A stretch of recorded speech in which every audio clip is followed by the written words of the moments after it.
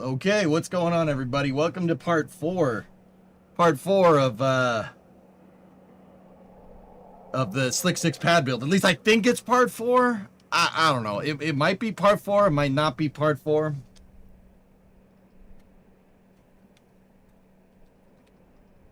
I don't know how many parts I did before this.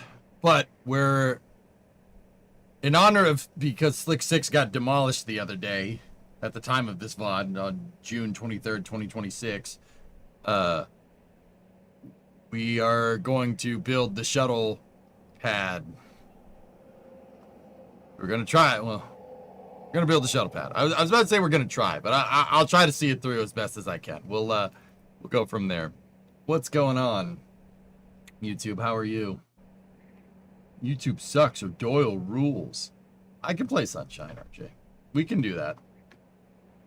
We can do that. I haven't played that in a little while, but I think I still know it.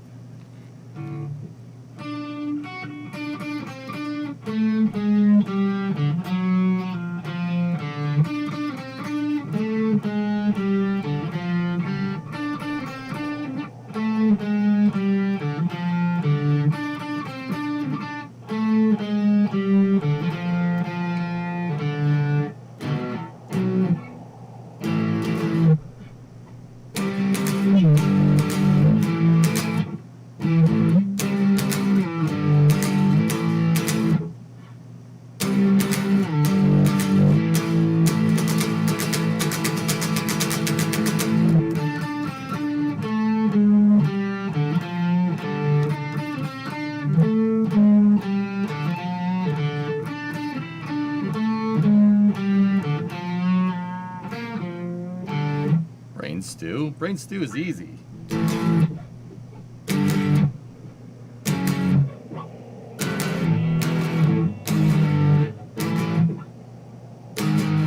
No.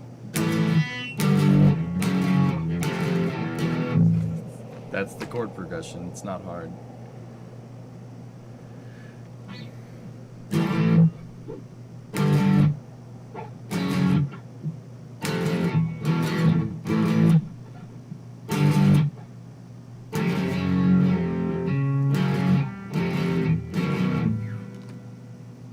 You're having trouble with your pad. You're having trouble with your pad.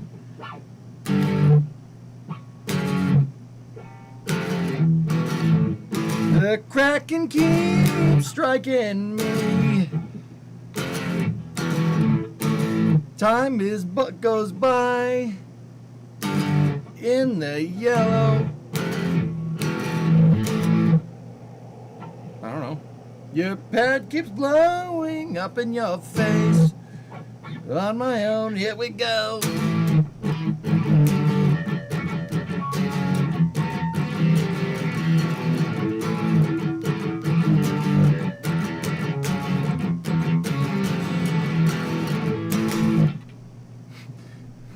The hydraulics are drifting everywhere.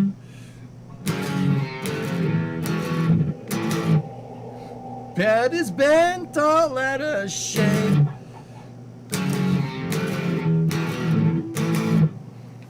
Claimed. We're gonna get claimed so hard.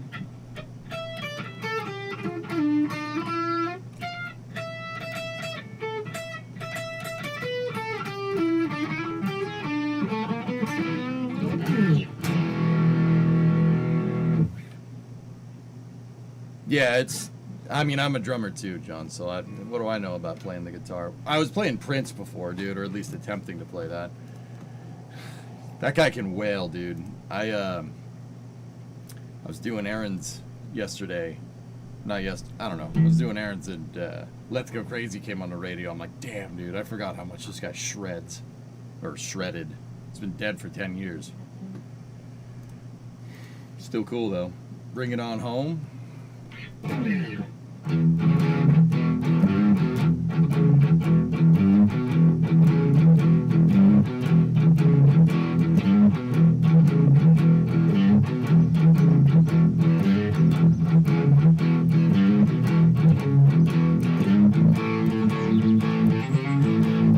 I'm just waiting for Kerbal to load up, dudes. That's what I was doing.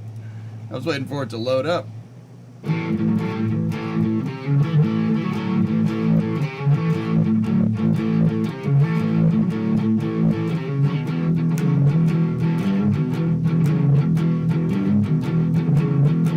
Here, we'll start over. Ready?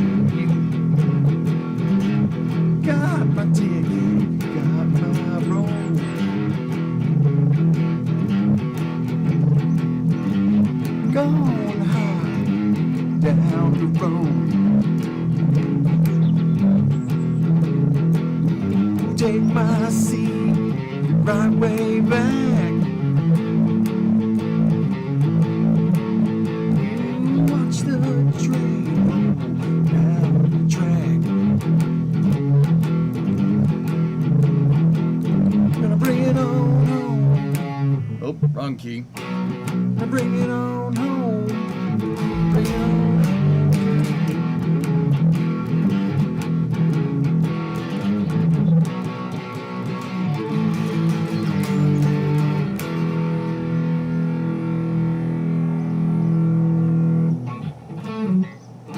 I think it's up here. Yep.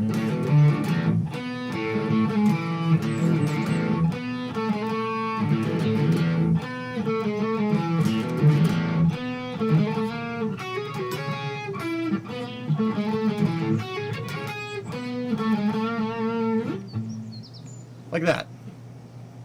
Trains and cranes. Yeah. All right, Kerbal is loaded. Let's roll. We are working on the SLC-6 mobile service tower. So, a little bit of a primer here. If you turn the filter back on. All right, a little bit of a primer here. If you don't know what the heck's going on here. I am trying to build a working replica of Space Launch, well, the former Space Launch Complex 6. SLC-6 was a shuttle originally built. Actually, it was originally built as a Titan launch pad, and then it was refitted in the 80s for the shuttle program, and actually had a shuttle stack there in 85. There's a picture of it, right? And the pad was basically 99% ready to go, and they canceled it after building out an entire shuttle launch complex in California. When are we getting this on Flame Trench? Playing music on Flame Trench? Oh, I don't know. We got to be careful about music, dude. I would love to play more in front of people. Yeah. Playing in front of people is a true test of your skills. You know, how good are you at playing a song for real? Dang, not even a thank you for throwing money on the stage. Flickster, thank you for the 100. Throwing money on the stage. Thanks, man. I appreciate it. Sorry about that. So, yeah, SLC-6 was built out for a shuttle pad, and then the Air Force pulled out of the shuttle program in 1986 after the Challenger explosion, and yeah, the pad was basically abandoned from like 1986 all the way until the late 90s, when they used it for Athena rockets, and then into the early 2000s it was modified for Delta IV Heavy, and it served as a Delta IV Heavy pad for the past 20 years, give or take 25 years. This is just my whole shuttle folder. I should isolate all this into SLC-6 stuff, but if you know what that is, good for you.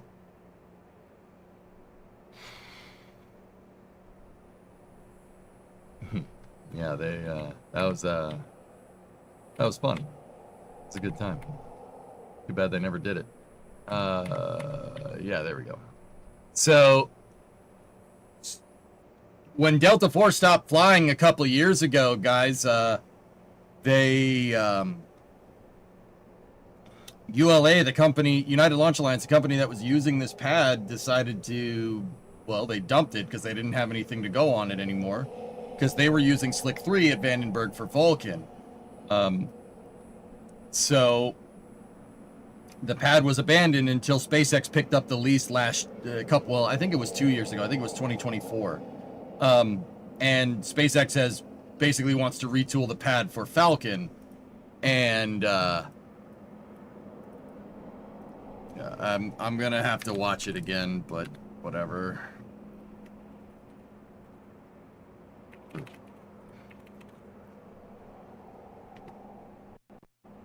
I don't want to watch it, but I'm gonna watch it. Space Launch Complex 6 has... Oh, by the way, the 154 video got claimed yesterday during Space News.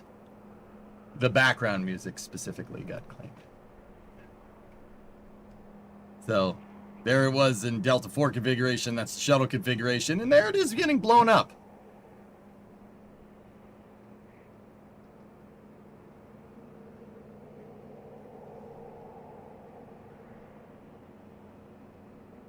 Delta 4, the Delta 4 footage was sped up, rarest. Delta 4 lumbers off the pad. Yeah, that's way sped up, dude. It's funny that they felt the need to speed it up. You love seeing Slick 6 get blown up. Well, that's great. So, now don't worry, Slick 6 isn't getting abandoned or anything. It's not getting abandoned. They're going to use the pad for, well, tentatively, I think Falcon, and then who knows what's going to happen after.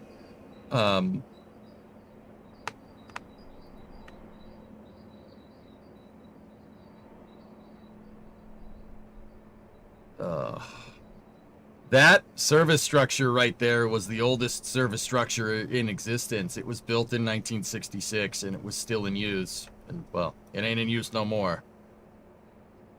Ugh. Now, those buildings are super cool because they, you know, they actually move around. The way Slick 6 was constructed, instead of, like, building the thing in a mobile service tower, or building the thing in a VAB and then rolling the shuttle or whatever to the pad, with Slick 6 you built directly on the you build directly on the pad.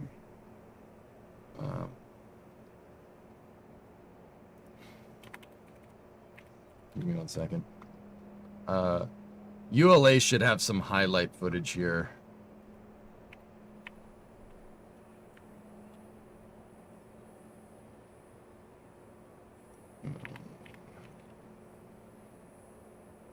Let me go into next space flight here real quick and see. ULA Delta 4.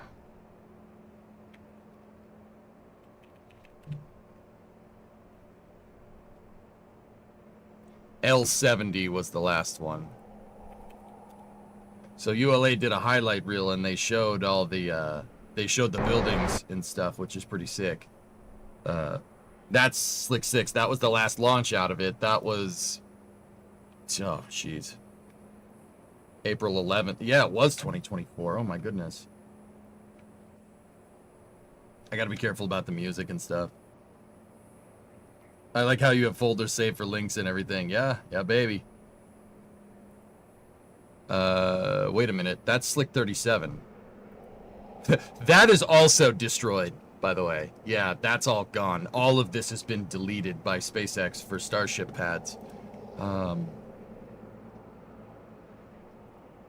L91. There it is. So this is the footage where ULA shows the buildings working and stuff. So, yeah, for Slick 6 and its design, the integration buildings move, not the pad. So there's the two buildings, and better days. And the cool thing is in this shot, this is obviously for Delta 4, but you could see where the shuttle's flame trench was. That was the flame trench for the space shuttle that has been filled in with concrete, which, you know, that's great. Love that.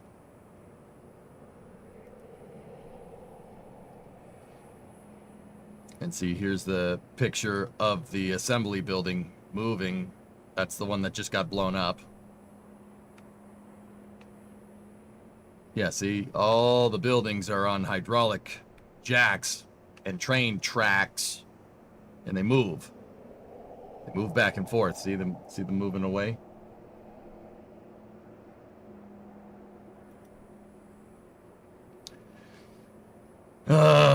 Yeah, SLC-6 is a cool pad, man.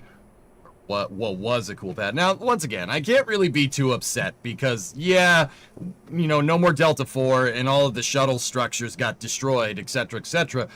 But once again, SpaceX is going to build a new pad on it, so that's fine. Whatever. As long as it's not abandoned, I don't really care. But also, Delta 4.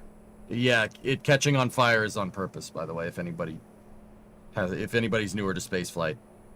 Yeah, that's totally normal. It's the most metal rocket ever. Yes, Element, you probably could.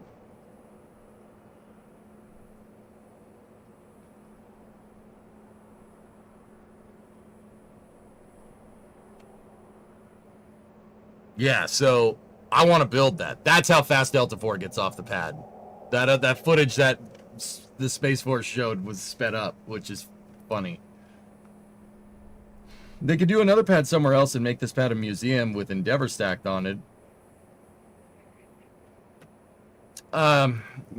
Stardust, once again, all the shuttle hardware was destroyed. It would have been cool. It would be cool to, it would have been cool if they just disassembled these buildings and built them at the California Science Center. That would have been kind of sick. But no, they're not doing that.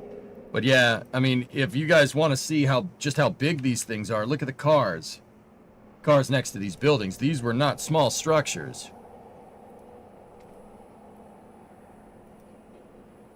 Yeah, so what we are working on today is that structure right there. This one that's moving in the background there. That guy. We're working on that one. This is the mobile, it's called the Mobile Service Tower. The MST is used for, well, in the Delta 4 era, it's used for integrating payloads. They used it to stack payloads on the rocket.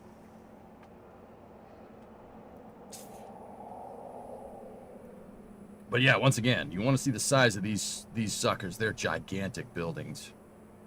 So, yeah, unfortunately yesterday we had a little bit of we had some problems with our mobile service tower, namely that anytime it tries to dock to something, it blows up.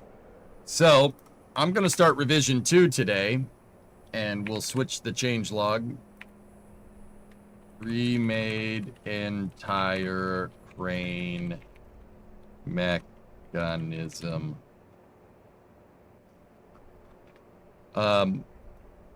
We're gonna make the revision 2 to this, and then well, I gotta peel that off there, and bye-bye. Yeah, that entire mechanism just likes to blow up every time I try to attach this to something. It just explodes. So we need to do some testing here. You got to make a facade with flags for these buildings, man. Oh yeah. Yeah.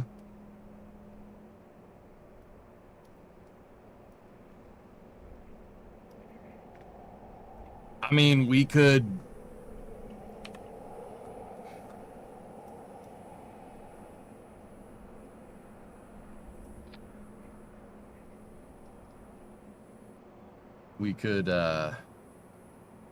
just use the wing texture.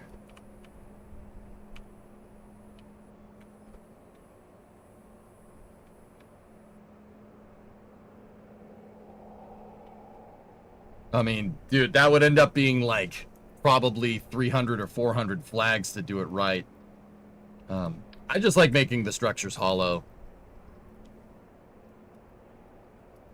I would love to, though. That'd be pretty sweet. Why roll out when you could just move the building? Yeah. Well, you got to remember, like, and this is the reason why I like SLC-6 so much. And one, it's a shuttle pad. I love the space shuttle. Two, it's a pad that was purpose-built for the shuttle program. Now, this complex was retrofitted from the Titan era because it was supposed to be a Titan III Gemini MOL pad. And the Gemini Manned Orbiting Laboratory was the U.S. Air Force's manned spaceflight program. But they scrapped it with the Outer Space Treaty and transferred all their astronauts to NASA. So Gemini MOL was not needed. So they canceled it when the pad was like half done in the 60s. In the 70s, they were like, oh, let's retool this for the space shuttle because the U.S. Air Force is going to start doing manned launches again with shuttle. So they kept the mobile service tower, and that's about it. And then basically retooled everything else for the space shuttle. They added a satellite integration building, payload preparations, helium lines. They added all the commodities.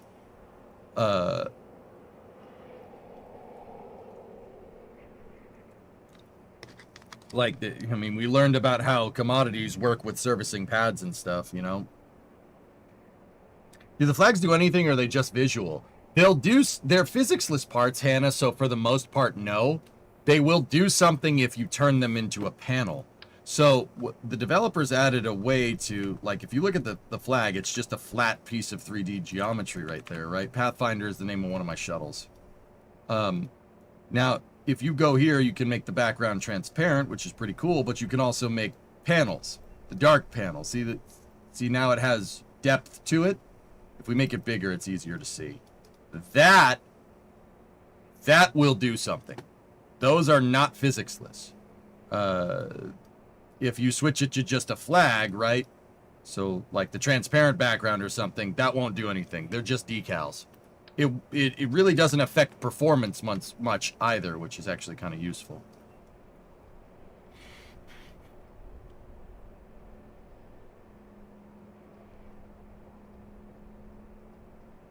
Don't mind me if you're asking, is the OG KSP2 dead?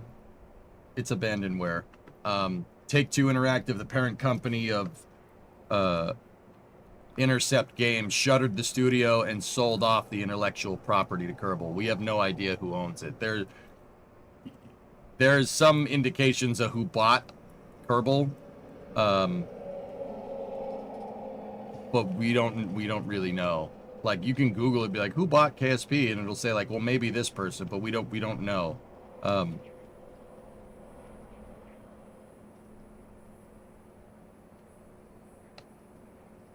Wait, you want to build the same launch pad? Yeah.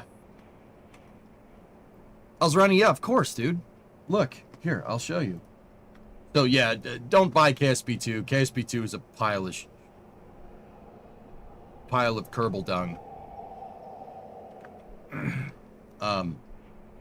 The rightful successor in my mind is Kitten Space Agency. But, yeah. Yeah, Alz, I have, so we're just working on the mobile service tower here, but dude, I have the pad. I built the pad. The pad is functional. I just need the cranes to build the rocket on the pad. Here. It's a bummer. Yeah, well, like I said, a lot of the KSP developers moved to a game called Kitten Space Agency. It's done by a company out of New Zealand called Rocketworks. The guy that owns that company is a guy by the name of Dean Hall. He was one of the OG Kerbal modders back in the day. But yeah, there's the pad, dude.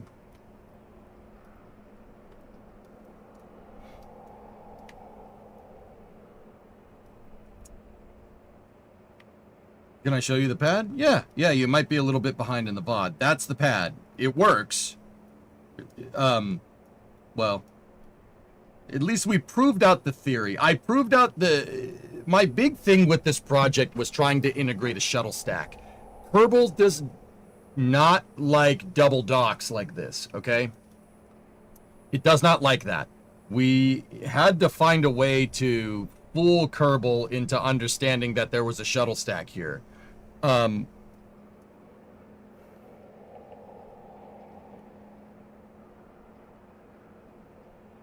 It's a pile of mystery goo. Yep. Load it and hit space. Nothing will happen, but you can see I used it to make up the template for our mobile service tower here. I actually think our MST might be a little bit too big. I kind of wanted to revisit this whole thing and just, you know, as long as we're redoing the crane for this, right? We should, you know, I think my mobile service tower is actually a bit too wide. If we look at this footage from L91, it doesn't seem to be that wide compared to the pad. Is this meant to be landed on another planet? Pardon my ignorance. No, Fighting Fox. I build launch pads around KSC. I build my own launch pads so I can reuse stuff. What I like to do in Kerbal, I mean, I haven't played a lot of Kerbal lately, so you might not know me, but what I did, like when I played Kerbal a lot, and I want to get back into playing it more, well, I built launch pads. In a career mode save with my own kind of rule set, I built pads where I, you know, launched a rocket, had the first stage come back and land, right, like Falcon 9, and then I built the integration equipment to pick the thing up, take it horizontally, roll the thing back to the pad, pick it up again, take it vertical, place it on the pad, and then, you know, using trucks and trailers and whatnot that we all engineered that are based off of U.S. Army trucks, we pulled a second stage and payload to the pad, picked it up, stacked the damn thing, and launched it again. And, well, obviously you got to fuel the pad too. I know this game but I haven't played it. I played Juno. Juno's cool, Miron, yeah. Have you seen Keplerian Space Discovery on Steam? No. Are you going to make the fuel umbilicals? I don't think we necessarily need to, Sea Kraken. If we did, they would be for show. I don't think I don't want to hook stuff up to the pad that way. Yeah, if we did do the TSMUs and the tail service mass carrier umbilicals, they would be for show. They would just be there to look nice. So my first thing was figuring out the logic needed to be able to stack SRBs. We figured out ways to hack Kerbal to refuel SRBs so I can reuse them if we need to. I also gave my shuttle SRBs 8 degrees of gimbal, because the real ones have 8 degrees of gimbal, and you can't really build a good shuttle without 8 degrees of gimbal in your SRBs. Keplerian Space Discovery. Is this Kerbal 2 rebranded?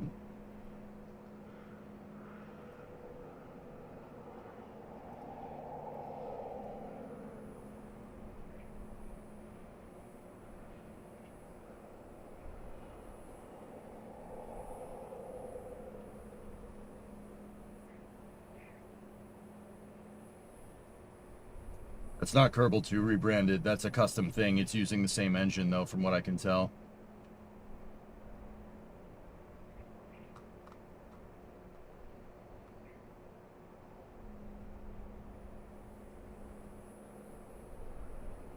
Cool. I wonder how that works on the back end. So it seems the Red Sox are so bad that the Nation's dumpster fires distance themselves from the Red Sox. Dude, the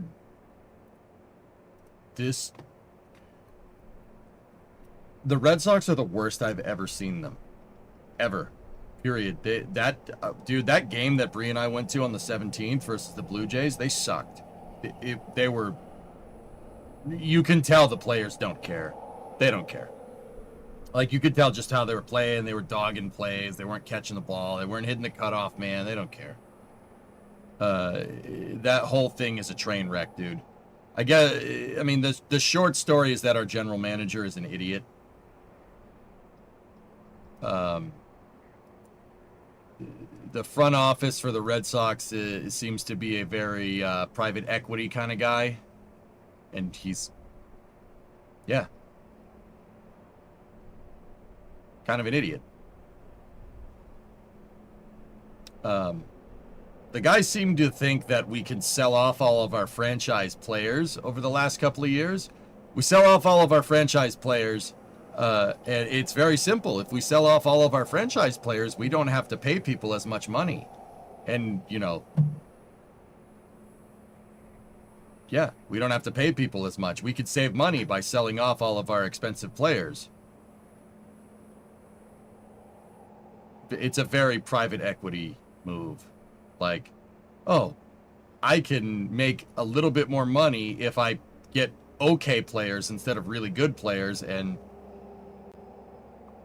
go from there. Yeah, it's just typical. Would you like to tip your cashier? Like, it's just that kind of nonsense. Blue Jays mentioned. Sounds like they shot themselves in the foot. Yeah, no, this guy is, if you read about, his name's Craig Breslow. If you read about it, like if you watch interviews with him, he's very much like, well, my spreadsheets told me that we could do that. Just, it's like, I'm very analytics focused. No, it's baseball. It's not rocket science, okay? It's baseball, dude. Yeah, you can focus on the metrics to an extent if you want, but it's not. You're not working within the confines of physics. Player skill, which is an abstract thing and really can't be quantified, is no matter how many bullcrap stats you make up, right? Player talent is hard to quantify with numbers. It's just difficult. Like, that's what Moneyball is all about, which is also stupid. But yeah, but a spin rate and the arc of the trajectory of the hit and the no, it's batting average. It's always been batting average, you idiot.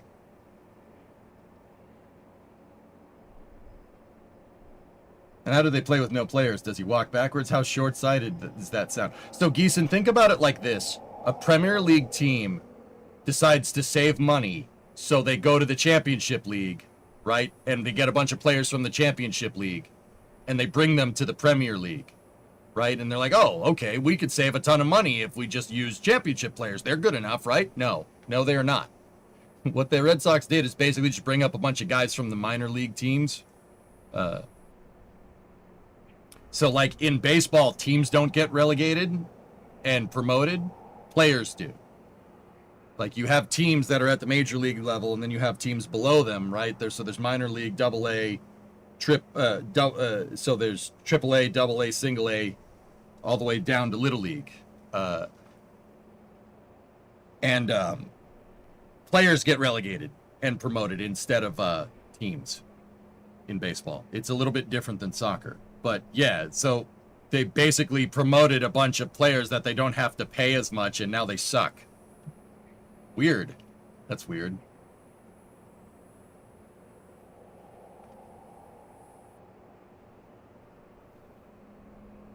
I feel bad that was your anniversary celebration and you got to see one of the worst baseball teams. Oh, don't worry about it, cousin. The Tartan Army was there and that made up for it completely. Because Brimo and I were having beers with a bunch of drunk Scotsmen out in the bleachers at Fenway, which was pretty awesome. Yeah, that was pretty awesome. That was a good time. So, don't worry about that. The Scots were worth the price of admission. So yeah, that's what's going on with the Sox. They're absolutely horrible, but yeah.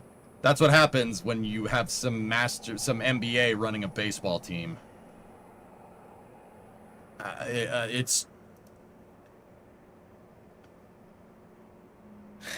just tiring, dude. It's just tiring. Like, you know, you can sniff out this min-maxing bullcrap business behavior from a mile away. Did they save some beer? Yeah, they didn't drink Fenway under the table. Don't worry about that. Anyway, yeah, the Red Sox are terrible, and it's fine. It's okay. All right, so there's the pad. We have the pad complex kind of figured out. We just got to build the buildings. Like, I got the pad to a state where I was confident enough where we should start at least building the cranes to be able to put stuff onto the launch pad. The MLB teams moneyball too hard nowadays with limited results. It's so tiring, Storm. It's just, we know what you're doing. We know it's not going to end well.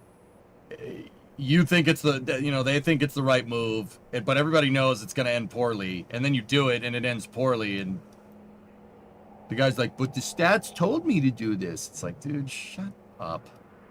Just, like, frick you. Did you fix the structural issues you were having yesterday?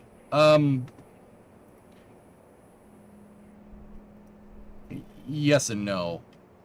So really where I'm at is building the mobile service tower here. Guys, building the MST means that I need to build a double axis gantry crane.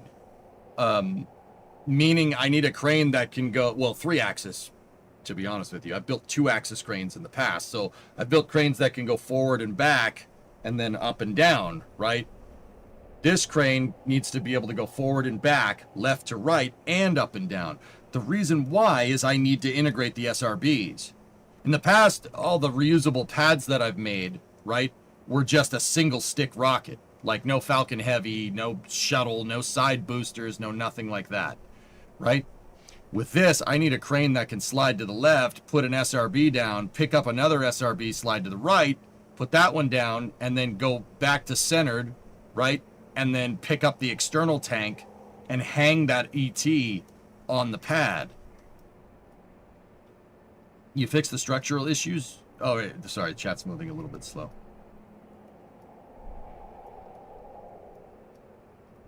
The team's trying to play Moneyball and charging $14 for a hot dog. Yeah. Yeah, Blob, it's, yeah. What vehicle do you use to move the orange tank and the SRBs, since at least the SRBs are there 4-core instead of in real life? I move the SRBs unfueled and then use a cal controller to hack the fuel into them.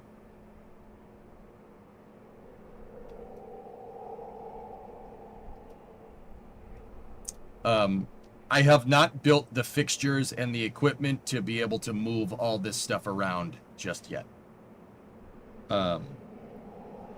With the external tank, how ETs were moved around is a special transport cart.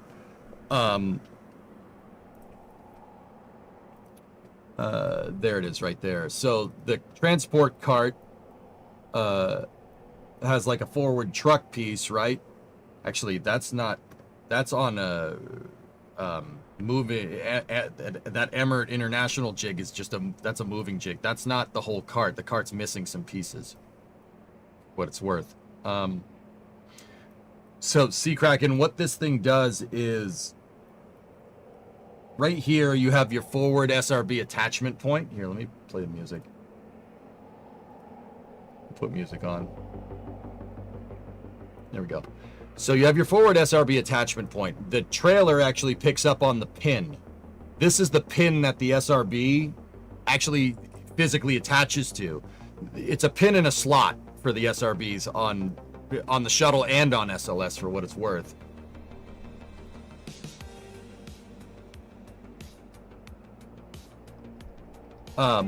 So this trailer goes, see how it has a pivoting point right here?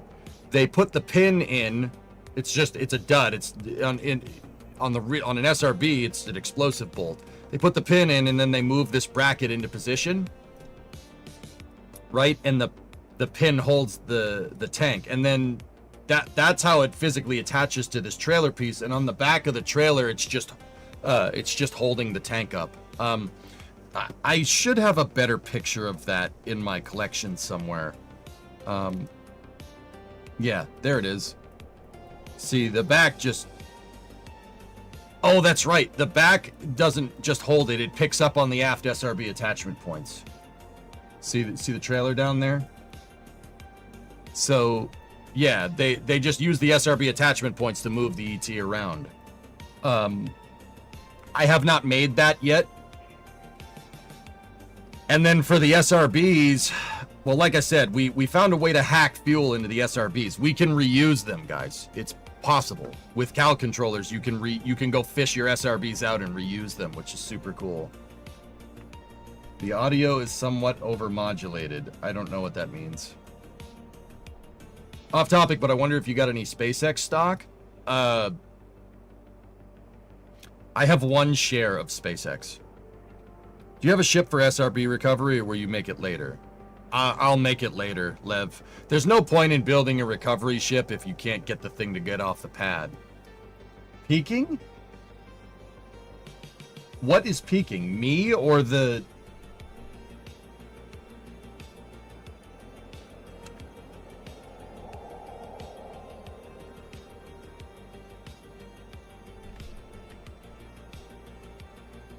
All right, I'll test. Your voice is clipping. It shouldn't be clipping now.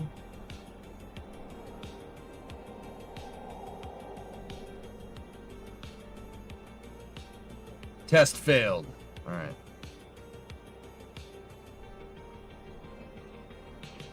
Yeah.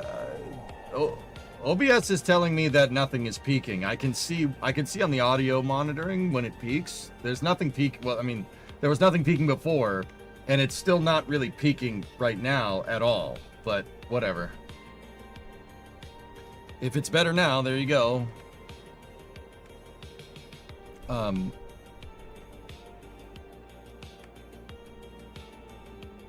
Altec Lansing desktop speakers. Holy crap, rarest.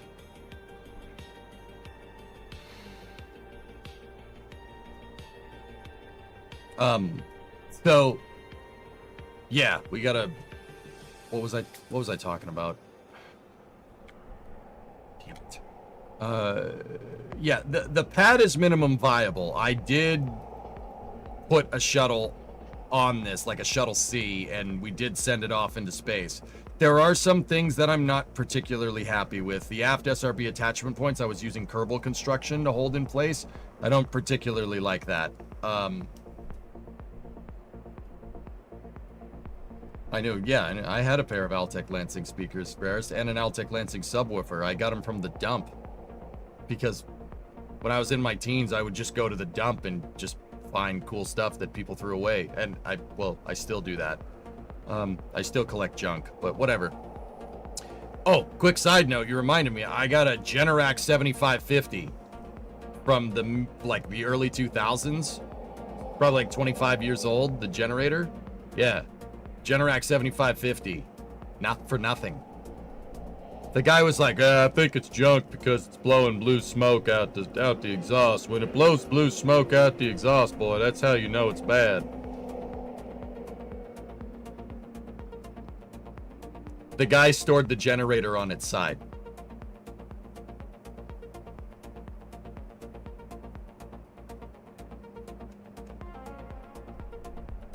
So all the oil leaked into the exhaust.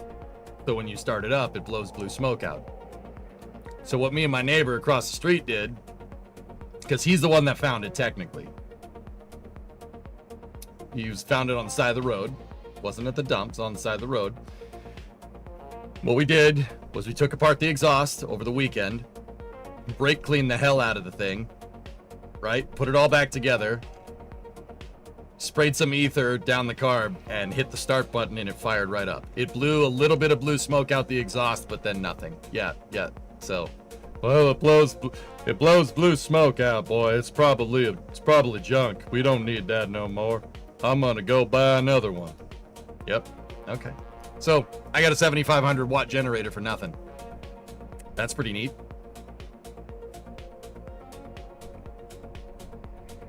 Well, I tell you what, boy, you ain't gonna get that generator started. I tried to start it and it blew the blue smoke out the side, so I spent another $5,000 on another generator. You're never gonna get that running here. You can have it for nothing. It's junk. Yeah, all right.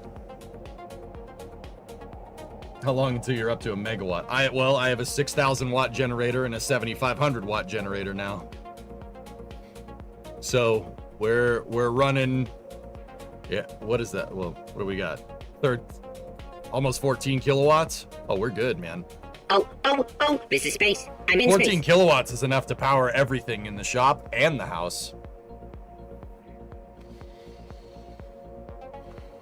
want this car. The windshield's all cloudy. That means it's junk. I was gonna just scrap it, boy. It's a 1967 Mustang. It's junk, though. Nobody wants a car like that. It's just like, yeah, okay. Sure. Yeah, I'll take that.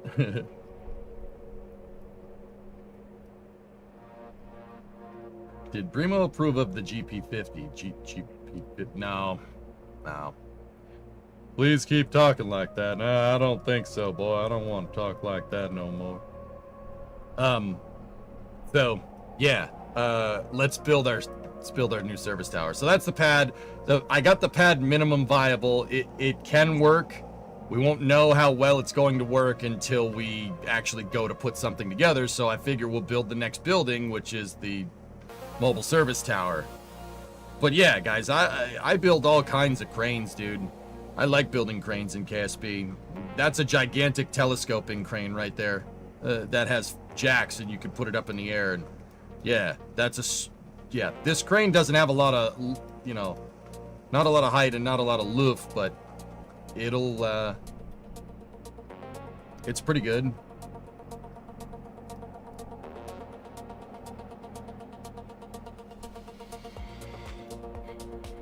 But yeah, I build all kinds of stuff, Kerbal. I build all kinds of crazy contraptions because I like reusing my equipment.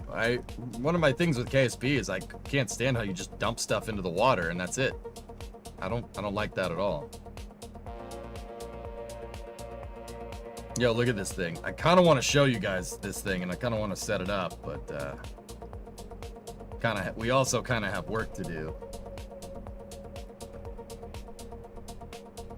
I sell rockets and rocket accessories. Does the helicopter still work? Yep. It's not a level lifting crane, no. This crane has a little bit of lift, but it can lift stuff up. It can't really lift heavy stuff. You're not going to lift anything more than 15 tons with this.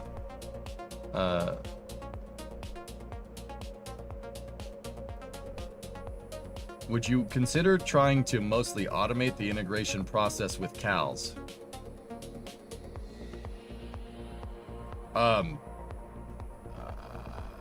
I guess we'll consider it Sea Kraken, but if it doesn't work manually, automation is not at the top of my mind here.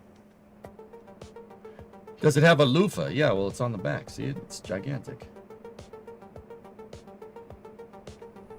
That boy ain't right, I tell you what.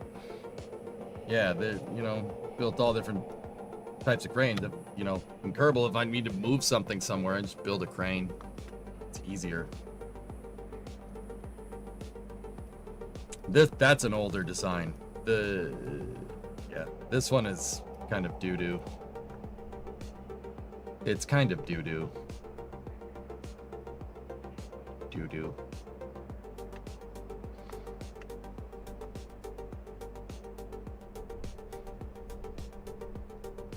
I'm gonna ask for the last time since you shaved your beard, why not an epic mustache? I like this. Easier. Mustache, you got expectations. I've done that before, I just don't feel like doing it. Have you seen Saturn Aerospace? They do reusable rockets in KSP using KOS and MechJeb. Yeah, I know other people have done it. Yeah. Oh, there's the booster recovery ship if anybody wants to see it. It's not finished, but yeah. This thing is designed to go and get the SRBs and bring them back.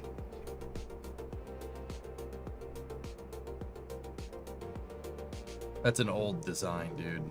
But yeah, the aft part of the ship I never finished.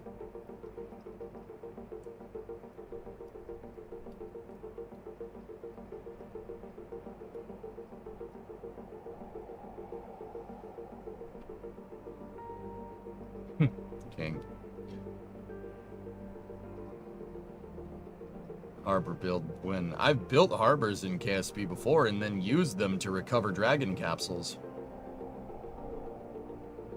But yeah, we're working on SLC-6 today. Let's go find that mobile service tower. It should be in my CTS5 parts here. CTS-5 is the designation that I use for any shuttle, 5th gen shuttle parts. So today we're gonna rebuild the movement mechanism. And I'm also seriously considering just, I don't know. How do you send a boat to sea with the launch button? Putting it on the runway.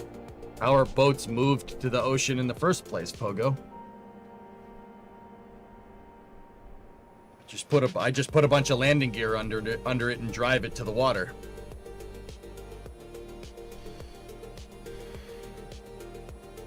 I didn't know you could also go in the water. Oh yeah, KSP is all kinds of water physics, and it has pressure physics too, Gidge. So like, if you could build a submarine, and if you go down too far, parts start breaking under the hydraulic pressure. Yep, you can build submarines in this game too. You can build submarines for other planets in this game. There's oceans on Lathe in the game. Just yeah, I thought that's neat. Yeah, I had a whole thing in another save called Kerbal Exploration Initiative, where I just basically built a navy and made a bunch of VTOL ships to be able to, like, this was before helicopters were in the game. I made gyroscopically stabilized jet VTOLs.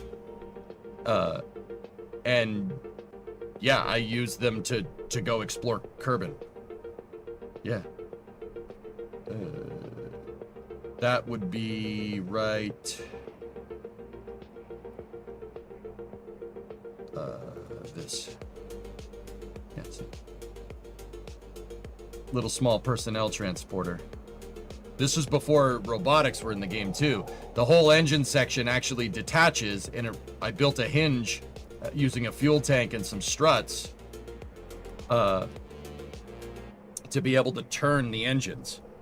And because the whole thing has gyroscopes integrated all over it, right? Yeah, it could stay nice and stable in flight.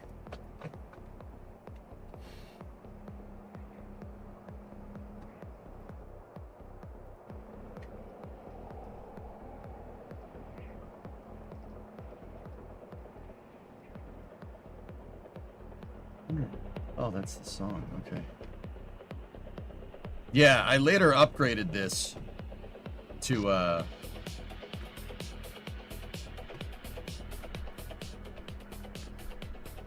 yeah, the song sounded like it had a train driving through it. I later upgraded this to the 29 AGR2, which is a gyroscope. Or not, it's not a gyroscope, it's a gyrocopter. With rotor synchronization built in.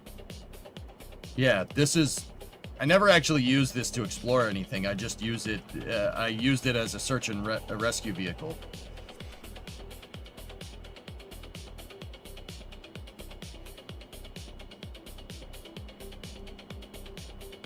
Yeah, here, I'll show you it real quick while we crane.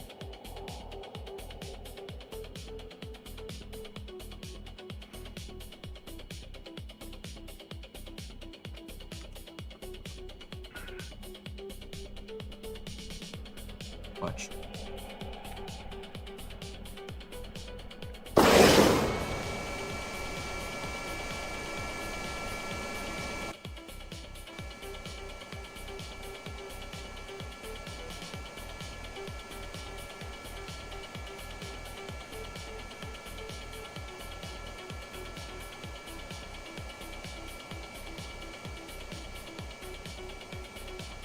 So see, if we pause, the rotors are in sync. They're synchronous. I built gears out of RCS balls. And you can make, with the RCS ball, you can, for the most part, make a continual mesh gear. And you can keep the rotors synchronized. Go and throttle up. It makes for an extremely smooth flight. There are some vibrations, and one of my gears skipped a tooth.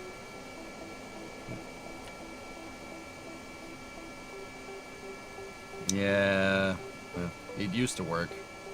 Still works, just not really that well, but...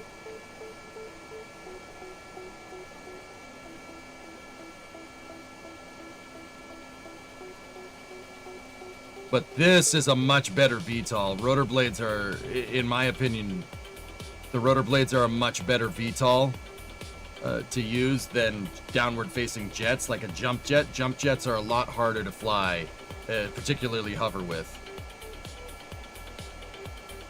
Well, the rotor mechanism is jamming, so that's good. There we go.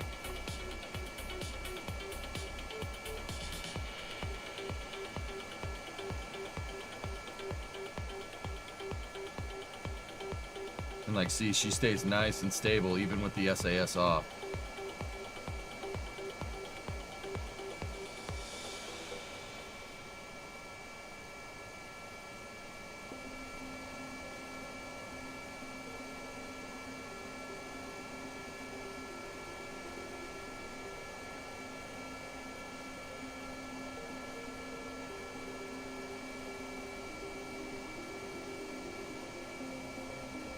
See what I mean?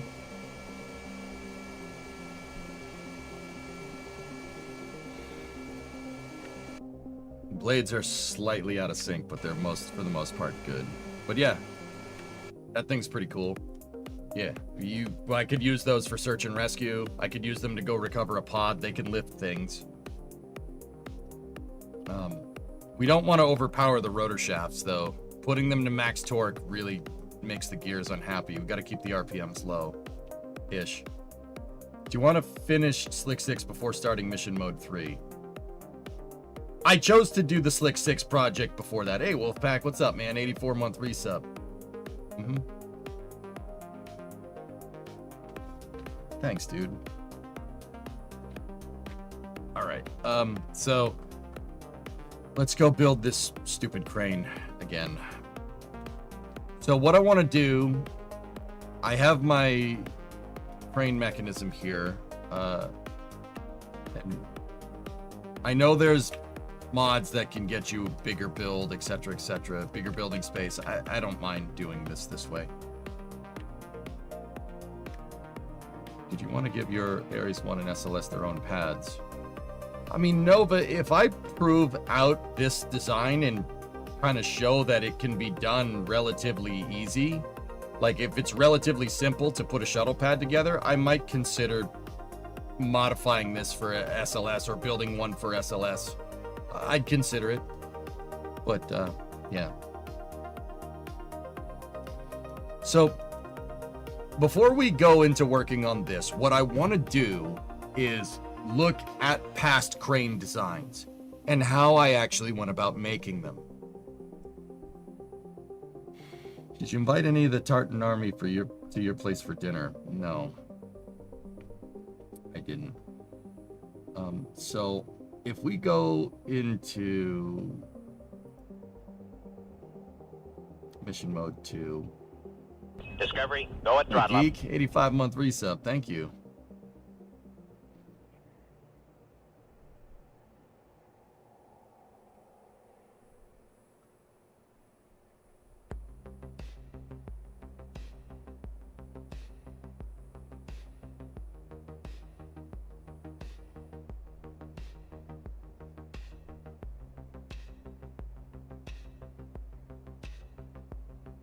LV3 pad 1A crane. There it is. Here is the crane design that I've used in the past. Now this is just a 2-axis crane. All it can do is forward and back, and then up and down. Because once again, we're building single stick rockets at the time.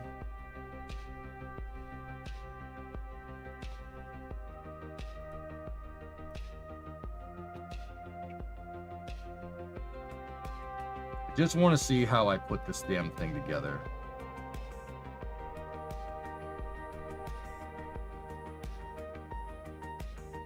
Is that node on this SRB open? It is. Okay. Because this crane was really strong. It was very unlikely that this thing would bend or deflect. You could dock it to whatever. It really wasn't a problem. I dialed this crane in, so it's counting it as a lander. You can only use it when Kerbals are aboard. It's got no probe core. You have to drive it. We got a solar panel and batteries. I put the got batteries somewhere. Actually, I think I just... Oh, no. I mean, it's got a fuel cell on top of that. And a fuel tank. Man, we were dialed with this thing. So in terms of this, it's just... How did I put this all together? So, my hydraulic mechanism... I believe is attached to my root part.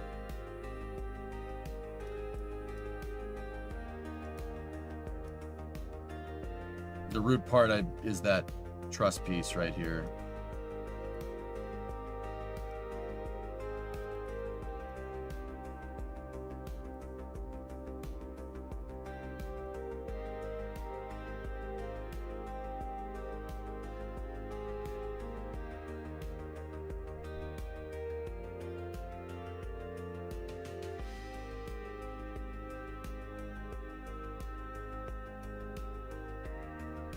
Interesting. I made a crossbar, and then I made the forward back, and then I made it go all the way back. Huh.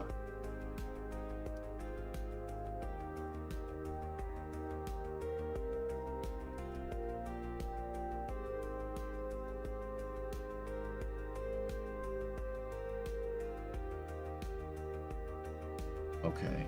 It's important to see how this crane went together so I can make the right modifications.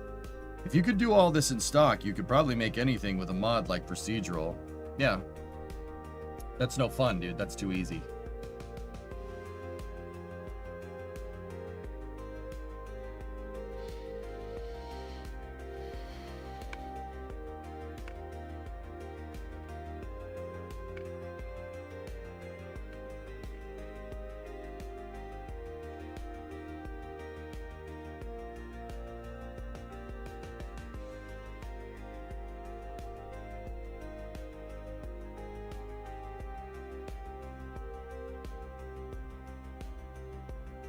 All right, and then for the tube to hold the up-down part of the crane, I used a T12 structural tube, and then I have one hinge,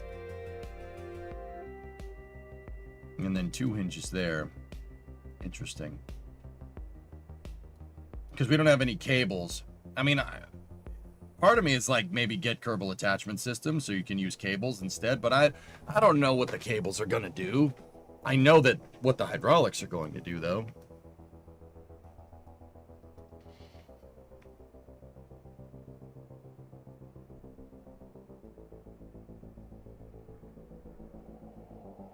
Is there anything inside of these fairings? No, they're just strutted. Test it and find out.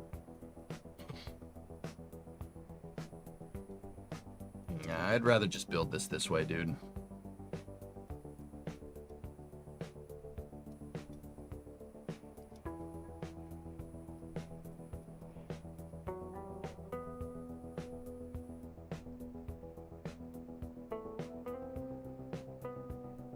So this works. So what we're gonna do, I'm gonna build that with the MST. I know this works, and I see that I placed I-beams here, and then the fuselages are attached to the I-beams, which is... Okay. That's a way to do that.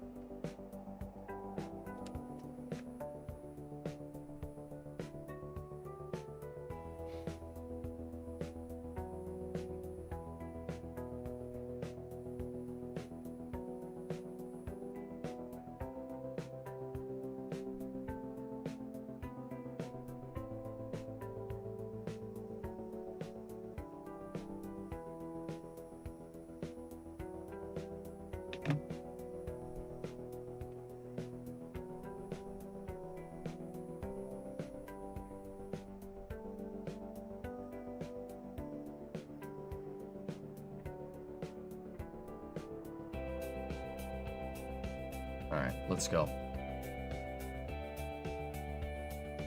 So the other thing that I noticed is that this crane design is not made the exact same way. It's not made the same way as the other cranes. I have rungs that are attached front to back, which, yeah, that's not exactly how I want. And The other thing is, dudes, is that I'm not sure that this crane design is, I think my MST is too long. So before we do that, what I wanted to do is I wanted to go into the pad file and just look at the relationship of the crane and then compare it to SLC-6. That's what I was doing. Sorry, nowadays it takes a second. It takes a second for old EJ to get going, you know what I mean?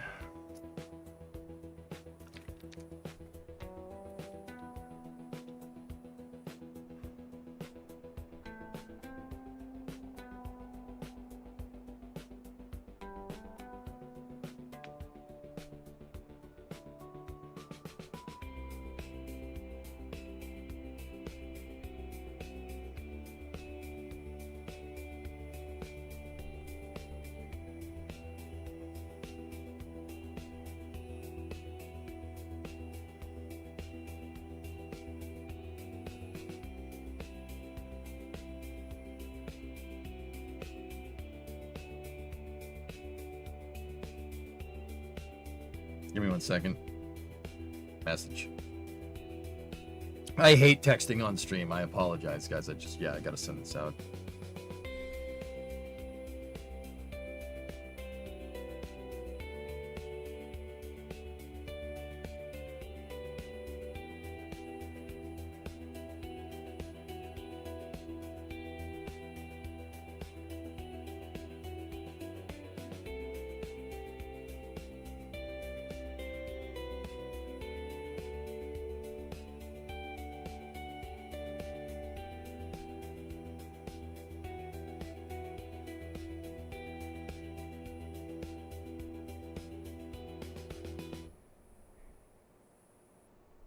Discovery, go at throttle up.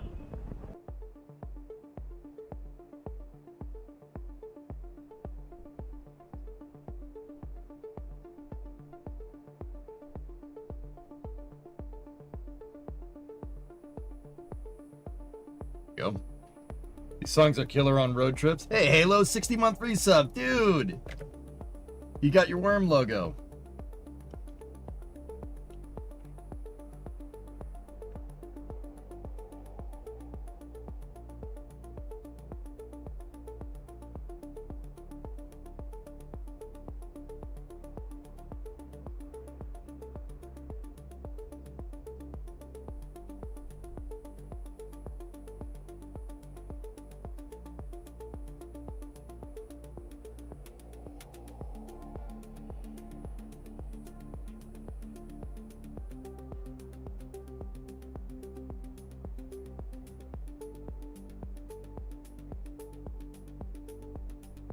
Okay, cool.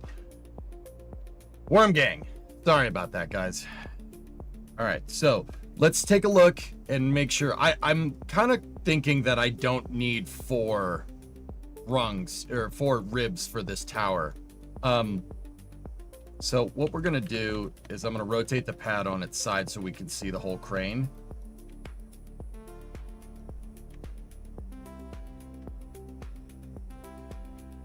And we're gonna kind of look at this. And then we're gonna compare it to the original SLC-6 design. Browsing through all the SLC-6 pictures. Tank. Do we have a picture of the shuttle? Okay, here we go. So this is a picture of the shuttle being integrated, Enterprise being picked up off of its Kometo transporter for integration. The front crane there, right? The front crane there is attached to the mobile service tower gantry, and then the rear crane of the lifting bracket is attached to the shuttle assembly building crane. We can replicate this. I just got to build the SAB. There's a picture of the structure on the pad. So, yeah, okay. I have another really good shot of the shuttle being integrated here. It's a Time magazine picture. Read about them in Time magazine. Maybe that one? No, that's a high bay. That's high bay 1. Not exactly what we want. That's also high bay 1. That is a pretty cool picture.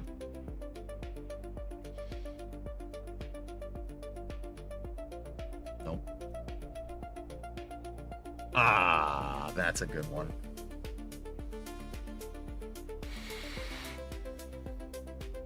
I just wanted to apologize publicly again for being involved with things last Friday. Thought I was trying to help. It probably wasn't much. Love you and Brie Fluffy. Don't worry about it. You are 100% in the clear. Don't worry about it.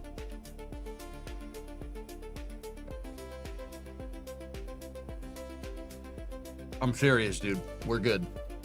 I ain't mad at you. There's other folks. Can't say that I'm not a little, little pissed off. Little pissed off with certain people. Certain people, just, figuratively make me want to, read the newspaper about them, about how they unfortunately slipped on some black ice and broke their neck. You know what I mean? They just, certain people, I don't want to read these sad articles in the newspaper. You know what I mean? I just don't want to read that. I want to read the nice ones.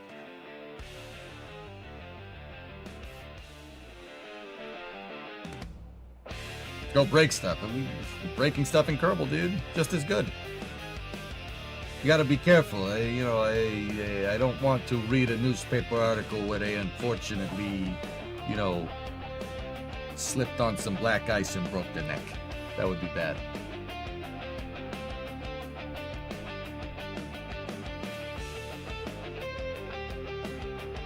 All good, Dean. It's fine. It's good, dude. It's good.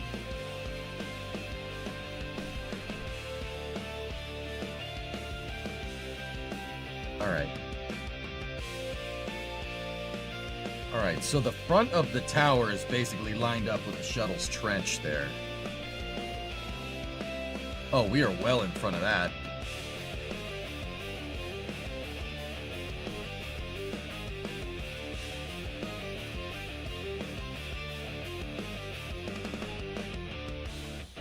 The right place for the tower is basically right there.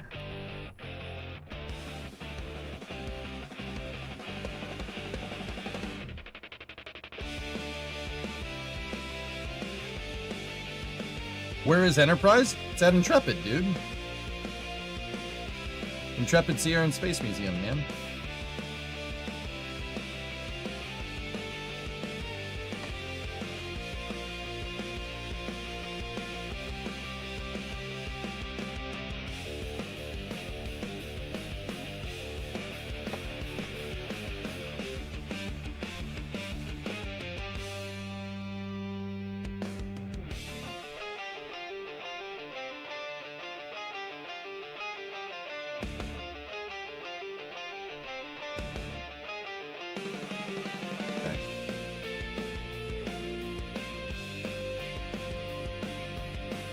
Yeah, our MST is too long. It's too wide.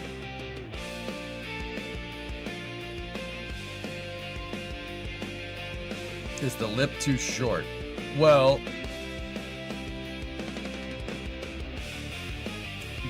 from what I'm looking at here, the front shark tails, the front of the tower goes to about this piece right here. So, interesting thing about this, it's too long. It's too loud. Interesting thing about this, SLC-6 has a, there's a platform right here.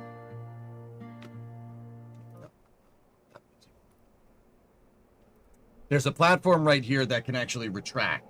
I'll show you about that in a second. Let me, now we don't need to necessarily do that because we don't have flame trenches, so we don't need to worry about that. I could just use the ground. So like that's part of the reason why my pad, there's nothing there, but on the real SLC-6 there's a articulatable piece.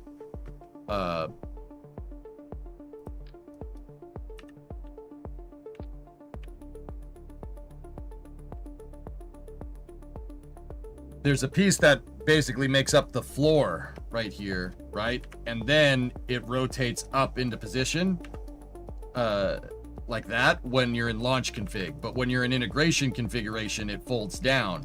Obviously, you can't have floor right here, but yeah, that's because the shuttle's engines are going to be there. But yeah, you could see the mechanism for moving it is right there. It's just on a winch.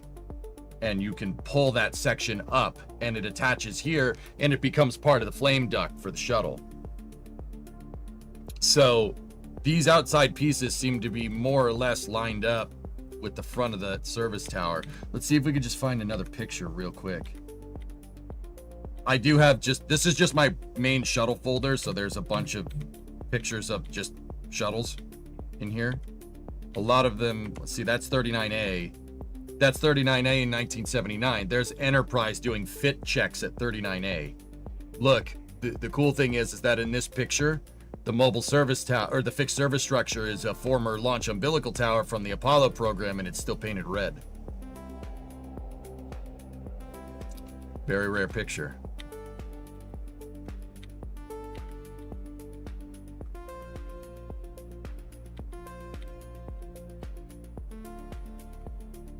My left arrow key just decided to get stuck down again. Sorry.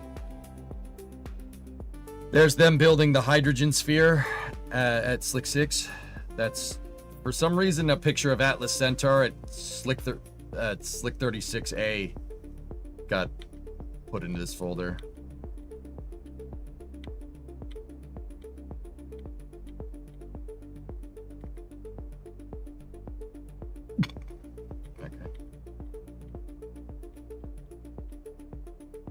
RG, integration brackets, launch pictures.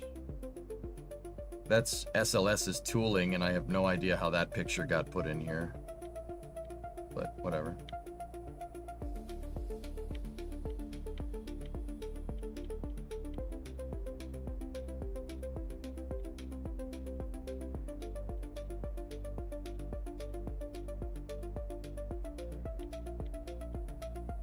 High Bay 1. Oh.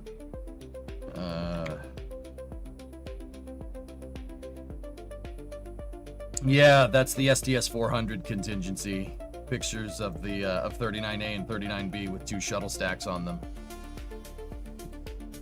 Dude, this, like, in a nutshell, like, just is like, this picture, I think, represents the shuttle program so well. We had the capability of putting 2 of these up, sending 2 of them up there with robotic arms and payloads and building something ridiculous with them, like a giant space station or a transfer vehicle or whatever. And we never did. We had this legendarily capable vehicle that could do all kinds of stuff. You could build things in space with it. And, like, it's so aggravating that it's like, okay, well, we built a space station with it, and that's nice. That's it. That's it. That's it. That's it. Like, don't get me wrong, ISS is amazing. It's an awesome piece of equipment.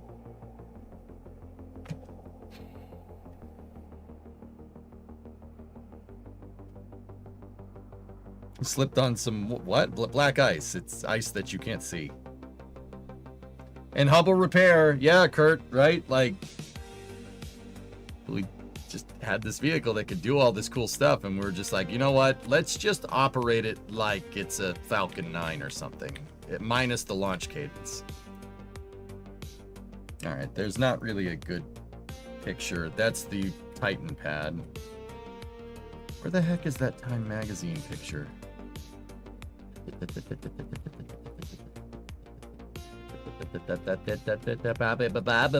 Nope.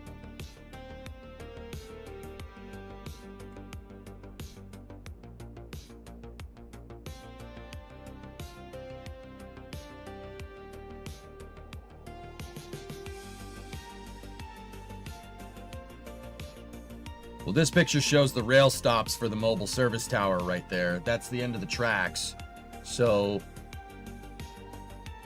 yeah, more or less lined up with the front of the trench. Front of the flame trench. There's your gantry right there, your servicing gantry. This whole plate is actually on a gigantic hinge, and it can move up, and it exposes the flame trench during launch operations. It actually retracts up and locks in over here. See where this L-shaped piece is? This is a sweet picture. Go at throttle up. Looking down into the bi-directional trench. Each SRB had its own flame trench. And then the shuttle's trench, guys, in SLC-6, it goes down and then it takes a left and goes out the side, which is, once again, it's just a super cool, really trick pad, really cool design.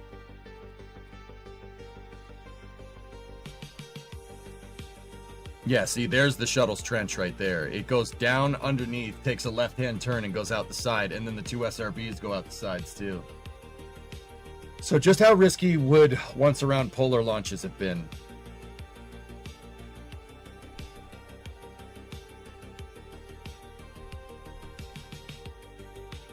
I think the risk really comes, Hellfish, if you like have a payload deployment problem. So you got to think about this. The shuttle gets up into space. So you have a 90-minute mission. 90 minutes. That's it. Shuttle flies up into space. All right. You get to apogee. You have to open up the payload bay, deploy the satellite, close the payload bay, and then come back down. Well, basically, you have to do all your on-orbit operations in about 45 minutes to an hour. And don't get me wrong, the shuttle's probably designed to do that. NASA probably never did that, but that is I'll admit that's a little nutty. The polar once-around missions are a little bit crazy. It probably would be better to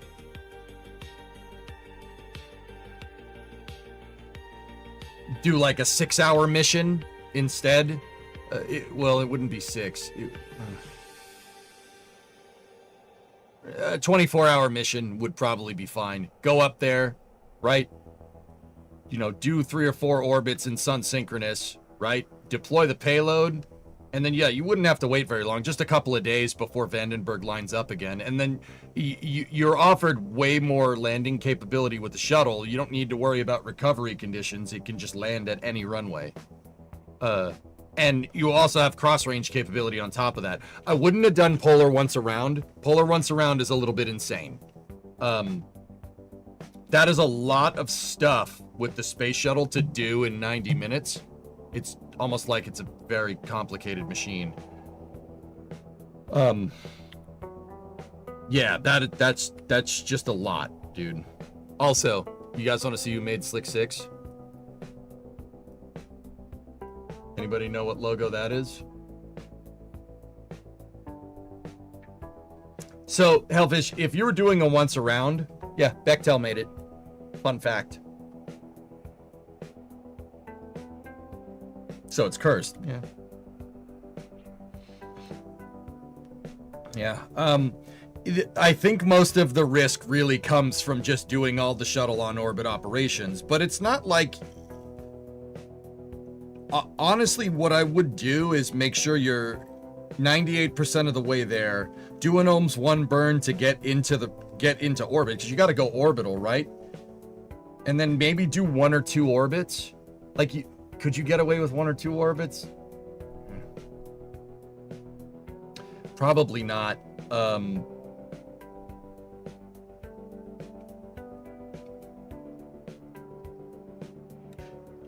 You could get away with doing a 12-hour mission. 12-hour mission, which would be 5 or 6 orbits. Actually, a 12-hour mission would be, yeah, about 4 to 5 orbits, right? And yeah, you could re-enter on the ascending node, or the descending node of your sun synchronous orbit, and you could come at Vandenberg from the south and then land that way. That would work. That's what I would have done. I wouldn't have done a 1 orbit mission. You're asking for trouble, especially with the shuttle. They were going to do that on the first try. Now, I'll admit that that's a little dumb.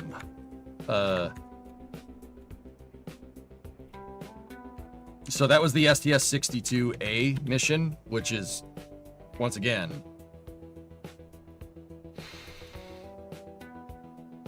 yeah, see, look, 62A, look at that, 19th, so the 15th to the 19th, they were going to be up there for 4 days in 312 by 320 at 48 degrees inclined.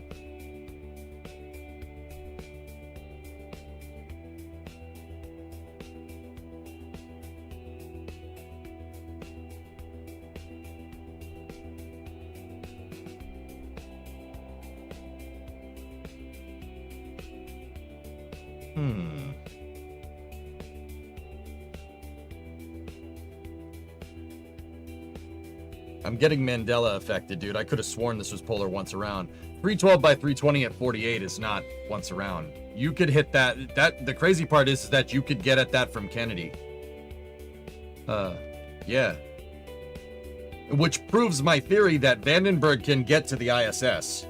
If you, yeah, if they had built a shuttle pad out there as well, you could send stuff to the International Space Station. Because if you can get into a 48-degree orbit, you can get into a 51-degree orbit, which is where the ISS is.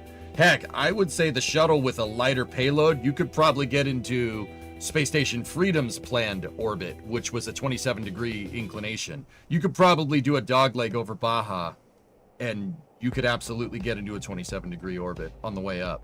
It's totally doable. Man, 27 might be pushing it now that I'm thinking about it, but still. How wouldn't that drop the boosters over land? Dogleg, Panta. Dogleg trajectory. It doesn't. Long story short, when Falcon does it, dude, it doesn't. The first stage doesn't land in Mexico. First stage lands out in the ocean. So like, you go up with the SRBs, right? And then you start to do your dogleg. SRBs separate, and then you use the shuttle engines to turn left even more and go out over Mexico. Just like Falcon 9's second stage does the same thing. You could have done that with the shuttle. It's totally doable. Actually, that's way safer. And at 48 degrees inclined, yeah, it'd take a couple days before Vandenberg lined up again. But yeah, you'd make it. Easy peasy. Does the cross-range ability allow it to turn into Vandenberg from really far away? Yes. So yeah, you could basically come down. Anytime an orbit it gets remotely near California, you could come back down.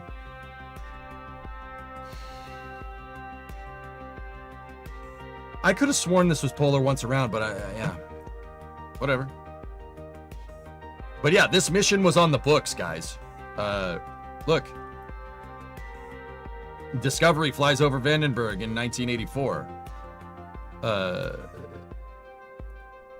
SLC-6 is still not, it's not finished. They haven't even built the SAB in that picture. It's halfway done.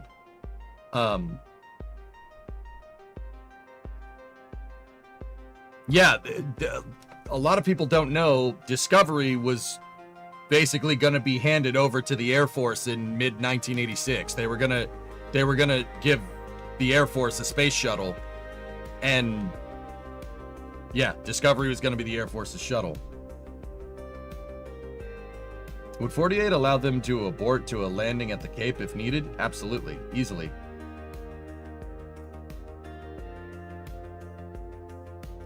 Chris Bergen wrote an article about it literally 21 years ago.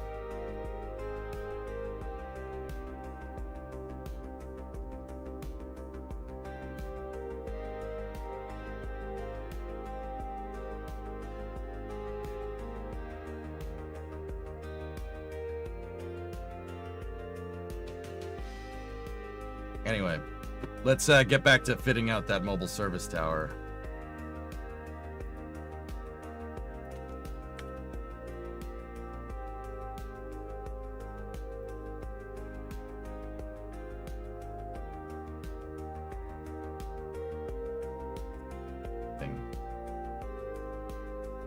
They put a recessed piece in the swing arms.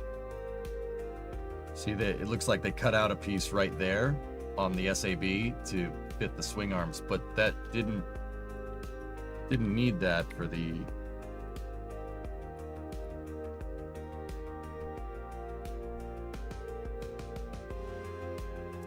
The ground umbilical carrier plate would only be attached after MST separation. Ooh, that's a poopy doopy way of doing that. That integration con-op is doo-doo.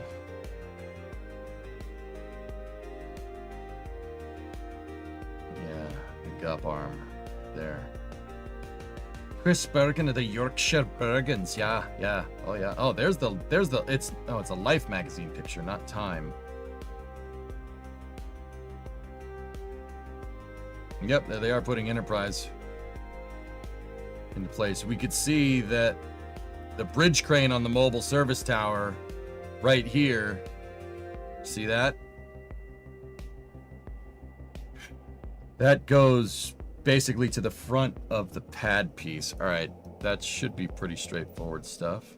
Yeah, that's about right. And the mobile service tower, yeah, my mobile service tower is too big, so we can knock parts off of it. We only want to make it three kind of ribs long, and then have the front piece out here, and then that's it. So I'm gonna have to redo the structure of this a little bit. I'll build it more in line with the past crane designs that we know have worked, and kind of go from there.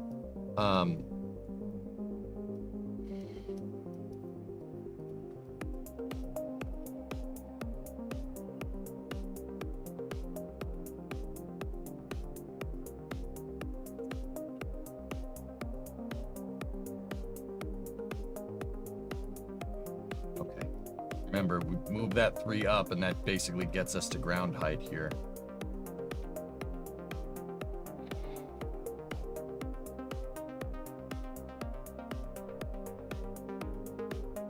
Okay, I know what I need to do. Let me... What would be the best way to do this?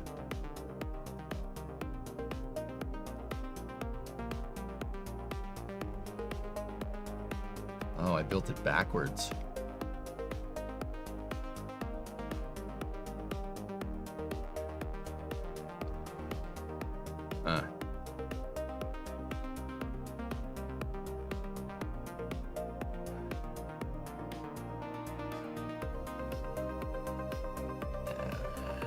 That's not the best way to build this. Yeah, I'm gonna completely refactor it, dudes. Alright. Well, now I know. The reason why I want to mimic the way I built the other cranes is because we don't know if the way I put this together is what was causing it to explode. You don't know for sure, so I'm going to eliminate all possible. So we'll go into Service Tower Revision 2, and I'm going to rebuild this in basically the exact same way that we built the other cranes. Discovery, go at throttle up. Also, we're gonna have to go and edit these fairings down. Hey Trojan, what's up, dude? These fairings don't need to be as long.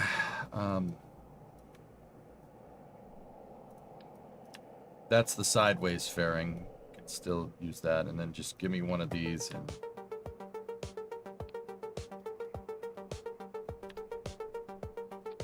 yeah, there we go. Attach it all to the root part for now, so we have them saved. Now, unfortunately, I'm gonna have to undo all my strut work here, but this is gonna hurt. This is gonna hurt. This is gonna hurt a little bit. I said this is gonna hurt a little bit.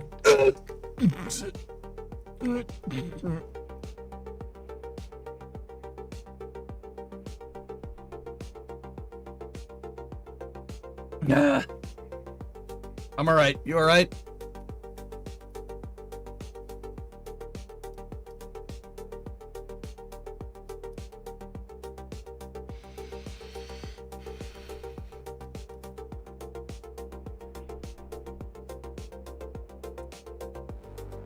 You know what?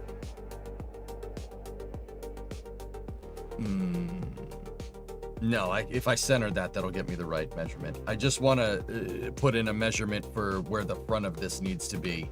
or just put in a piece to show where the front of the lip needs to be in relation to everything else. So I'm just going to move that up there.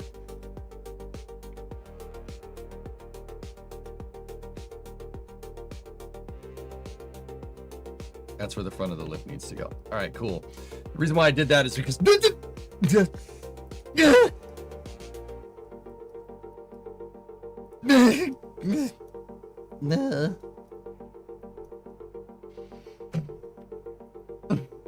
ow.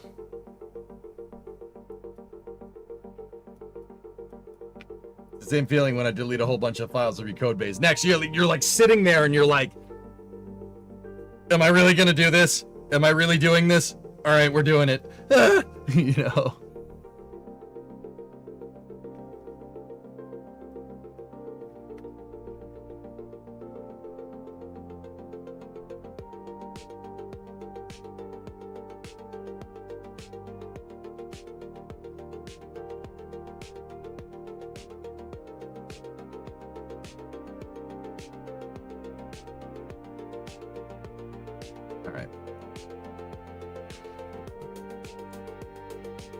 Okay, so let's get a kickback. We need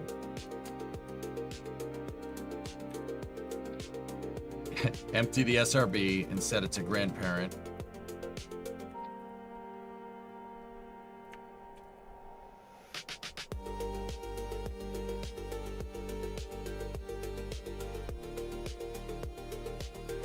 Seems official that SpaceX is building a pipeline. Yeah, they're calling it Star Pipe. Star Pipe.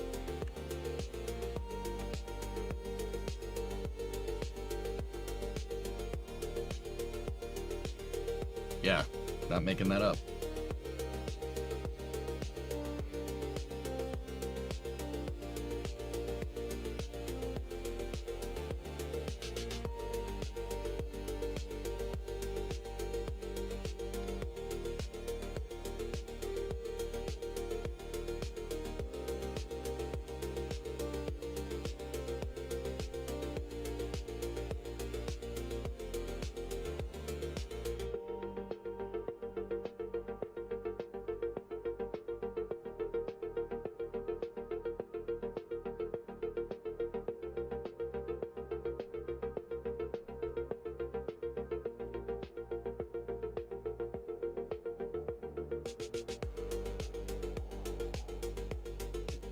How far express and be done with it. All right, save that. Now I need to go back and look. How did I build the rest of this? SpaceX's Star is getting whatted? They're building a pipe from the Brownsville LNG terminal. They're building a pipe to the pad, so they basically have a pipeline that's tapped into Texas's LNG supply. And yeah, that's it.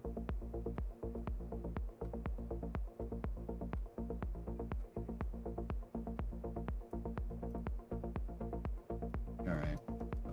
So that's connected to. Oh, I see what I did there. Interesting.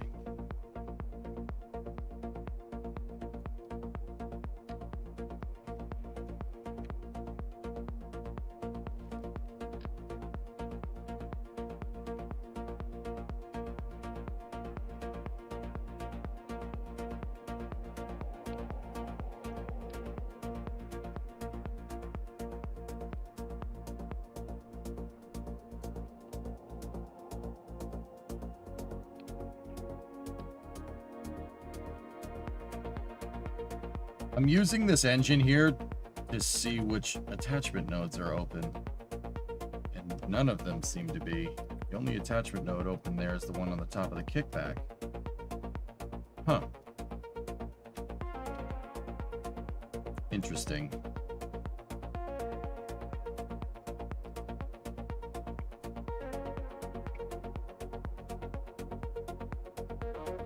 I'm curious what name SpaceX would give their own currency, also their own coffee.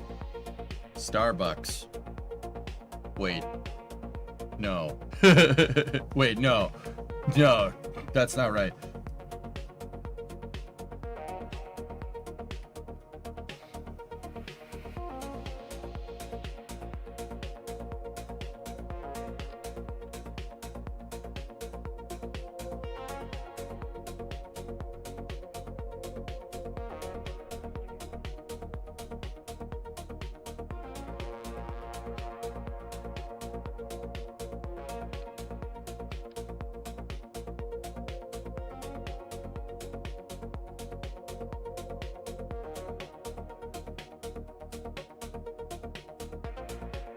That attachment node is open.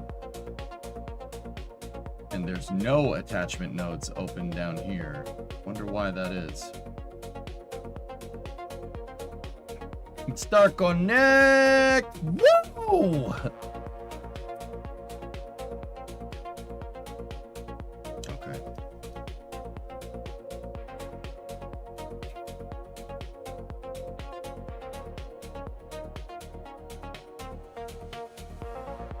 Why that attachment node is open on the front there. So we'll go off of this.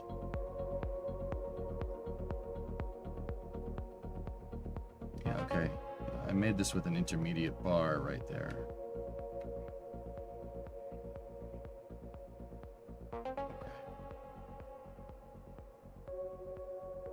What you making? More cranes. I'm building a sturdier crane, Mars, to try and make sure it doesn't blow up like what was going on yesterday. I'm looking at past crane designs this time instead of just winging it.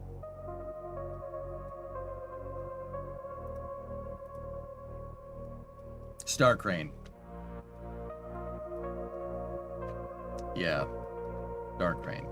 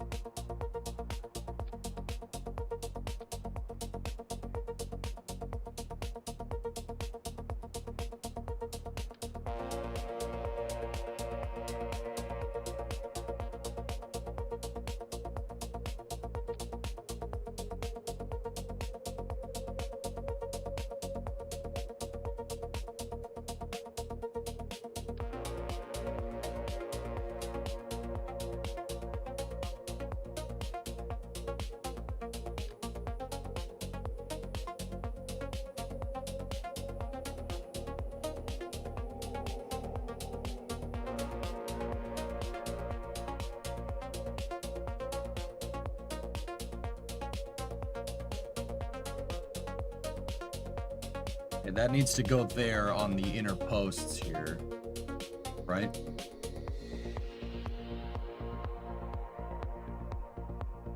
I just hope I made the inner posts good enough. I was using that I-beam as a measuring stick.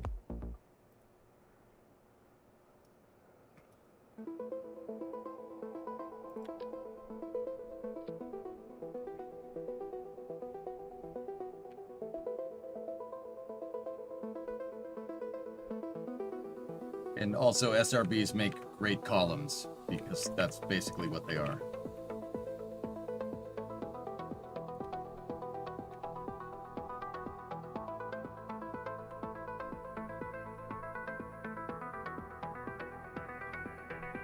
Cool. Now, this inner post piece, we can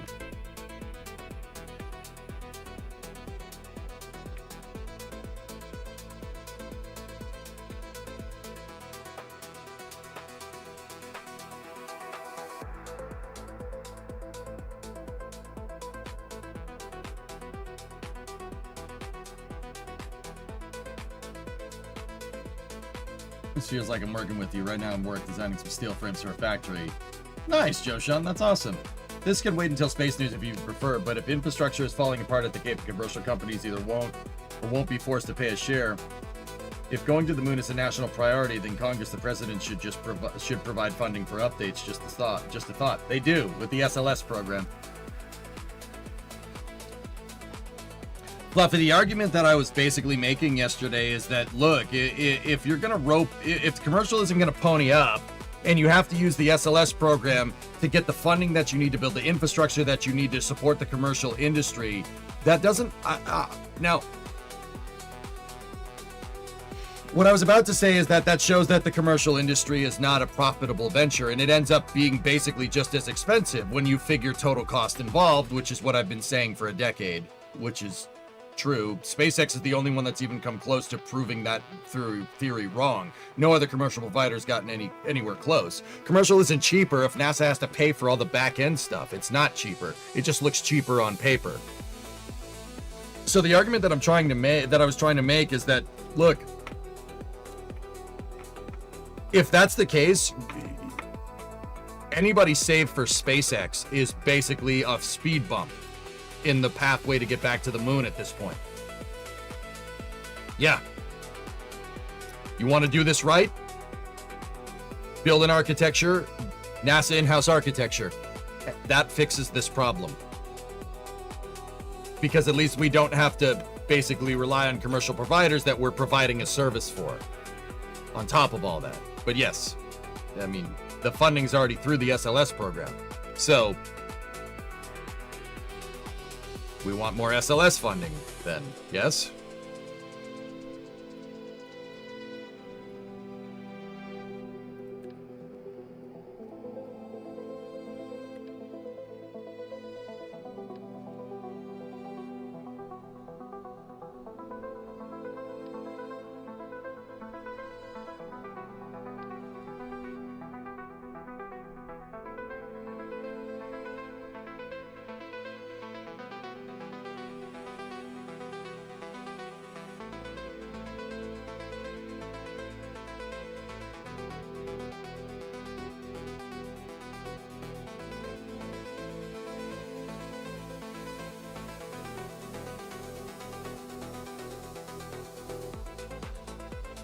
Space exchange, nice.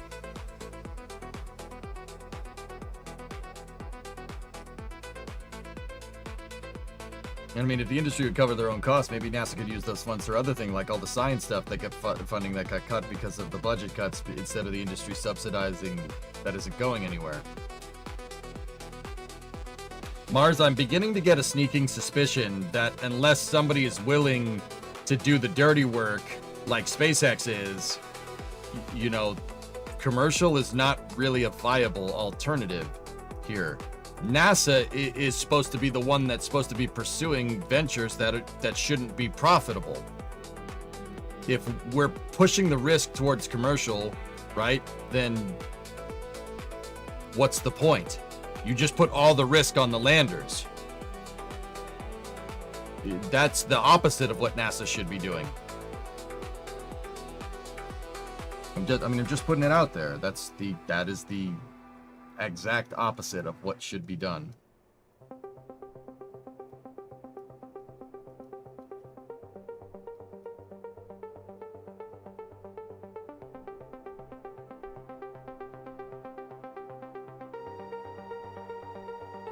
Discovery, go at throttle up.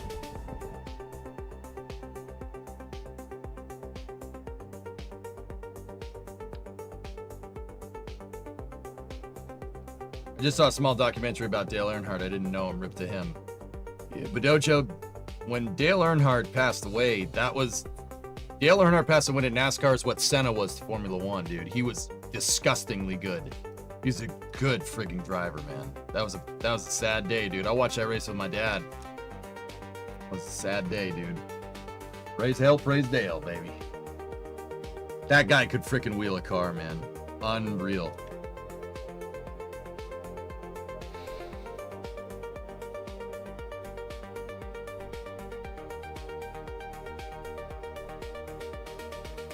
Okay, I see what I did here.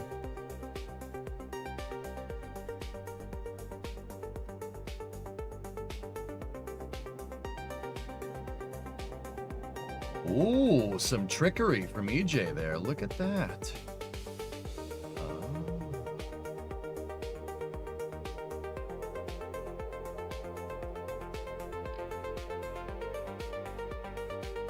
Huh.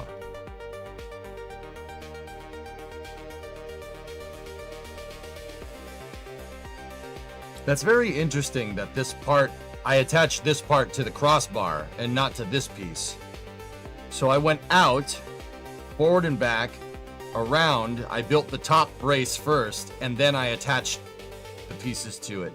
But I didn't node attach pieces to it. This is all radial attached. They're not using the attachment nodes. Except this piece is, which is weird.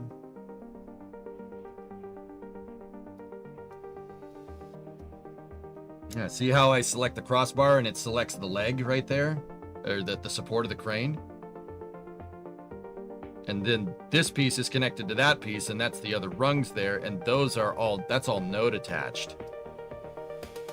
Interesting design.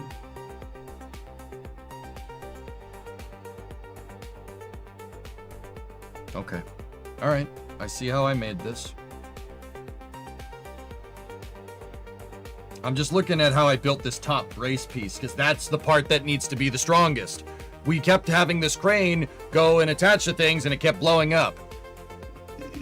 If that top part isn't as rigid as it absolutely can be, you're risking a Kraken strike with your crane, which is what we kept seeing. So with our crane here, let me just detach that leg piece for a second. You can detach our weight there for a moment. So what I seem to have done here in the past was do this. Obviously get rid of that. Don't grandparent part strut thing. And we did something like that, right? Yeah, that makes the cross piece. I see what's going on in here. Oh, I see what's going on in here. So sorry to interrupt. Proceed.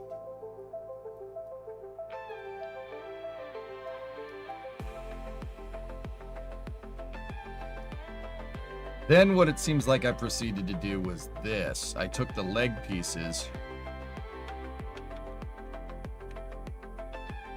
and did that, and unfortunately I'm gonna have to undo all the extra struts that I put on this stuff to connect it all together.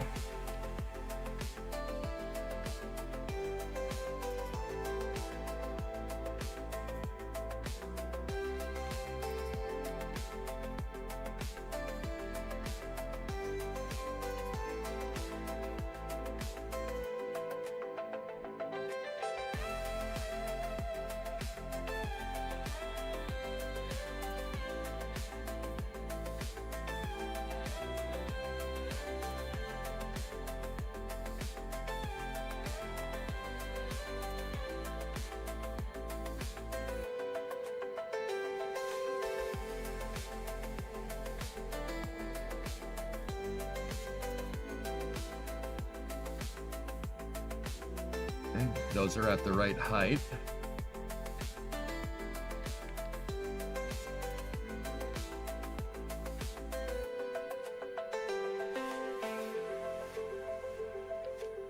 And then obviously we want a crossbar in the center.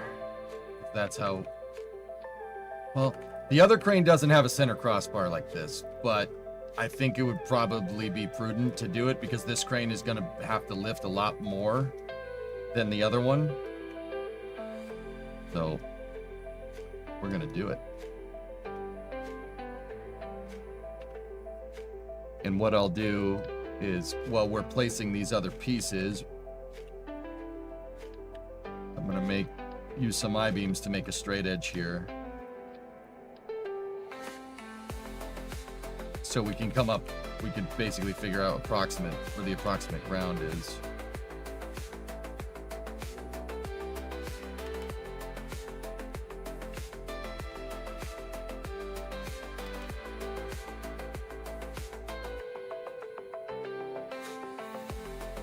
Good.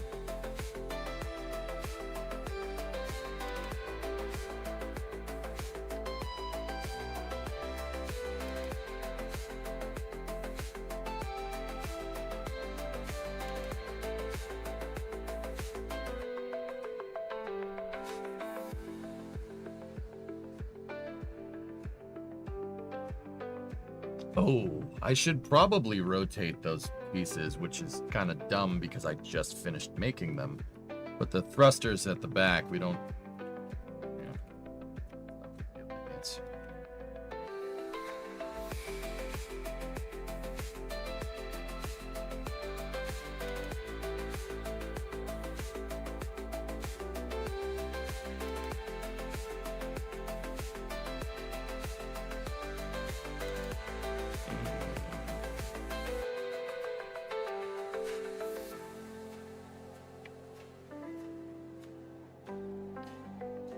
That back piece isn't placed correctly anyway.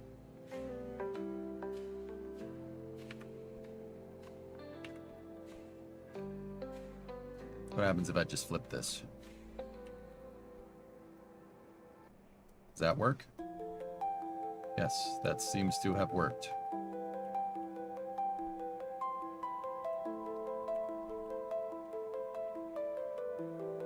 This is just kind of the approximate of where the ground is. That's what those I-beams are there for. And this one should be easy. You just flip it. Go. Now, the reason why I wanted to do that is, well, we got to build the bridge.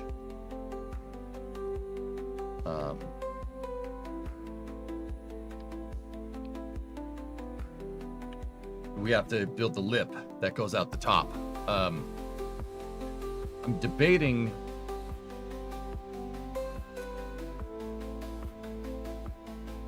no, that shouldn't make that big of a difference. So what we can do, let me build this out how I did before.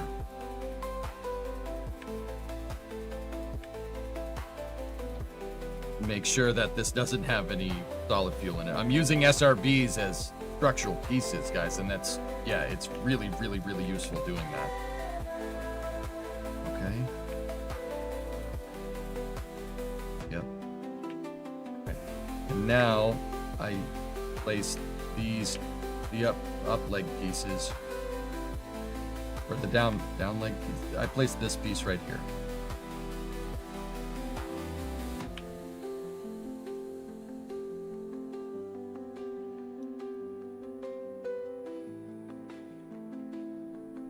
Are the struts rigid in KSP?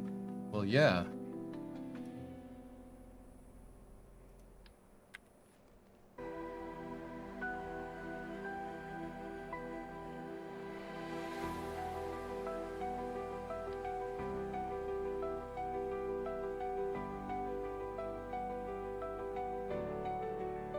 Now, I'm not 100% sure if I should use a center beam. What I'm planning is, so the other crane has a lot of rigidity into it because I have two sets of downward facing strut pieces, right? I'm debating on whether I should put a third one right here for extra strength. I'm not sure how structurally, like how good that's going to end up being, because this is, the pad is basically, you can see that this thing straddles the pad, right? And the pad is going to be here. And these, if I measured right, are going to end up sitting on the launch pad itself. And I'll be honest, I'm not 100% sure if that's smart. Kind of want to go with what you know, but if I go with what I know, that would mean that this thing, we would have to put another leg out here. I take it there's no auto strut everything button. No.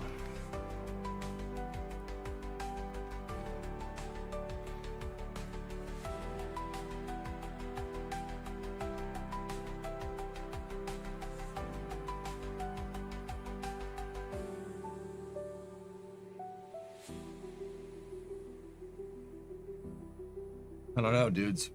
I'm kind of debating on how we should do this.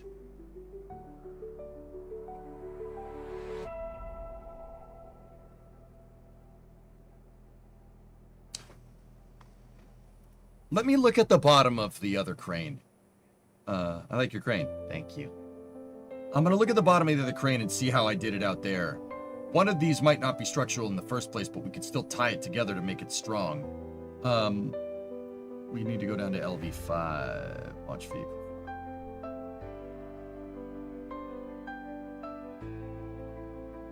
Air LV3 1A crane. There we go. How did I make the bottom? Like, the bottom I have a truck that basically has the landing gear on it and it attaches to everything. What is that attached to? It's attached to the inner supports on both sides. This is attached to that. See how I select this SRB and it highlights? Everything else is just tied together. Okay. Interesting.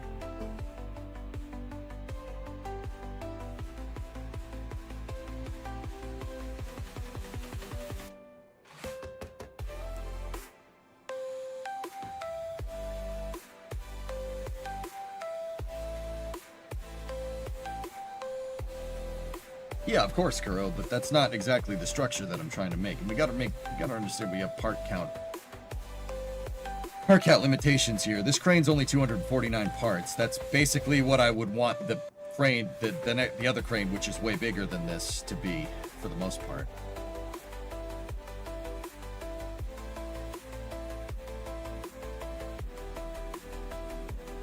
Interesting that I did that way. RCS Plane of Doom to fly next year. Oh yeah, that thing. That's neat.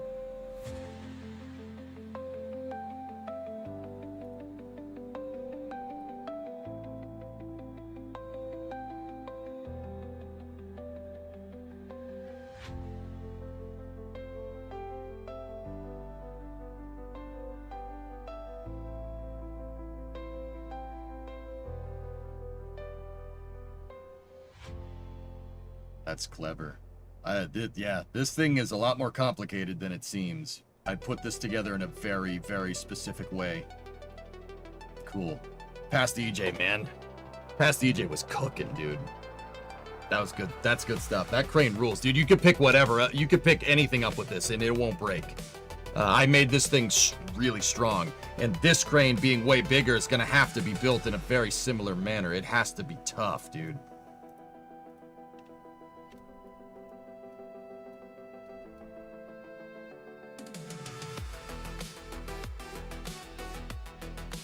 I'm gonna do it. We'll go with the center. If it's overbuilt, it's overbuilt. What? We should have the pad part budget for this. At least I hope we would.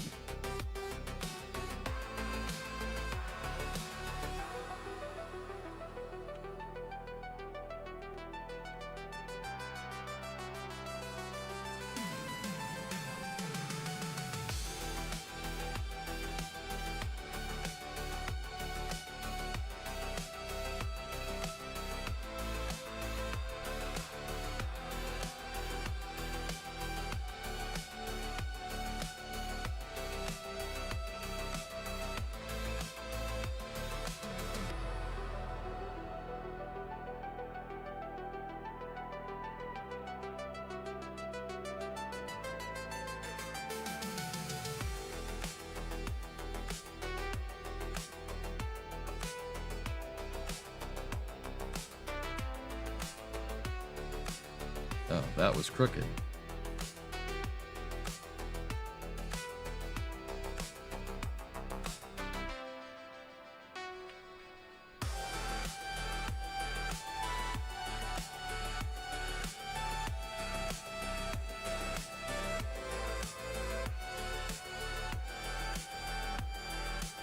Okay.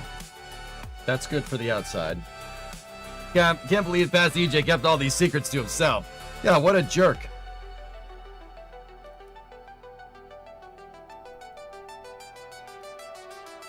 Alright, I don't necessarily need...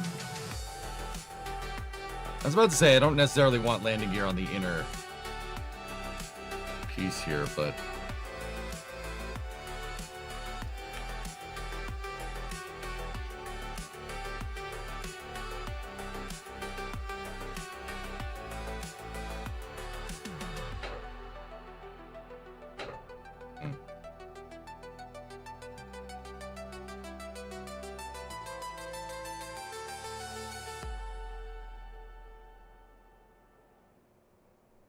Okay.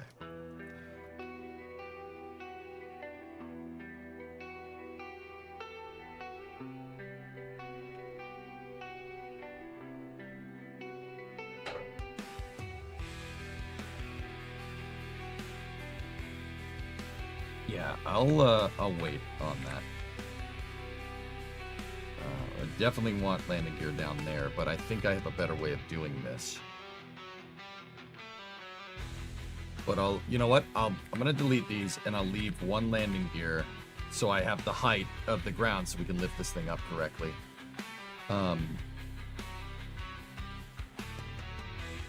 Yeah, baby. This is really good, actually. Yeah. Oh, we don't need those docking ports there. Those were just temporary.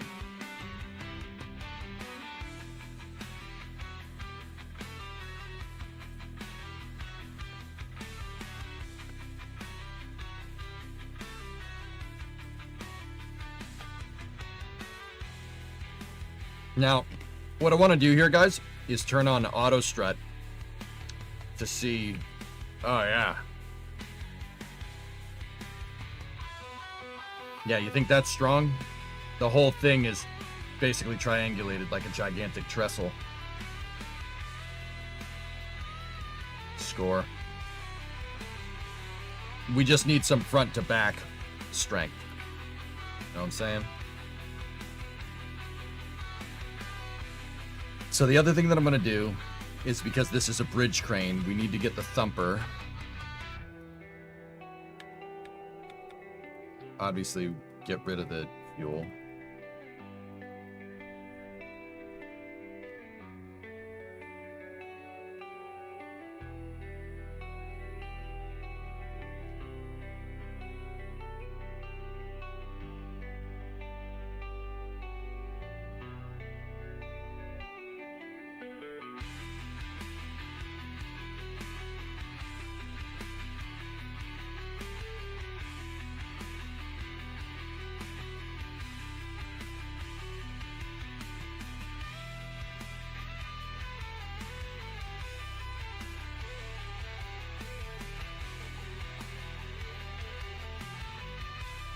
Yeah, that'll work.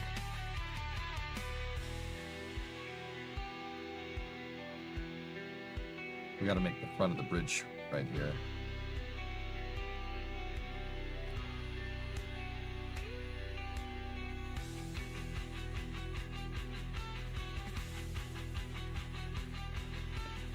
Cool. Save that. And now if we get 2 more kickbacks.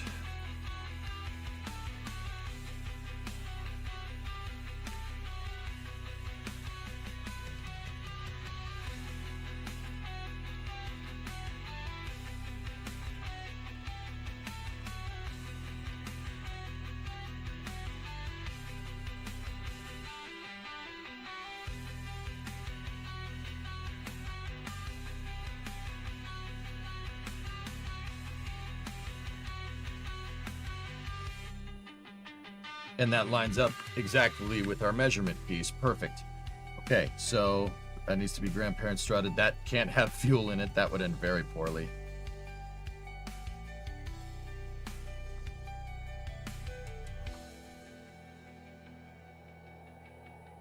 Hey Gil, how are you doing today? Hopefully the weather is cleared. Oh dude, it was monsooning this morning when I got up for Starfall. I was about to say Staffall. Sorry. Yeah, it was pretty nuts, dude.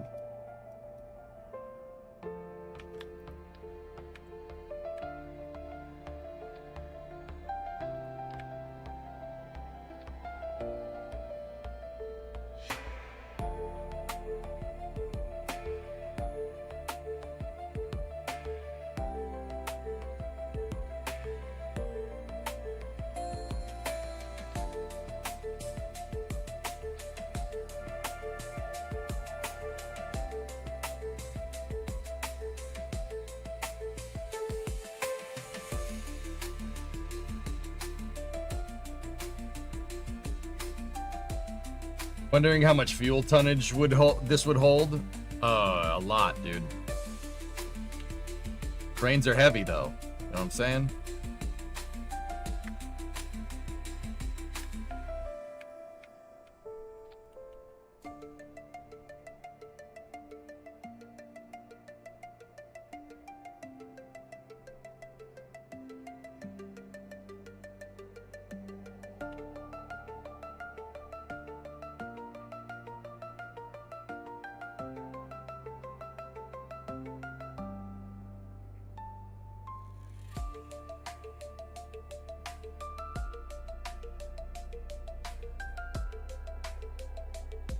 Let me look at that the integration building just a bit more.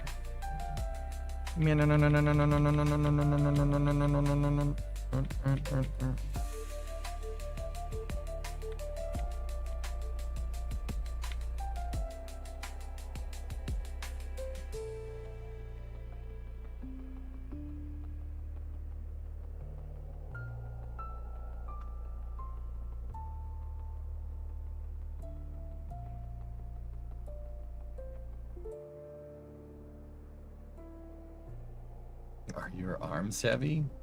They're heavy enough.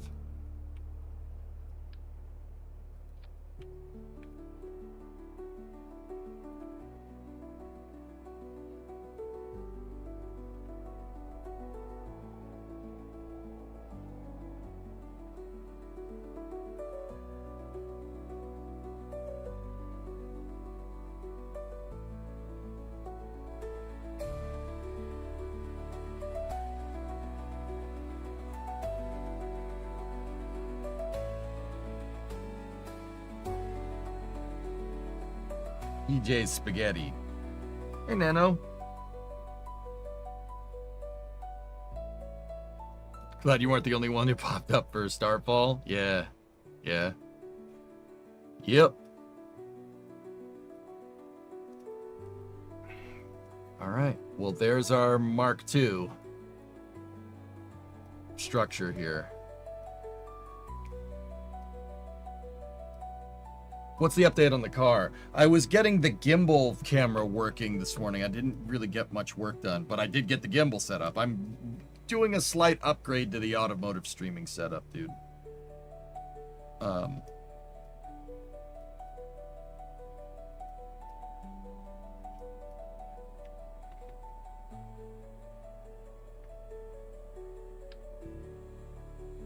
right, so place these down, make sure that they don't have any fuel in them.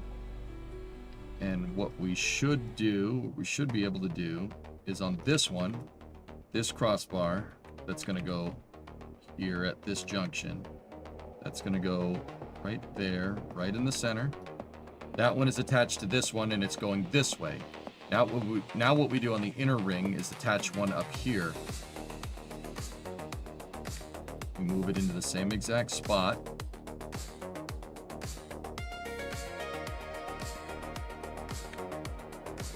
Rotate it into position, and then move it down.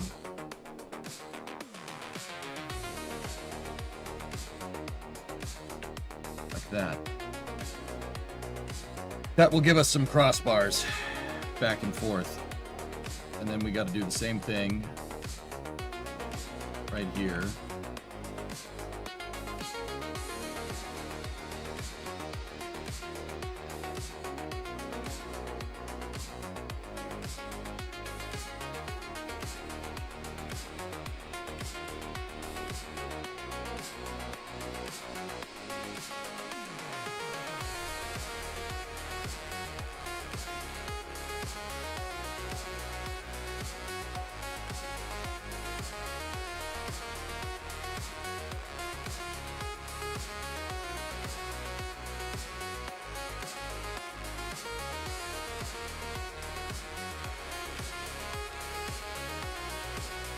Buy a used automotive robot and go Tony Stark on the camera. That'd be kind of cool.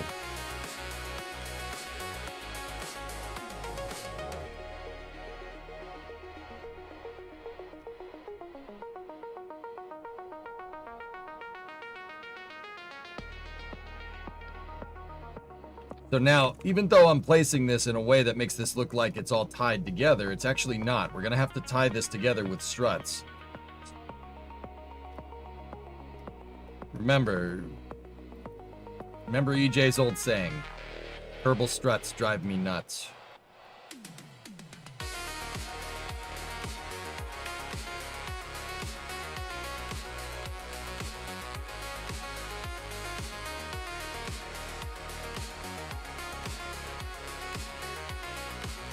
Okay, we can get rid of our guide pieces that we use down here. We don't need those.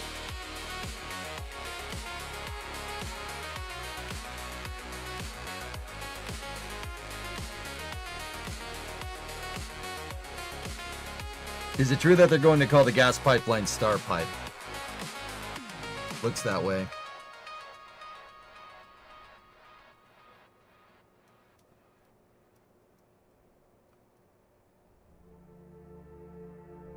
So doing this kind of inner structure here, guys, is, I mean, it's gonna make it makes the thing look a little bit less, you know, giraffe-y, I guess. Makes it look a little bit more structure-y, right? Not just like I stacked a bunch of SRBs on top of each other. This makes it look more like a building. But the big thing is that, so my theory here is that putting these pieces in is gonna make it so the left to right throw on the crane is not going to be nearly as long, and we won't have that weird sagging that was going on, because I have a theory that that's what was causing problems. But, you know, I'm going to spend the next couple of hours building this stupid thing. We're going to go to test it, and it'll probably blow up too, you know, as one does. Okay, so give me my right triangle here. Now we got to start doing the strut work.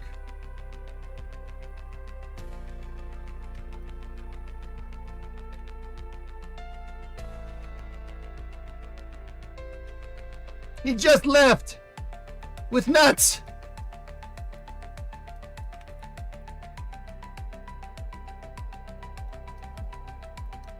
So these triangles are just going to be there to make sure that all of the struts are run at the same angle. I like to 45 all the struts, because the angle of the dangle absolutely matters. So I'm just going to go through here real quick and mark all the positions where we need struts. Mark. That's the whole point of KSP. Test crazy things and blow them up. Yep, that's right. All right, so that doesn't need to be connected there. This, you know what? I don't think we need struts there. What we do need are struts connecting the crossbar like this. So I'm just gonna, once again, put these triangles in place in all the spots where I need to put a strut to connect the SRBs together.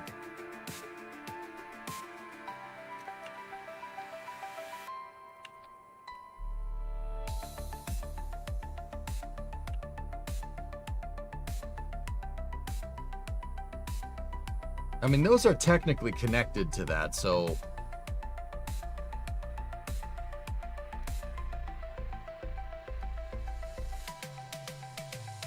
I actually don't think I need many struts up here.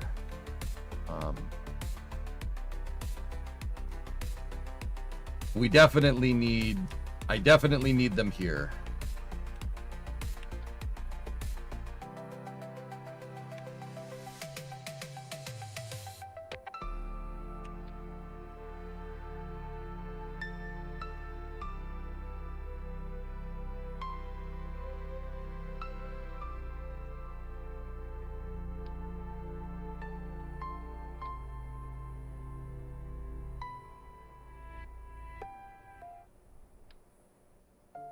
Because this SRB looks like it's connected, but it's not. It's the end of that branch of the hierarchy. So we're definitely going to need a set there. I know that those need to be there.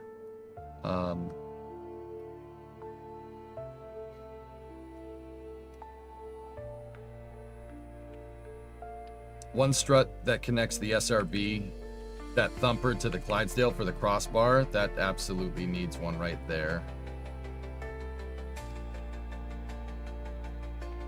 I don't need ones here. Where I'm choosing to put these things, to put the triangles, guys, are in spots where SRBs aren't connected to anything. So like, okay, take this one for instance. This SRB, right, is radial attached to this one, right? So it's not connected to this beam. It's not that it looks like it is, but it's not. We'd have to strut it because we have to tell Kerbal that it belongs there. And it's not strutted here. So what we got to do with both of these crossbars is go there, with a set of struts, there, there,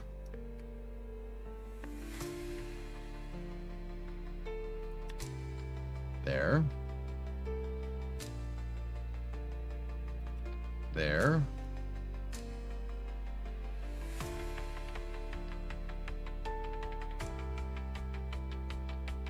you see where I'm going with this? I mean, technically, we could probably put one here as well, right? You put one there. I technically don't need to put one there, but I probably will just to make it look symmetrical and nice. Hey, Little Chris became a flight controller over on YouTube. Thank you very much. Welcome to Mission Control. Your go with throttle up. Toilet is powered. Waste tank purged. Hey, Chief. How you doing?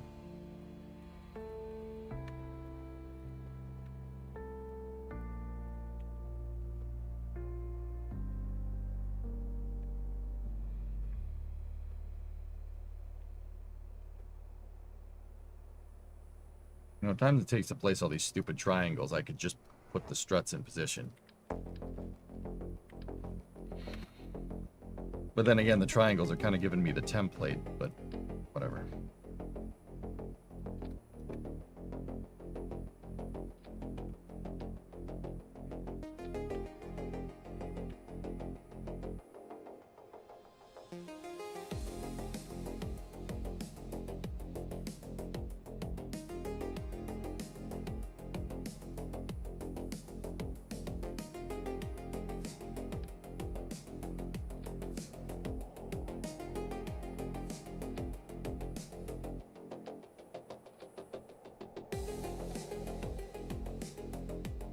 All right, so if this was a YouTube video, not a YouTube live stream, this is where you'd see me time-lapsing things.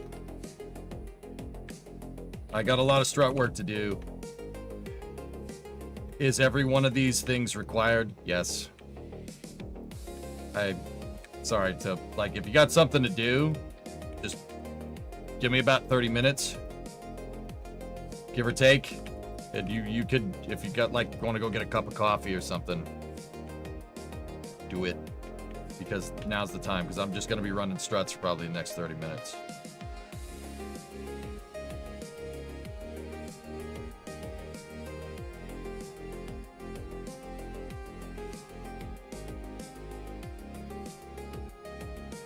Chris, $2 super chat. Do you know that Shannon was out for recovery for Skyfall? Yes. You told me a second ago. I appreciate the honesty. Yeah, dude, it's just gonna be me running struts here. And then when I'm done running all the struts, dude, that's when we'll go and build the actual gantry. But yeah, this strut work needs to be done. And I don't like just placing the strut and calling it a day. I like making sure my struts are all lined up and symmetrical. It's kind of a mental, call it a user experience thing.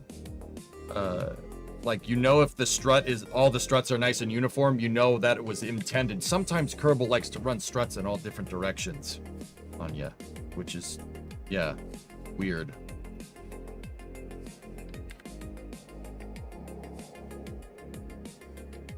So we're up here, I'll use the smaller triangle.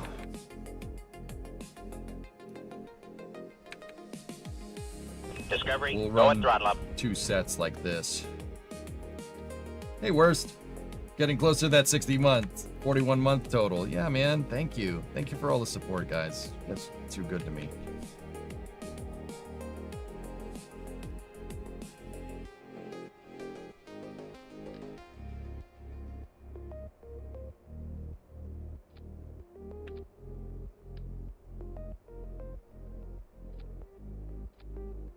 I'd like to make sure that all the strut work is done correctly. Does it take time? Is it a pain in the butt? Yeah, absolutely. Looks so much nicer when you're done, though.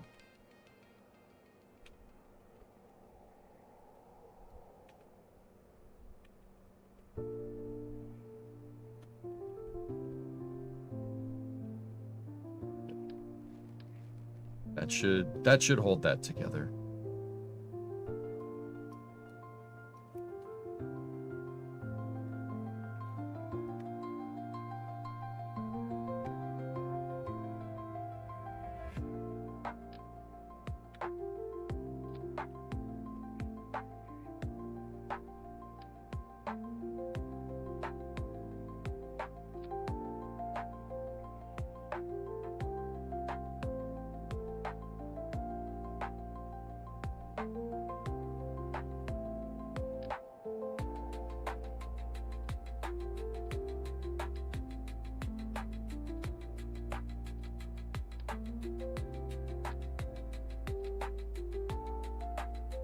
Discovery, go at throttle up.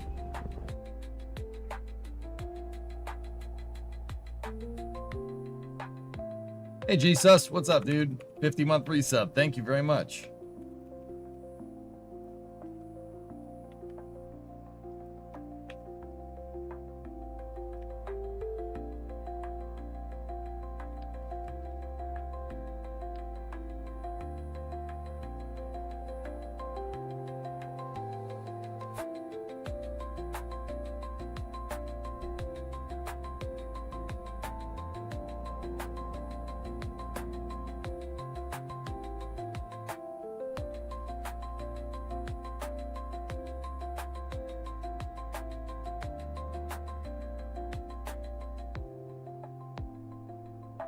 That's looking great. Thanks, man. Yeah, I'm really happy with the refactored tower. I'm not so sure about the gantry crane, you know, and how I'm going to necessarily fix that, if at all. But I do know no matter what I do with the gantry crane, this isn't gonna explode. And that's the cool thing about Kerbal, and that's the cool thing about physics in real life too. If you know it's gonna work, right? Like, Kerbal is very consistent. It's a weird way to say it. It's like consistently inconsistent. But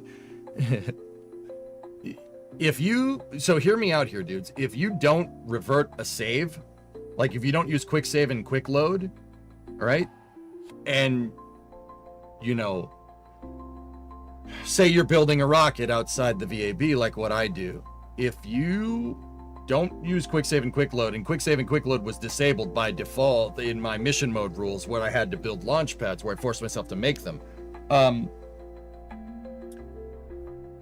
As long as you don't have a revert quick save or quick load, and do the same thing every time, the same exact result will happen. And that's true for physics in real life too. Is if you do the same thing every time, physics isn't going to change on you. It'll just do the same thing, which is actually super neat. I think that's really cool. My honest opinion.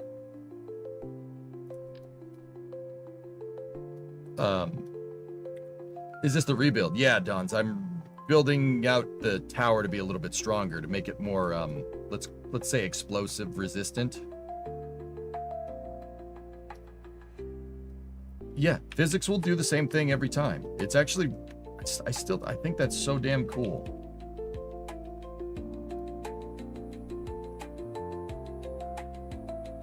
Kerbal is really consistent as long as you take the time to not, if you don't quick save and quick load, right? It'll do the same thing every time. The only one exception to this rule is if you've been playing Kerbal for a little while. If Kerbal is running a high memory leak, right? If you've been running KSP for a little bit of time, yeah, the simulation will break down because of you'll max out the memory that the game can use. So make sure that, you know, if you're trying to be very consistent in the simulation, basically restart it every like 2 to 3 hours. Just restart KSP.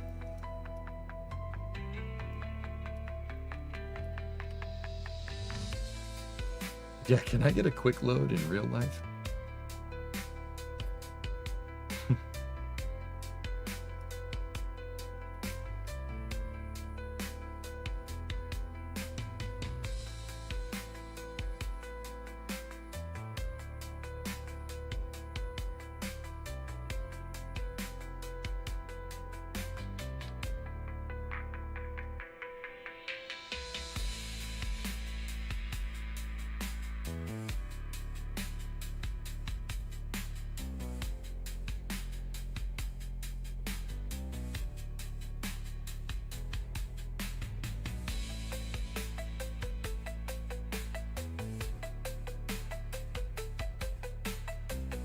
I've decided for these struts I'm going to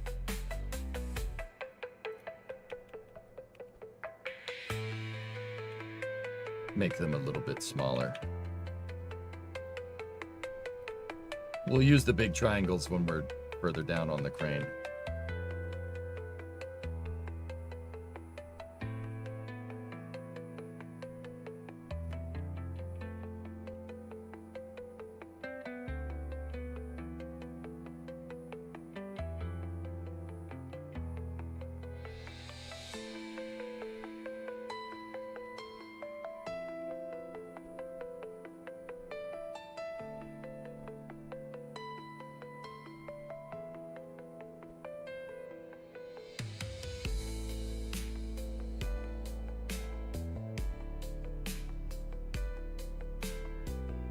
Cool.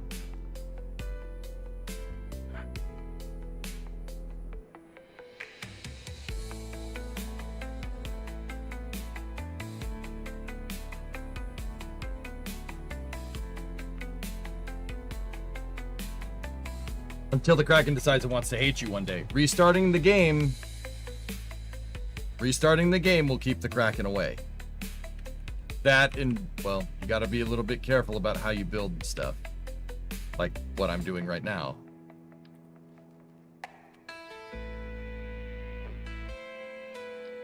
All right, so here, place a strut there. Make it go down like that. Do it again on the other side, and we'll put an X brace here between all this. Like I said, restarting the game will keep your physics simulation good, and it keeps the Kraken at bay. That and just good hierarchy. Hierarchy design is very, very important. You have to build your craft files in a very specific way that keeps the Kraken at bay.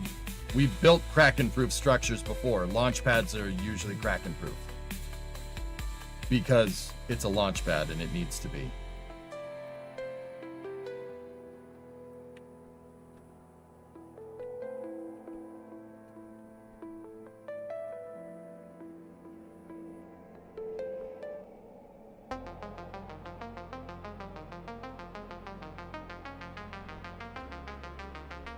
Yeah, there are ways to get around that too, Karama.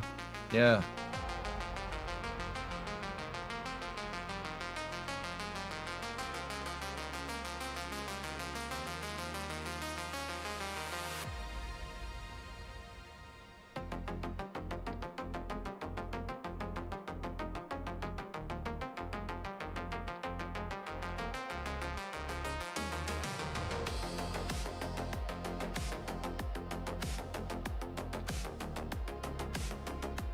But you have to really be proficient in understanding what pisses the Kraken off and what doesn't. That's what I kind of made a name for myself for. I can make whatever work. It doesn't matter. Heck, we've even harnessed the Kraken power to make propulsion systems. I pushed something to 0.1 C, which is in-game, which is 0.1 C is 333,000 meters a second.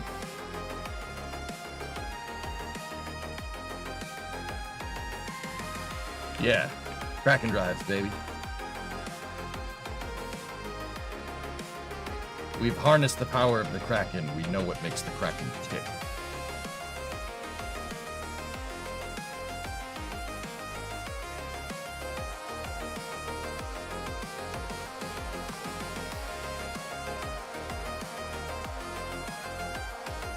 Was it stable? Yeah, of course. Brother, I've built capital ships in this game. The Endurance, which I do believe in this engineering mode save, the Endurance is still sitting out there.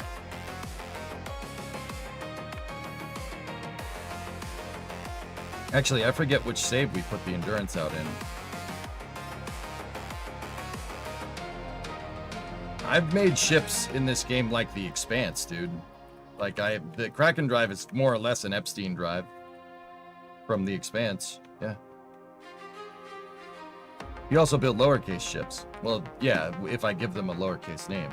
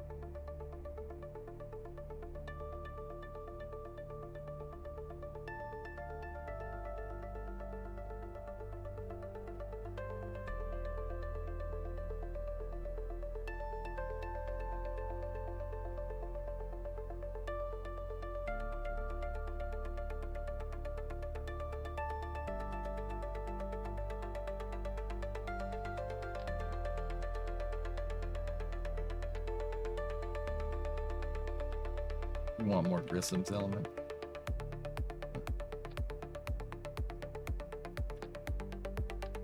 Dude, you know what's kind of like meh? I've learned too much about spaceflight, and I've been too realism-brained by spaceflight, I guess would be the right way to say it. And I hate admitting that. Like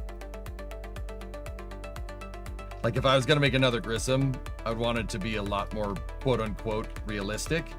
But don't worry, I have an idea about how we should do that. We'll just make one out of external tanks and core stages.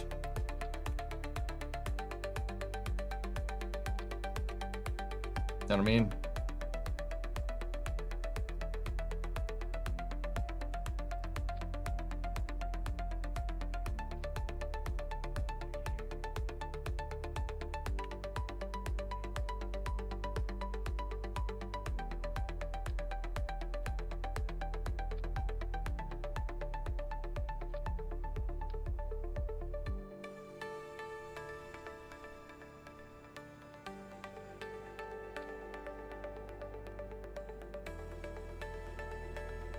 From used parts on orbit. That was my plan. That was my plan with my with the shuttle, the STS SLS Orion build thing. Just basically make Grissoms out of SLS core stages. Yeah. The Grissoms already had shuttle engines on them. Why not?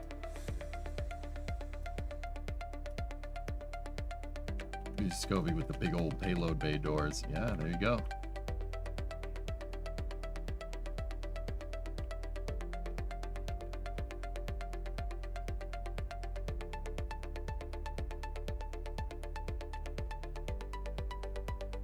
Actually, the plan was to put Nerva engines on an SLS core stage, and instead of shuttle engines.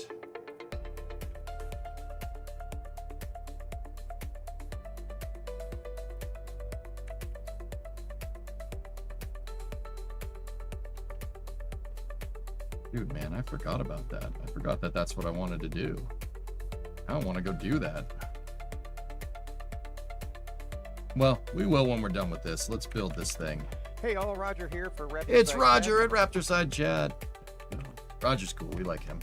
That's NSF. I have the Starbase live stream on and going in the background so I can see what's going on at Starbase.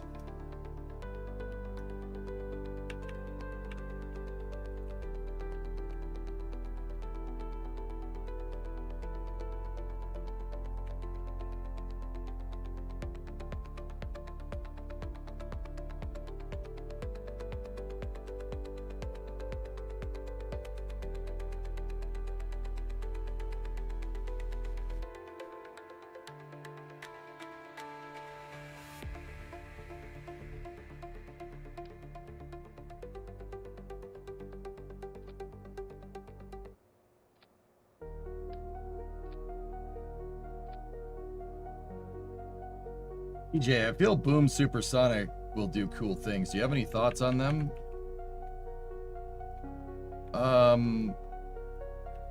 Boom? Yeah.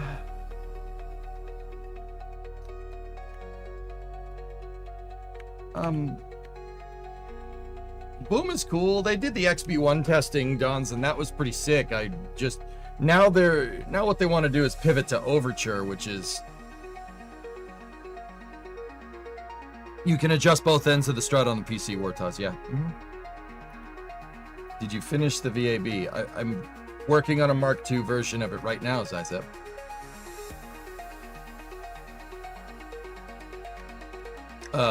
Because it kept exploding.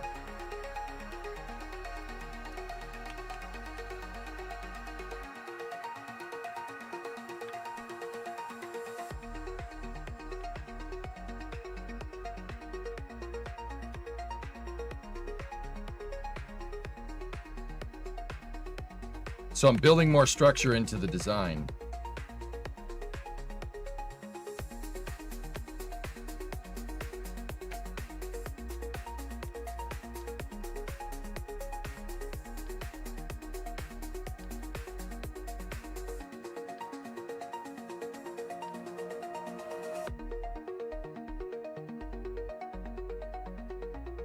Just got your first SSTO working in KSB after weeks of failed attempts. Congratulations.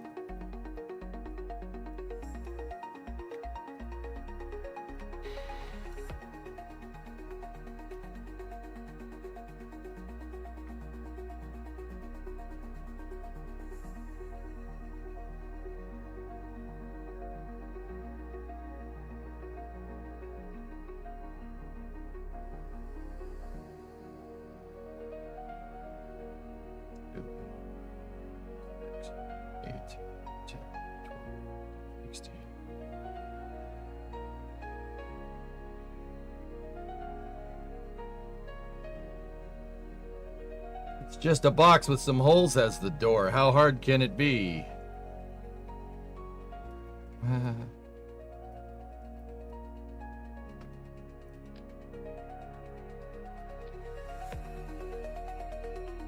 Just gotta do all those struts 2 more times. And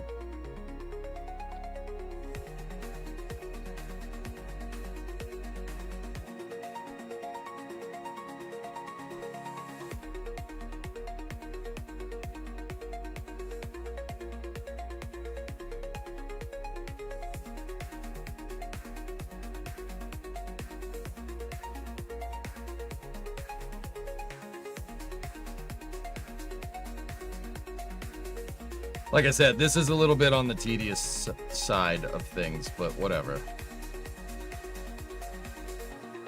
I prefer to do the work, and I'd prefer to do it right.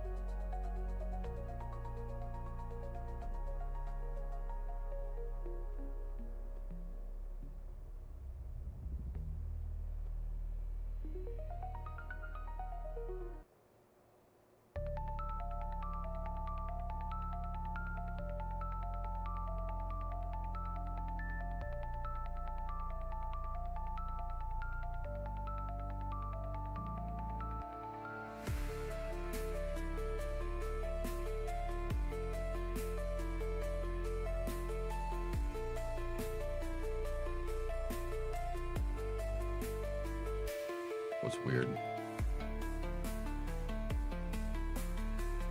Hey Caroline, how are you?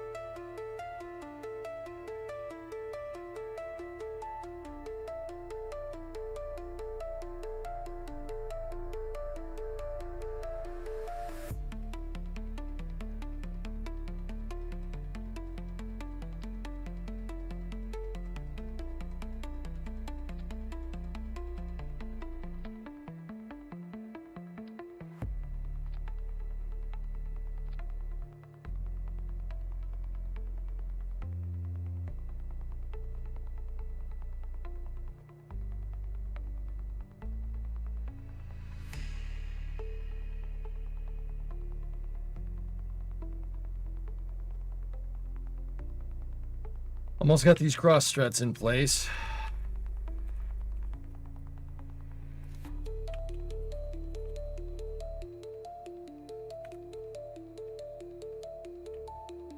There we go.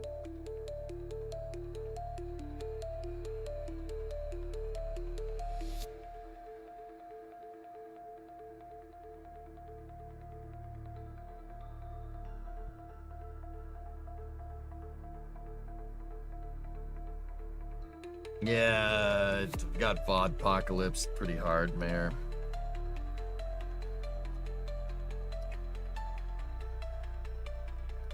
What happened to using Factorio music? Nothing. I didn't.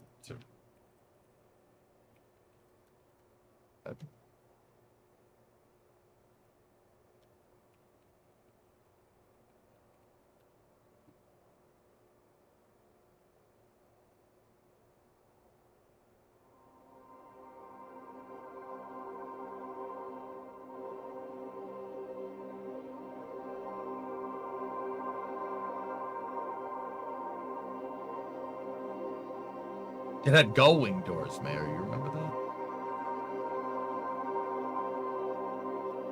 Yeah, it's beefier. Exactly. Industry, yeah. You know what? I don't like how wide these things are. I'm going to move them down here. Match the crossbar.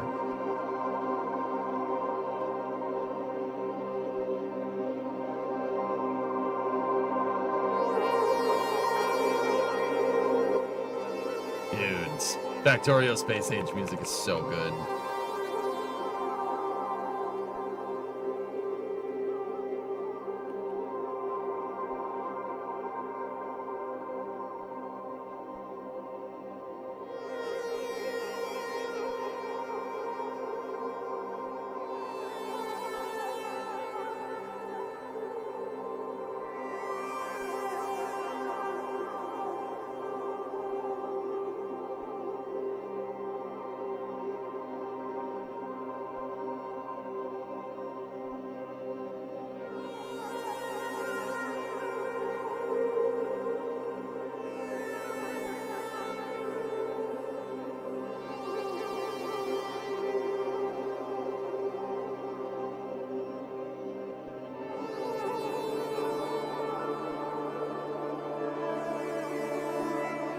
Dang it, Chad, this is making me want to freaking play Factorio. Those artillery pits aren't going to restock themselves. Or are they?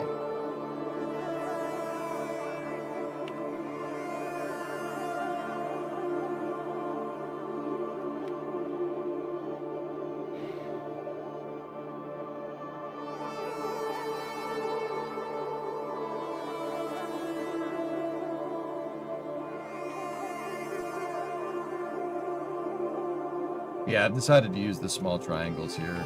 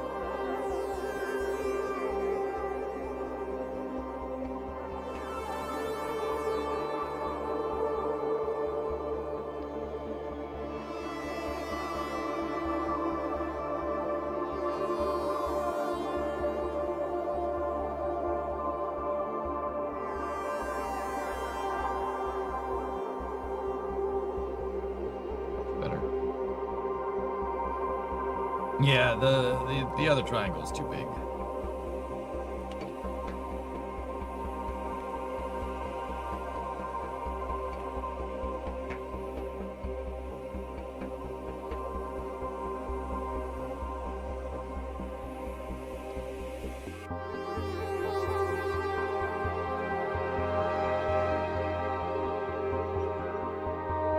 Yeah, some of these I didn't. Yeah, there we go. That's gotta be right. That's gotta be. I'm gonna turn the music down just a smidge, dudes. Just a little bit on the loud side.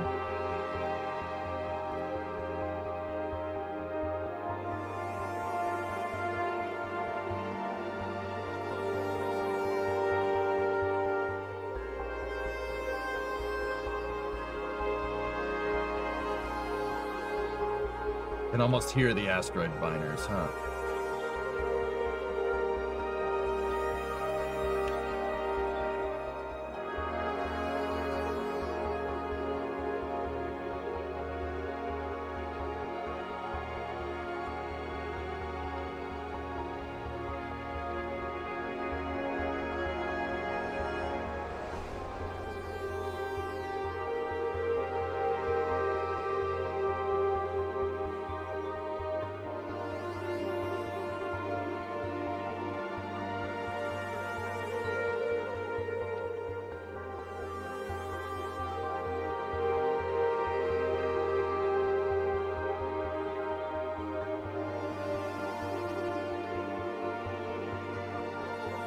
Yeah, that looks way nicer.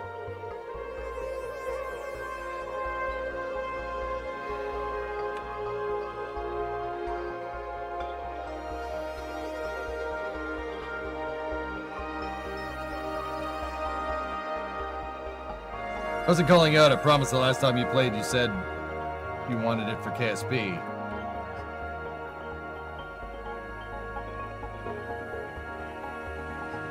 Yeah, I must have said it in passing, dude. I don't really remember saying that, but yeah, I mean, if Past EJ did indeed say it, well, we learned from the other crane build that Past EJ knew what was good. So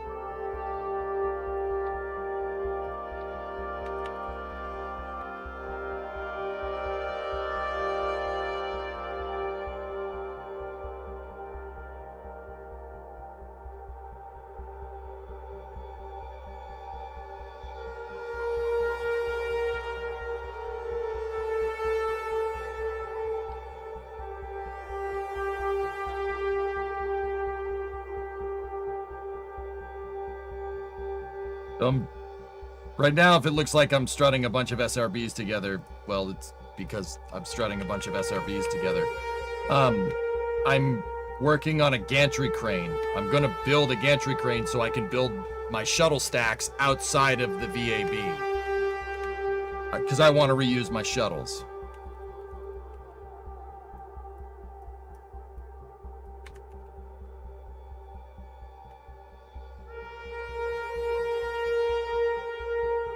Right now, I'm just strutting basically doing a SpaceX and building a gigabay here, and this is all the metal work, all the strut work to hold this stupid thing together. So just sit back, relax, chill, listen to the Factorio Space Age music. Like I said, I'm gonna be strutting all this stuff for a little while. Drop the music just a little bit more? Sure, man. Yeah, it is a little bit loud, huh? I think that's good right there. Thank you.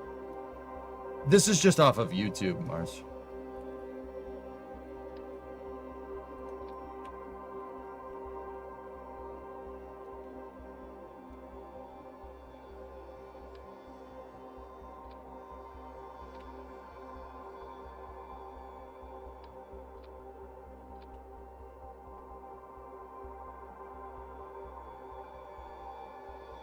So what I'm doing right now is just to make sure I like my strut work to be nice and uniform. It's a good indicator to let me know that I placed it if it's nice and straight.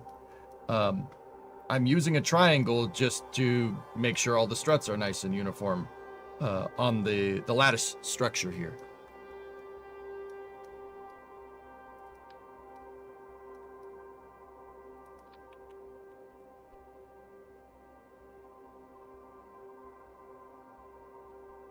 What this music reminds me of. Dude, hold on.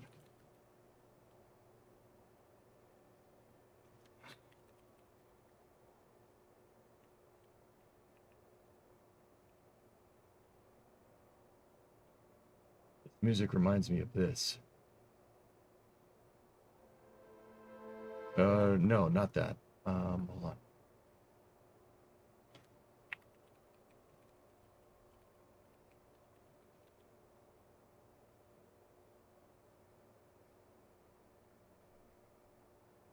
Huh. I could have sworn it was Cairo Station. Hold on.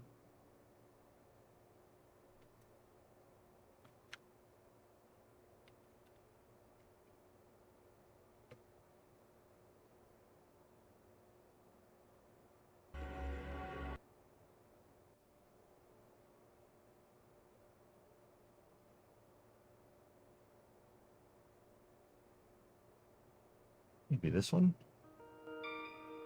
No.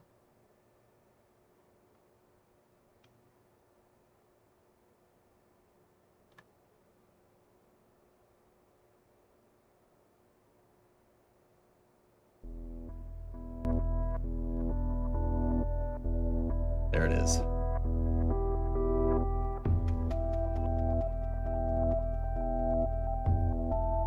Cortana, prioritize targets and fire at will.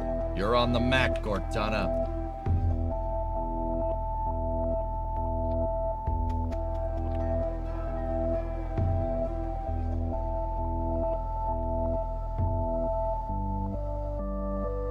Anybody who knows? Yeah? No? Alright. Never mind.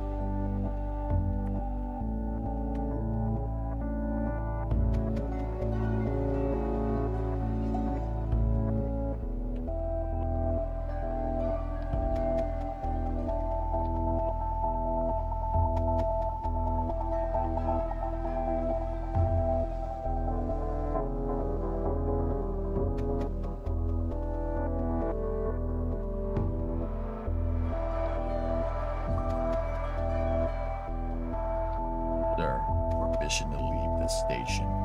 For what purpose, Master Chief? To give the Covenant back their bomb. Permission granted.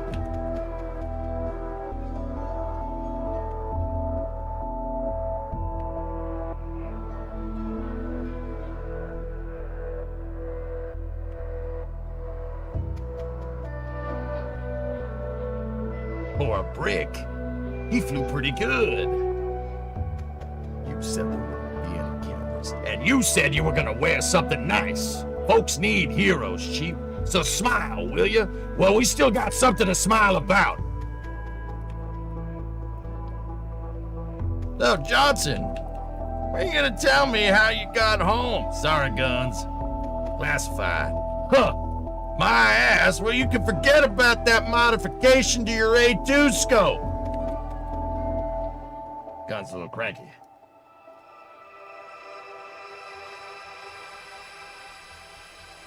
This went from listening to Factorio music to quoting Halo very quickly, and I'm not exactly sure why, and I'm here for it. I mostly blame myself.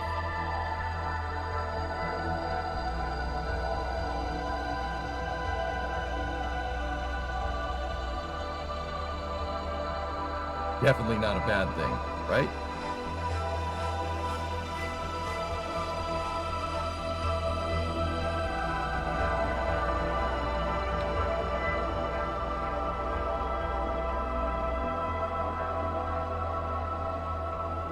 Dear humanity, we regret being alien bastards.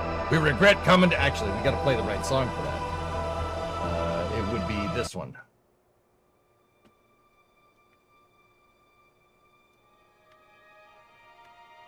The message just keeps repeating. Regret, regret, regret. Catchy. Any idea what it means? Dear humanity, we regret being alien bastards. We regret coming to Earth. And we most definitely regret the core just blew up our raggedy-ass fleet.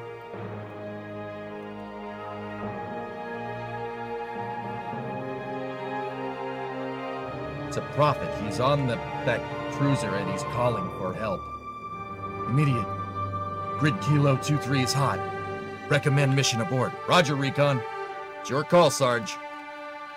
We're going in. Get tactical, Marines! Master Chief, secure the Prophet of Regret. This is the only place on Earth the Covenant decided to land.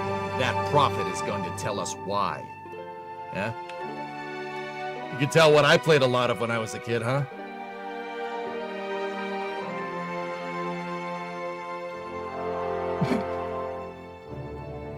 No, I didn't play Halo when I probably should have been studying. Like, no.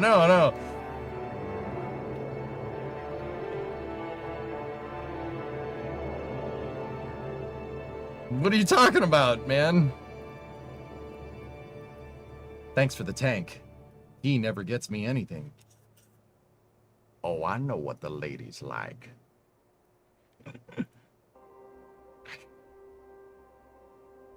343 made the Halo ring an eyesore in the CE remake. Let me see. Jesus H. Christ. What is that? What the frick is that? What is that, 343? A jelly donut? How did it get here? You gonna play the CA remake on stream? No, I'm good.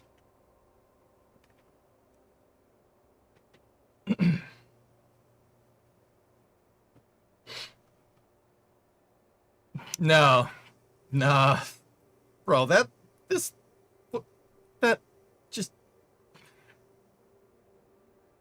that's not.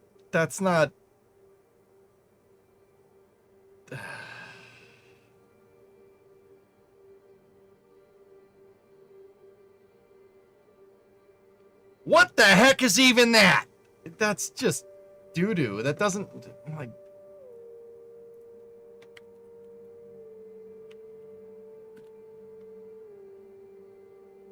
No. I mean, that's cool too, but... No, the rings...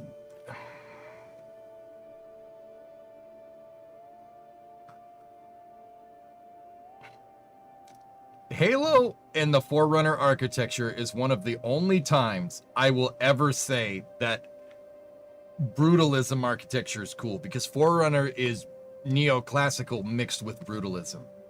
And it really, dude, that was a genius move by Bungie back in the day, because Forerunner architecture looks alien. It looks ridiculous comparatively to like humans, right? And that's what made the ring so cool. That doesn't look like that. That looks like it was made by elves. Like, or dwarfs. Does that make sense?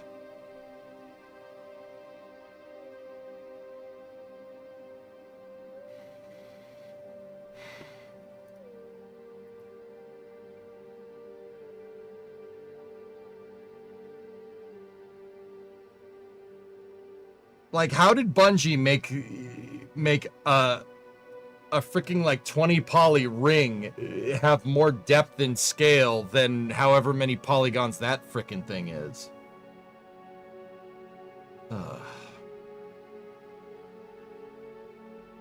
Did I ever really read any of the Niven's Ringworld books? That's what Halo's based off of, Zelensho. No, I have not. That's doo-doo. I don't like that at all. It's dookie shoes.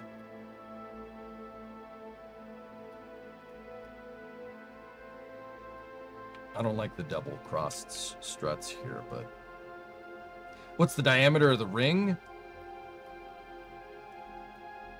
Oh, you're testing my Halo memory. 117 kilometers.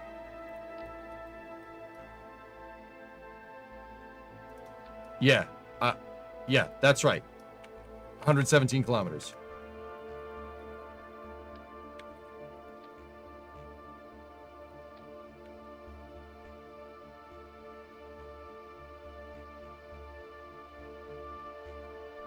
The rings were huge, dude.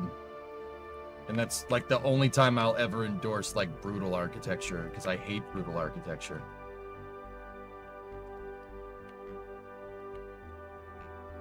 But with the Forerunner, though, it's okay. That's fine.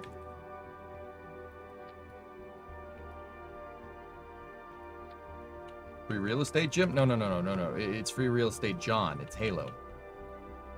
What is this build going to be? I see it's part 4, but I missed everything up until this point. I think it's part 4, Joe, but because I did some other streams where I kind of worked on it, but I didn't really get as far as I wanted. So this might as well be a part 1 for what it's worth, because I basically remade the thing from scratch. Now, what the hell am I making? Well, if it's on its side right now, because I can't fit the whole damn thing in the SPH nor the VAB, it's an integration structure. That integration structure. See that? See this thing over here? I'm building that. I'm building that to build that. Over there. This thing. Well, not that part. I already have that. I already built that. I'm building this part right here. I want to reuse my shuttles. I want to reuse them. Because frick it. Because I want to reuse them. I want to land them at the runway, tow them back over, put new payload in, and then put them in here. And then launch it. Or at least attempt to do it.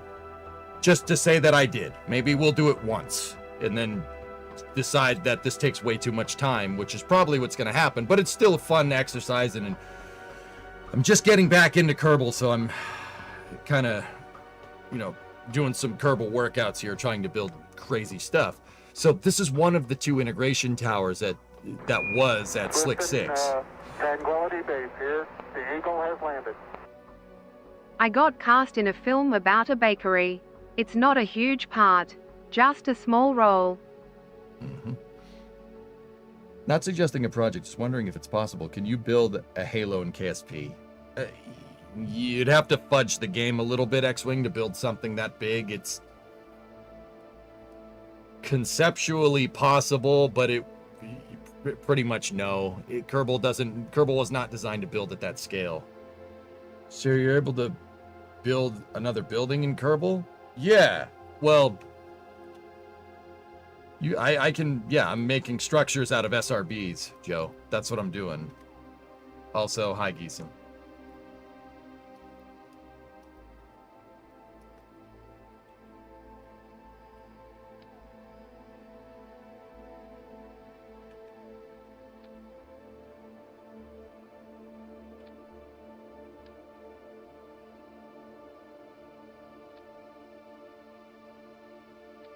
So right now, I'm basically doing all the truss work here with struts to build a structure that's going to be strong enough to lift up shuttles and external tanks and SRBs.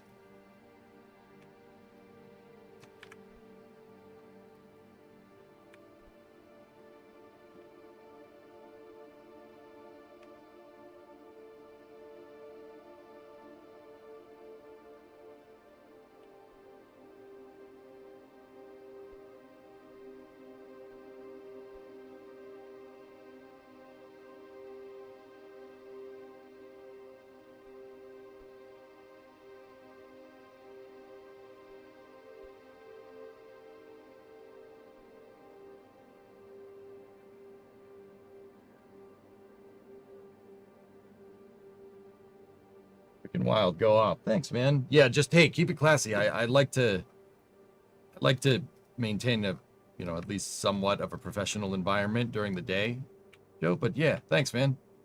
Right now I'm just doing a lot of strut work.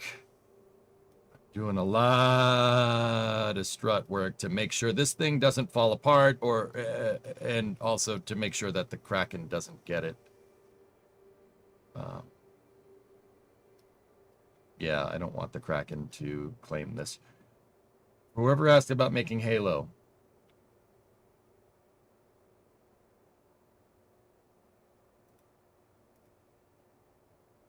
What the funkin' waggles is that? Are you kidding me?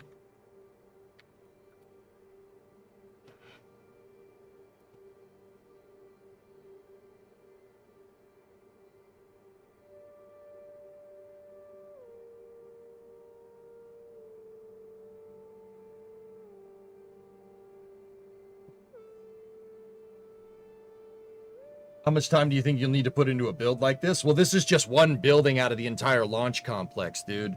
I'll give a week. A week for this. For this building. You know, if everything goes right. Well.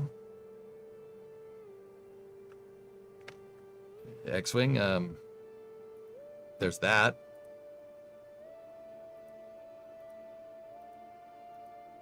Somebody put this into KSP. How does this not kill your...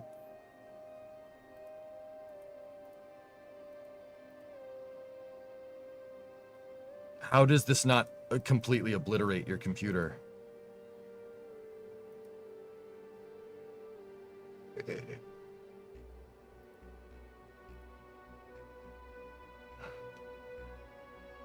Oh, that's so cool, dude. There's no...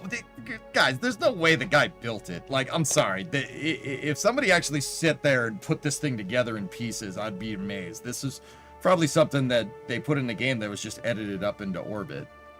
Let's read real quick.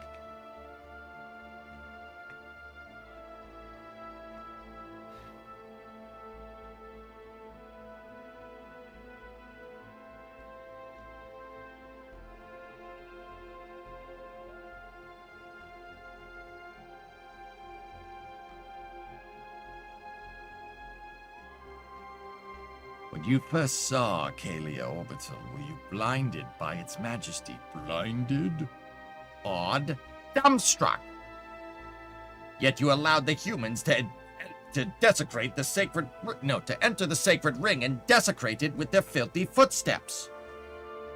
I fear for people that don't understand this quote. Like, how did you...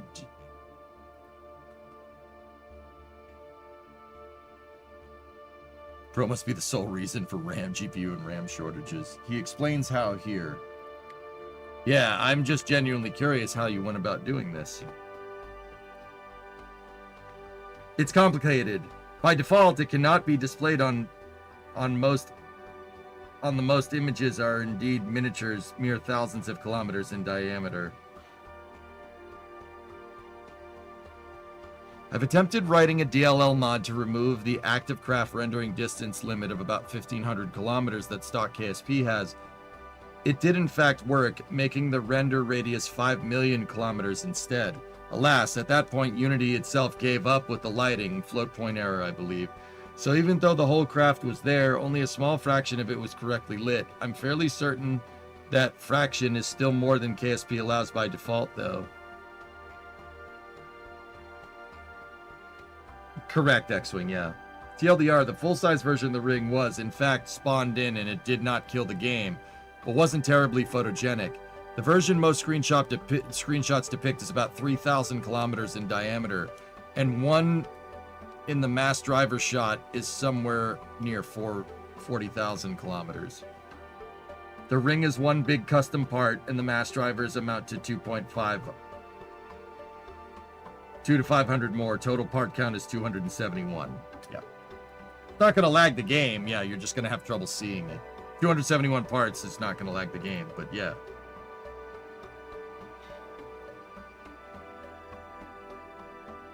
That's impressive, dude. Yeah, but X-Wing, I'm pretty sure that's not what you were asking. Could you build something like this? I mean, no. Pretty much no. Yeah, it's pretty impressive, dude, either way. That's really, really cool.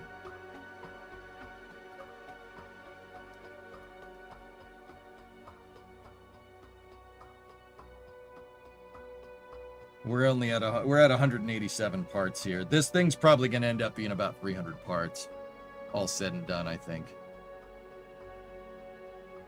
Do you already have an existing shuttle in the game? Yes, I built the shuttle stack a long time ago. Well, not a long time ago. It's my 5th generation shuttle. I've been making space shuttles in Kerbal since 2013. This is the 5th gen. My 5th gen shuttle stack is here. Let me show you. It's right here.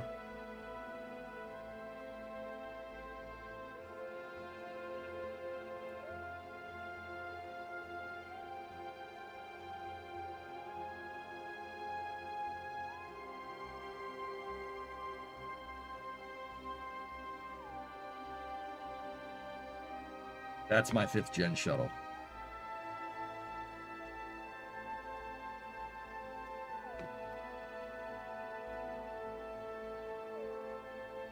That's correct, Mayor. Yeah. Yeah. EJ's original shuttle had like 47 reaction wheels clicked into the nose. Yeah, because I didn't know anything about stabilization.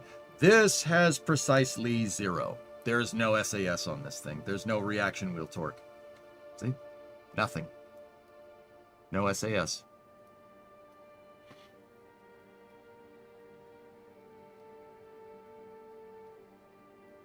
And so what I did here, Joe, is if you look at the back attachment points, the aft attachment points are using an RCS ball. And then on my actual shuttle, I have a kind of a ring of cubic octag struts. So these, you can, long story short, you can detach these. Like it uses a physical connection. These have same vessel interaction. They're glidable. So the shuttle, my shuttle is really only held in physically by a singular docking port at the front bipod strut. The rest is using same vehicle interaction to actually hold that thing in place. Can we fly it? Let's finish what we were working on with the crane. So yeah, the idea behind that is that, well, I have a docking port to attach the front bipod, and we have the physical connection there with the external tank. We can reuse the shuttle as long as I figure out a way to pick it up and put it onto as long as I find a way to pick it up and put it onto a new external tank. Like, I gotta figure out, not figure out, I know how to do it. Not like there isn't a manual of how to do that right.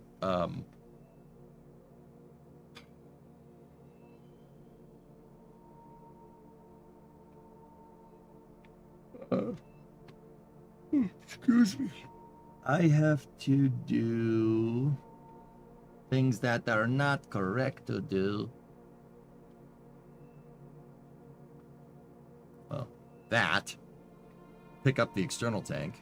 That's going to be a whole can of worms, trying to get that thing to come up right. And then I need to...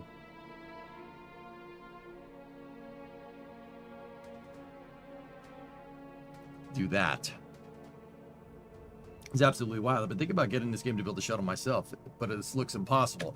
Dude, Joe, don't look at my stuff and be discouraged or anything, dude. I have 20,000 hours in KSP, man.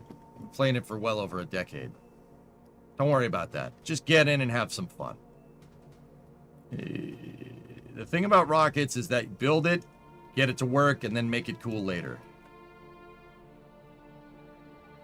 Now I understand why there's insulation on the tank, because of ice buildup. Yes, you do not want ice coming off and hitting your thermal protection system.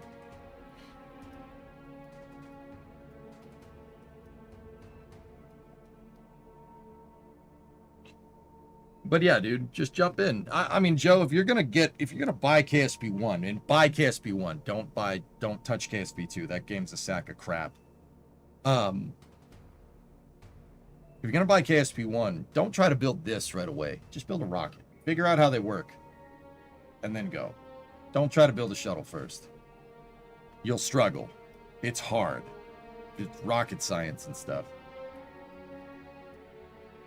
Would it be easier in KSP to make a solid breakover structure as part of the moving service structure?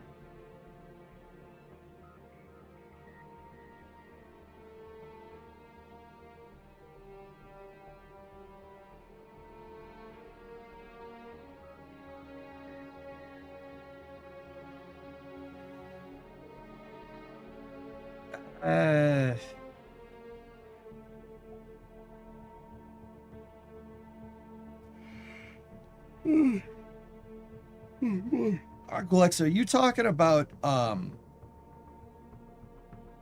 like the SRBs, like me stacking the SRBs? I'm just not 100% sure what you mean.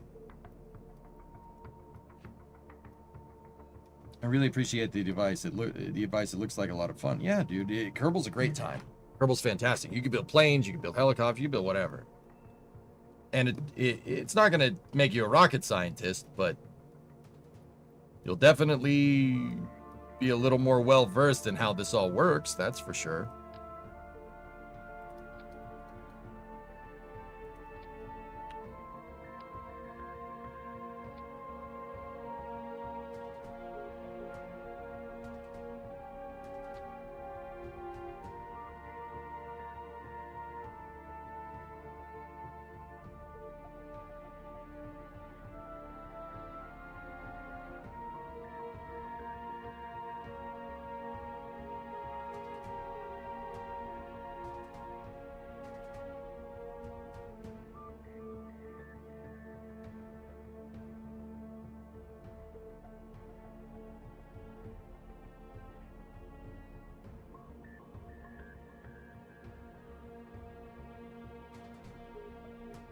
Give me 1 second, I got messages.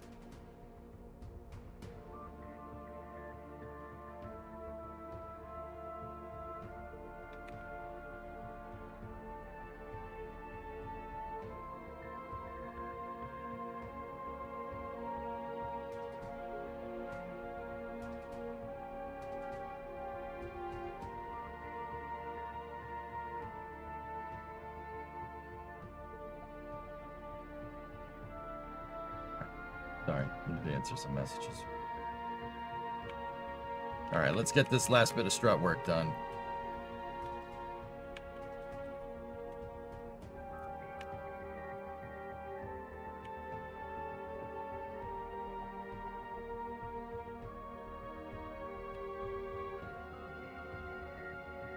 So yeah, Joe, what I'm doing right now is I'm like, you know how a bridge would need all these steel beams put together. That's basically what I'm doing, only my steel beams are solid rocket boosters. You can kit bash in this game. You don't need to use solid rocket boosters as solid rocket boosters. You can use them for whatever.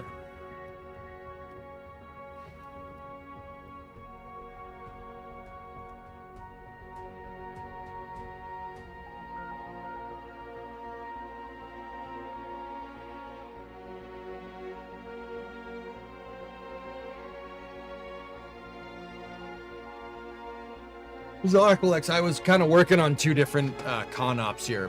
One of the con ops would have the shuttle assembly building dock to the service tower.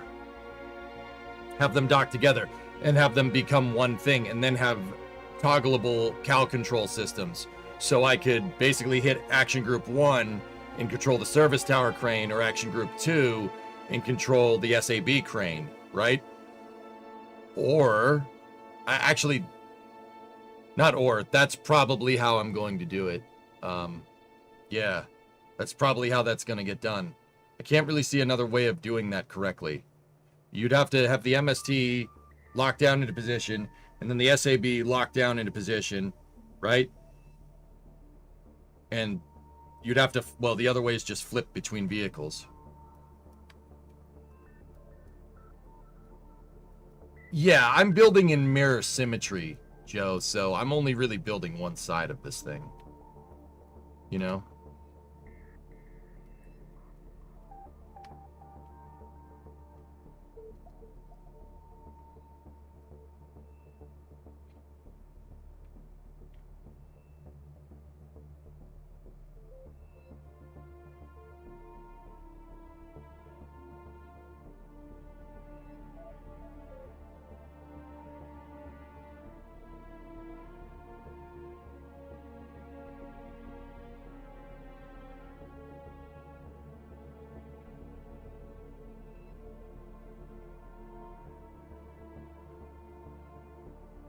Yeah, Alex, I thought I told you I didn't want to do that already.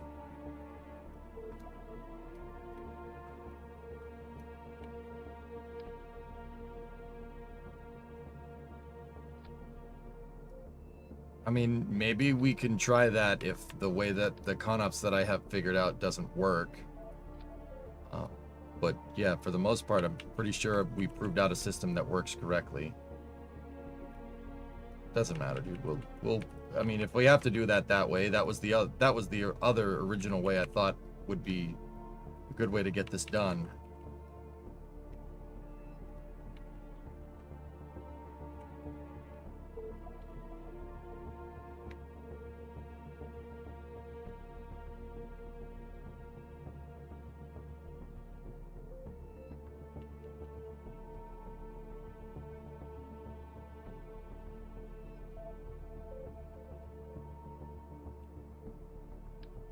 Couple more sets of struts here, and we're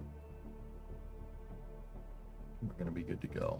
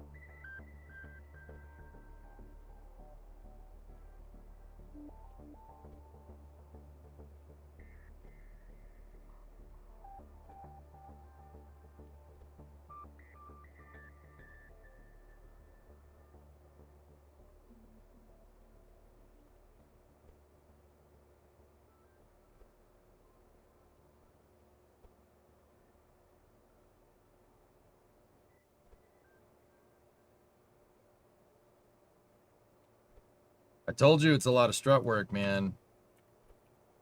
But it's worth it. When the thing doesn't blow up in our freaking face.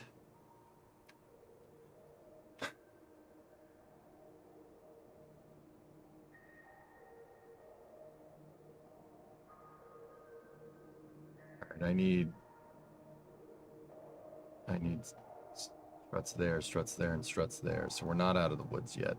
Let's this side, because on this side the posts are going up, and then on that side the posts are going down. See how they're highlighting the down ones going down, and then here they go up.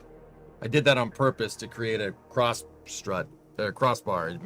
It should make it stronger theoretically, but that means on this side I need a set here that connects that in, because that's not connected, and then down here I need the same thing. So gonna need a couple more sets of struts here.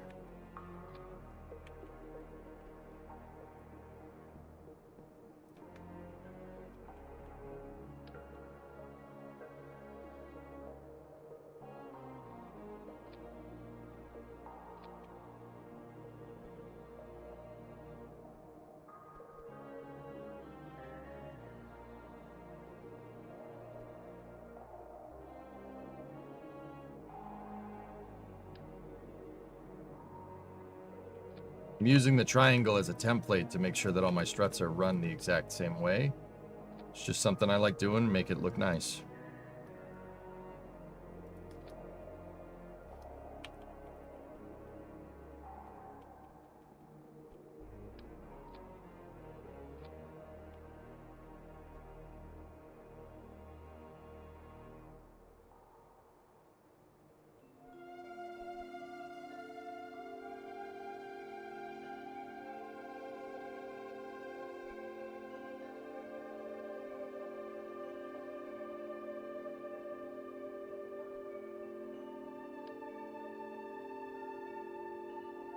You know, if SnapDock and CraftFile loops ever worked reliably, I'd been interested to make custom structural pieces with nodes that had all the docking or art module applied, so you can make truss structures and such.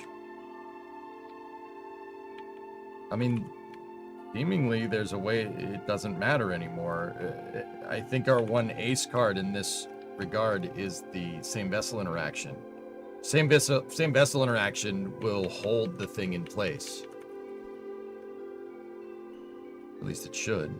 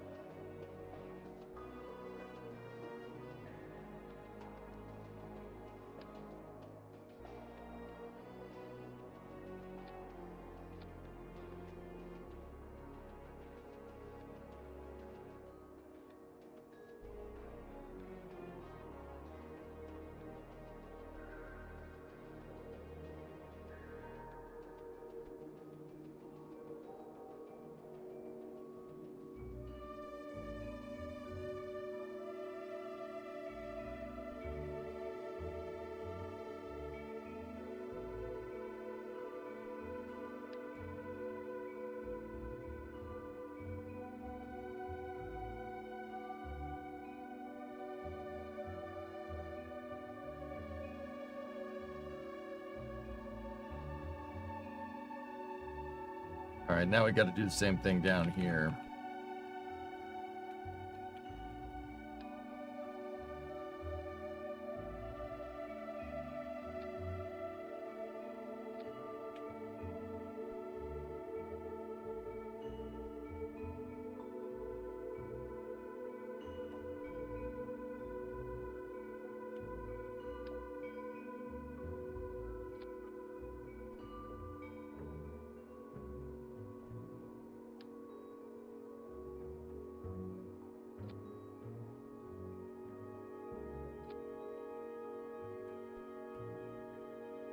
Trying to do this as quick as I can so I don't bore you guys to death. But like I said, if this was a YouTube video, this would be where the time lapses are.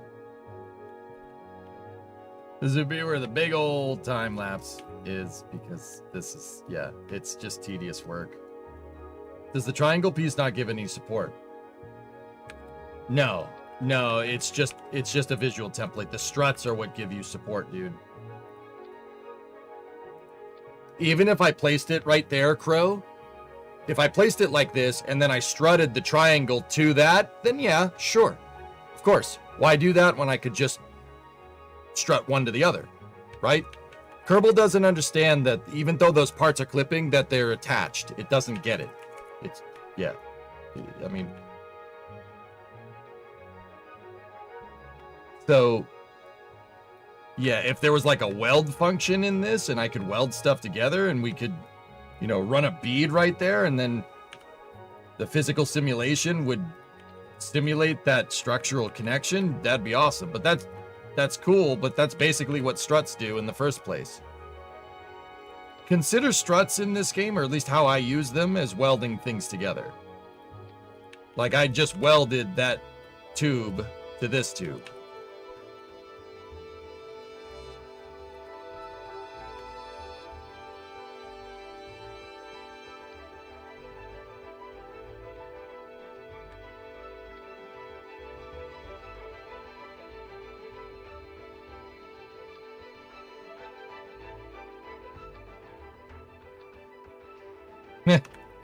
Tube.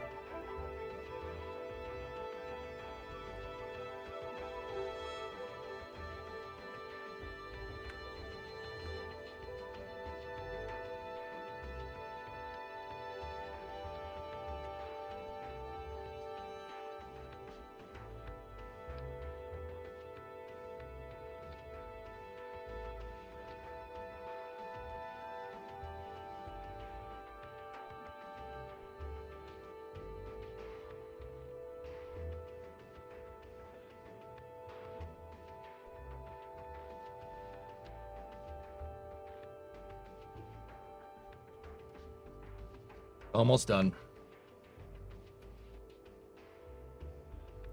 That would be pretty nice quality of life, J-Speed, for sure. I need to run 1, 2, 3, 4, 5, 6, 7, 8. I just need to do these diamond pieces here again, down here. And keep in mind, I am working in symmetry, so what I do to this side happens over there. Or else this would really take a long time.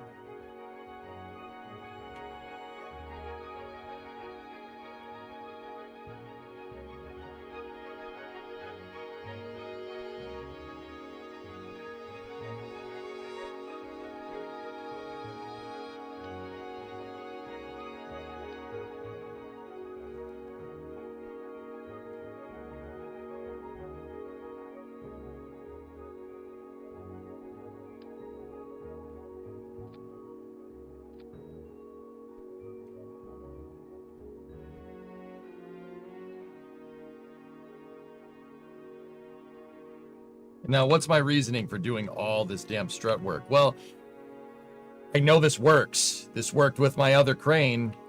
This exact design, it's just a slightly different shape. I know that this works. Discovery, Hey, Captain go Crash, at what's throttle. up, man? I know it works. I'll be honest. Yeah, I know it works, and, you know, if we don't need as much structure in this design later, we'll look into taking some out. But, Yeah, I'll pay for the extra parts here because this crane's got to lift. It's got to be strong. It's got to lift up my orbiter and stuff. The orbiter isn't. Ask anybody that knows anything about the shuttle. The orbiter is not light, especially if it has payload. We're looking at lifting up something that's 80 tons. Well, maybe not 80, but well into the 50s. So we gotta.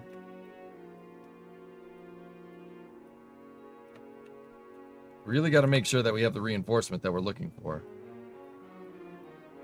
For what it's worth, I forget how heavy my damn orbiter is. I know it can carry 25 tons of payload, though.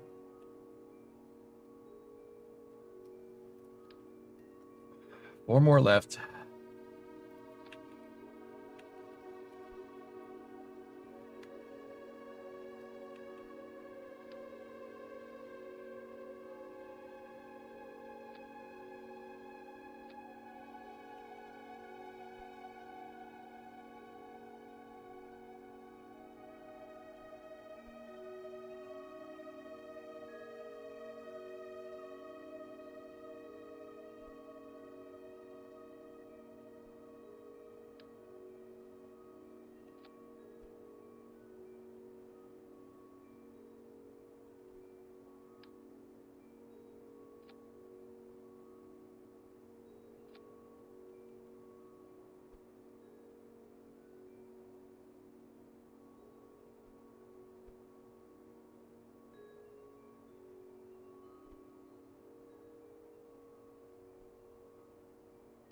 Two more.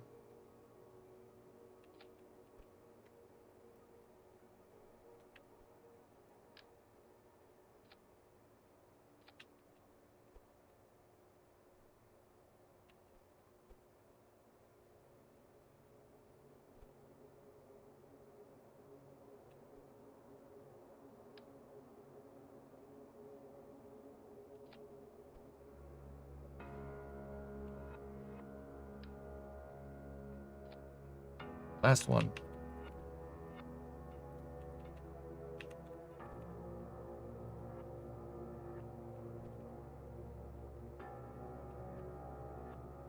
Hey, Drew, what's going on? Miller, you back playing Flight Sim. The plane fever is real, dude. When it gets you, it gets you.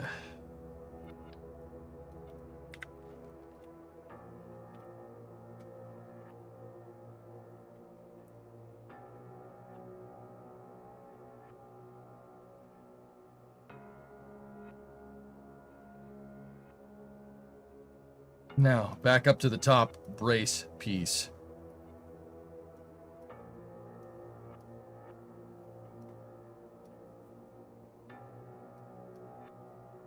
The official space shuttle weighed approximately 4.5 million pounds. 2 million kilos at liftoff.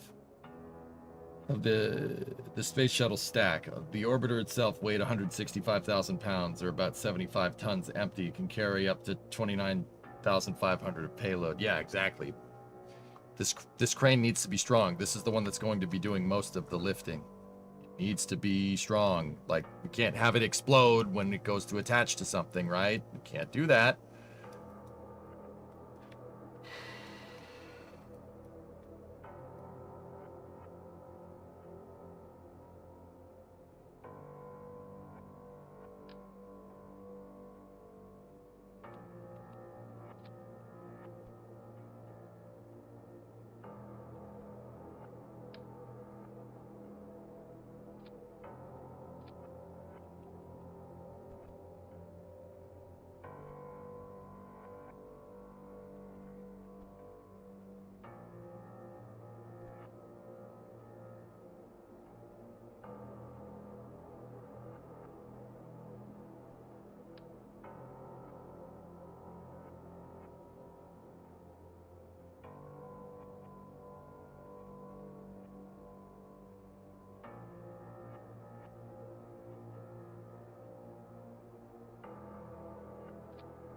Music is not really vibing. Not really the right vibe.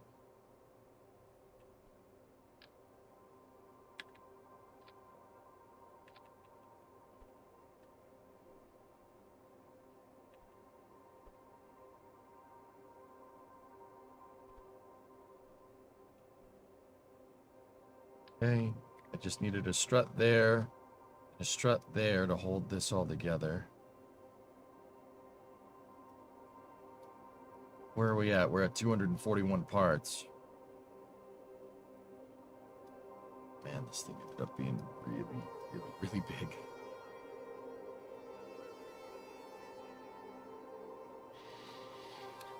I did say, I do believe I said I wanted my part count to be about 200.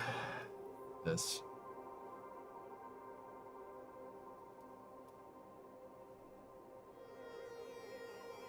Hey, Full Face, what's up?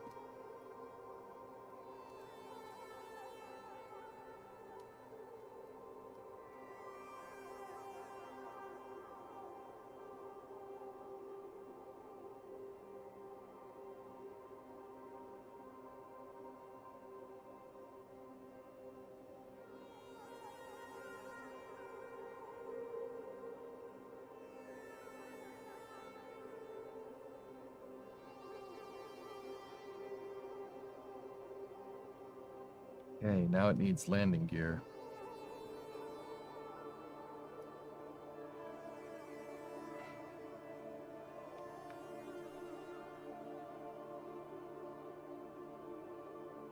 Hmm.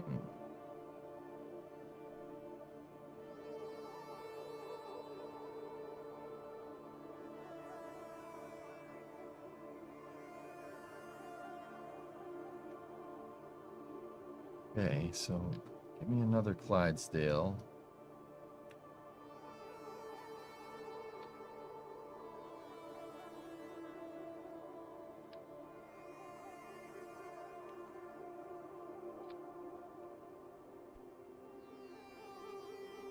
And this one, I'm going to attach to the center post here.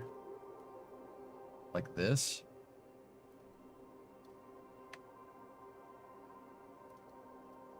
Right? And then I'm going to need another set of struts here. Just need 2 of them on either side here. So, yeah, more part count. But then again, we have a really beefy computer, so we should be able to handle this. I mean, look, if the Freedom 7 and Freedom 10 one was 249 parts and my old computer could take that, then I'm pretty sure we'll be fine with this one.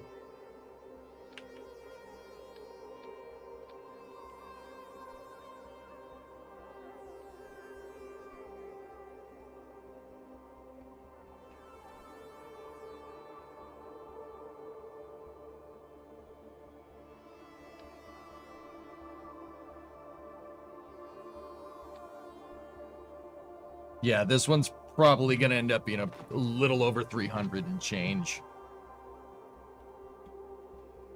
I'm going to say probably about 320, 340. Which, I'll be honest, some of these struts are a little bit on the redundant side, and we could probably shave off like maybe 10 to 15 if we absolutely need to, but I don't think we need to.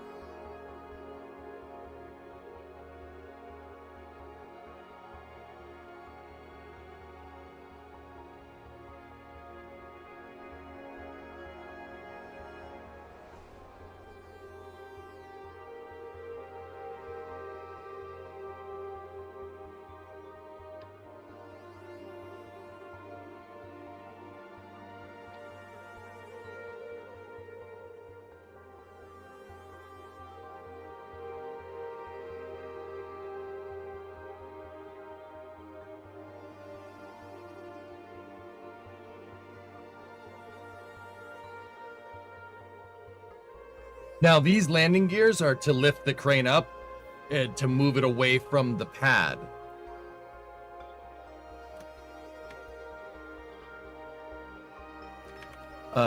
So when we're not, these gears aren't going to be holding the crane up like when we're doing,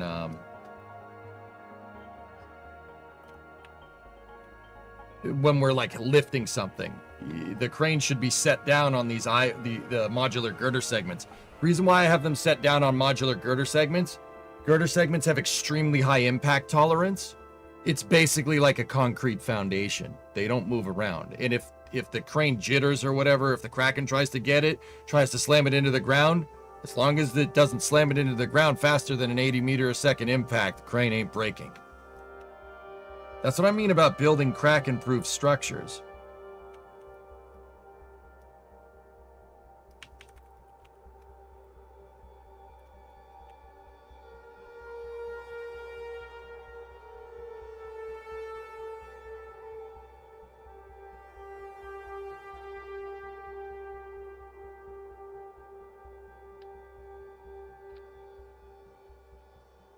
Really pick and choose the parts. I want the part that's going to be facing towards the ground, the strongest or the highest impact tolerance, because that way I know, like, look, by this logic, guys, whatever hits, like, what's the right way to say this? By this logic, if my crane is moving at 80 meters a second and it's enough to shatter the posts, something really bad has happened, and, you know, the crane staying in one piece is kind of the least of my concerns at that point. That's how I like to look at it.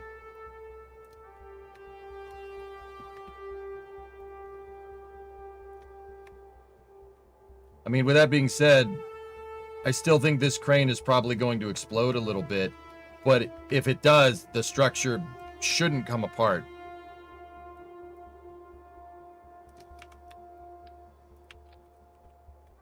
At least, it won't come apart down here. I can't speak to the rest of it. Not yet, at least. There. 16 landing gears should be enough to get this thing to move. And we could always use bigger landing gear, because the bigger landing gear can hold up more. You can always use the bigger landing gear later.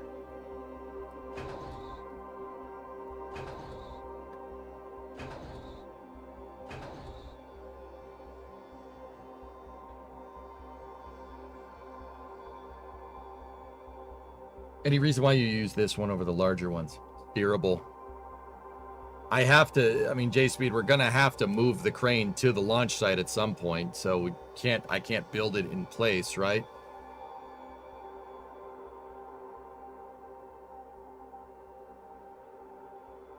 Clydesdale, he says as he grabs a kickback.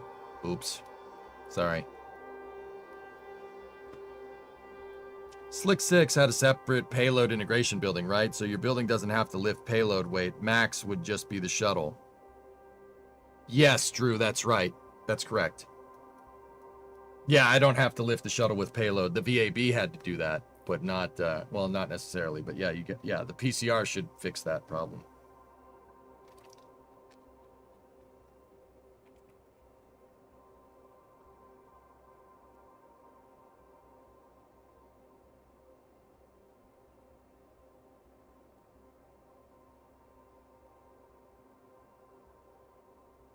Right. That was a lot of work.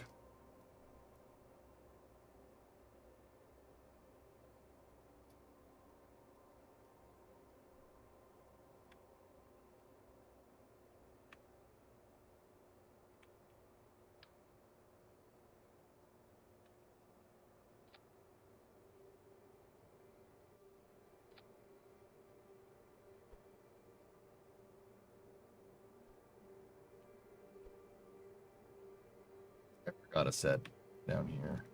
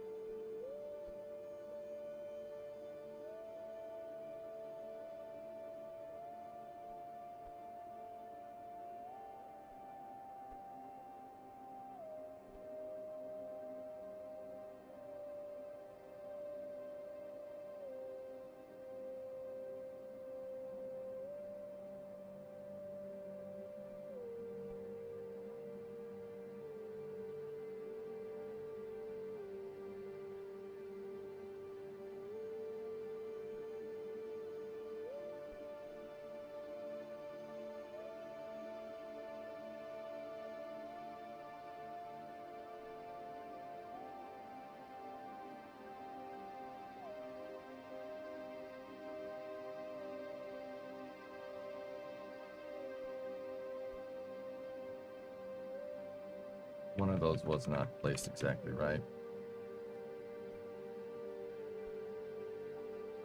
It was 20 centimeter off. There, fixed. I noticed that these things weren't straight, and I was like, what is going on here?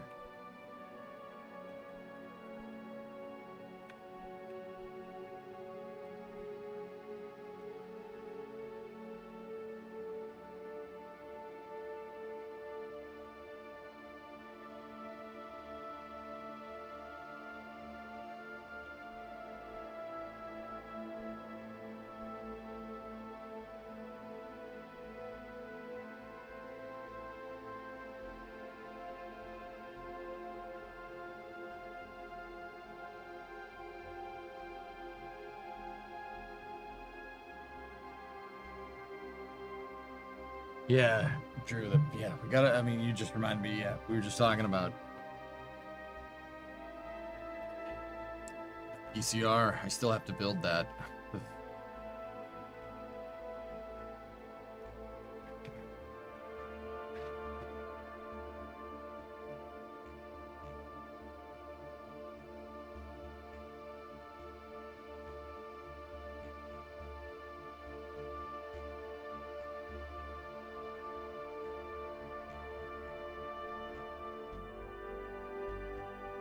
Okay.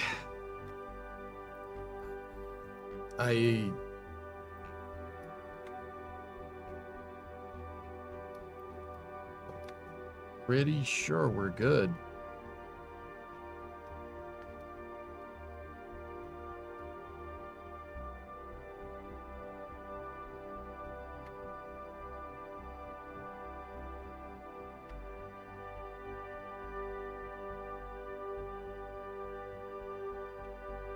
Let's see. Are any of the old fairing tracks that I was using the correct length for the new building? They are very close to being the correct length, but no, they're not. We're gonna have to go back and re-edit them. So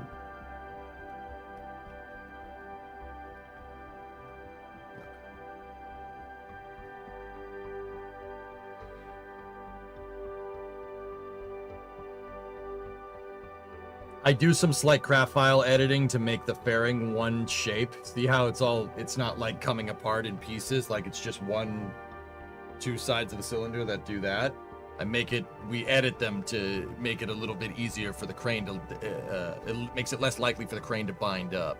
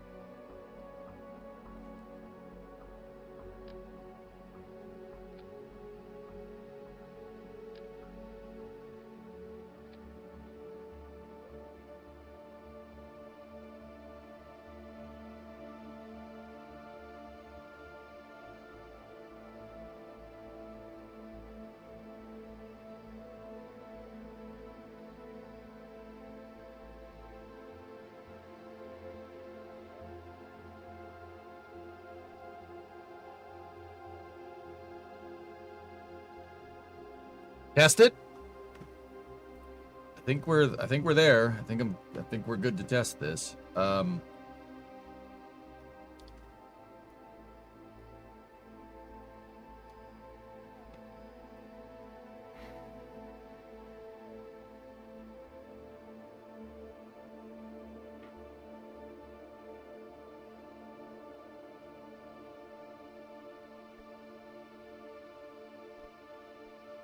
I mean, the fairings are gonna flop around, but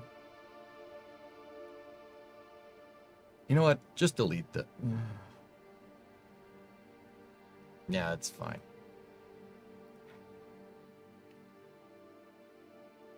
I mean, I got to put batteries in it. I got to put a way for Kerbals to get inside of it, etc., etc. There's still a lot of stuff that we got to do, but this is good.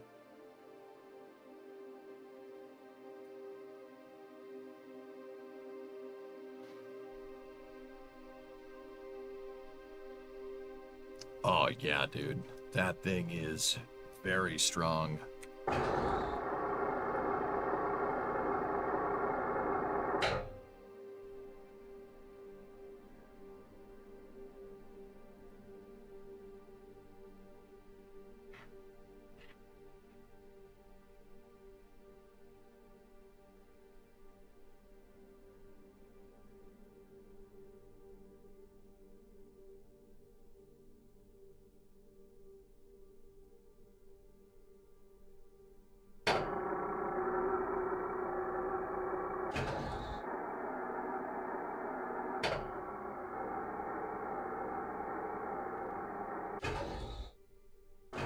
The gear freaked out a little bit, dude, but it's not too bad.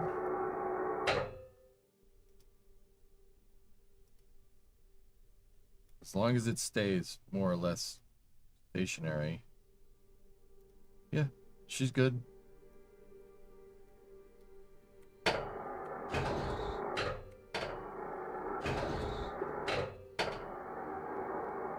only things moving around up here should be the fairing.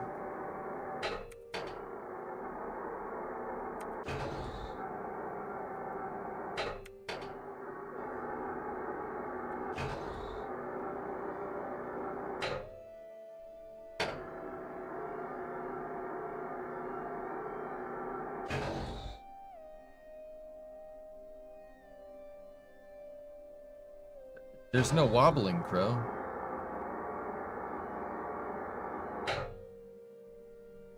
It's actually really strong.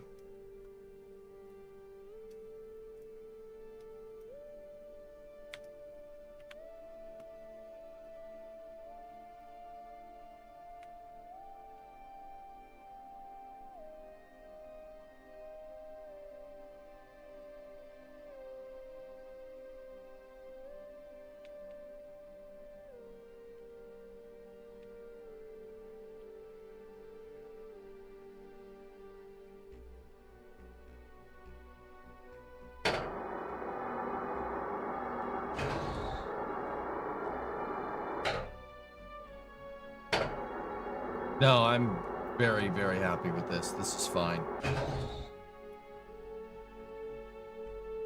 Yeah, guys, I'm good with this. This is totally okay.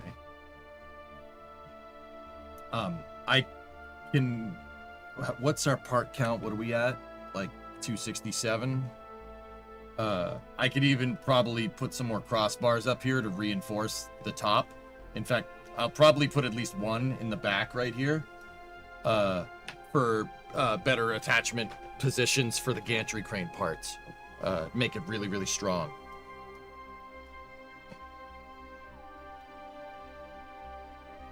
She's a beast, dude. All right, cool. That thing is. Let's put it like this. If it blows up, it's not going to be this.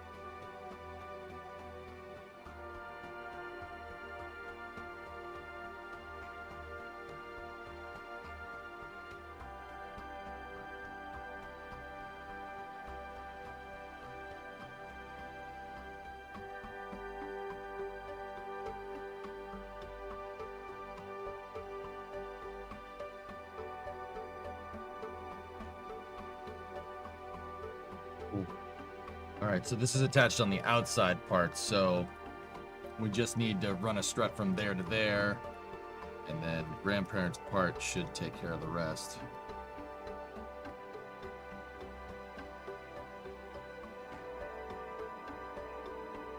And then this gives us a mount piece to run the gantry crane stuff.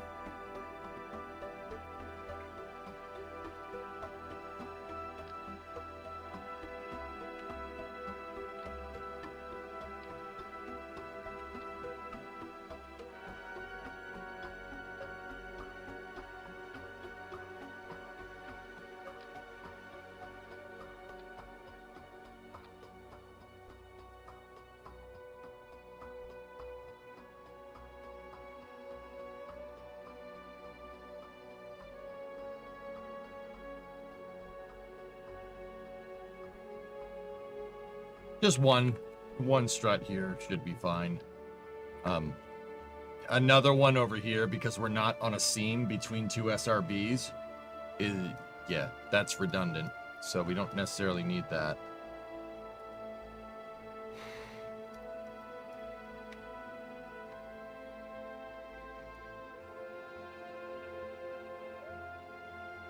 Cool.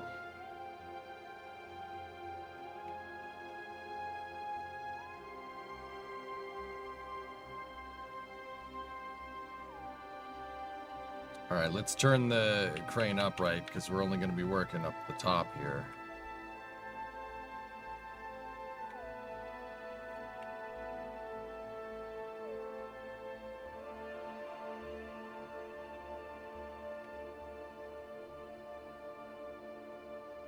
What a monstrosity this thing is, huh?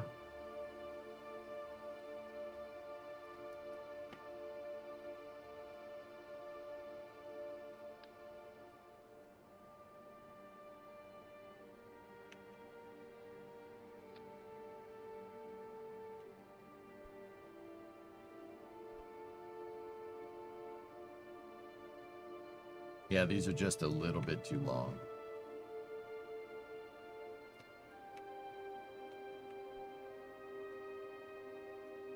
All right, we should be able to edit them.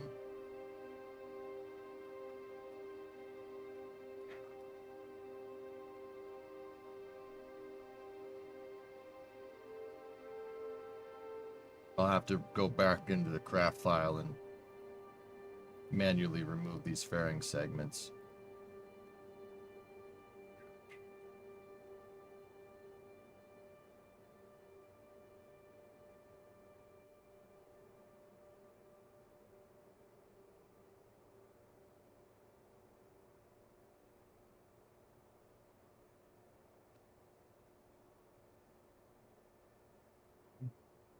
Save. All right, well, that's the forward and back stuff.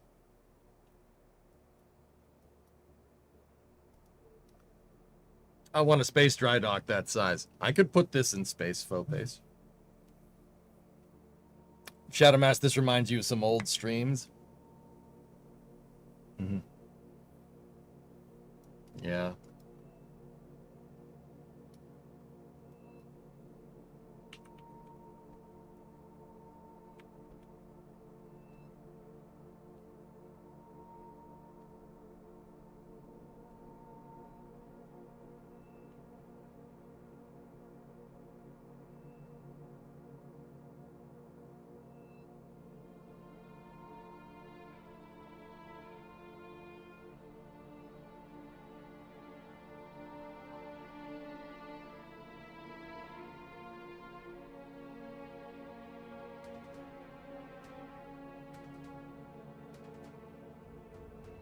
All right, so those are all set to the correct length.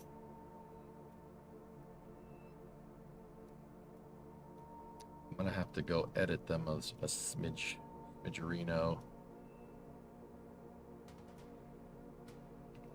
I built something this size in space, faux pace. I assembled it manually in space before. Yeah, we've done that. I used man maneuvering unit, I called them KMUs, Kerbal maneuvering units, Yeah, and we use them to, yeah, we use them to assemble a station. Dry dock. Dry dock and cargo resupply station. It was big. That was a big station. The ships that I was resupplying were about 100 meters long. Grissom class corvettes. Should do that. Should do that more. Probably do it better nowadays. In fact, I know I could do it better nowadays. No robotic arms. No, I used jetpacks to put it all together.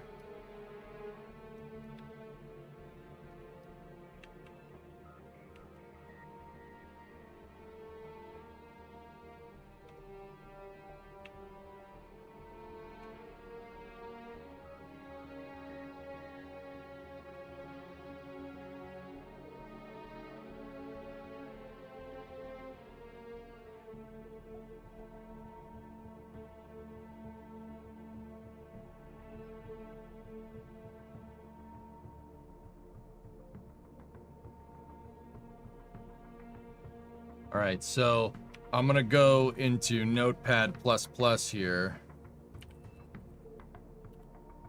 And I need to open up this crap file here. No.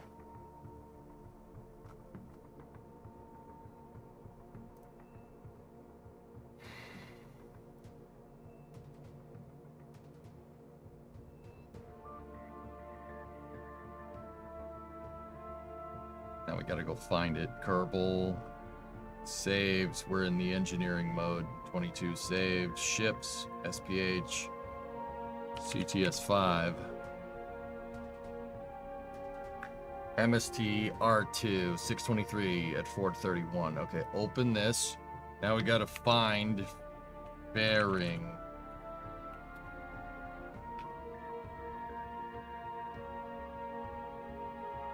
There's the fairing.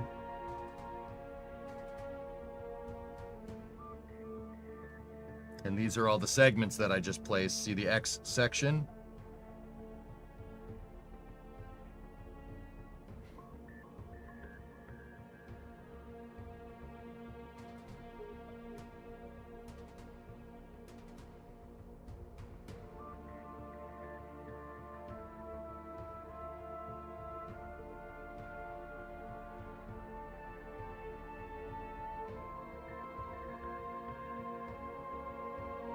We gotta go in here and delete every section but the first and the last section on the fairing.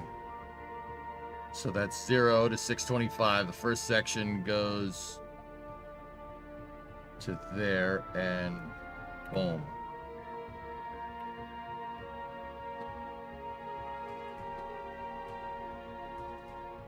Save. Now, if we go back into Kerbal, we just modified it. We got to reload it.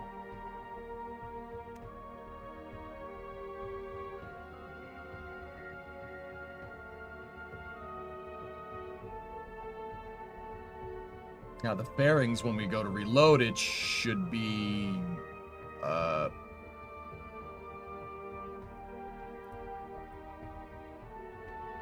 they should be, or one of them should be one piece.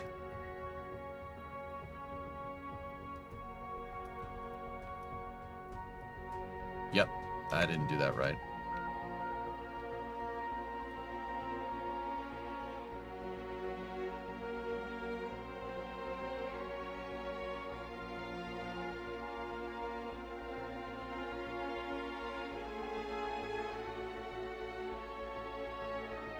I deleted everything but the holding edge at the back. So let's try doing that.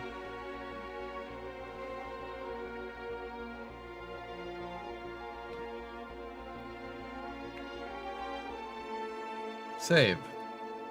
Reload.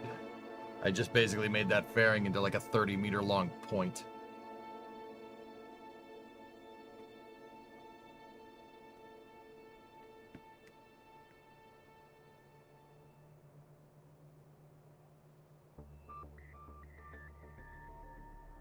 See? All right, now the main cylindrical section of the fairing is one piece. Perfect.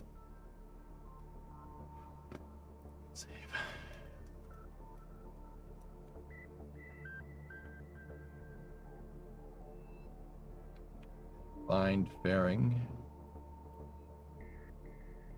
Here we go. Now we just got to do the same to these other fairings. 625 down to there. Now from here.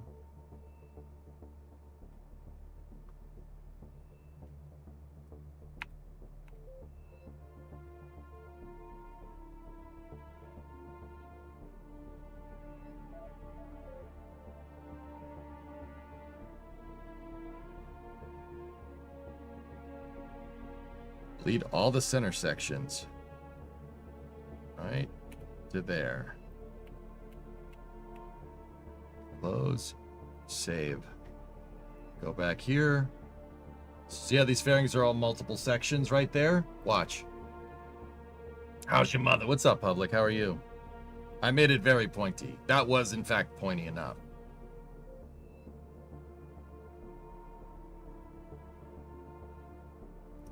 Reload the same exact craft file. And now my fairings are one solid cylinder. This makes it so the crane won't bind up.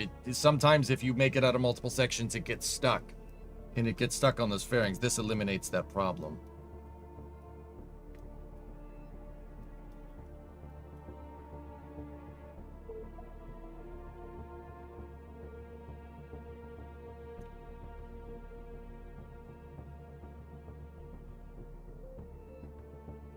That might be the reason why it's blowing up, dudes. Huh, that might be the reason why it's blowing up.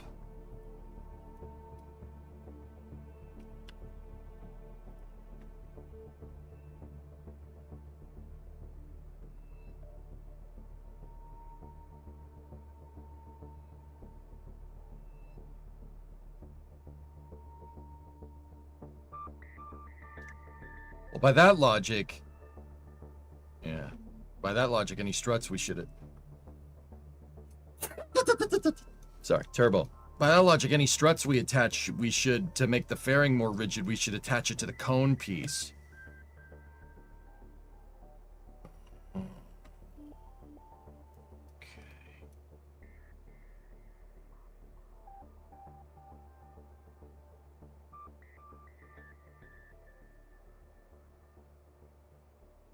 You see your lurst. We back to KSP and pad building. By the way, I saw somebody play KSP in VR. Would be interesting to watch.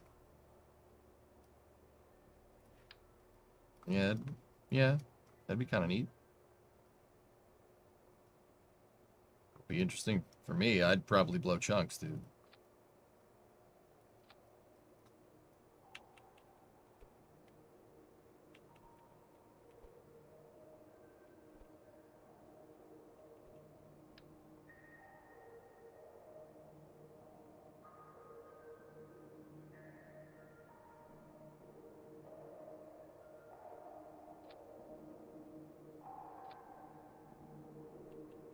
It's hotter than Hades down here at Epcot. Wife also almost had heat stroke. Florida in late June, dude. I don't know what to tell you.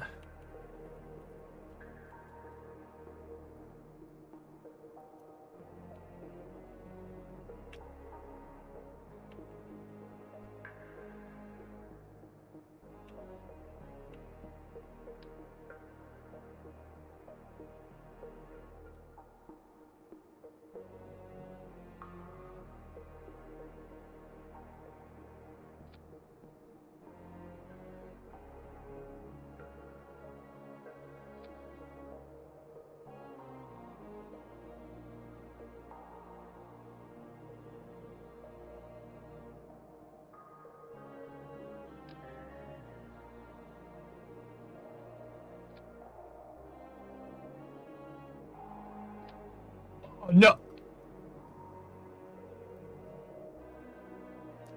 Misclick the strut. Deleted half the crane. Don't use the undo button in Kerbal. It will break the game and your craft file.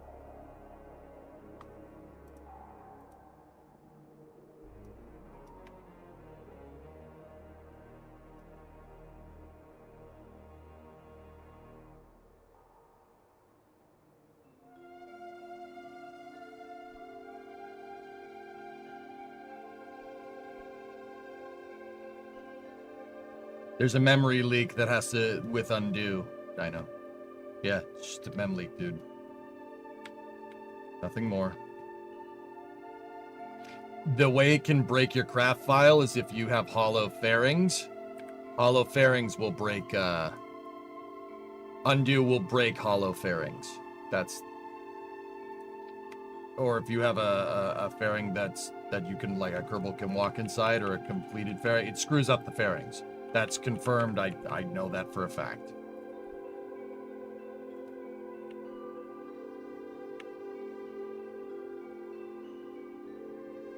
All right, you know what? I'm not necessarily sure we need that strut there, but chat, doesn't the KSB community fixes that problem? I have no idea, Daitor. I don't know, bud.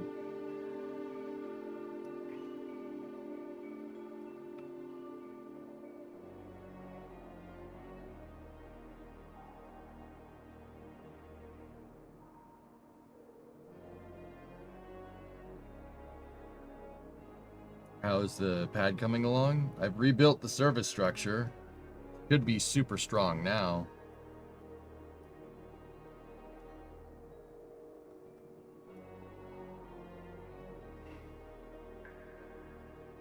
Were the fairings on the other not built in one piece? They were, Drew. They were. I edited them to work like that. Now, here's the thing, Drew. My original crane, the one that I know works really, really well, does not have edited fairings. So let's just keep that in the back of our mind, that might be the reason why it hates us right now. I sent you a Discord message to check later. I found a part you might want. I don't have any new messages in Discord, bud.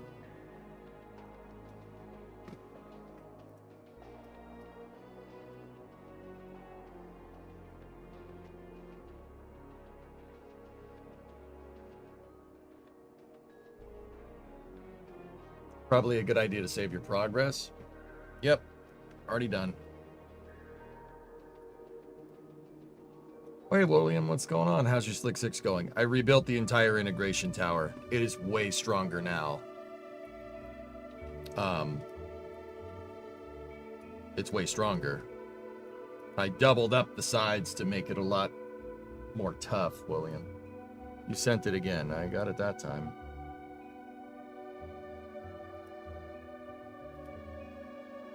Oh, nice. You put the line drawings in. That's really cool. I'm good, though. But I do like the line drawings. Oh, that's you. I didn't know that. Yeah, I got your message previously, RJ. It's just your name isn't your Discord name, so I don't know who's messaging me otherwise.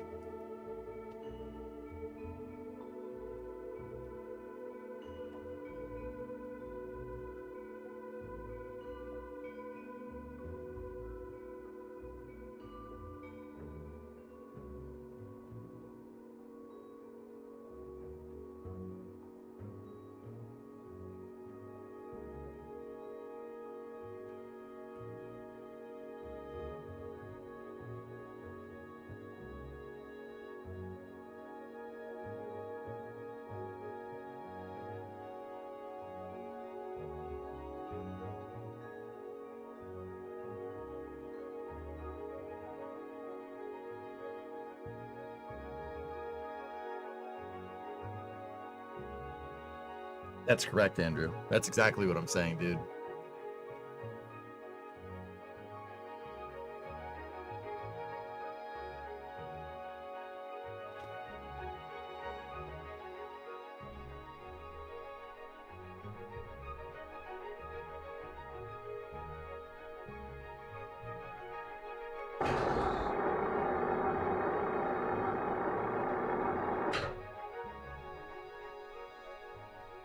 That fairing isn't placed yet. I'm looking at the other fairings to make sure they don't move.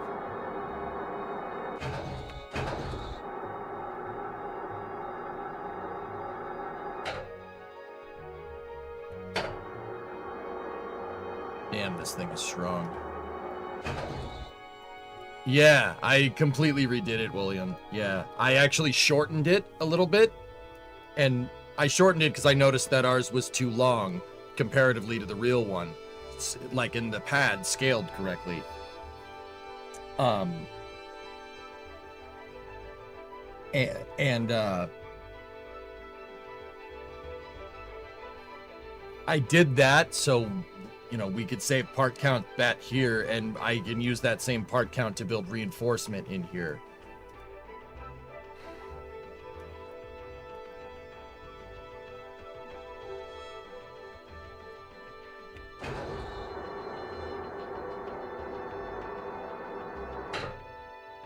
That thing is moving as one contiguous unit, dude. The only thing that's moving around is the fairing that I have not secured yet. These track fairings right here. Perfect.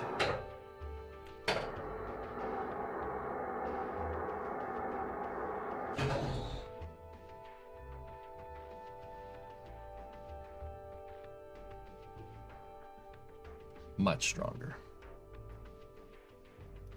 You use field boosters for more structure? No, there's no need to. With 250 plus empty ones, we're already the surface structure's 350 tons. It's not gonna move. Yeah, don't need to use fuel as ballast. It's just the casings are strong enough.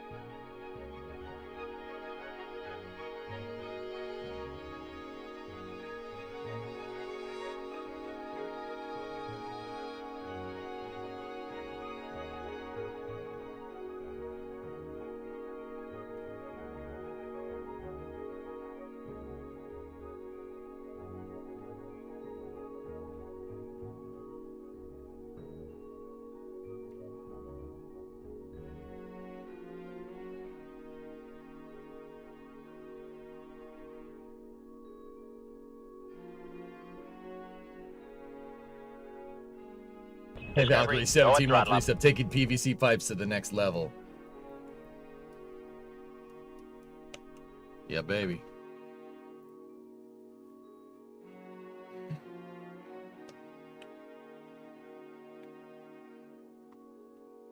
Well, let's have some fun to reward ourselves for us being such good builders today.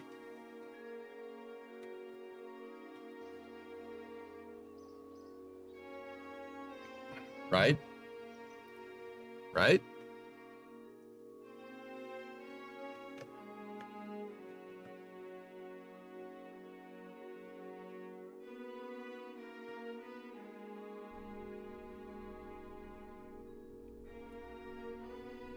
Beer ward? No, not necessarily. But,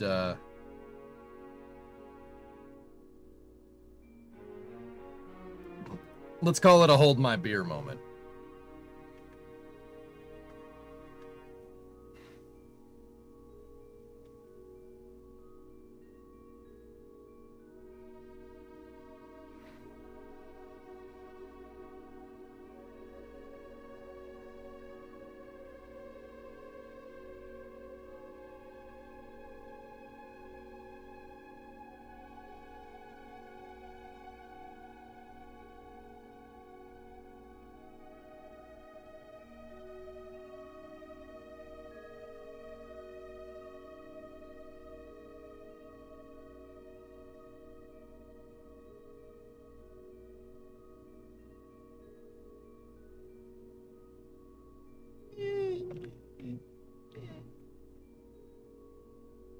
Fruit snack?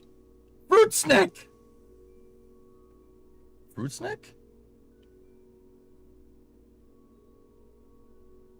Yeah, we could do some fun stuff with this.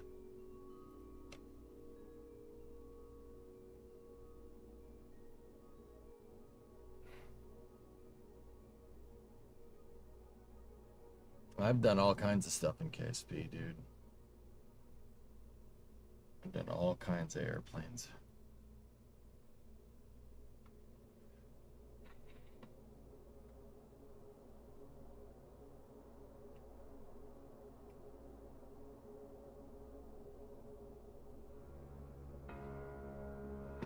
I don't like this music. This music is poo-poo.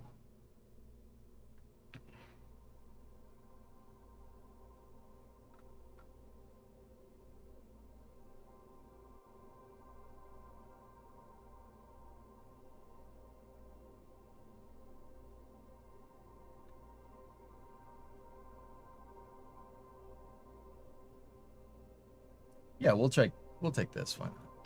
William, because you said something. You built an F-14. Oh yeah, I've built all kinds of good stuff. Jeb, I'm gonna need you here for a second. Thank you very much. All right, cool. That's good.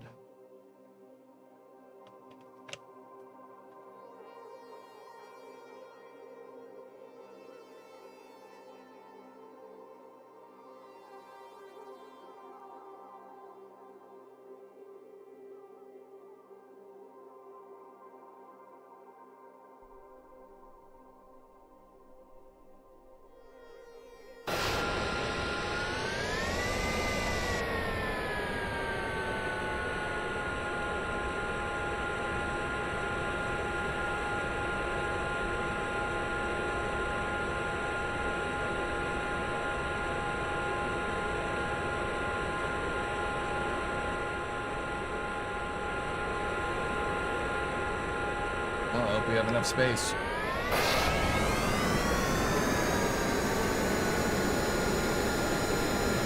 Oh yeah, we're good.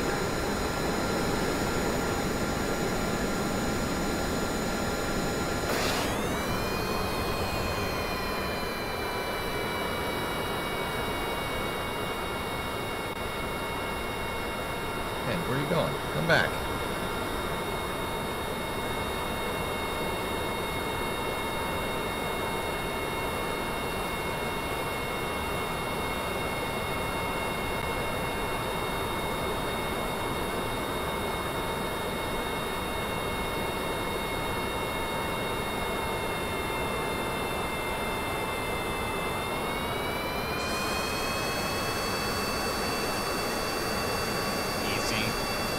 Too easy.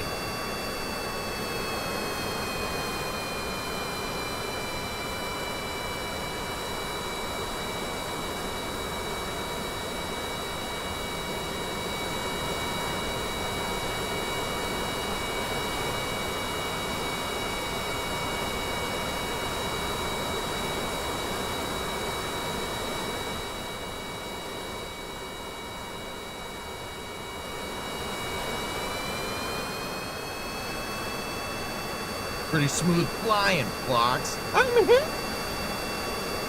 Thanks, Fox. You sure are, pal.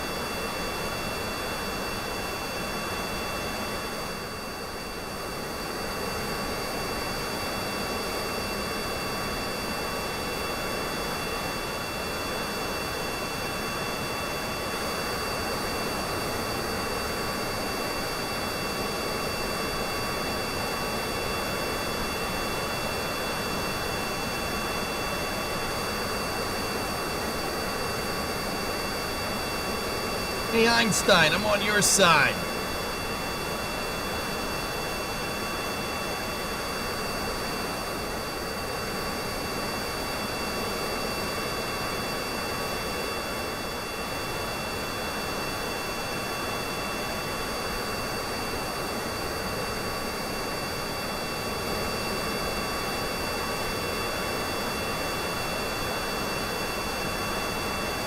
Oh.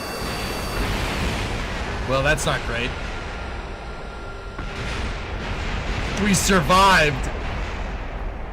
We survived.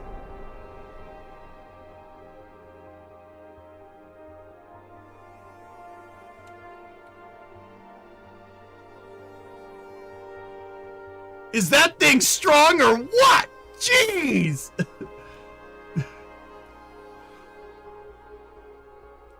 Man, is that goal regulation size or what? Jeez! I'm gonna go ahead and say that that thing is pretty strong.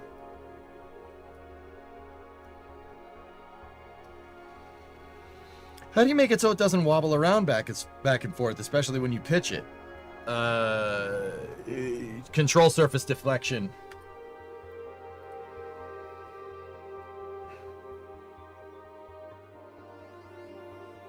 You did the Eurofire very well until you didn't, but I appreciate you taking the Typhoon instead of the F-14. I did it for you, buddy.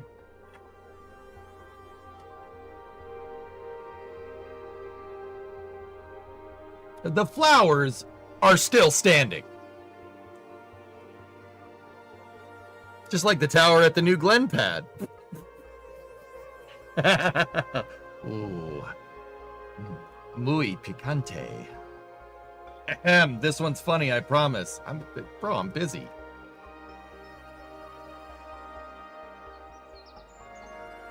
A World Cup announcer on Fox calling the England game, which is in Massachusetts, has said England historically has struggled here in Massachusetts.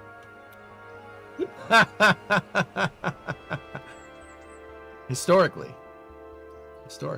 yeah, they have. That's a thing to say. That's pretty funny. So did this new structure fix the crane exploding? Trey, I haven't. I refactored the entire structure. This is a scratch built design. That's Rusty. And that was YouTube chat.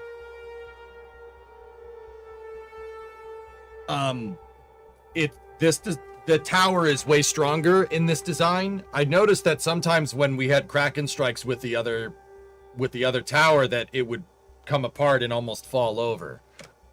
So I refactored the design to incorporate a lot of the design features from my previous gantry cranes that I'd frankly forgotten how to build. So I went back and looked at them, and then we built this chunker. All right, Antares. Good night. We built this chunker of a freaking building. This thing is way stronger because I just crashed a plane into it, and it was being held up by one support on one side and still standing tall. So yeah, she's very strong.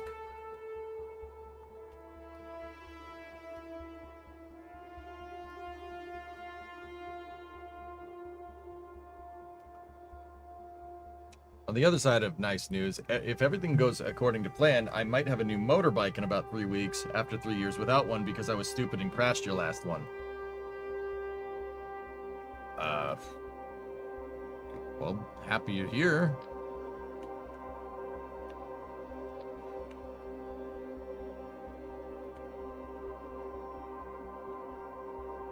All right, well, hey, Everest, what's going on? Let's build the crane for this then.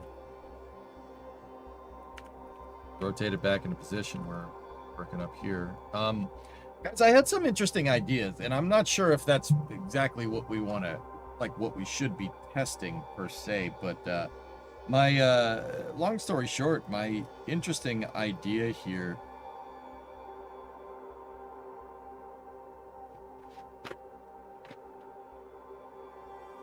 Shut up. Hold on. It's coming to me.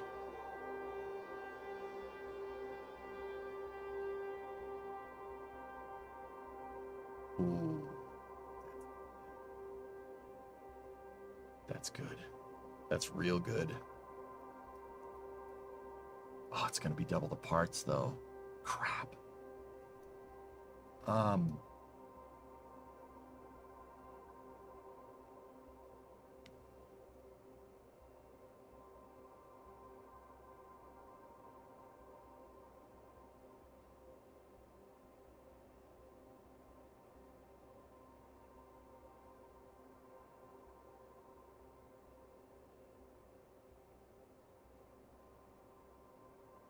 Get rid of the probe core. Let me just make sure the bottom node is open. It's the bottom node. Can we attach to the bottom of that girder segment? No, something is attached to it. I do believe that's the left-right fairing. So if we just have fun and, you know, for funsies, just put that over there. Both of the top and bottom nodes are open, and then we have nodes on the SRBs that are also open on the root part. Okay, how the hell am I going to do this?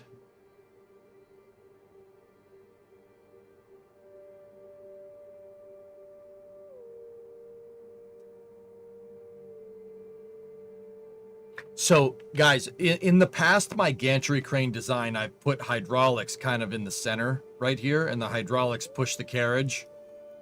What I was just thinking about, and I don't know if it's going to work, is to put the hydraulics in the fairings. Put them inside of the fairings. Like, put them in here.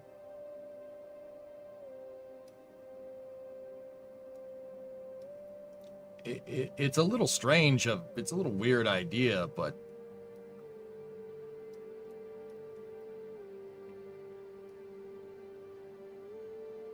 it could work.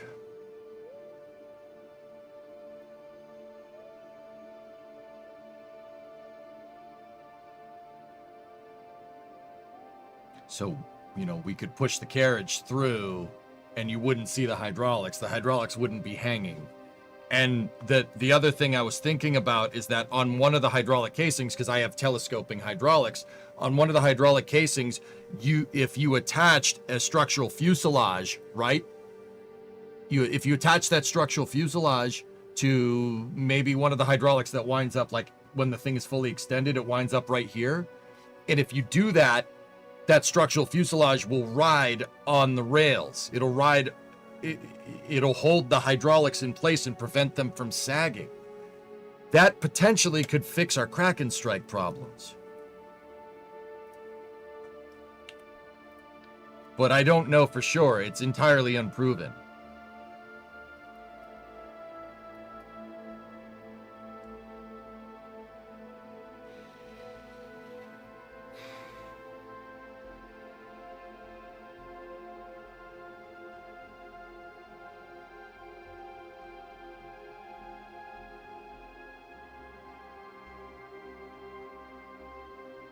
Oh no.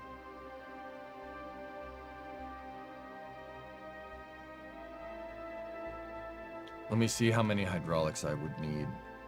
Like, I don't know. This is more of a potential, like, optimization here, and I'm not entirely sure if it's gonna work.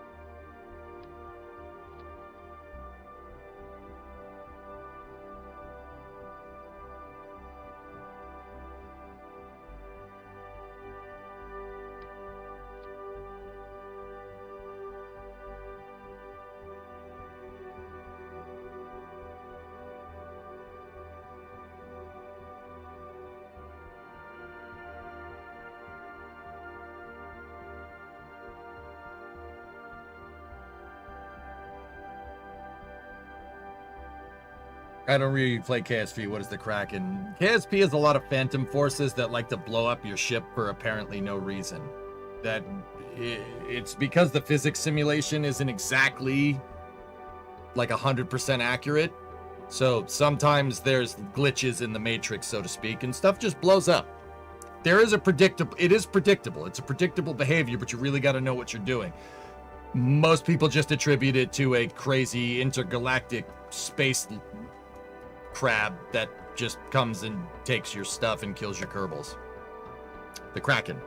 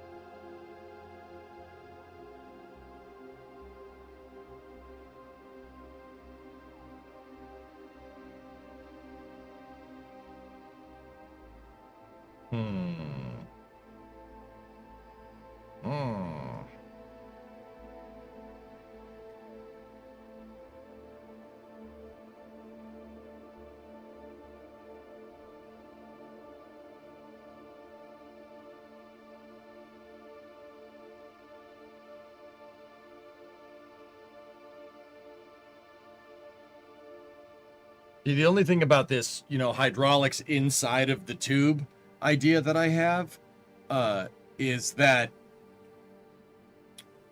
I can't just have one hydraulic powering one side. You know, we'll go to push the thing down the track and it'll bind. It will bind up. So I'd need another set. We would need to do another set here. And then obviously this set won't be pushing anything. It's gonna have to be strutted.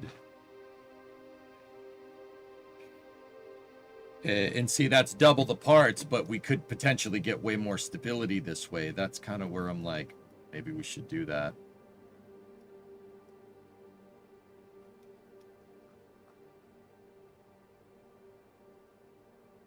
I don't know. What do you guys think? Should we... I kind of coming, you know, as cool as this way sounds, I'm coming down with the in the area of build what you know works, and then if that doesn't work, try something different. So I think if that's, yeah, as much as I don't, you know, much as I would like to do it that way,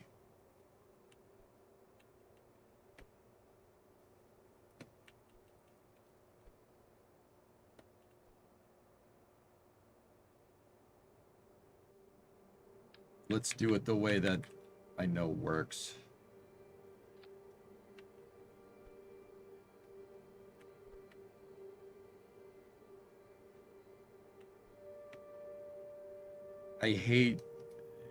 Well, not I hate, but that's not the right way to say that. That's a little strong.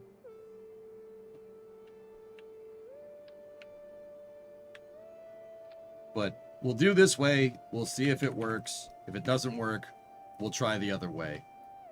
Because guys, I think the reason why these hydraulics weren't working is because they were sagging. And then when we docked something, they sprang back into position, and that spring back force makes explosions. I'm pretty sure that that's what was going on, but I won't be able to prove it until we test it again. So we'll test it now.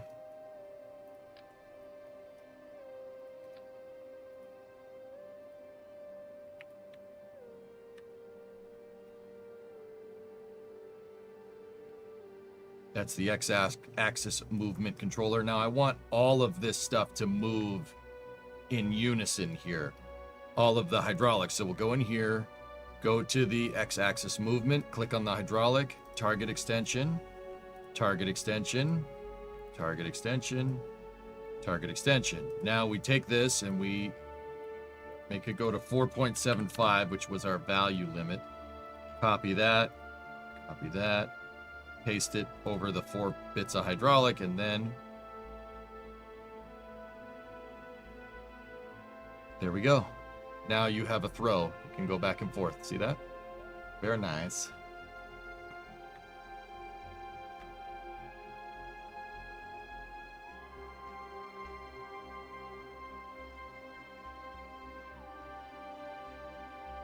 Okay, so now we need to attach something to the front here of this, and I'm not sure what we should attach here. Let me look at past crane designs.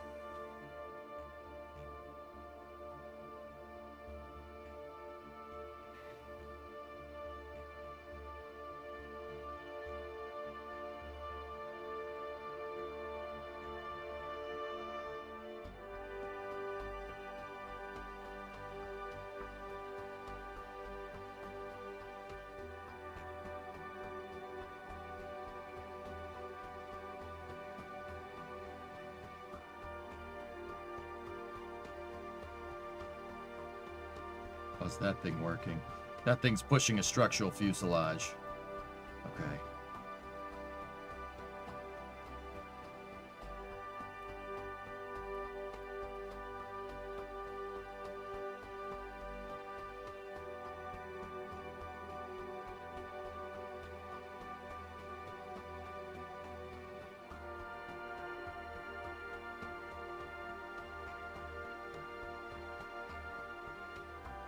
I don't think we need to push a structural fuselage. I really don't think that that's going to make a difference between this thing being broken and not. What about the 5A integration crane? It's pushing a different structural fuselage. I know this crane design works.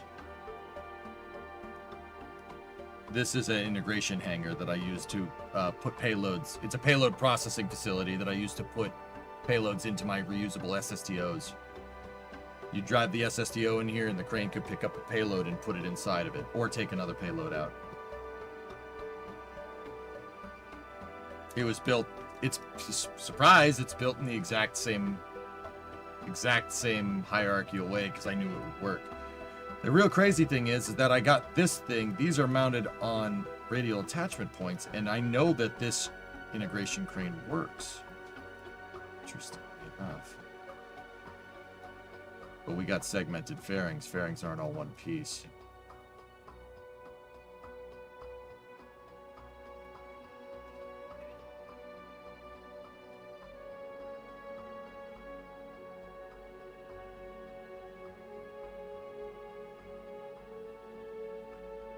Interesting.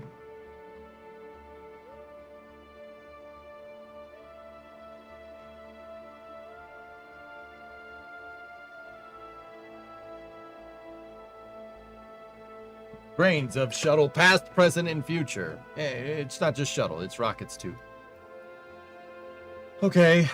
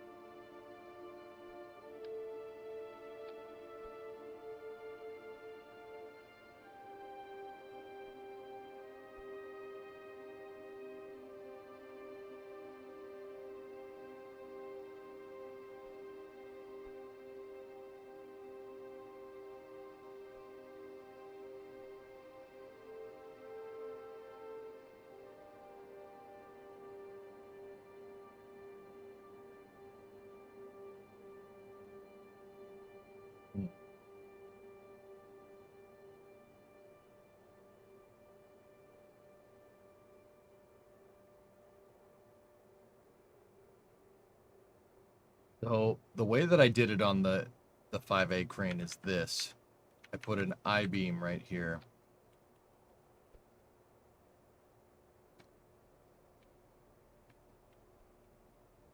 And then I put my structural fuselages on those.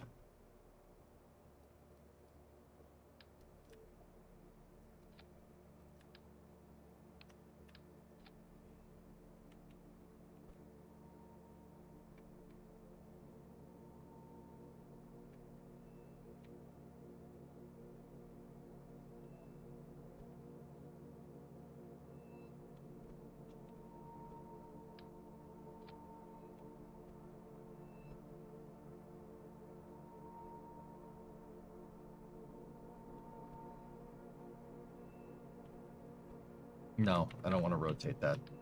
Don't do that.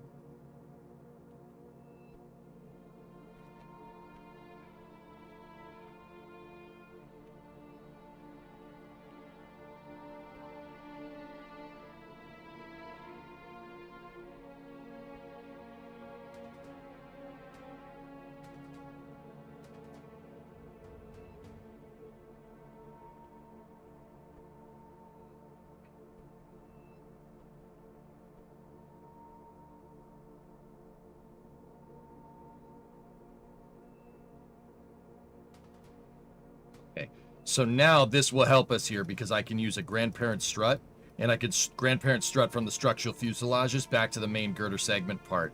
This is a buffer piece that will help us there.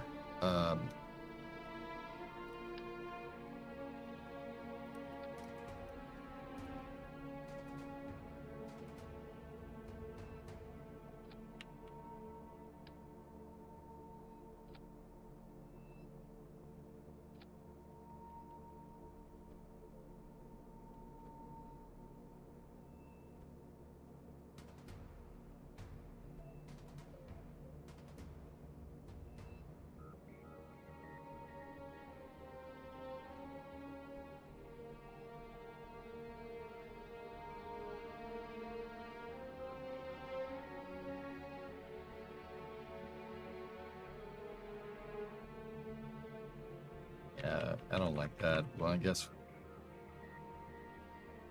it's gonna look so funky with the other crane going across the top.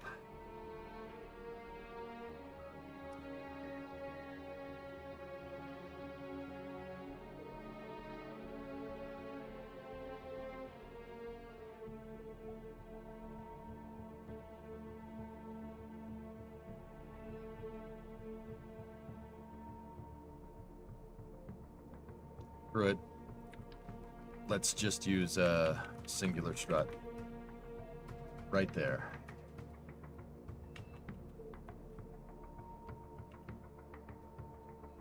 To hold that whole thing back. And now, watch. Ready? Oh, that's way too far.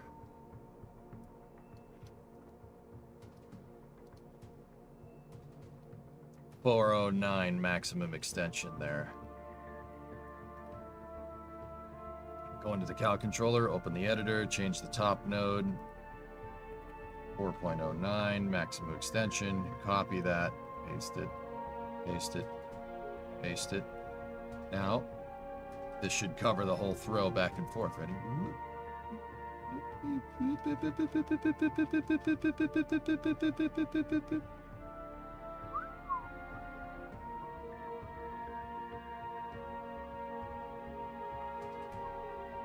Hey, Andre.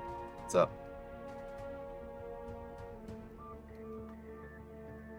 Killer.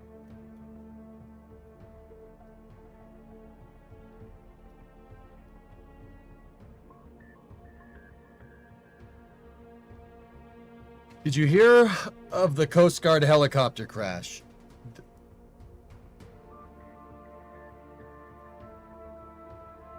Lego, did you ask me that question yesterday, or am I just having the most disgusting sense of deja vu now, or did I dream that you asked me that last night? I don't know. I suppose you can only answer one of those questions, but you know, I have questions. Is this the inner piping of the ISS? It's the SLC-6 mobile service tower, Andre. You're not seeing the whole thing. It goes down there. It goes all the way down there.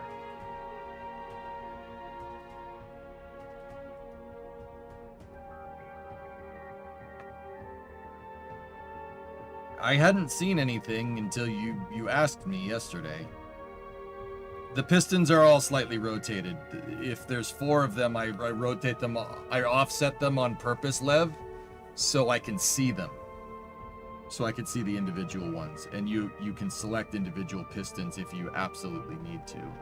The pistons are tilted 5 degrees, each one of them on purpose. That's entirely a thing.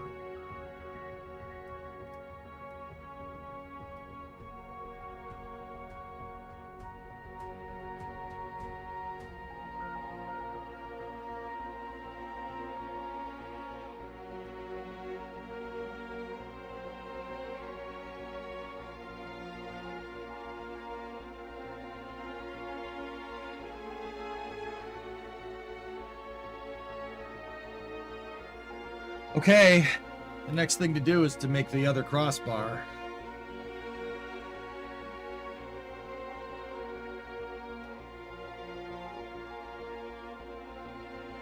I just don't know how we're going to. I haven't really thought of that, but yeah.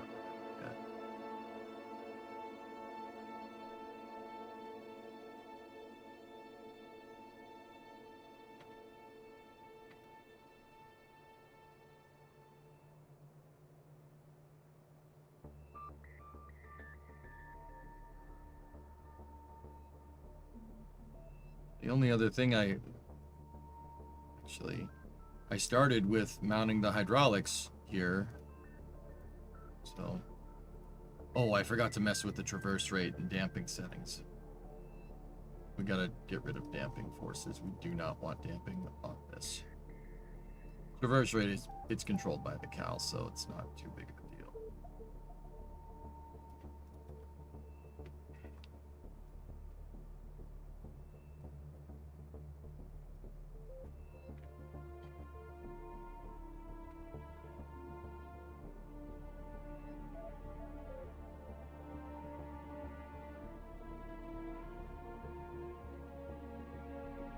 Jeez, element.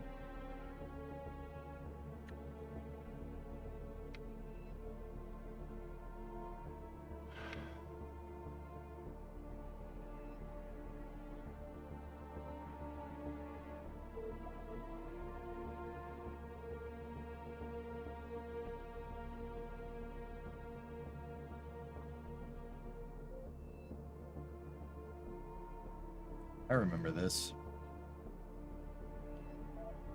That guy has, I think that was Mullenberg. I think that was like 3 Boeing CEOs ago, and they're nowhere near Mars. I mean, neither is SpaceX for what it's worth. But...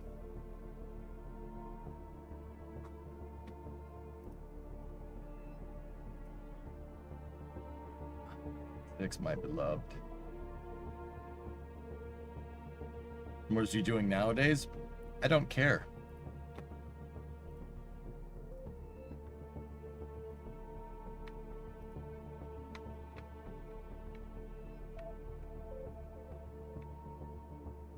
Nah, you won't. Shark, I played. You watched the Starfall mission this morning. We didn't see anything, dude. They didn't show anything, which was... Look, man. They didn't show much. Has the Space Force published the order of data on this morning's launch? Are you telling me or are you asking me?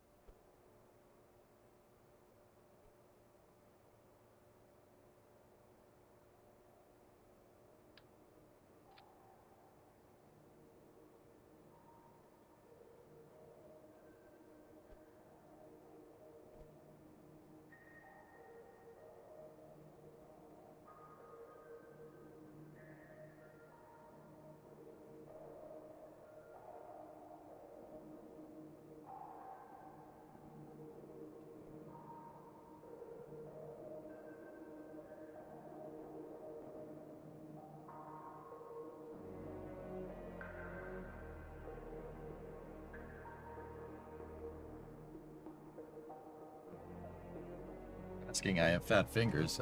We haven't seen anything. He's in private equity these days. Not surprised there.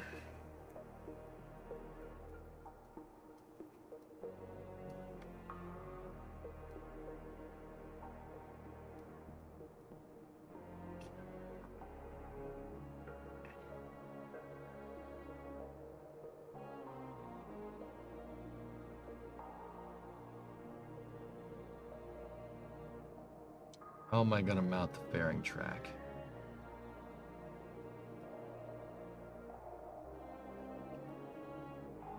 I was gonna say, I suppose we could use structural hardpoint at the radial attachment points, but I haven't really had much luck with those.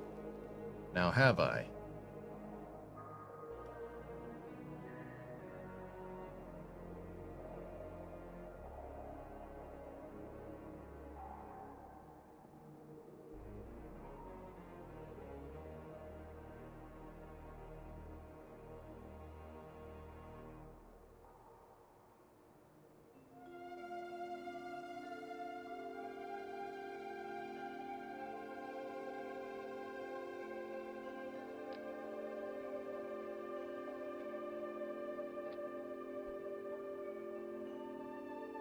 Try this.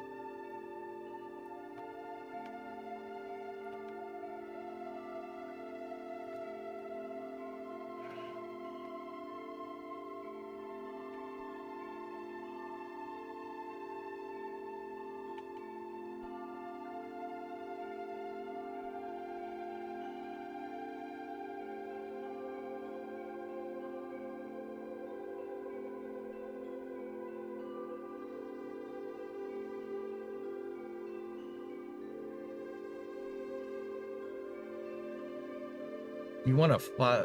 You want to flight to the moon, to the mun? Yeah, of course. Yeah, we all do. Ben, jeez.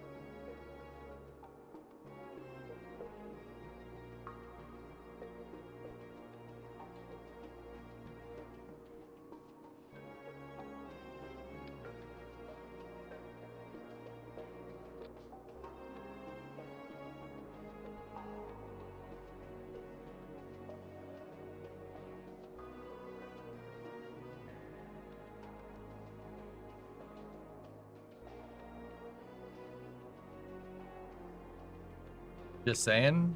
Oh, that's fair.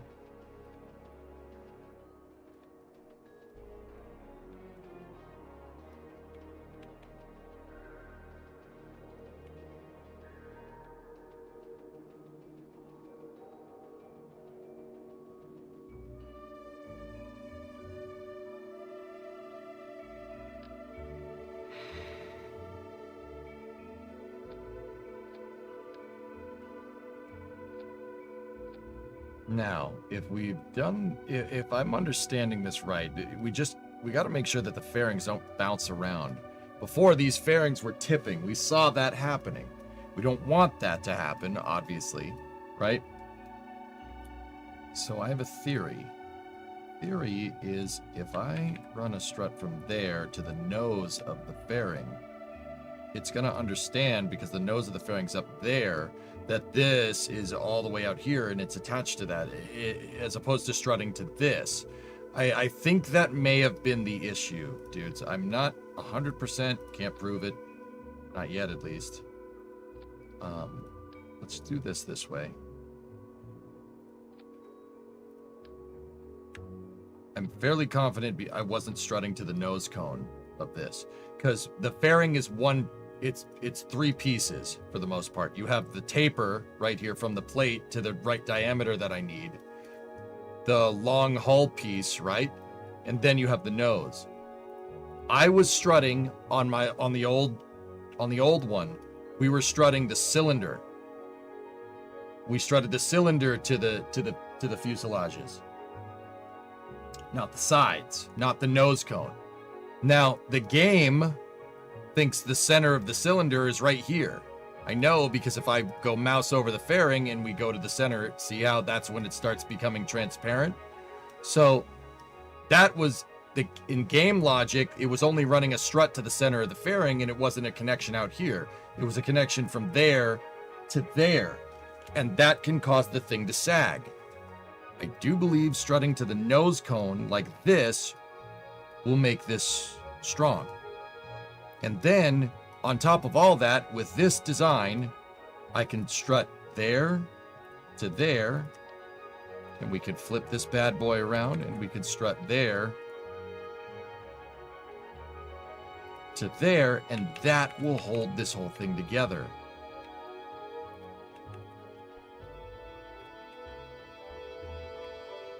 Because that's a part that's in the center, strutted to the piece, the fairing piece, that's also in the center. You can strut to the fairing shell, yes, of course. Because I noticed with these fairings on the old crane design, they were nice and strong. And I'm fairly confident they were nice and strong because I strutted the damn nose cone. I could be wrong here. This is just a theory. No, for sure. But we'll find out here in a moment. That's for sure.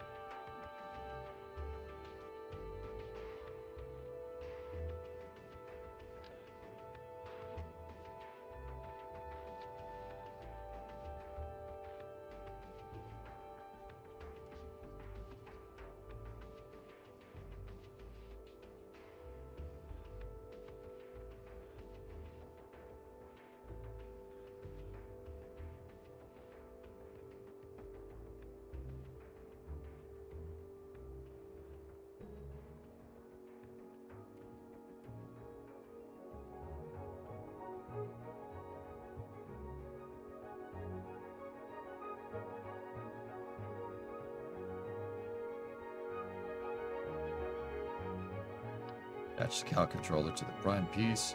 This is the Y axis controller.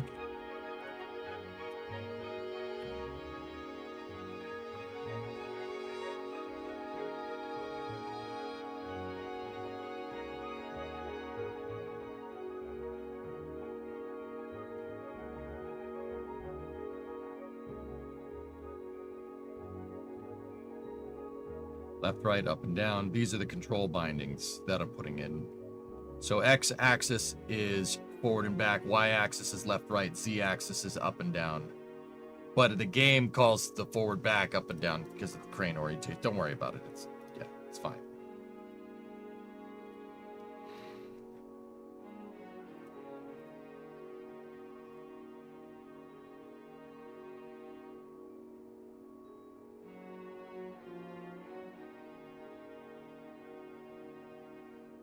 All right, so what's the throw on this gonna be? Well, I have to build the carriage plate. If I recall correctly, you're strutting to the fairing base, so keep that in mind. Yeah, Jonas, this is a untested theory. The thing is does it understand that that strut is holding this in place? Well, I mean, we'll see.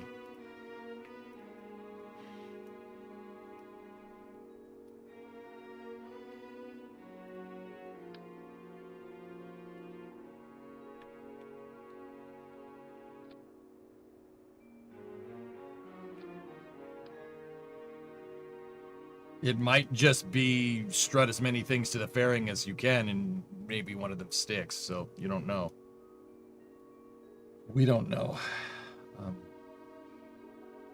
Okay, so we know that strutting to a structural fuselage here is going to work. That worked with past crane designs.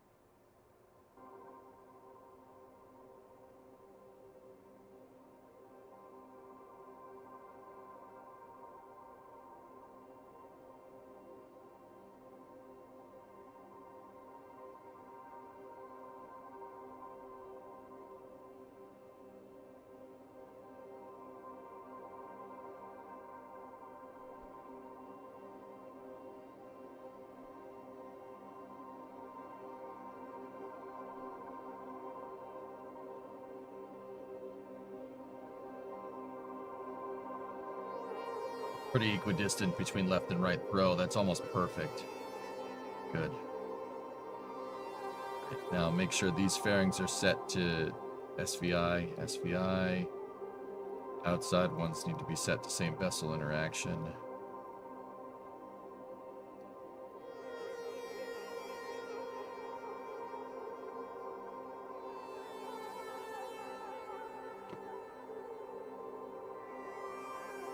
Okay, so we have two cow controllers. Let's select, this is your x-axis movement. That is going to be, that's UD, that's up, down. All right, so go here, select the cow controller, play position, incremental control. Good. All right, now we need to go to this controller here. That's the y-axis movement, left, right.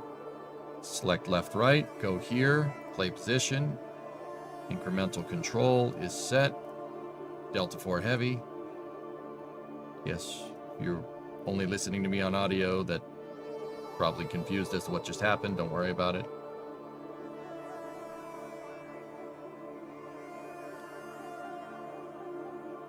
Why don't you use radial attachment? Radial attachment is not as strong in certain scenarios. Actually, just not as strong, period. It's where.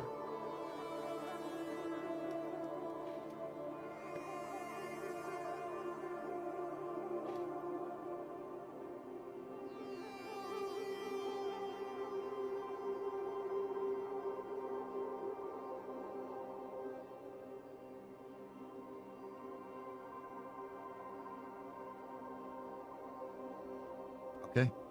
Let's. Oh. I need to put a testing probe core on it. That's right.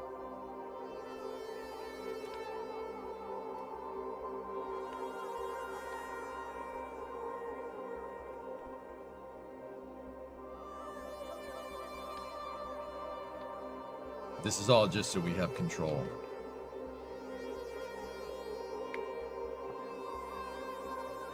All right, let's see what she does. I mean, we're not gonna know if it's gonna blow up on dock or undock here, but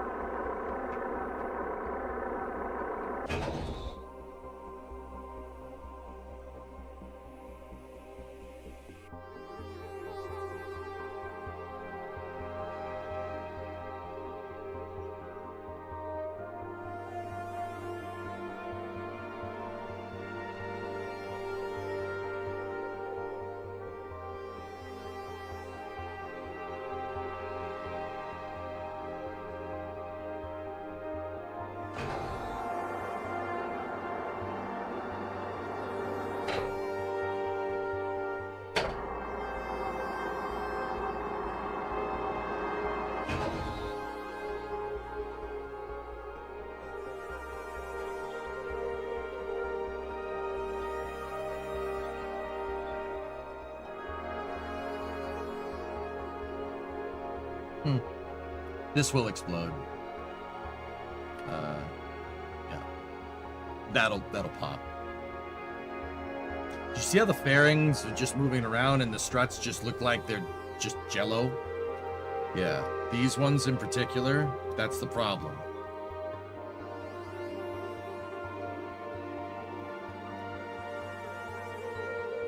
I even kind of saw an egregious amount of slop with these ones too, but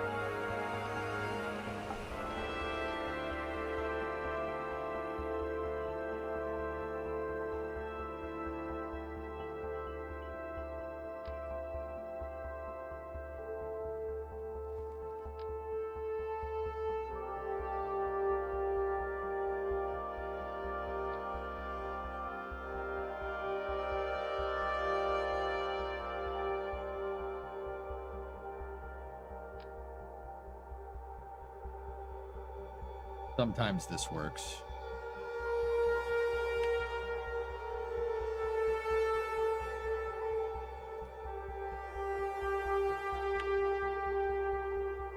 So, back in the day, the community kept complaining that payloads were flopping around inside a payload fairing, so the developers added an auto strut. Anything that has its center of gravity inside of a fairing that's closed will auto strut to the fairing. So what I'm going to try here is I have an I-beam, and the I-beam, or the girder segment, and its center of mass is well inside of the fairing. What I'm thinking is, if that's the case, that means the fairing will auto strut to this piece, right? And then this piece is strutted to that structural fuselage. I tried this before, but I tried it putting a piece on this. Now this is attached directly to the fairing.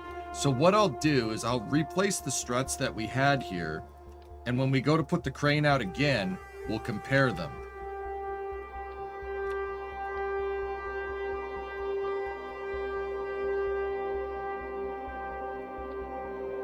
And see if that thing actually did auto strut.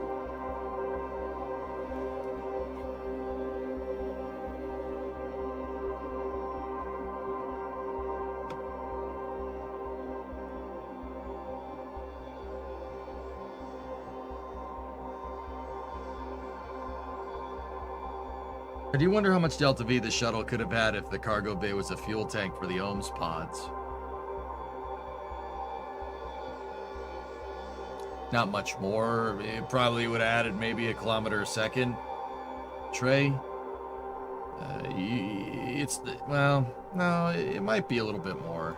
It's not really gonna, it's not really enough to get anywhere useful.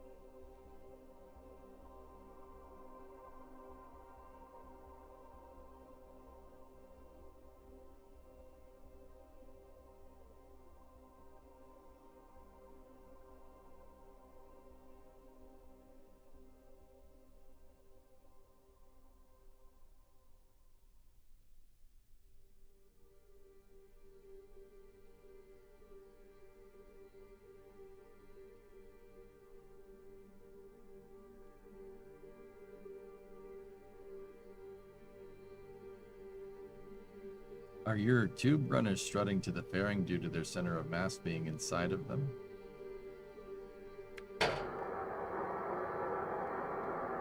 Does it actually fly? It's an integration building, dude. No. If it's flying, I got a big problem, Ewok. It's supposed to be a crane.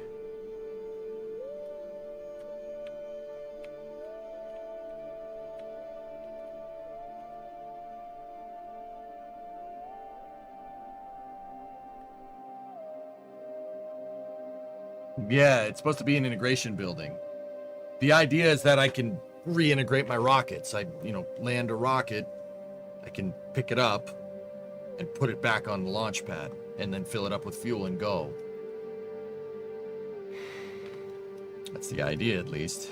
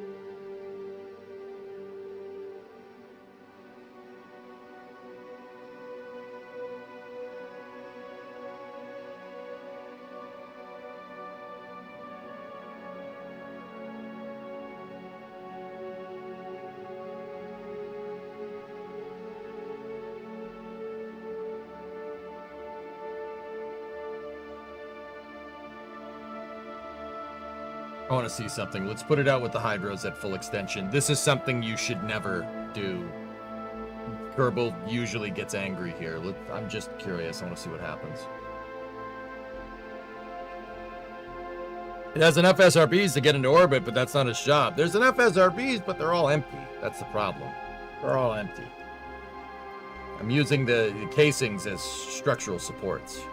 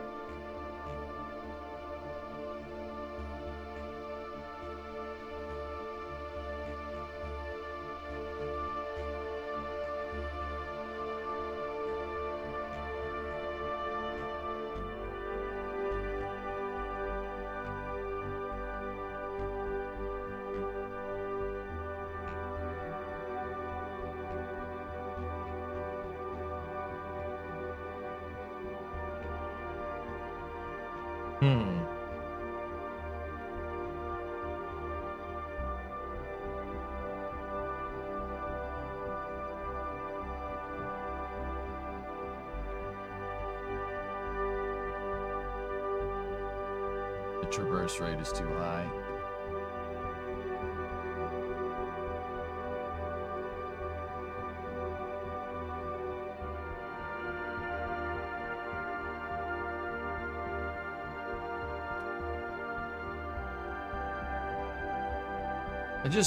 The other thing that I've noticed is that thing's just bouncing around all over the place.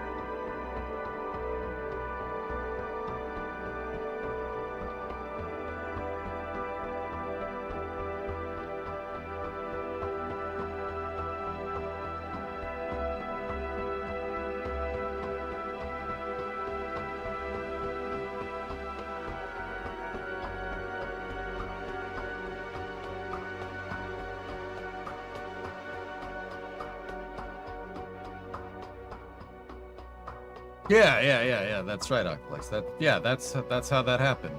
Exactly. How'd you know?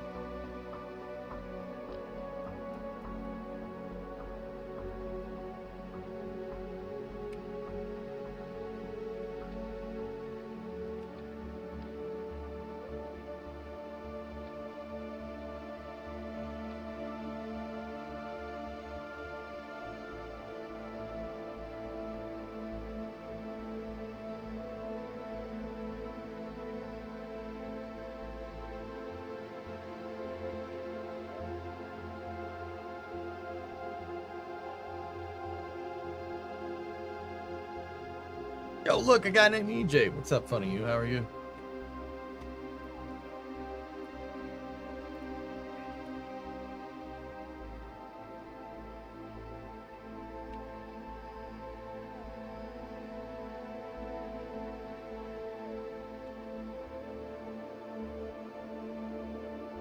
See if this decides to not go crazy.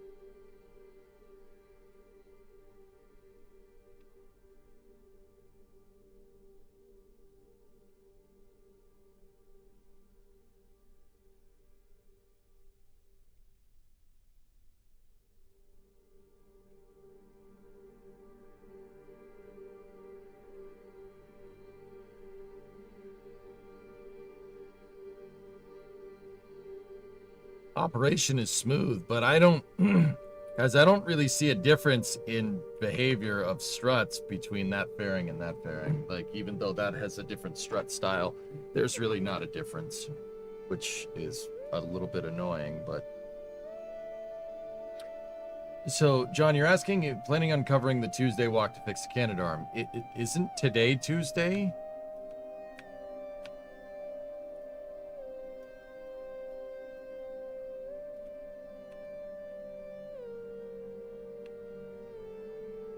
You see how these struts, or these rails, those fairings don't move.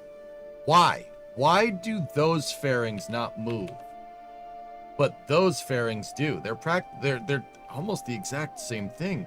I don't really get it. What is wrong with the arm? Nothing. It's routine maintenance from what I understand. They gotta grease the latching end effector.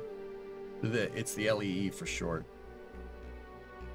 They're gonna replace some wear items on the arm and then grease the latching end effector. There's gonna be 2 EVAs if I'm remembering correctly. All good, John. Are they downstream in the hierarchy from a robotic part? Yep. Yeah, they are.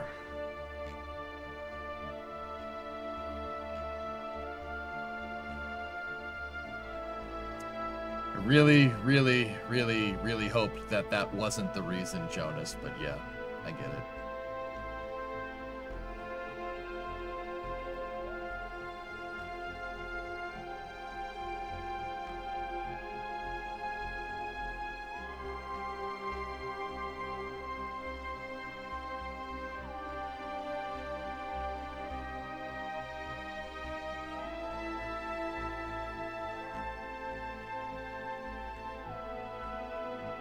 Oh, you know, because you had the struggle too. What did you do to fix it?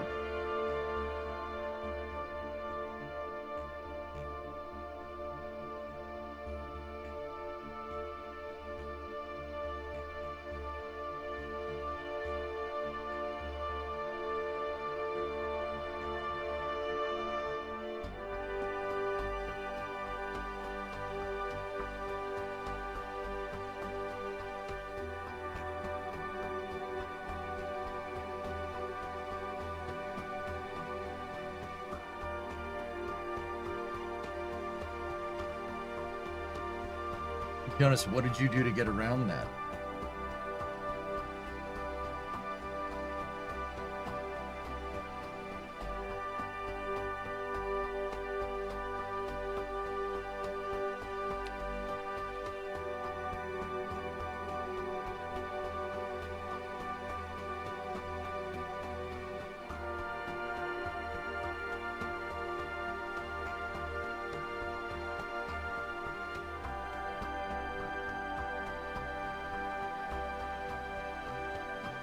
Put the root part in the moving assembly, not an ideal solution. Ooh, yeah, no, I don't want to do that.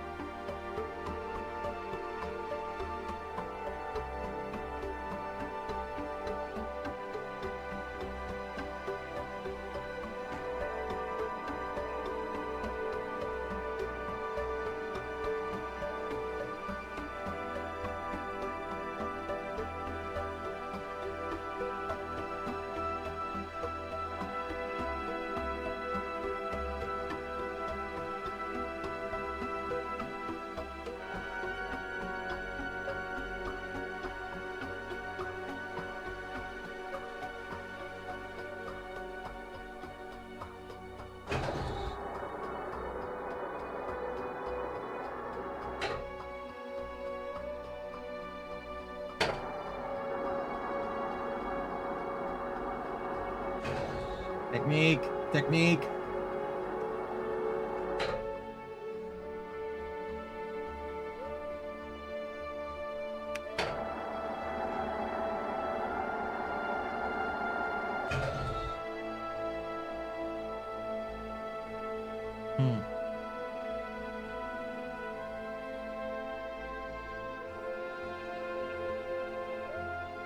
Can you get girders inside of the bridge beams and attach the girders to the one-piece fairing guides?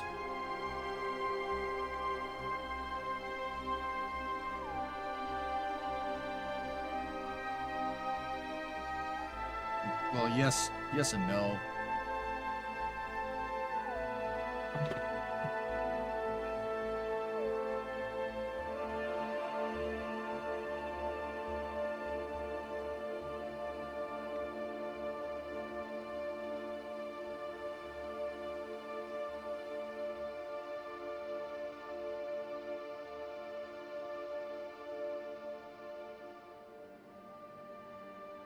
And suggest making the fairing rails flare out again at the end so they rest on the tube runners. Use SVI for the load path.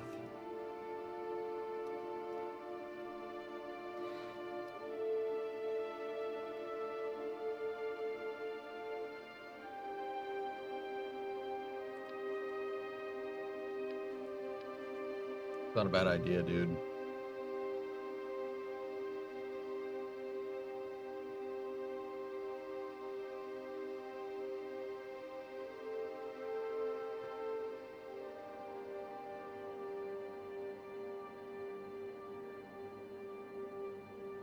How do we know that's not going to make it pop, though, you know? Because we don't.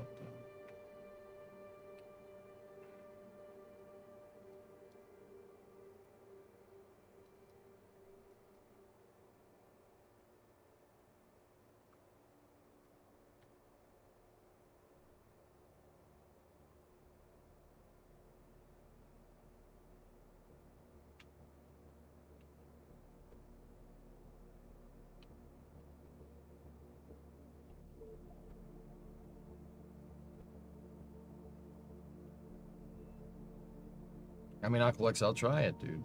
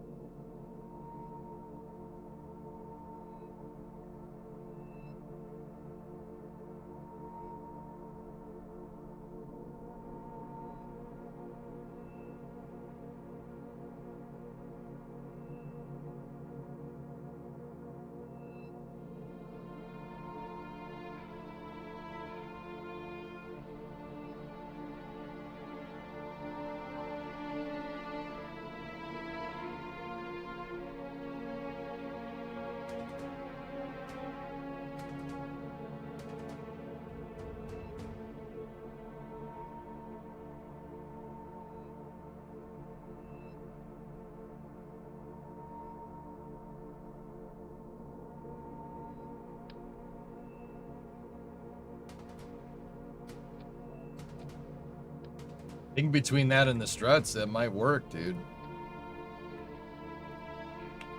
I'll just reattach the strut couplings how I had this before.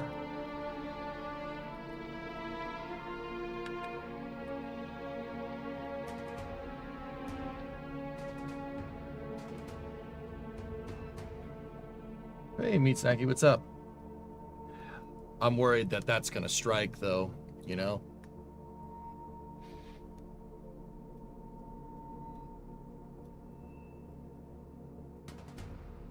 We'll see.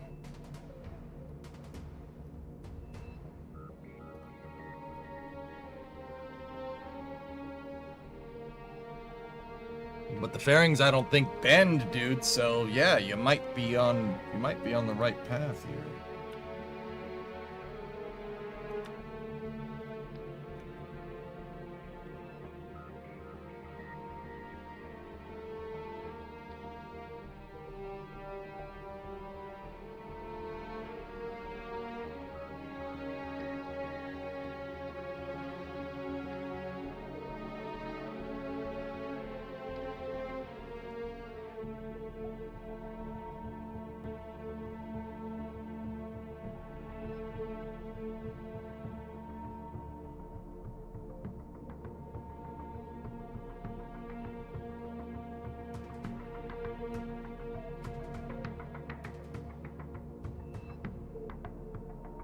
Cheer me up. Tell me it's working. Banana. We might have something here. We might be in business. Just give me a second. I just gotta... No, no.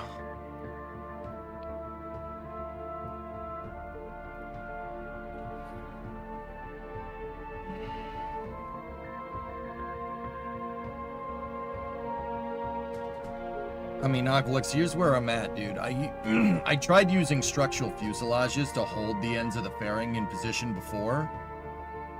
I mean, granted, we never tried holding the fairing itself to the piece with same vessel interaction, but the structural fuselages holding the thing in place was not fruitful. But hey, Vargon, you had to head out for progress for a few hours. How's it going? It's going, man.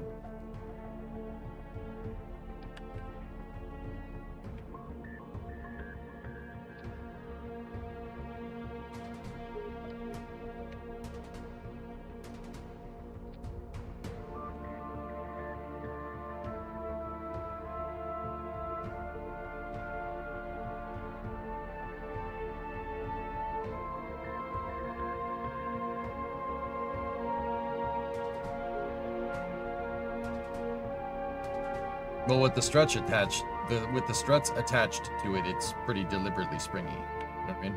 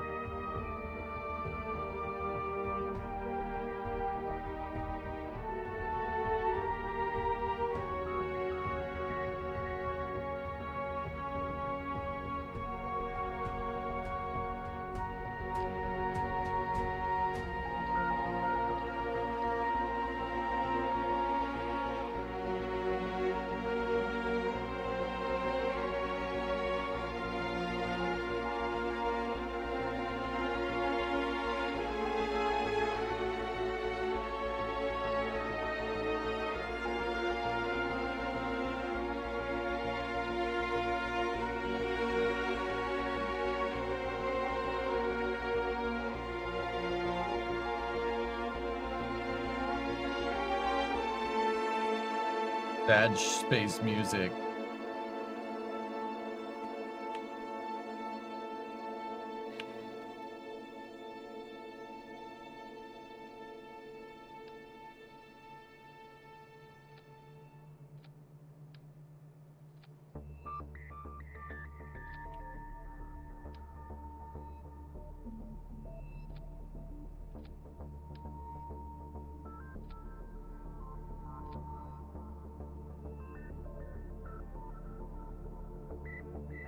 I mean, that should do it. I really still think this is gonna blow up, but what music is this? Factorio Space Age, dude.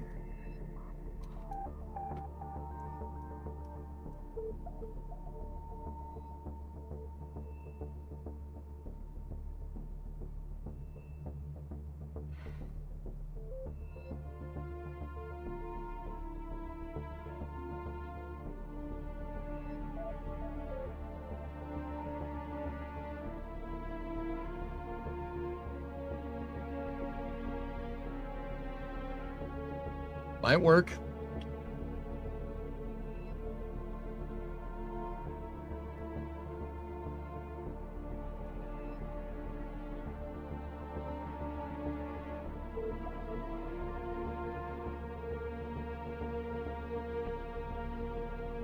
All right, let's build the Z-axis for the crane.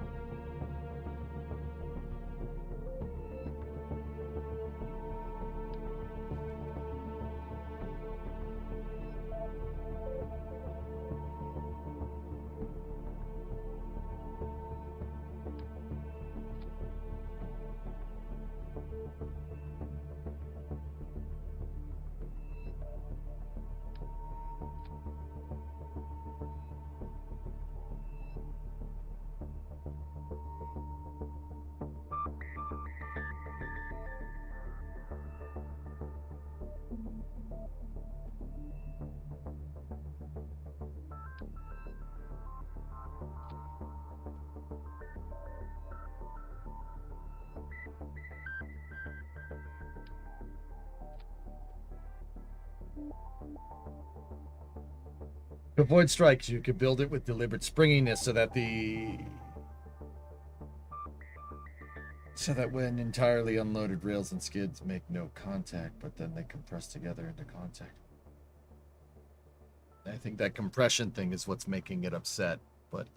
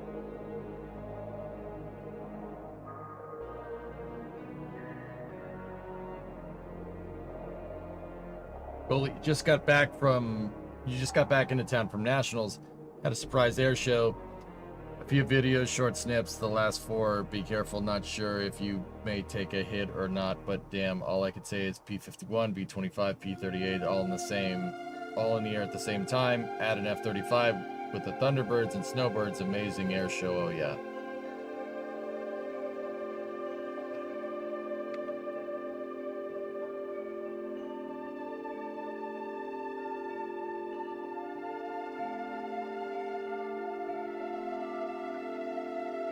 B-25.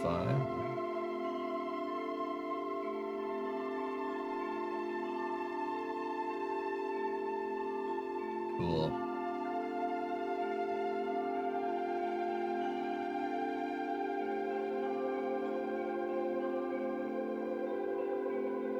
P-38. Oh, my favorite. Let's hear the radials. Okay. Nope, they're playing music. Can't hear it.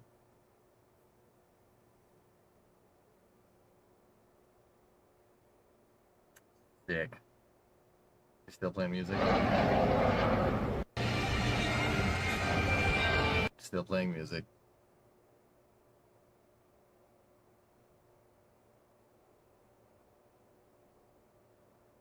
P-38 and an F-35. That's... all right.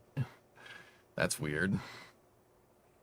Those are two very different airplanes from very different times. Still cool to see, though. Maybe this one has it? Nope.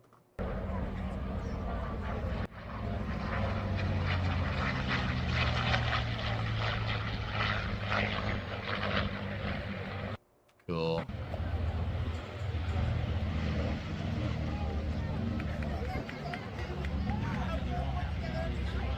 The Mitchell. That's a cool plane, man. Cool. That's neat, dude. That's pretty sweet. Good stuff.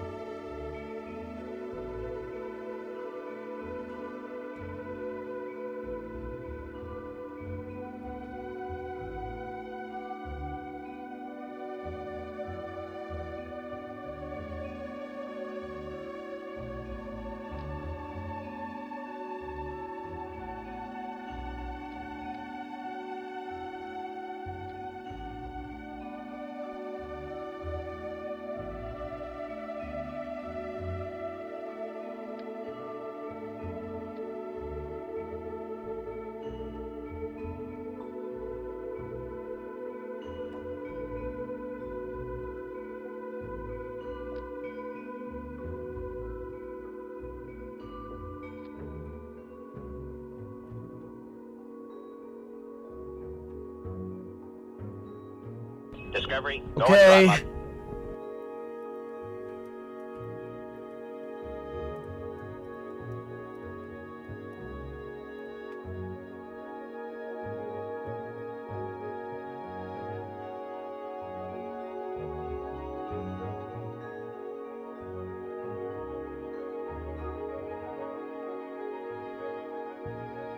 I think this is gonna explode. But, not to say that this isn't a good idea, though, Oculus. I think it's gonna pop. I don't know. I put the mass simulator down there. Let's see what it does. McCheeto! MC, what's going on, man? 77-month resub. Thanks for the streams. No problem, dude. Thank you for watching. Look how much the F-35 is pitched up to not overtake. Yeah, the F-35 was up here like this, just, and the P-38's like probably goosing it.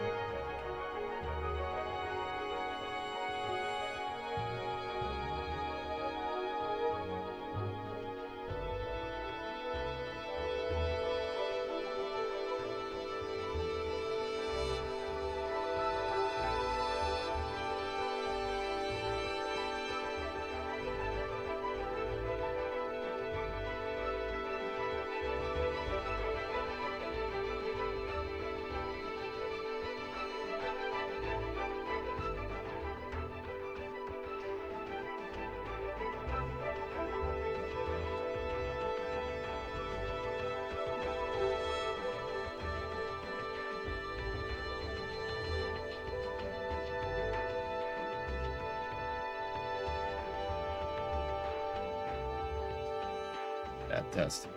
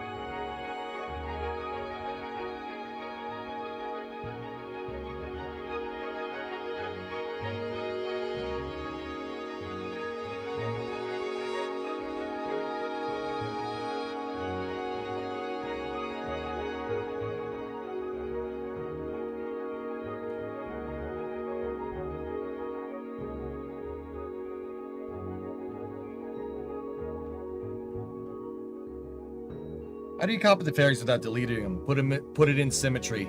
Put it on a part that gives you 2x symmetry, Ator. Remove one fairing from symmetry, place it back, grab the other one, and place it where you need to go.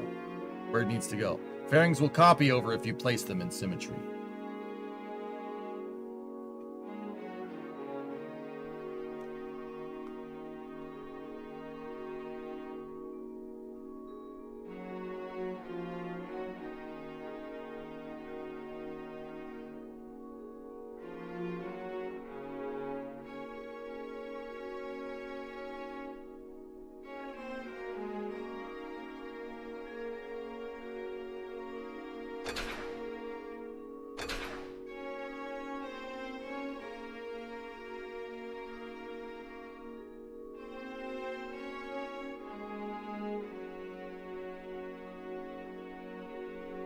Discovery, go at throttle up.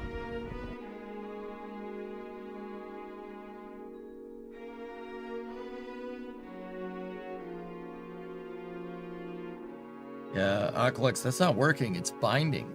There's some weird collider over there that I'm not. Yeah, It's very, very strange.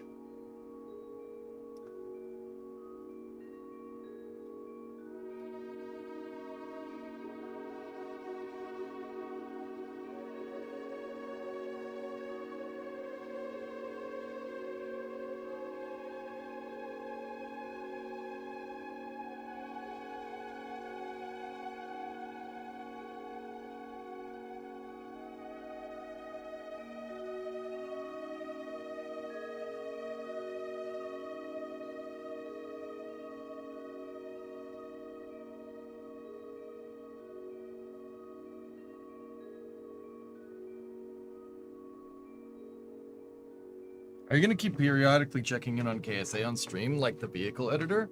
Or are you waiting for more feature parity? I'll periodically check in, Hellinger.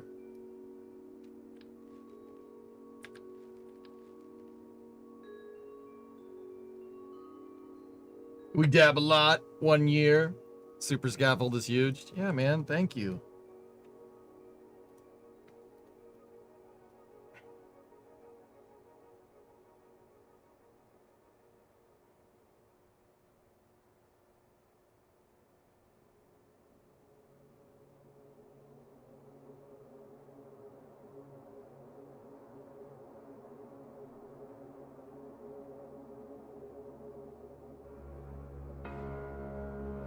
Really want KSP, but parents won't let me get it, and I don't have a computer that I can play it on. It's on consoles, dude. You can play it on consoles.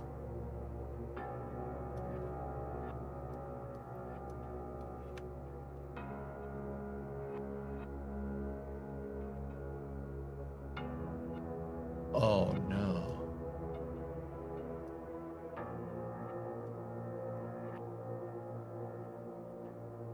Hang on. That test wasn't good. That wasn't a good test. That's why, yeah, the struts screwed up. Hopefully I didn't overwrite it.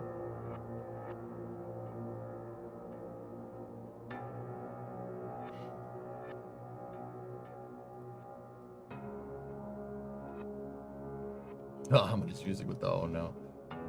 Yeah, those struts. See, those ones.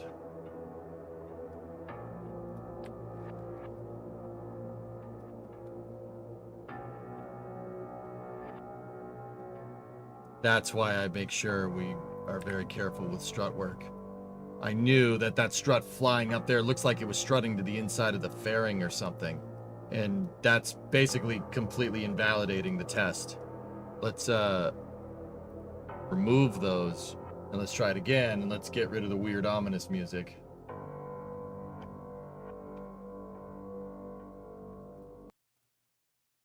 You know what? I want Cairo Sweep back.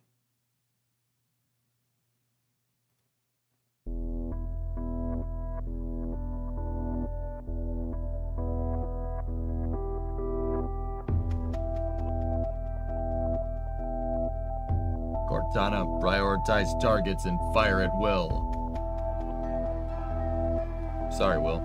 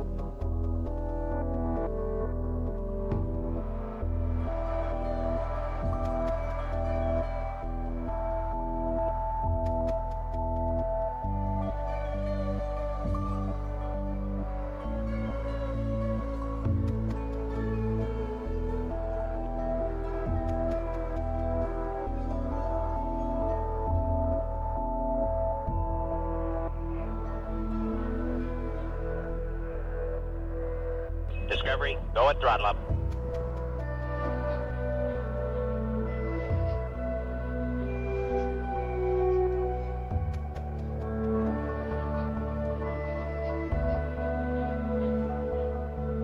Hey, AC, what's up, man?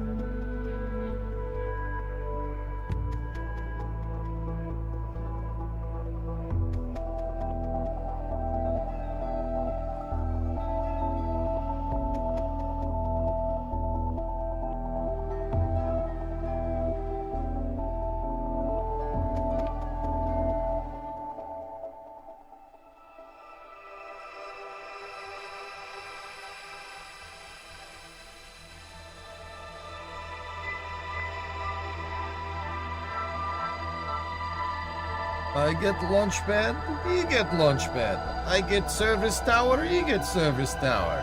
I get VAB, he cannot afford. Great success.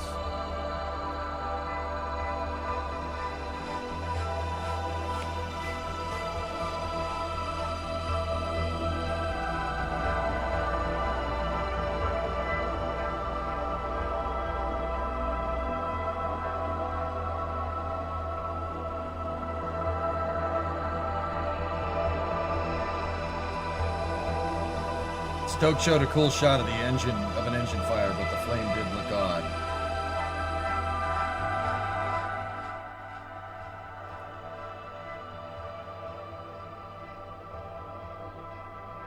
No, it's just the flame bucket interacting with the plume, dude. That's nothing. AC, I heard you were having AC rain issues. Yeah, something like that.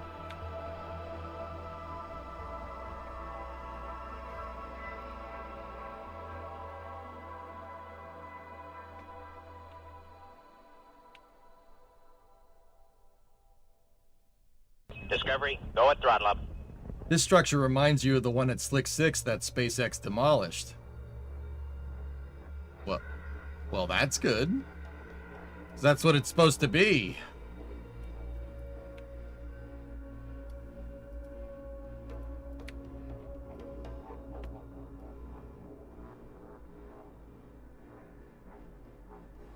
I have no reason to believe this thing isn't going to blow sky high here in a second. For what it's worth.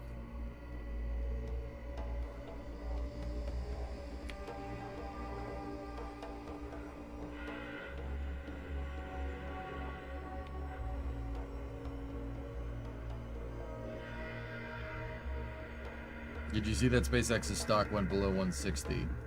Yeah, it was 154 yesterday, dude.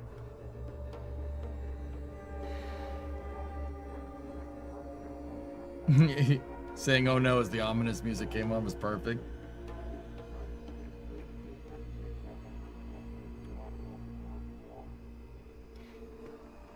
Discovery, go at throttle up.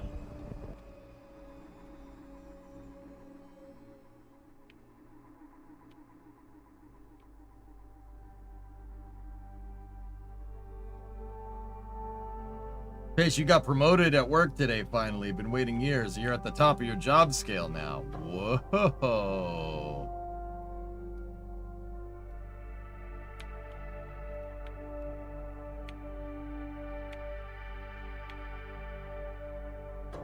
That's awesome, man. Congratulations.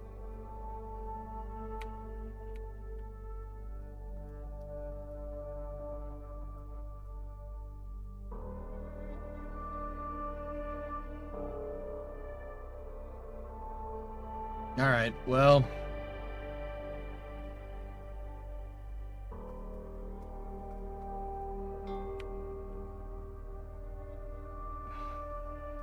Stand by for explosions.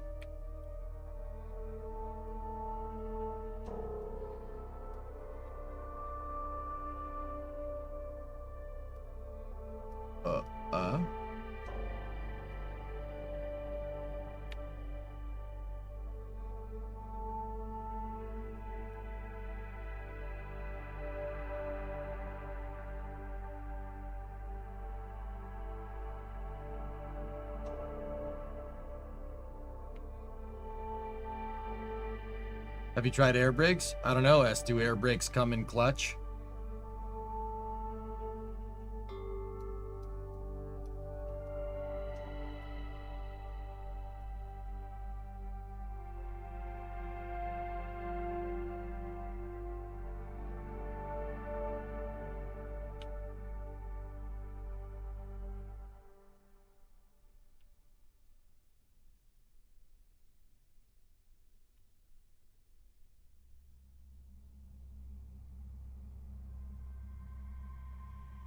Could your old crane lift this much? Yeah.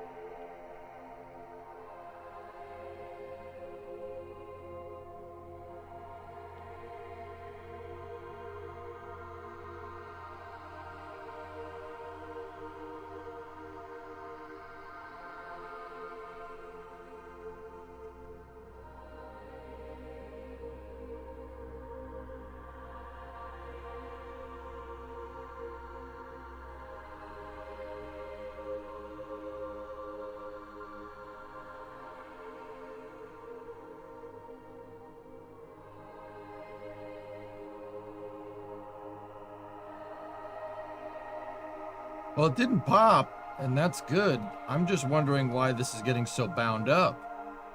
What's going on here?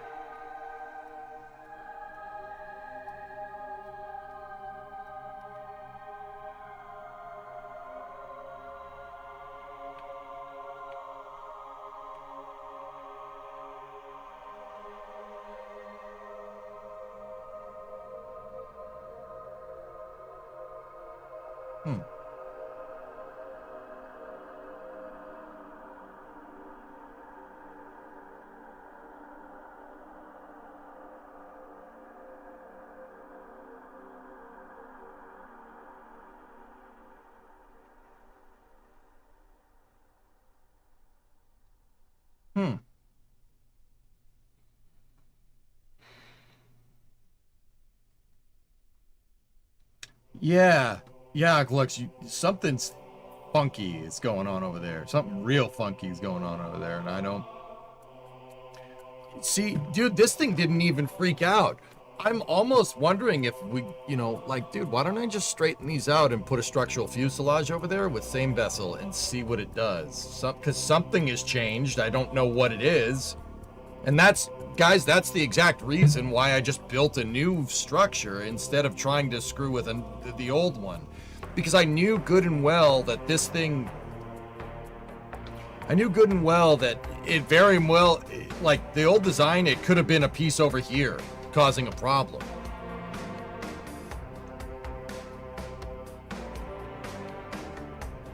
Like, it could have been anything, dudes. But yeah, this thing's binding, and it's binding in a very, very strange way.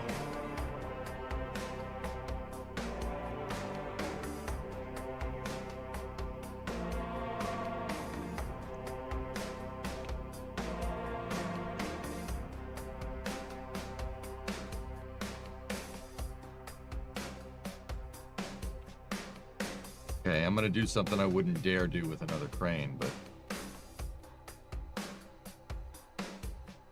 worked.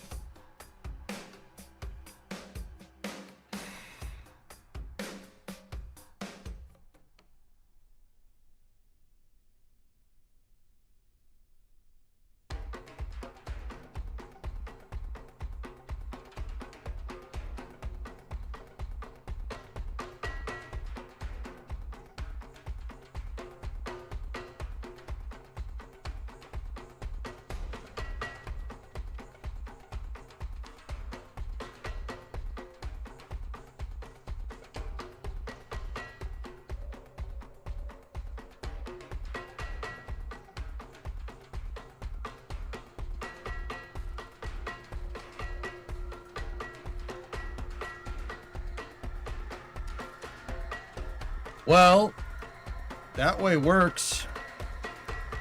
It works. I'm not gonna say it doesn't.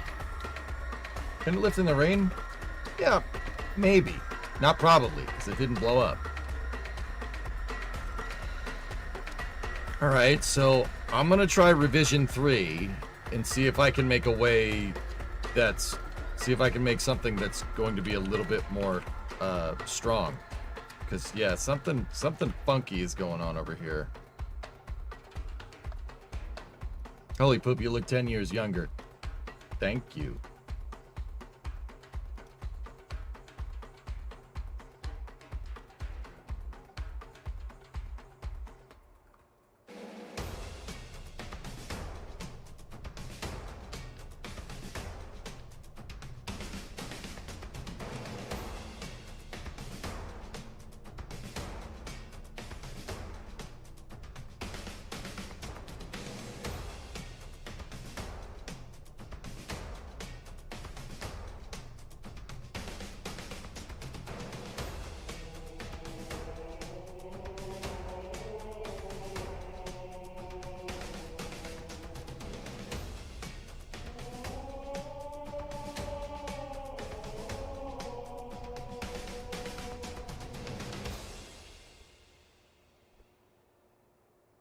want Cairo Sweetback. I love that song.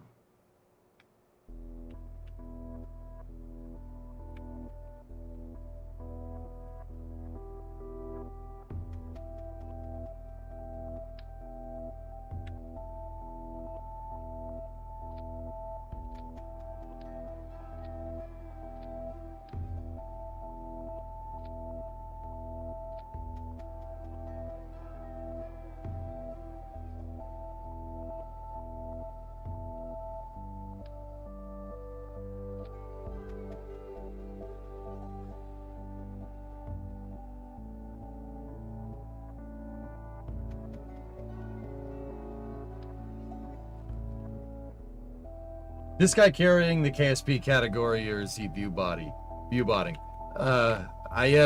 No, I'm not viewbotting Ghost. I've been playing Kerbal on Twitch since 2012. Yeah. You've been doing it for like 14 years. Yeah, no, I'm not viewbotting, just a bunch of space nerds in here. I'm doing this a long time, man. Some of them might be, you know, a little NPC in the brain. You know what I mean?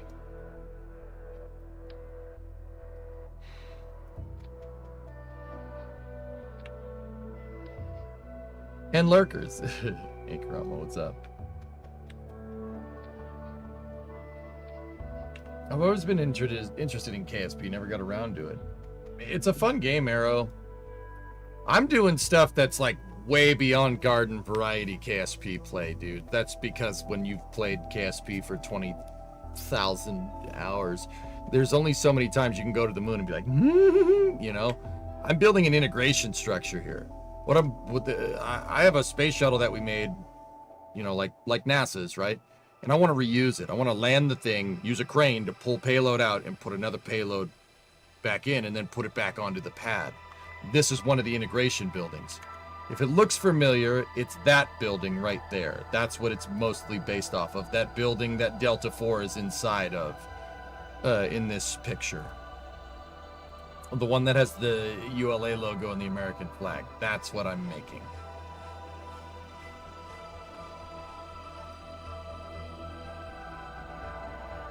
Nice, Scully. See that building that's moving right now? Ours is going to move too. I'm doing that, but with the space shuttle. Because the fun fact, this building was originally, before it was a Delta 4 pad, it was an Athena rocket pad. And before Athena, it was a space shuttle pad.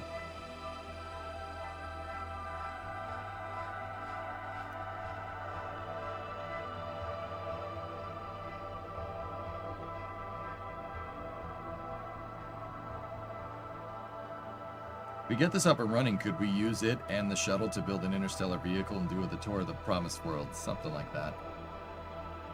So yeah, see those two structures? I'm going to build that because I'm going to build this launch complex in KSP and use it to reuse space shuttles. Because before this was, like I said, before this was a Delta 4 pad, it was a space shuttle pad.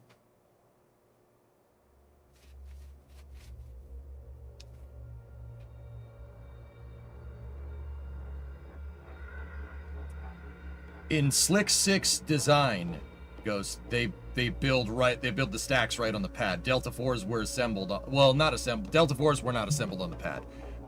Upper stage and payload were integrated on the pad. With the space shuttle, the idea was to build it on the pad. Build the stack on the pad. No mobile launcher like, no ML like Complex 39. No. They were gonna build the stacks right on the pad.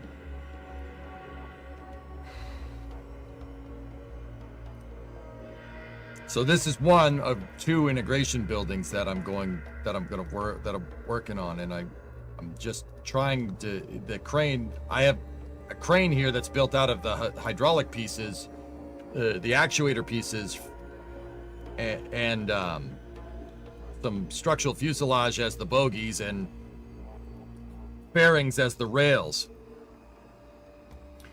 And I'm having a little trouble keeping my left-right fairings kind of captured in place. We just tried something that worked, but it was a little jittery. So what I want to do is try to see if this, what I'm doing now, this holding mechanism to prevent these fairings from deflecting, because like when the gantry would slide left to right, the fairings would gradually tip over. I don't want that. I'm using same vehicle interaction here between the fairing and the structural fuselage to try and get everything to stay true. So we'll put this thing out on the runway because I like building in the SPH. Hey Snarfer, what's going on? I refactored the entire crane. And what we're gonna do is I'm gonna try to lift, I'm gonna try to pull up a 36-ton fuel tank just to put the crane kind of through its paces to see what it can do.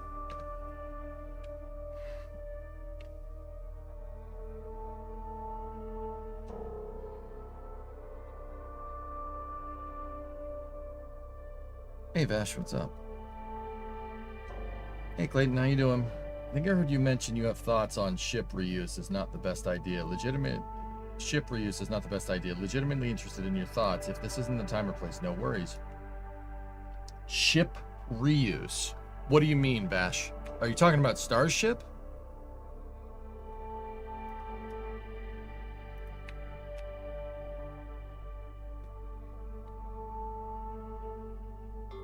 Oh, I forgot to change the AG controls. Hold on.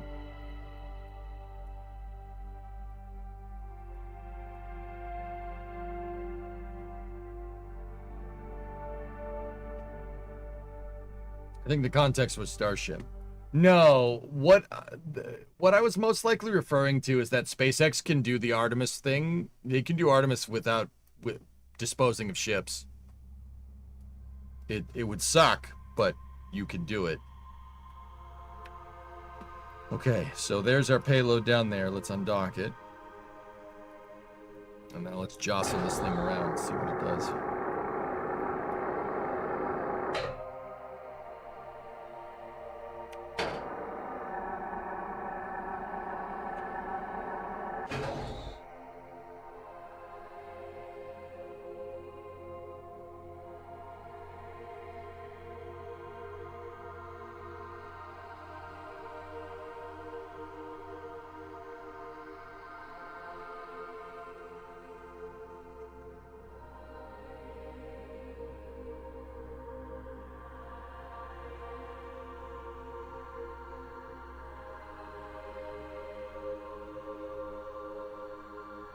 You don't have any idea what he's doing, but it's interesting. Why don't you use mods just for the love of the game, dude? I don't need no mods to know how to rock, okay? This is Halo. When you first saw Halo, were you blinded by its majesty? Blinded? Awed? Dumbstruck? Sorry, it's not the first time I've quoted that today.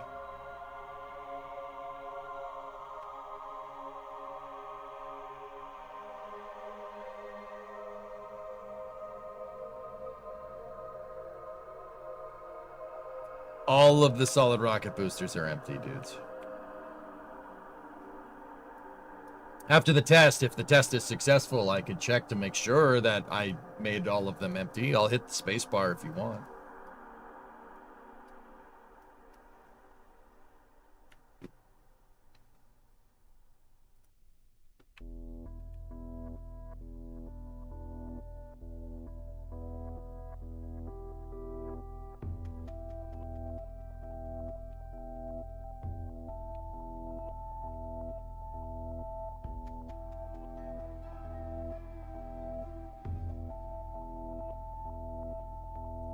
Yeah, Lex, we could do that. The only other idea that I have is to just build these rails out of something else. Don't build them out of fairings. That's my once kind of other big solution. Your idea did work though. It was a little janky, but it worked. So doesn't matter if it's janky or not. That was a good call. Let's see what this one does. What's the story with Blue Origin? Mostly explosions.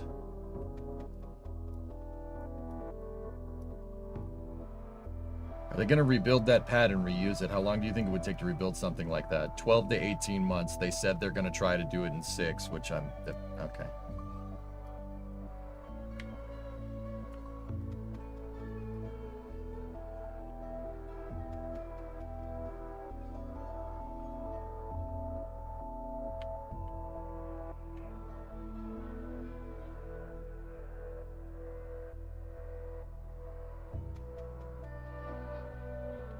You offloaded your Halo collection? I'm sorry.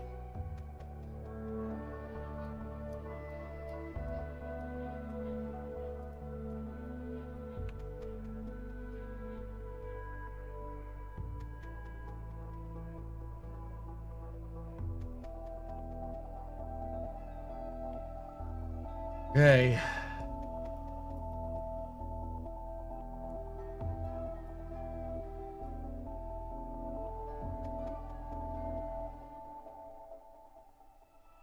Well,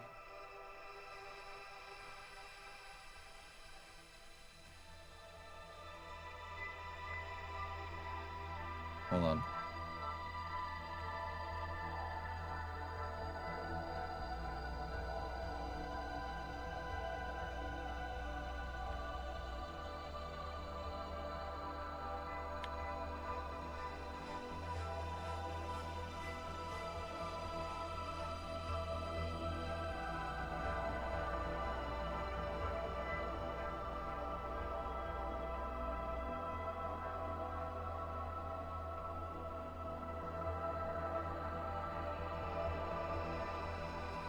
Here we go.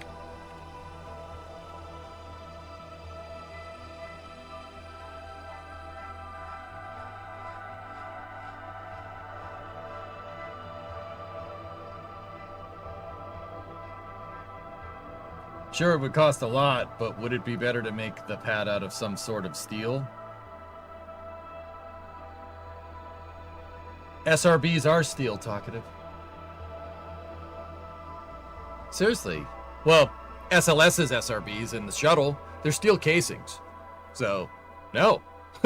I don't have integration building parts. I have rocket parts. So we use the rocket parts. But we use the strongest rocket parts. Docking mode useful for alignment. It's better just to watch your pitch and your heading there to make sure that the docking port is pointed straight down while you're soft captured, and that usually works. I mean, you could use docking mode, I suppose. If you really wanted to. Dude.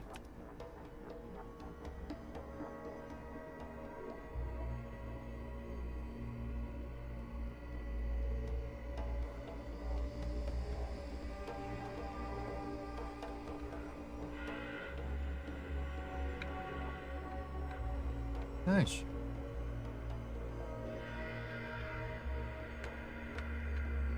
Oh, I meant in real life. That way, if something were to explode, the pad would be okay.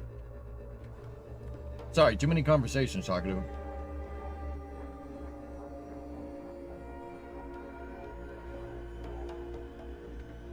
Blue's pad was already made out of steel, dude. This problem is that there's no really discernible pieces of it left.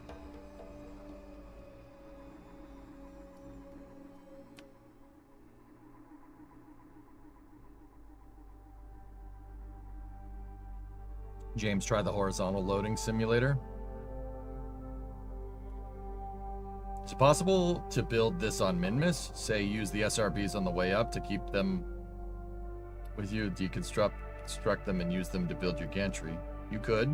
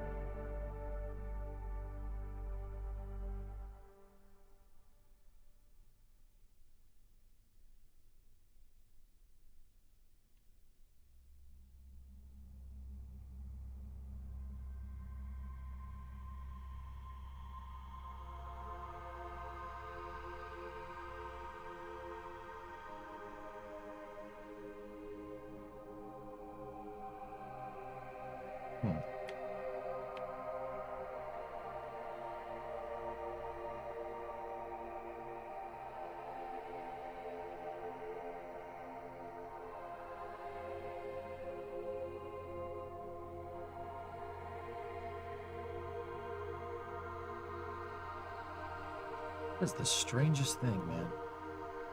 Will New Glenn use a crawler transporter now? I think they're gonna build right on the pad, if I had to guess.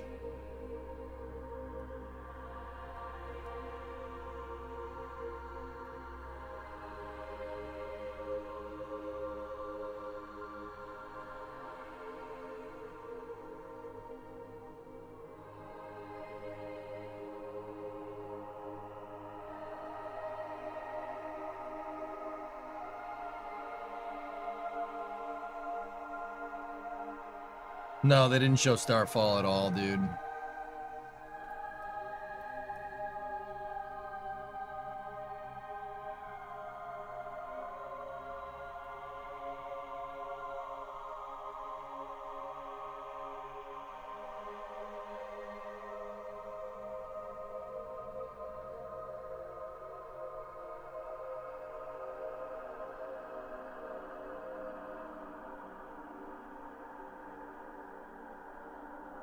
I'm testing the full extension on X and Y axis here to see what happens.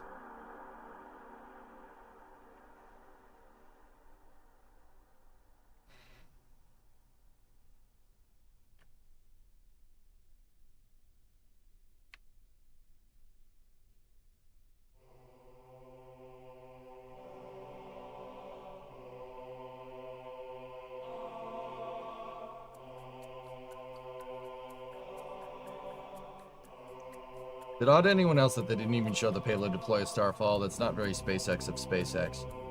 I'm not gonna lie to you guys. I'm a little bit annoyed by that. And it's not for the reason that you might think. Like, I'm not trying to cast stones at SpaceX or anything, right? But I don't know, maybe I shouldn't say that. Look, the right way to say it is that, look, Starfall is not some, they tout Starfall as some, yeah, let me pause the music for a second. They tout Starfall as some type of, oh, you know, you can use it to, you can use it to do on-orbit manufacturing. All right, you could use it to do on-orbit manufacturing. You can use it. There's all these commercial applications for it. But when you, honestly, that's just beating around the bush. The launch this morning tells me everything I need to know. It has nothing to do with commercial applications. It's entirely for defense. And I really wish that SpaceX wouldn't beat around the bush there. Just say it's for the warfighter. Why? Like, look, if you want to pivot into defense contracts and stuff, I don't have any problem with that, but don't lie to us. Don't say, oh, well, it's for on-orbit. No, it's not. It's to deliver guns. Like, let's not beat around the bush here. We all know what that's for. It's very much for warfighter support, which, once again, I don't have a problem with that. I really don't. What I do have a problem with is SpaceX trying to be the whole, oh, we're quirky and multiplanetary and we do things to spur the commercial economy. No, you're not. You're just nailing defense contracts. I have no problem with this. I just wish you would say that, but they don't. They're like, oh, it's for on-orbit. It's for on-orbit manufacturing. Oh, yeah. We want to be able to manufacture stuff on orbit to, you know, to spur the commercial economy. And my answer back to that is that's dumb. Why is that dumb? Because you have a fully reusable ship that you're building and you're going to send stuff back down on a little three meter hockey puck of a pod. Yeah, nice try. You're going to do all, that's how you're going to do on orbit manufacturing.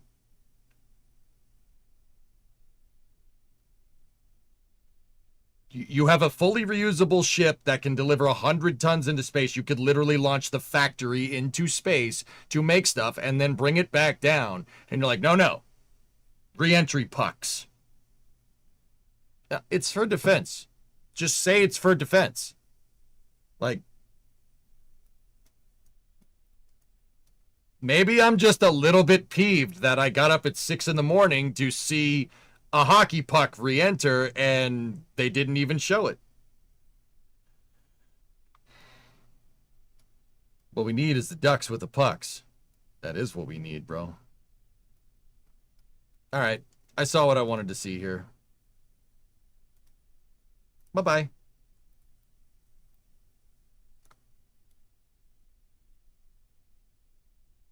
Nice. Yeah, they didn't even show the second stage. As if we didn't know where the heck the thing was going. Like, to just say it's to support the warfighter. I don't understand. Like, why be like that?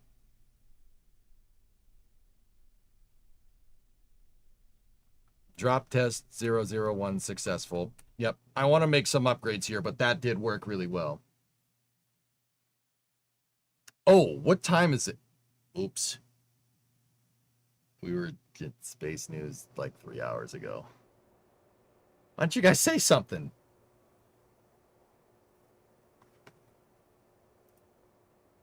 It's kind of like Rocket Lab's quiet launch. Yeah, Tyler, exactly.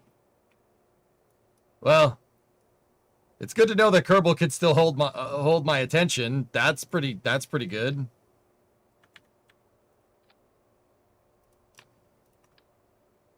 But yeah, I don't know. Just look, it's for defense. We know it's for defense, but don't sit there and pretend to be the quirky space startup that's hell-bent on making life multiplanetary. Like, that's not what that's for. You know that's not what that's for. Stop lying to us. Like, I don't know. On the other hand, like I said, I could just be pissed off because I got up at 6 in the morning to watch just first stage go up and come back down, which is still cool, but they've probably been specifically asked not to mention military applications by the Department of Defense. Imagine how much of a headache our adversaries would cause if it was confirmed the U.S. had orbital drop pod. Yeah, exactly. You get mad when we tell you. Okay, that's a fair point. You were in the groove. Yep. Oh, Sydney, I'll do the space bar in a second. There's just... I gotta just do some quick modifications here because I noticed the trucks were getting a little bound up. So we'll strut them.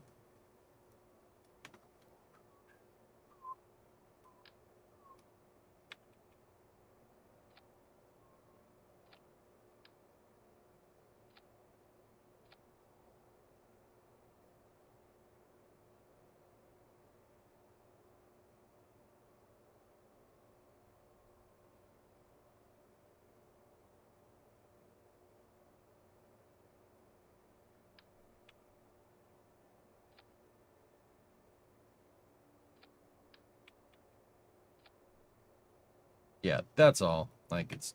Bro, we know what it is. Like, stop. Stop it. Stop it. Okay. Alright. Okay. Stop it. Stop.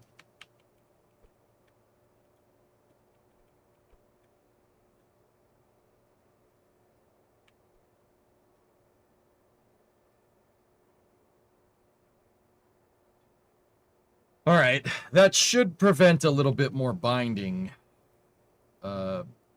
hopefully. But other than that, Crane performed really well. I guess just to be absolutely sure, let's,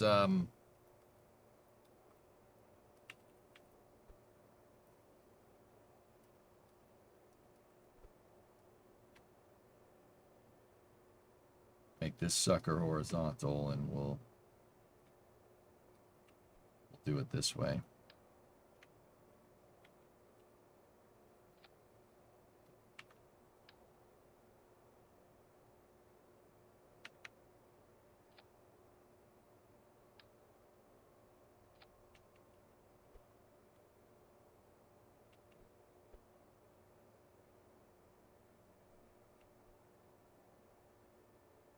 Otherwise, you would have said something 2 hours ago. Well, we're cooking, man. We got some good stuff done here.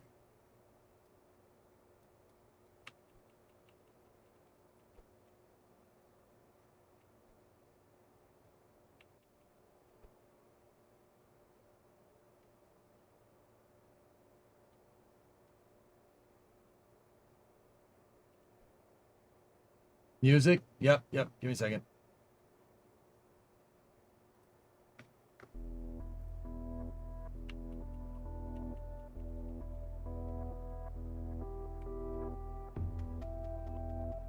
Okay, let's try it. StarCraft music? Oh, yeah, alright.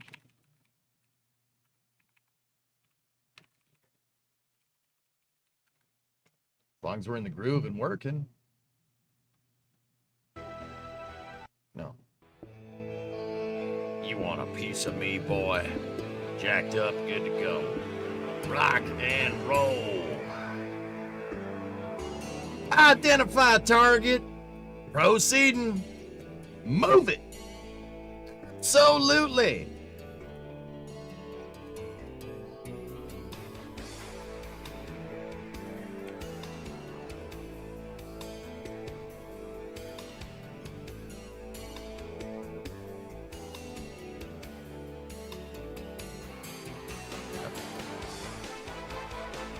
Nope, I screwed that up. Hey, come on. What, you run out of Marines? SCV, good to go, sir. How much weight can each puck hold? I have no idea, Rockets. If I knew that, I probably would be working for SpaceX.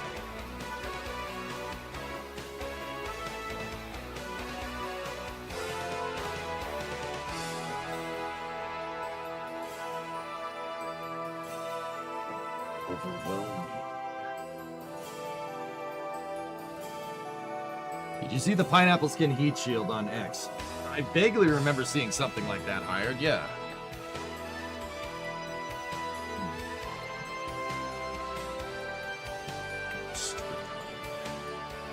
Rate the waiting launch orders.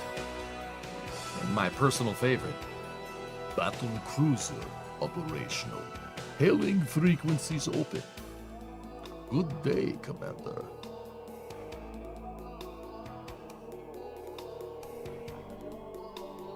My suggestion is to look at pictures or blueprints of the crane. Yeah. I'd do that, but we don't have crane parts. Like, in Kerbal. I have as much reference from that dang thing as I possibly could get, dude. That's a good question. That's a good way to go, person, for sure. But yeah, that's about as good a reference as I'm gonna get for the crane. It's just a gantry crane, in which case we don't really have crane parts in KSP, right? But there it is.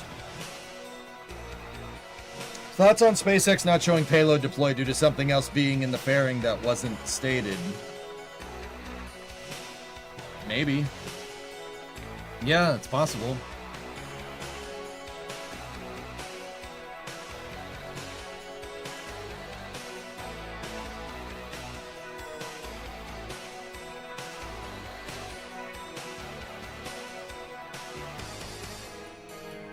In the pipe, 5x5.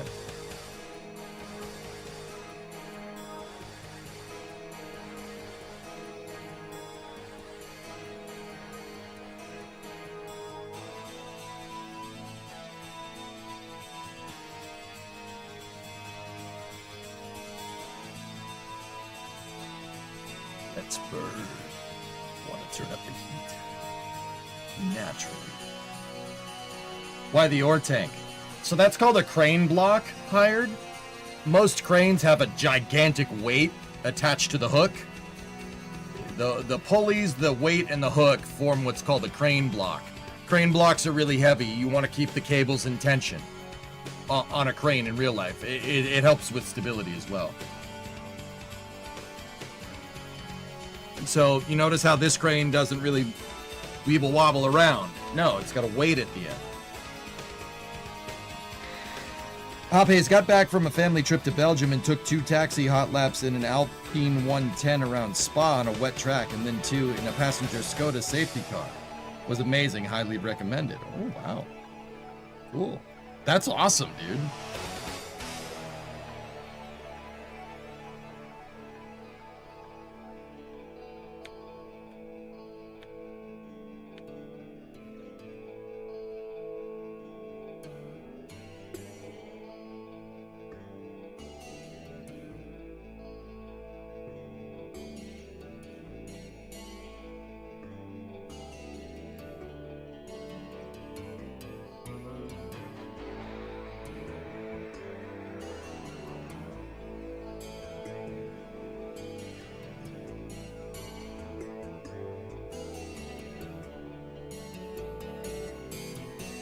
light or ire.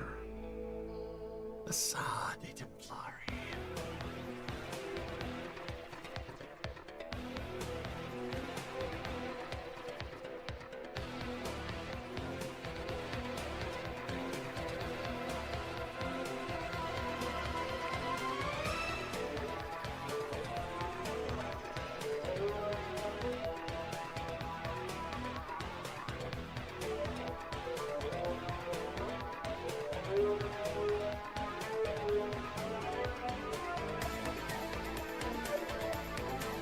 All right, hold on to your butts.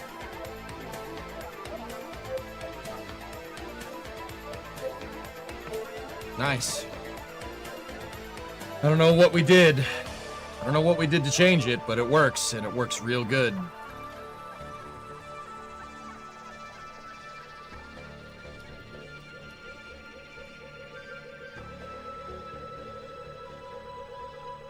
Nuclear missile ready. Nuclear launch detected. A lot of us do, Pig.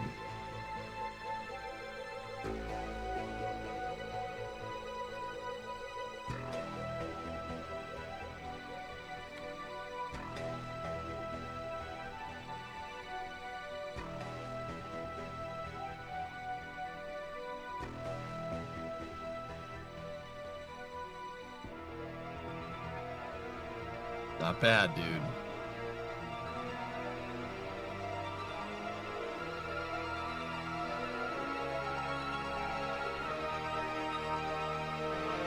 Additional supply depots required.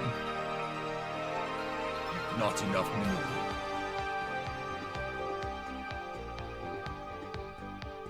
Insufficient Vespine gas. Additional supply depots required.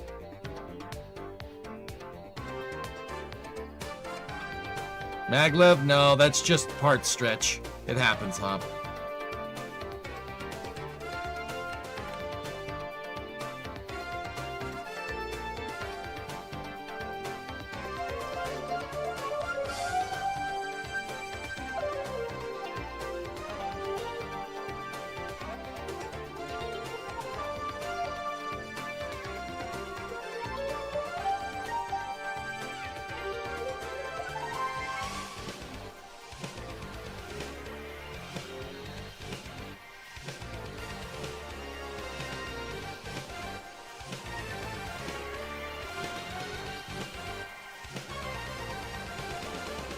Okay, what music is this?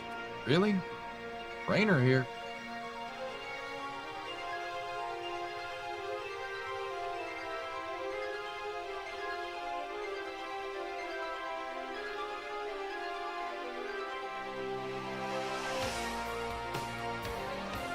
Did your live stream get claimed by the BBC from yesterday? It did. Yeah, they claimed the background music in the 154 video, so I just muted the segment. Because I couldn't erase the song, because... no.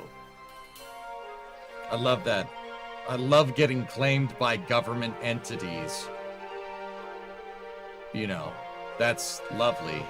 Government entities. That's...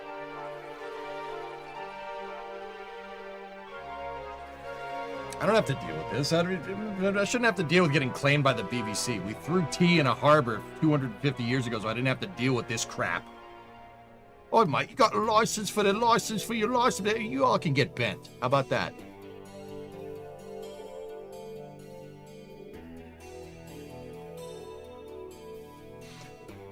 Shaw, getting claimed by the BBC is like getting claimed by PBS. That's stupid.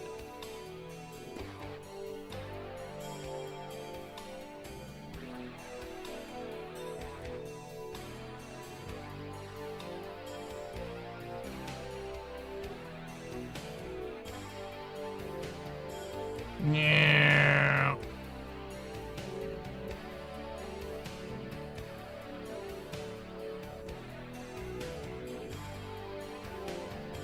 Can you rotate the part? I'd put a rotating hinge in here, but yeah.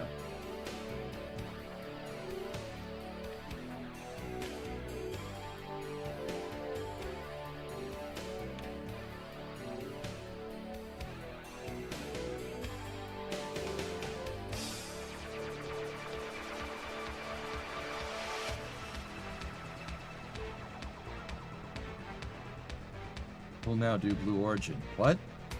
Why would I do Blue Origin?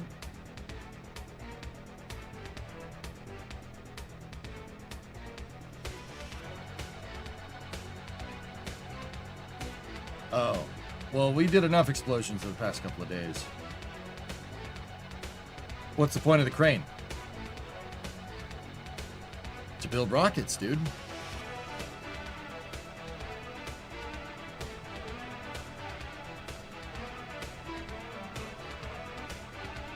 Is that the reason for no kaboom?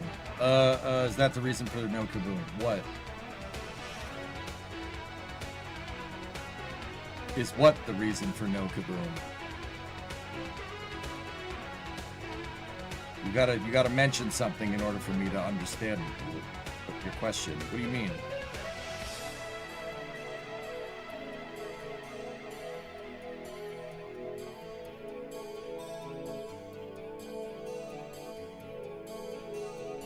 I'm on vacation, Panta. I would love to, but no.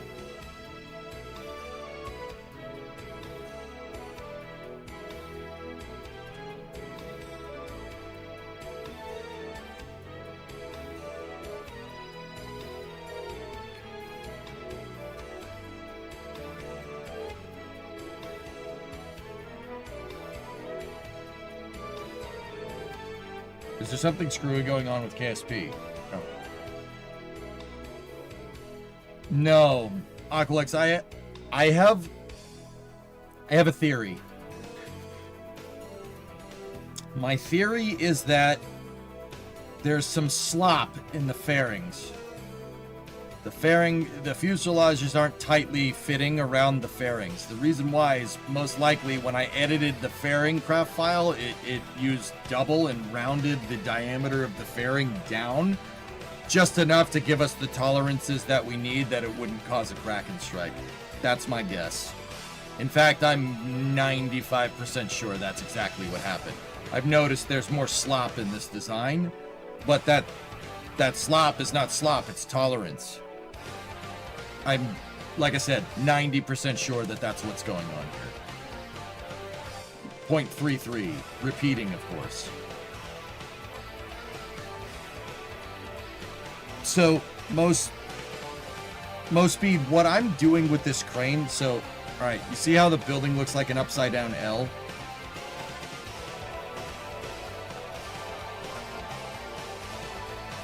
Does that answer your question?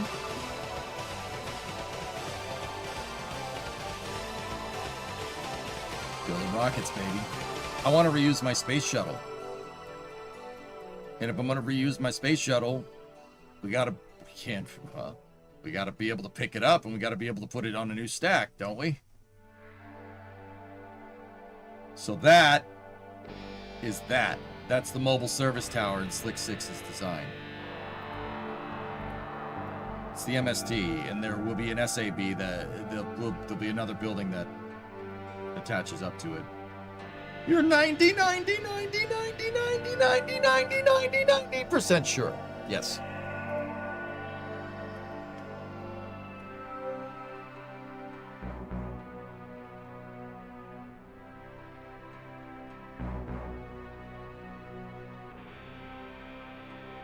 Be sick if you got some engineering seats on the sides that can walk over and strut stuff up. We could do that. Yeah, we could do stuff like that. If it lifts things well, so now does it sit on the launch pad well? I don't know. We'd have to check. There's a couple of more accoutrements. What the heck is that? There's a couple more things that I want to add to this to get it to work right.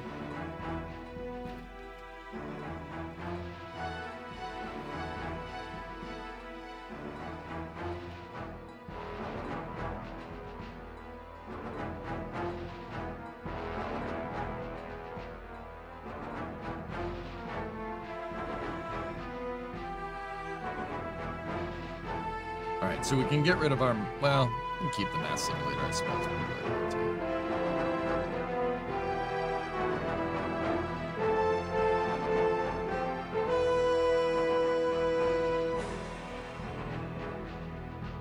I want the air brake stopper, first and foremost here. The reason why I want the air brake stopper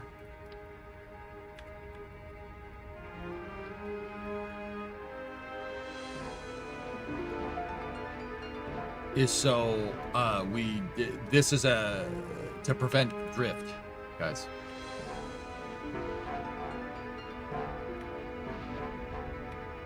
This will basically, you know, when the crane is stowed, this thing will push up and it'll compress all the hydraulics and prevent them from stretching.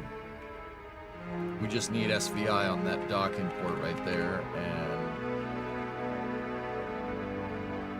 yeah, because the parts do bend and flex over time if you're not careful. That should be able to push that back into position, and then, you know, I'll just take the crane block and we'll just move it in a different direction. There we go. Save.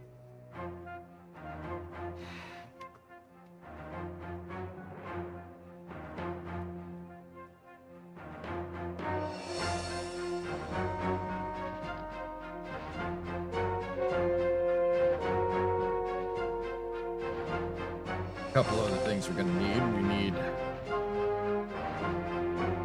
ways for the Kerbals to get in.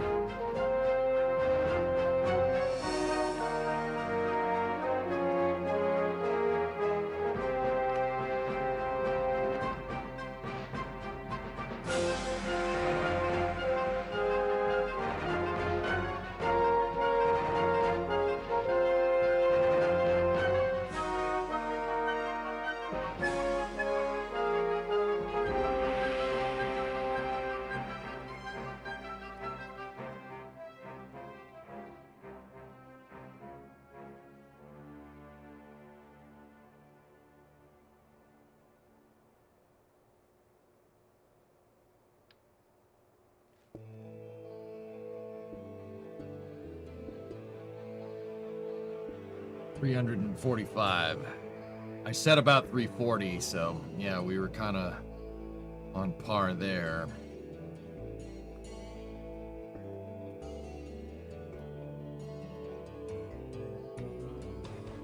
We could put some other parts here and there to make it look nice, but we really shouldn't go much further.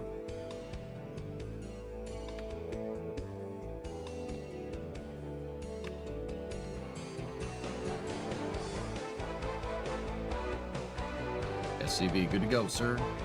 Rock and roll.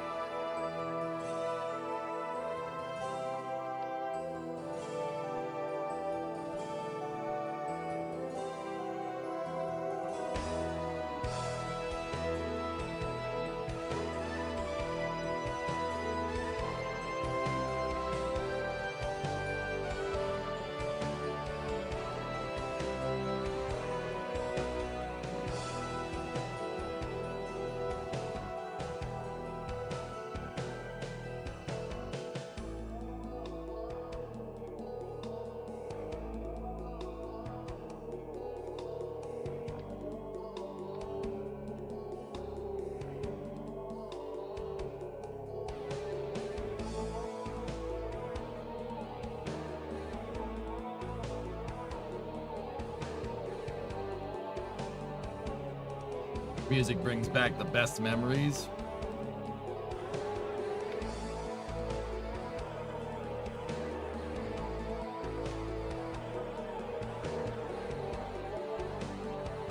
Discovery, go at throttle up. Go at throttle up. Hey, Vash, what's up, dude?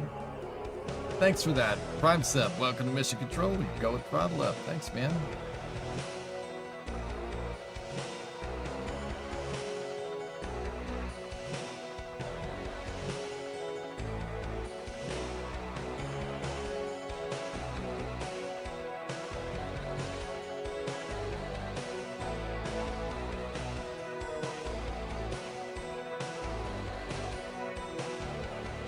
Damn, this thing ended up being a lot of parts.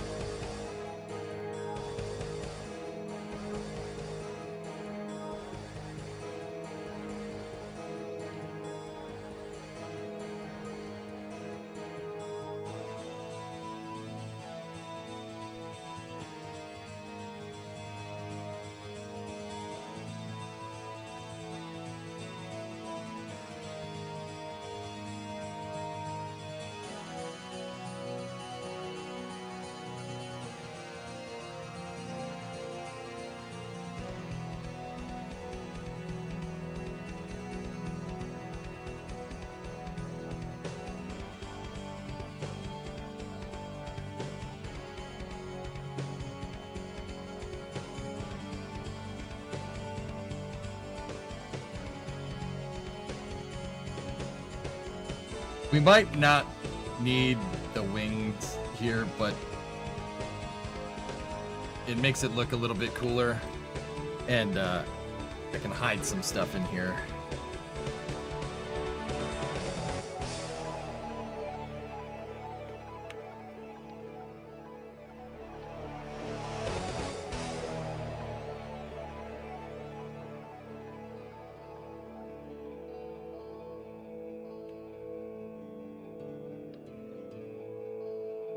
These are purely for decoration, just to make it look cool. Like, we don't need wings here. You don't need to do this. I just want to. It's not gonna, it's only, I don't know. Actually, that's a lot of extra parts. That's 24. And there's 8 there, so 24 and 16. 40 extra parts. Why not use flags? I don't think flags are big enough, dude.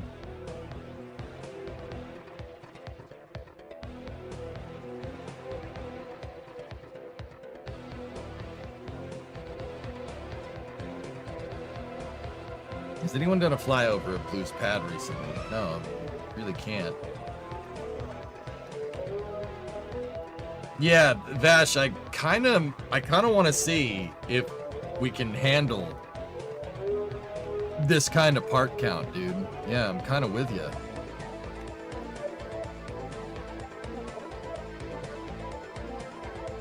Discovery, go and throttle up.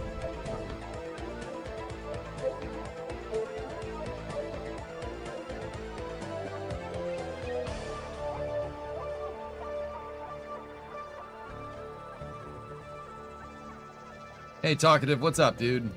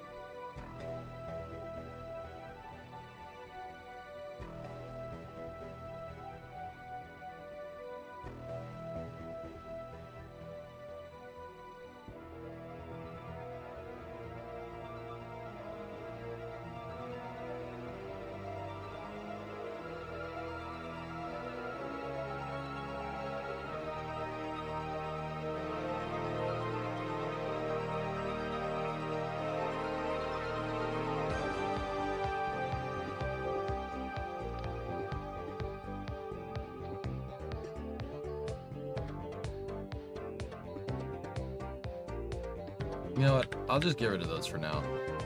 If I find we have the performance, I'll finish cladding this thing. Not the whole thing, but, you know, some of it.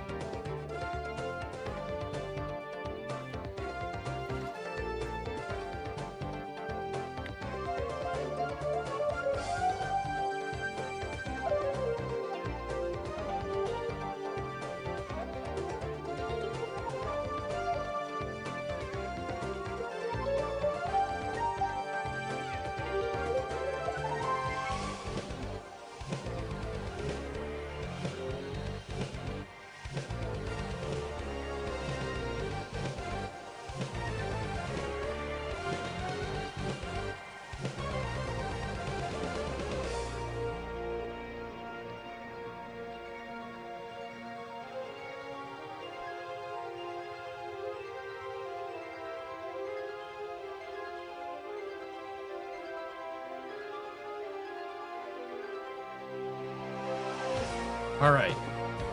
So how do we integrate this with the pad? Let me think about this.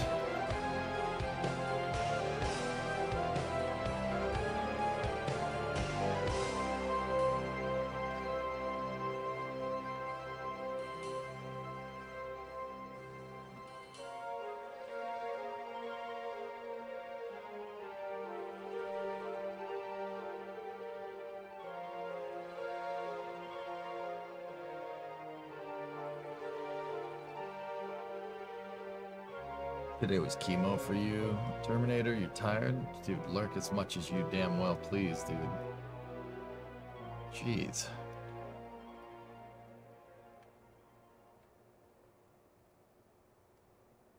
Do you like F1? Yeah.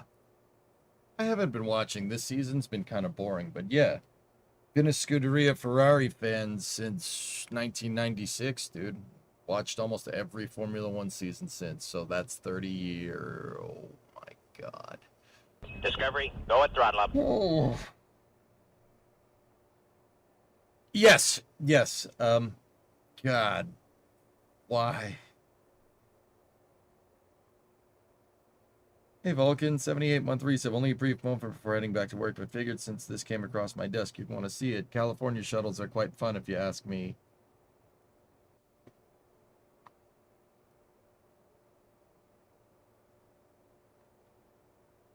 Probably wondering how I got into this situation.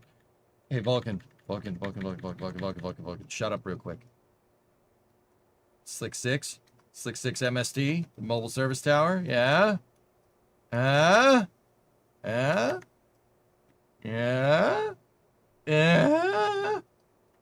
All right, cool. What do you want to show me?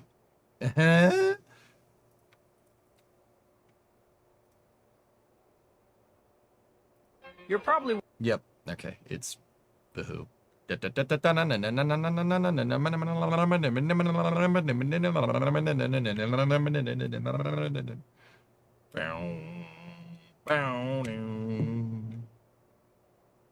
I miss her. The shuttle's natural environment is up in space. Put it on the boosters. Send it home. All right, shit, time to go home, shuttle. Yeah. So this is the California Science Center, guys. California Science Center has the Space Shuttle Endeavour, and it is going to be the only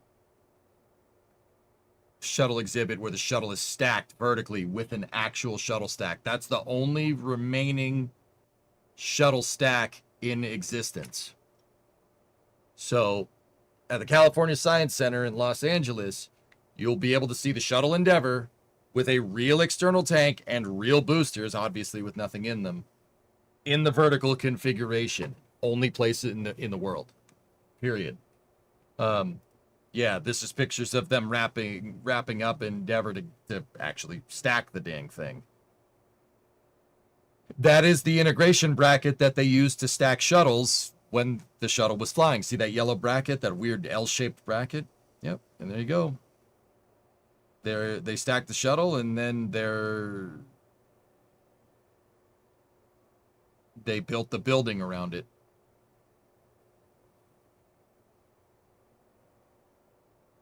Yeah, it's this Sam Ostian, I think. Ostian. Yeah, Ernok and I actually, yeah, the Excellent Adventure, we were there. I don't know if we streamed it though. We met up with 95 and Lavi there. That was a good time. Then we went and got In and Out in Pasadena. It was a good time.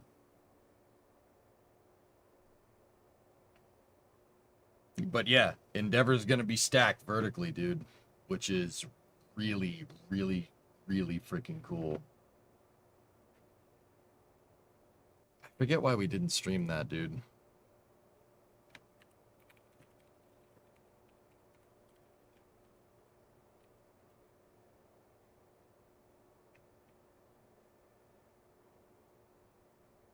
Give me 1 second. Yeah, check that out. Oh, baby. That's gonna be so damn cool. Have you ever been to an F1 race? Also, do you hate Verstappen? I don't hate Verstappen. No. Have I been to F1 races? Yeah, I've been to the Texas race. I've been to Montreal. And that's it, I think. Yeah, that's all. Yep. Opening date should be announced in just a few days or weeks. I genuinely can't believe it's finally finished, though. Yeah, the end of that post there, I'm pretty sure was inside of the building. which means they have Endeavor unwrapped.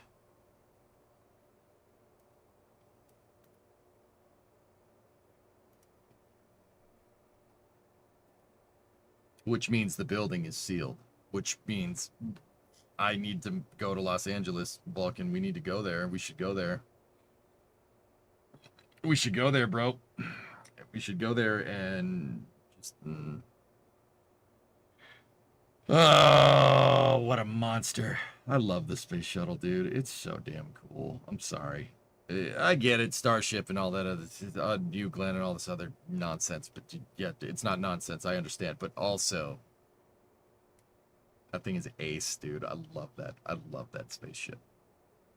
Last, please. No. Can't you see I'm swooning over the shuttle? What the hell's the matter with you? No, what's up? Is the shuttle moving operations that we were wondering... Is this the shuttle moving operations that we were wondering why like 1 to 2 years ago? No.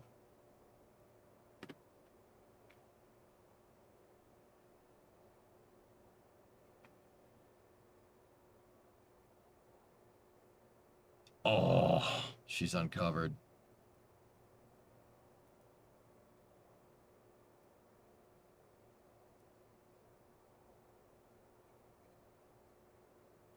Ah.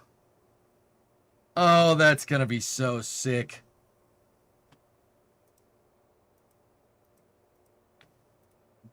Bruh.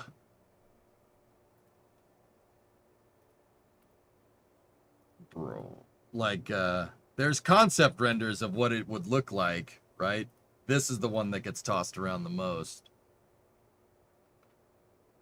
No, no, that one right there. Oh my word. That is gonna be so badass.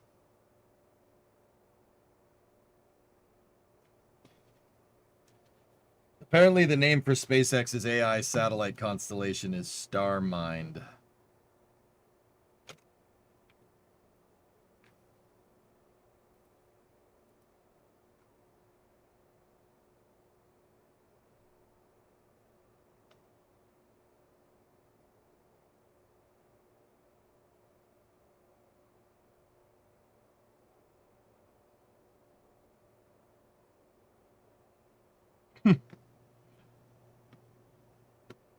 Starmind. That's great. Best part, Roulette can't move it because they built the building around it. Yep. All right. I'm getting a little sick of the star naming convention, dudes. I'm just saying it's getting a little old. All right? It's getting a little old.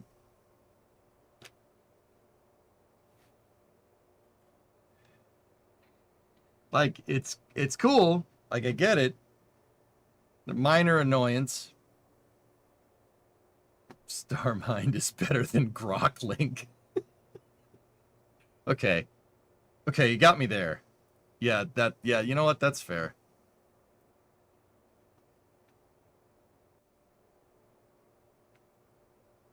Are all the shuttles enclosed indoors? Yep. Discovery, Atlantis, Endeavor are all in climate-controlled buildings. Enterprise is in a climate-controlled building, but it's not a permanent structure because the permanent, it's a tent. But it's like a long, it's a pretty hefty tent. But it can't be a permanent structure because it's on the aft end of an aircraft carrier. It's on the Intrepid in New York City.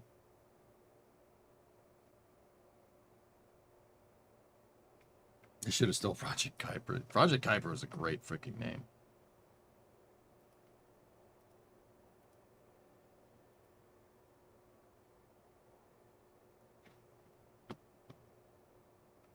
Thought it was a metal structure. It's like metal ribs with tent over it. Well, you know what, Vulcan? I'll be 100% honest with you. I have no idea. I haven't been to Intrepid in years.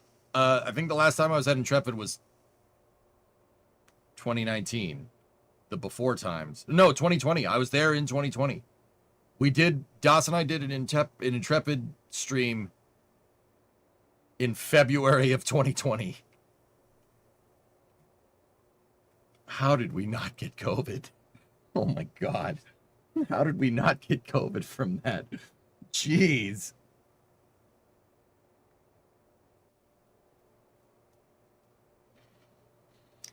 What about Starshot? Starscream, if we're going to go with the star naming convention. Starscream. You saw Discovery at Dallas back in 2011. Poor Dawson Max, they're stuck in Norway. Oh, jeez.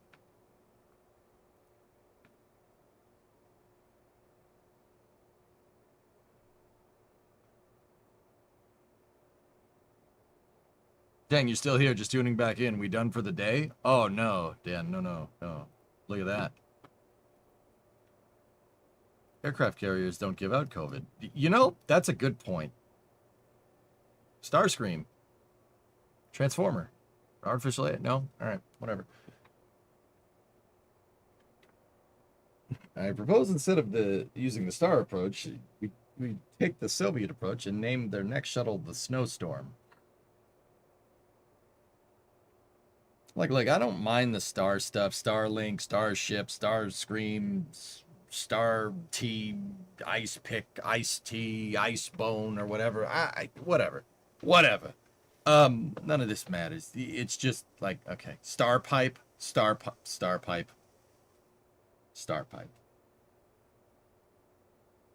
Which shuttle are they trying to rip out of its display and move it somewhere else? Discovery. It's not gonna happen, dudes. They have no way to move it.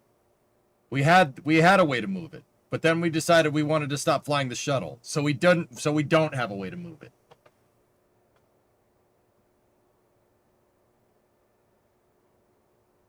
You're leaning towards a KSC trip you've never been? Oh, Snarfer, you gotta go, dude. You gotta, dude. There's not many places in the world where you can see a Saturn V and a space shuttle in one day. KSC is one of those places. I'm actually pretty sure there's no other place that you could do that. No, yeah, no other place.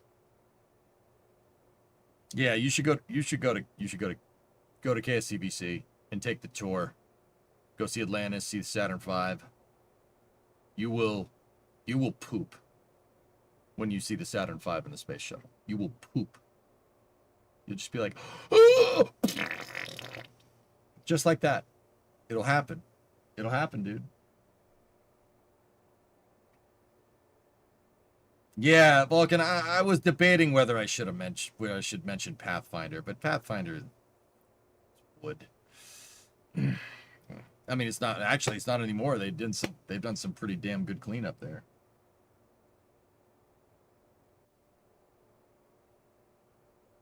You will poop. I'll never forget the first time I took Brimo to KSCVC and we walked in and saw the Saturn V and she just went.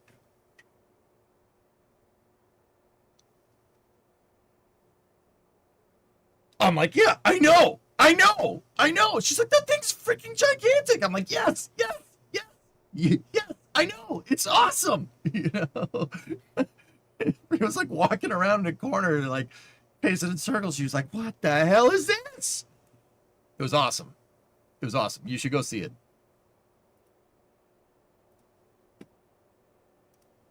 Starship is bigger, taller, not wider. Saturn V's 10-meter diameter, dude. Starship is 9. Saturn V is freaking chonker of a rocket, dude. Great. Can't wait to poop my pants in public. That a boy. Hold on. I'm going to show you something. You're going to shoot me a message in Discord. All right. Americans are very spoiled for their opportunities with air stuff. We're an aerospace republic, man. We invented the airplane. Dons, you guys have Vegemite. You own that, all right? We invented the airplane. We own that. That makes sense?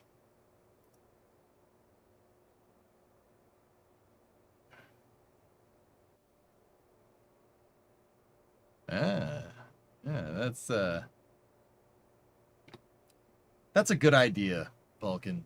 Yeah, that's a good idea. I mean, for what it's worth, it probably won't, but that's a good idea. That is a very good idea.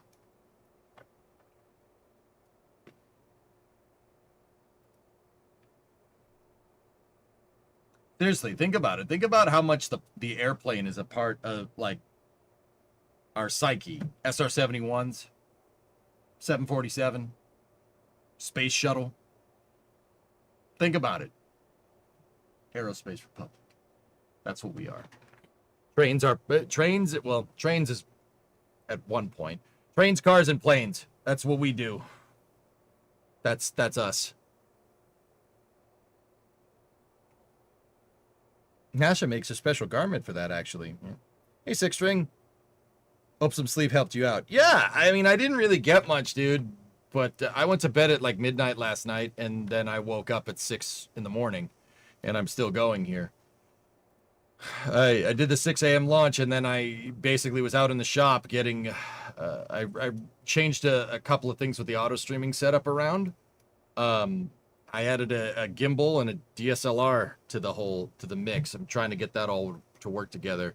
And then I was working on that basically until we started playing Kerbal 7 8 hours ago. Brazil begs to differ. Yeah, Santos Dumont and 14 Biz. I know all about that. Santos Dumont's plane could not sustain flight, guys. So the Brazilians would be like, oh, we invented the flight first. 14 Biz could not stay in flight. It could take off, and then it could just come right back down and land. The Wright brothers plane could take off, and it could keep flying around indefinitely. All right? The thing is that the Wright flyers needed a catapult. So technically, that's where, you know, the Brazilians are like, well, ours is an airplane. Well, the Wright brothers plane can fly around, and it could stay flying around. Santos Dumont's plane didn't need a catapult. 14 Biz didn't need a catapult, but it couldn't stay up in the air. I think the Wright brothers is kind of more synonymous with airplanes nowadays. You know, considering that airplanes stay up in the air. So, you know. Get frick, Brazil. How about that? Boom. Boom.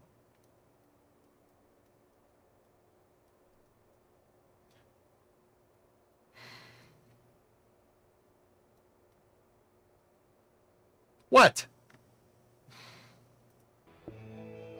You want a piece of me, Brazil?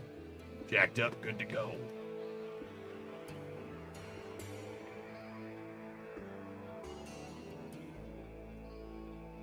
If you're Brazilian and watching this, it's just tongue-in-cheek, dude. I don't care. Santos Dumont was a freaking genius. Guy just lived in the woods and just made an airplane. I mean, the Wright brothers, too. The Wright brothers were just bicycle mechanics. Like, not motorcycle, bicycle, like the pedal thing. And they were like, what if we made a bicycle fly? And they did.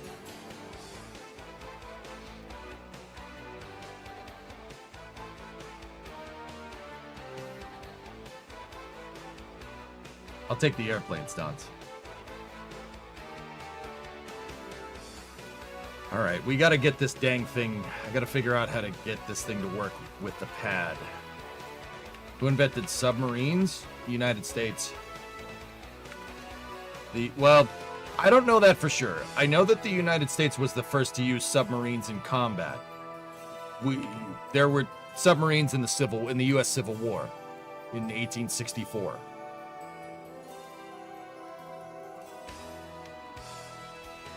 I don't know if that was the first submarine. I know that leave it to us to take something that somebody invented and make it into a weapon system to try to blow ourselves up. That sounds like us.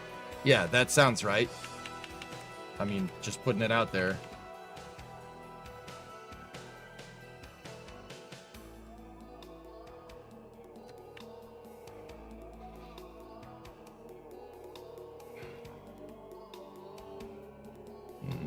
You know what? We should put a plate on the front.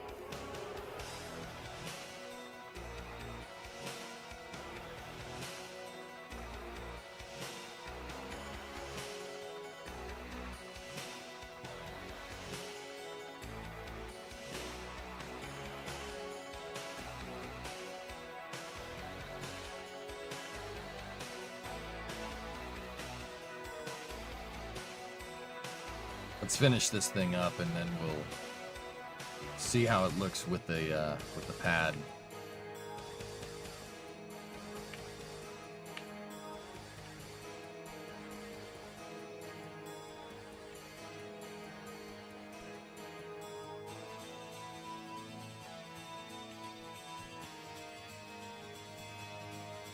Still no space news, eh? No, I'm busy. Look, man, I'm on a Kerbal roll, alright? It's not every day that I get into a project and we actually make some good headway on it, especially lately with KSP, alright? So, you know... Shut up. That's what I'm trying to say. You're correct, the first military sub was American 1776. Oh yeah, there was that submarine that was like pedal powered that we used to try and blow up a British ship. It didn't really work, but forgot about that.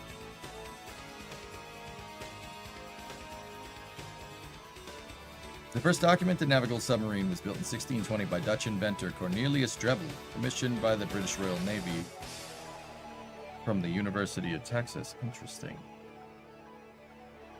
Okay. How the heck do we get this to work with the pad?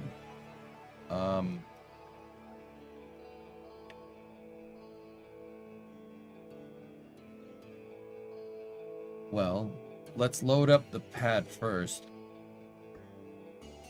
And hope I got all my measurements right when I rebuilt this from scratch. If I didn't, I'm going to be a little upset, but hey, whatever.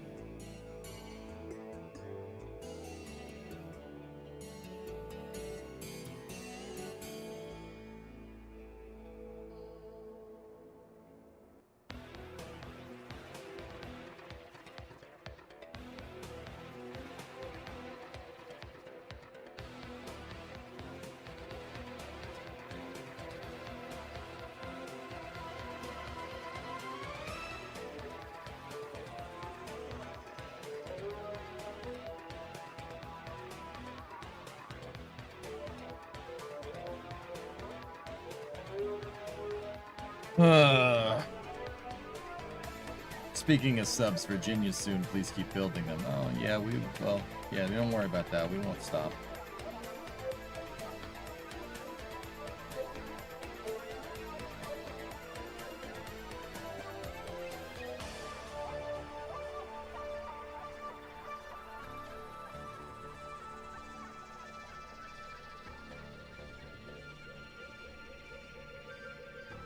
The first thing we got to do is put the pad out, and then in the VAB we got to move the crane into position and then hope that the crane gets centered onto the pad and then drop it onto it. It's a little bit complicated, but once you figure it out, once you get it right, it's good.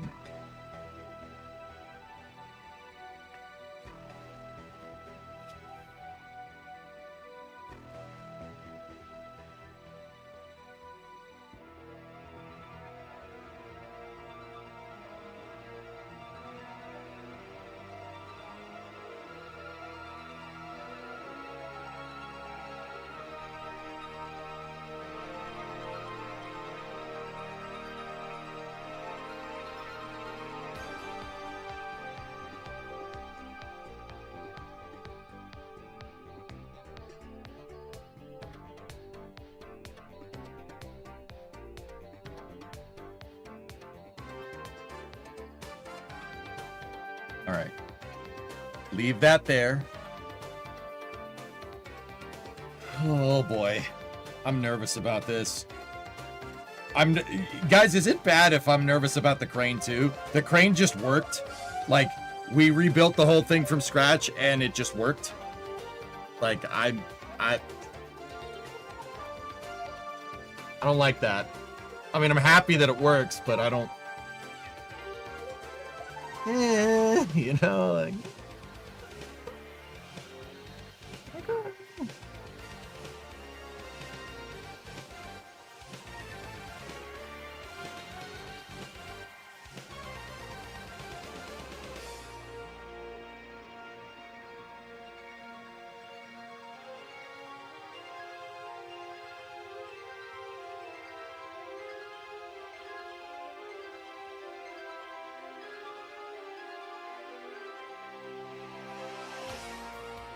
Right, now let's get the tower out. Rational fear about, and it exploded.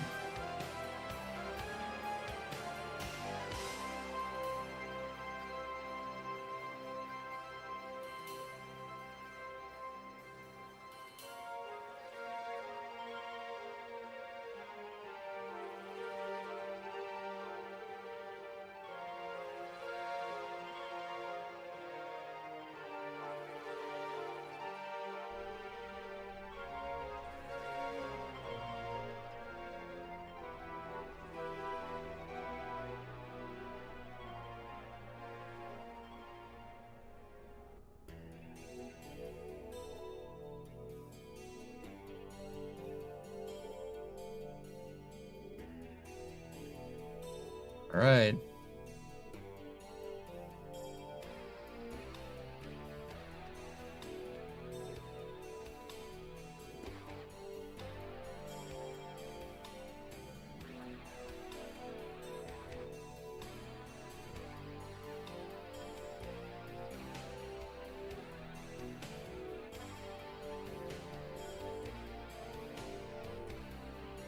Hold on to your butts.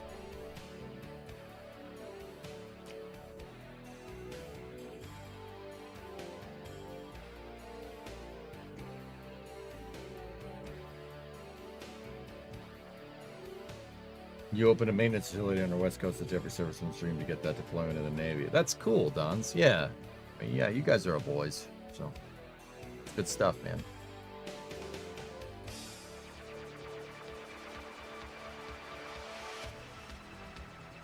Chip, please don't break the computer.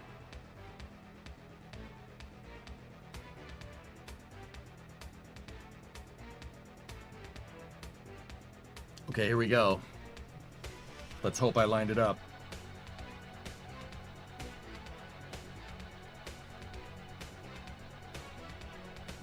It was a smidge off center, but yeah, it's aligned. Oh, I forgot to add the air brakes again.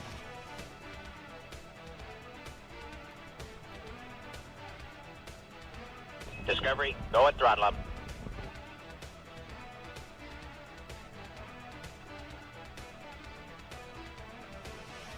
Oh.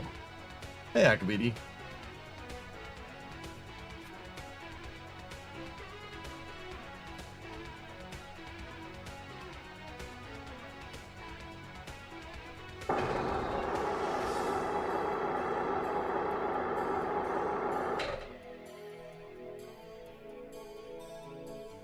You guys want to see something funny? I don't know if you guys know, ants, like the bug, can lift 50 times their own weight.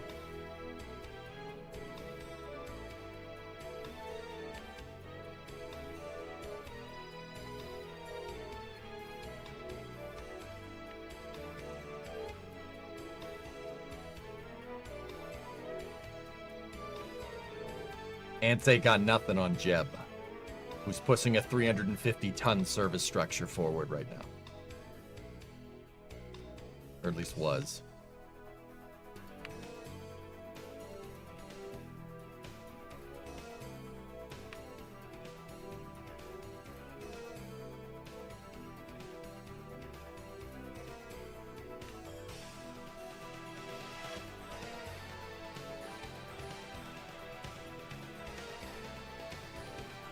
Sometimes it's easier just to get the truck to do it. Discovery, go at throttle up.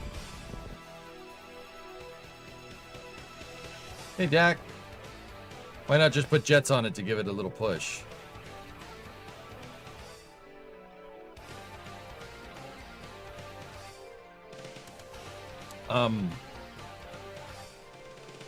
It wasn't completely centered on the pad.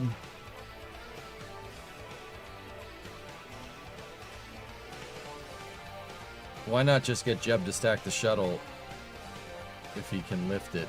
Because he's not a crane? Hello?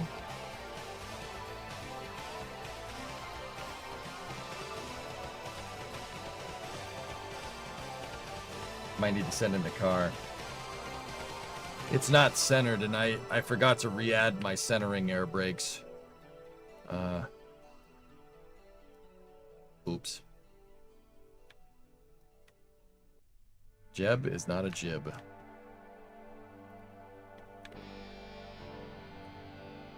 I mean, jet engines would certainly fix this problem.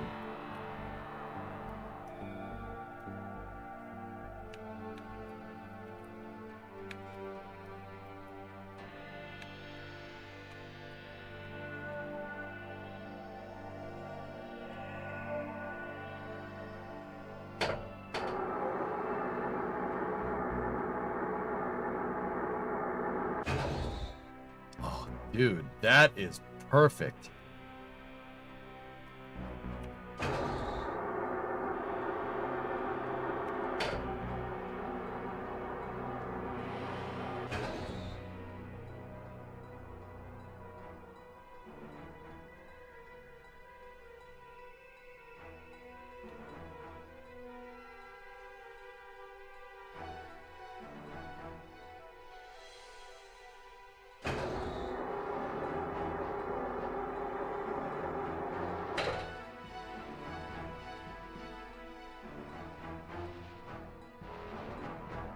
Actually, I think the crew tanks are a little too wide.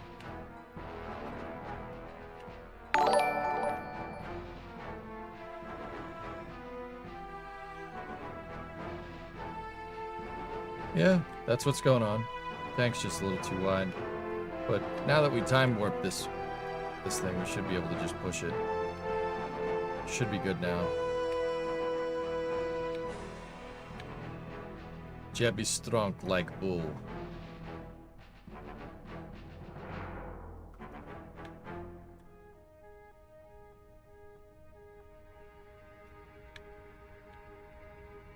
He's using his helmet, don't worry.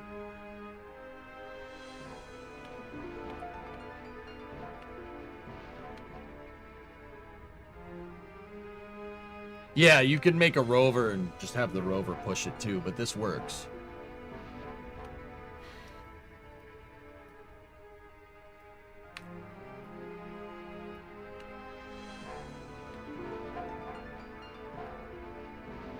I just want to get this over the... You know what? Let's do it this way.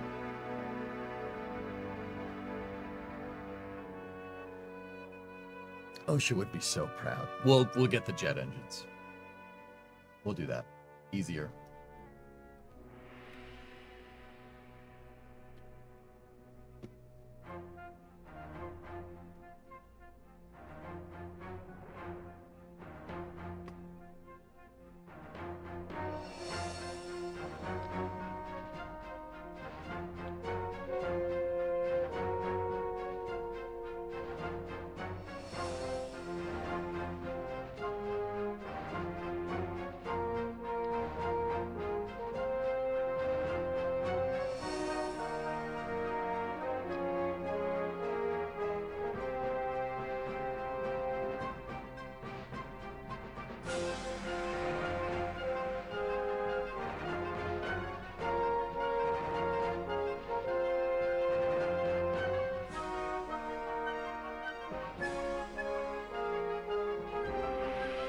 Have I mentioned that I hate building in here?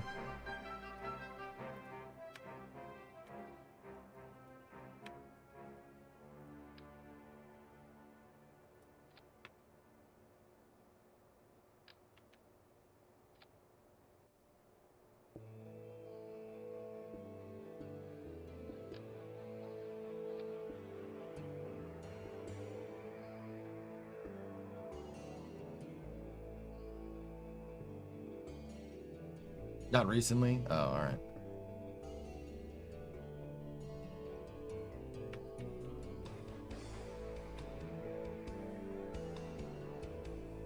Move the crew tanks one tick out, and then we're gonna need centering air brakes.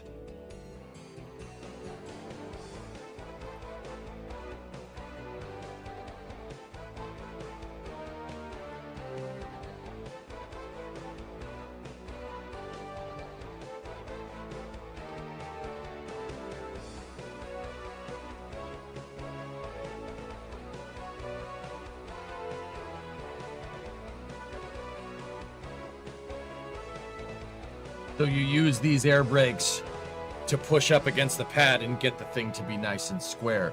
I just got to make sure that we take them out of the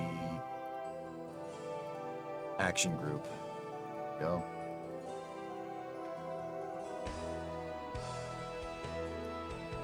I mean, the thing should roll a lot better now that I moved the tanks out, the crew tanks out of the way, but...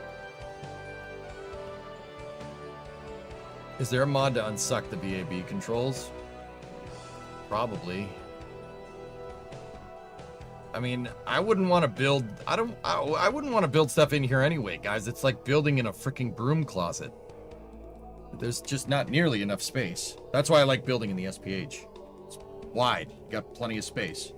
I mean, you don't have space up, so just, you know, whatever. Turn it on its side. Building in here is like trying to build a freaking Lego kit inside of a porta potty.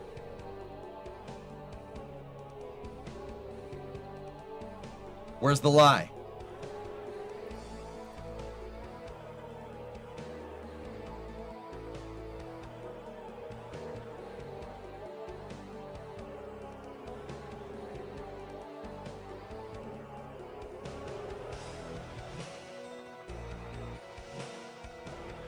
Nice, jet route. All right, good for you.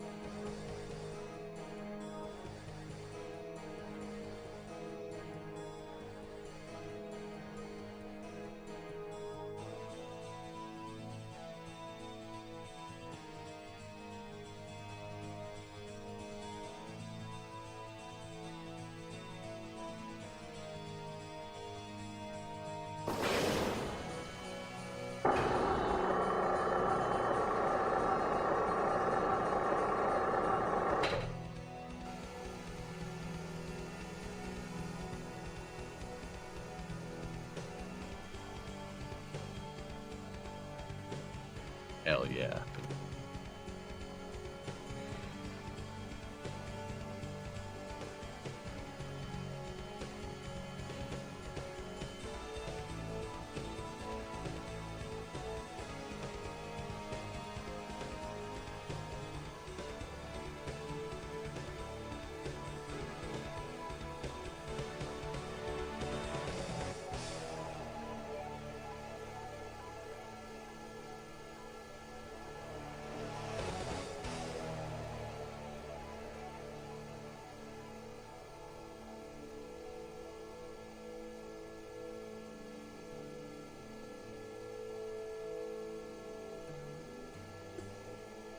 Let me make sure that this all jives correctly. It looks really good thus far.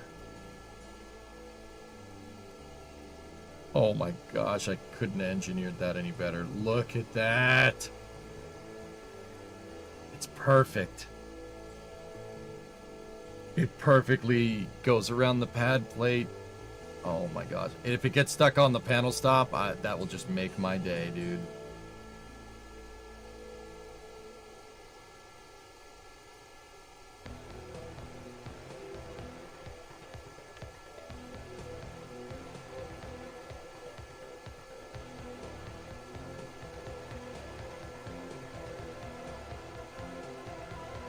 Does it survive time warp? Yep.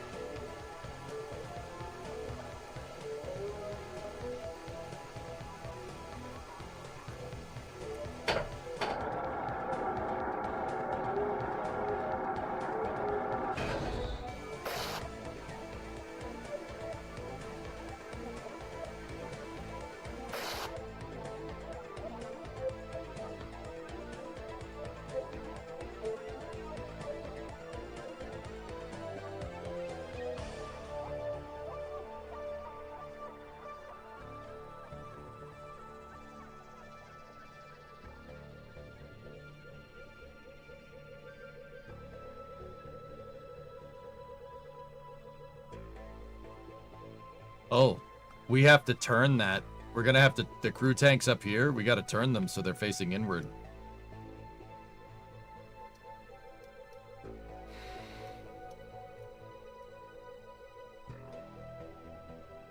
Actually, this is way too far forward, guys. The external tank should be not in this section. It should be over there. So, well, we gotta back up.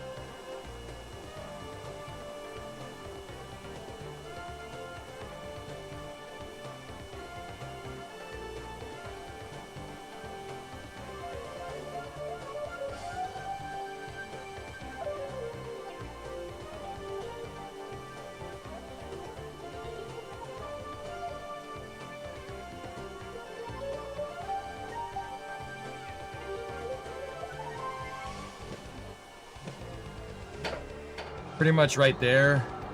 Actually, yeah, lining up the stack with the center line of the crane, that's pretty much it.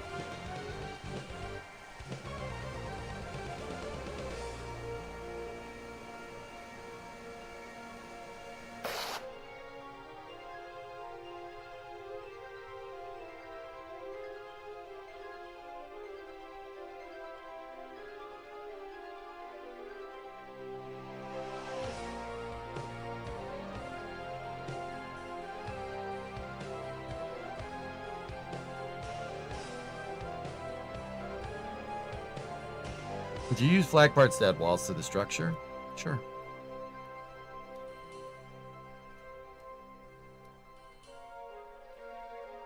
Yeah, we could.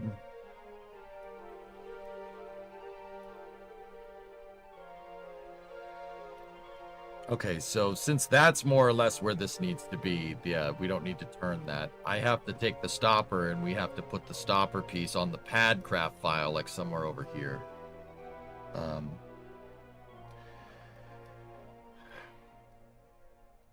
And then the shuttle assembly building should go out to about here. Down. Like that. Oh, dude, this is pretty cool, man. Pretty damn cool. The crane has more than enough row on either direction.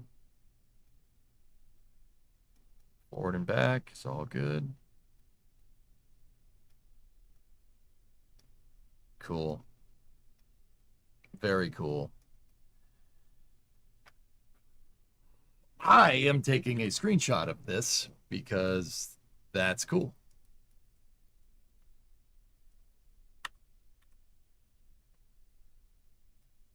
Can Jeb get out here? Yep.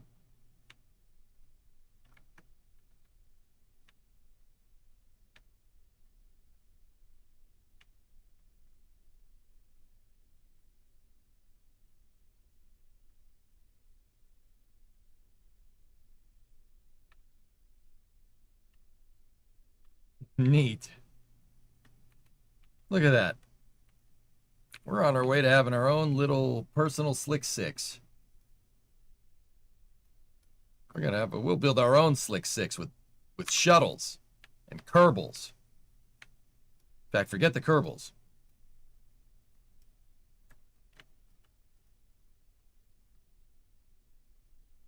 Yeah, probably gonna need another lander can right there. And then probably another lander can set at the back, so. The other thing is, guys, we're at 100% simulation. See how that's basically green? It's almost in real time. Yeah, there's, let's see. The pad plate with SRBs and external tank is 500 parts, and the integration service tower is, well, hold on.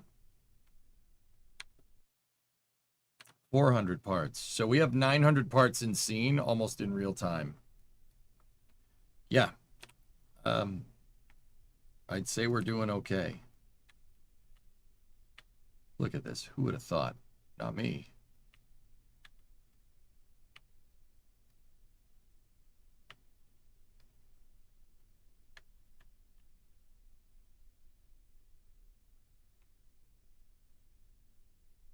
Cool.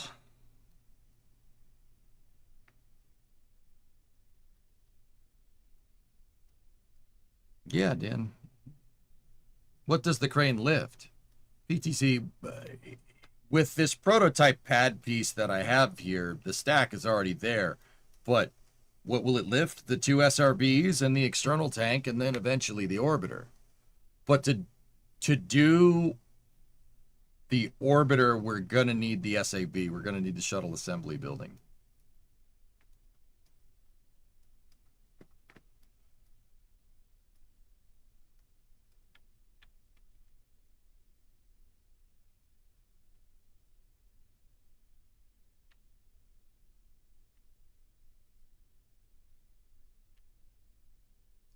Jeb.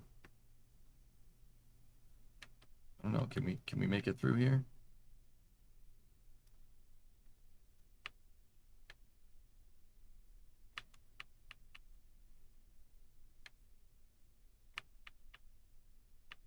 Dude, we engineered this pretty much perfect.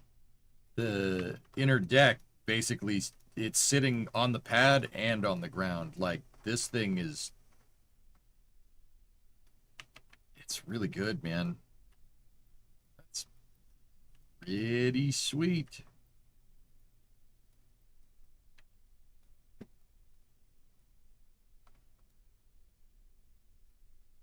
It'll look better with the integration buildings here.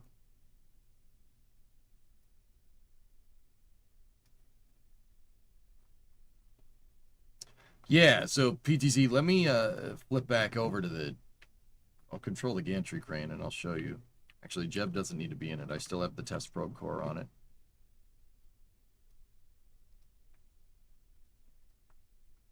So check this out. Release the holding clamp here and...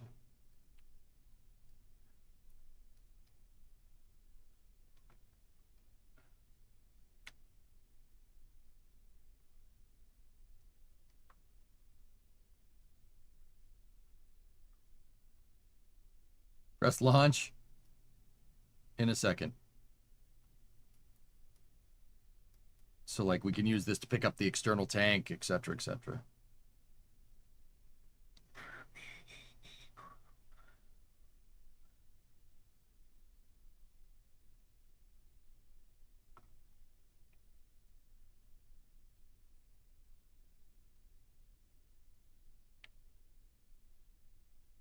Ken gifted to press launch without checking your staging.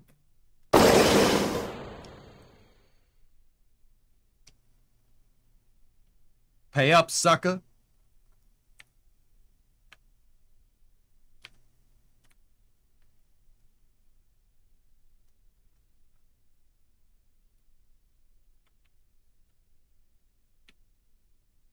Now what? You don't have to, Blaze it. I'm just messing around.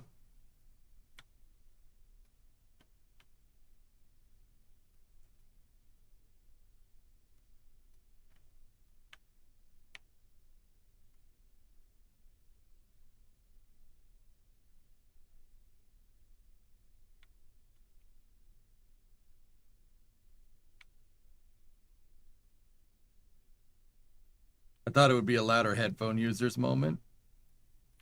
I mean, if you guys want to do something that's really going to break things, we could dock those 2 ports together. That will cause problems. If that's how you want to end the night, we can end the night like that if you want.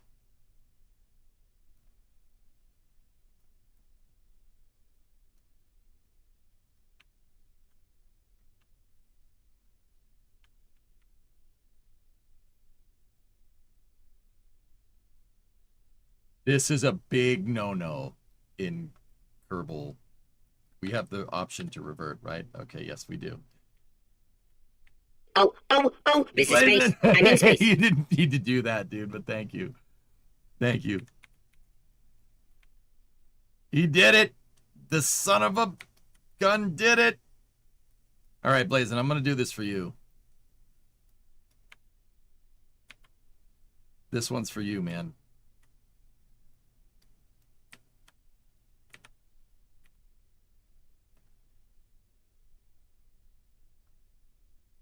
Uh-oh. This is why you don't do this?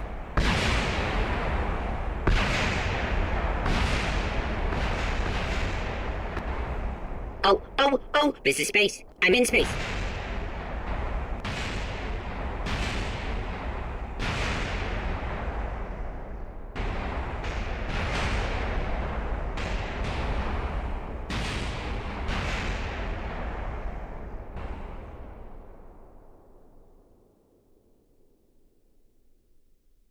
Do you know how much force needed to go through that crane to get it to annihilate itself?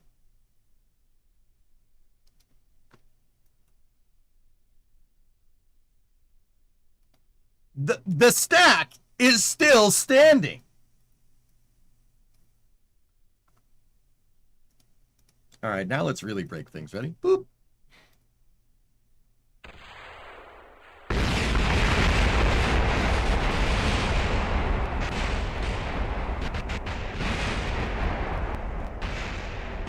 Damn, dude, that's some nice distance.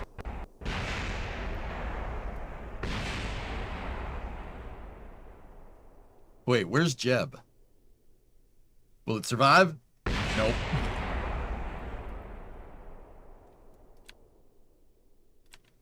Jeb?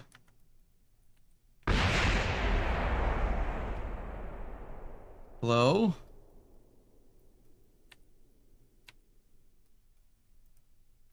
Jeb?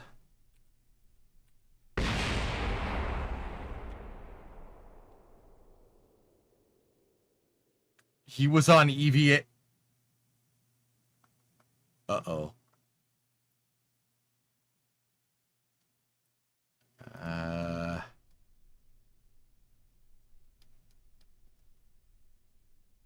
He was on the pad deck last time we saw him.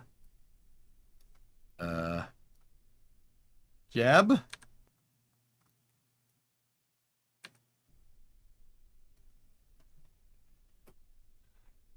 He was standing on the pad somewhere.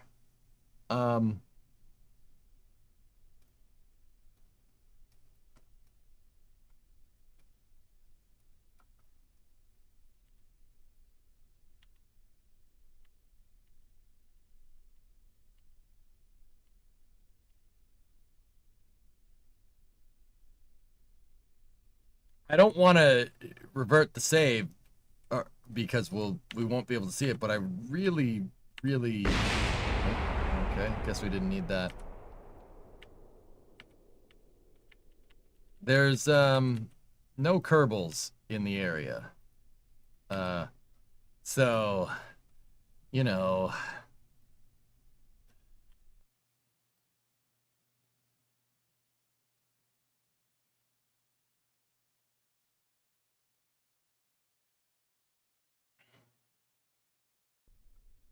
can you filter the map view for Kerbals? There are no Kerbals on EV. Oh yeah, no, he's yeah,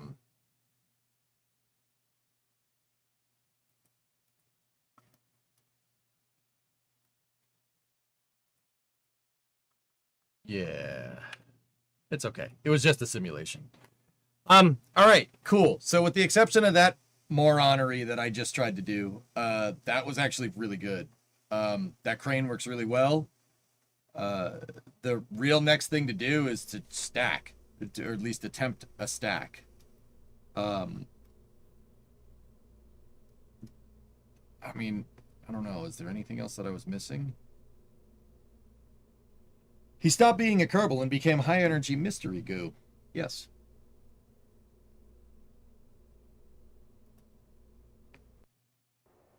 Yeah, good refactor on the crane design, and yeah, now it's great. The thing's a tank. We need to make some minor modifications to it, but we need to add more crew tanks, and then also change stop point on pad deck for MST. That, guys, considering this was scratch built today, I think that's really damn good progress.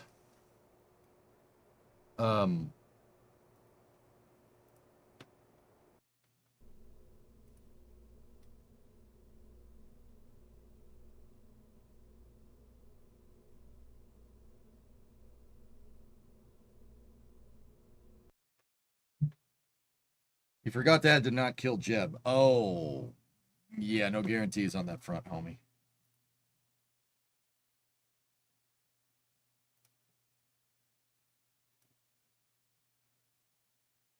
Yeah, Joe, you like it? I mean, Joe, hopefully it makes more sense now, dude, because when you popped in, I can't help but get the feel you popped in and went, what the fuck? All right, you know. But yeah, hopefully it makes more sense now, dude. Oh, shoot.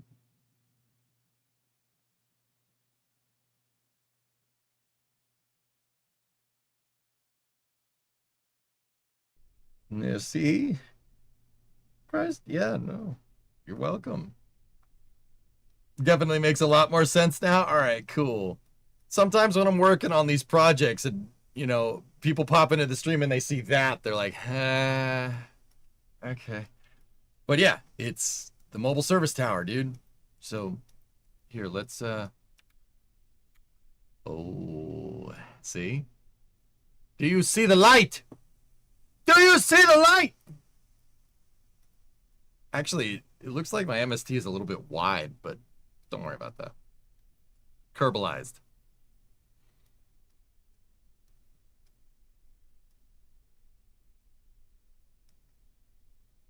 I really like how this thing sits on here. It, yeah, this whole thing is really good, man. Hey, Matt, what's up, dude? Hi, good to see you again. Saw you this morning. This is cool and all, but when are you going to do shuttle reintegration?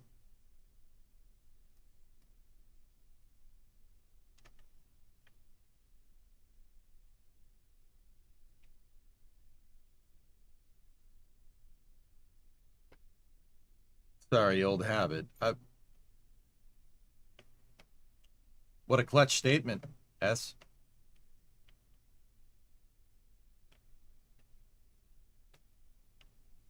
Sorry, old habit. You're getting a Honda? You...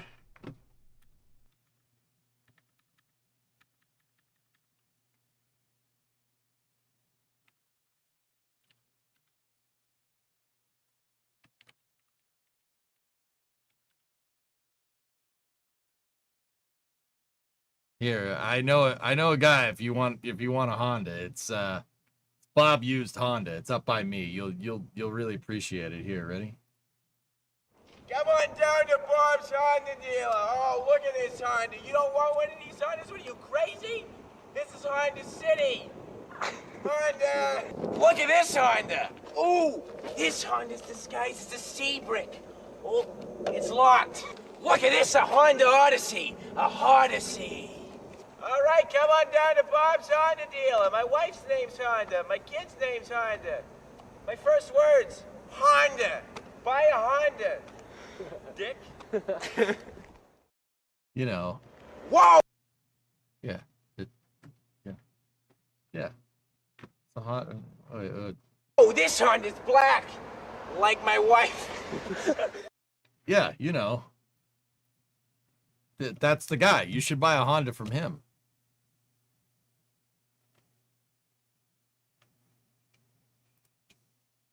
Why was that last part funny?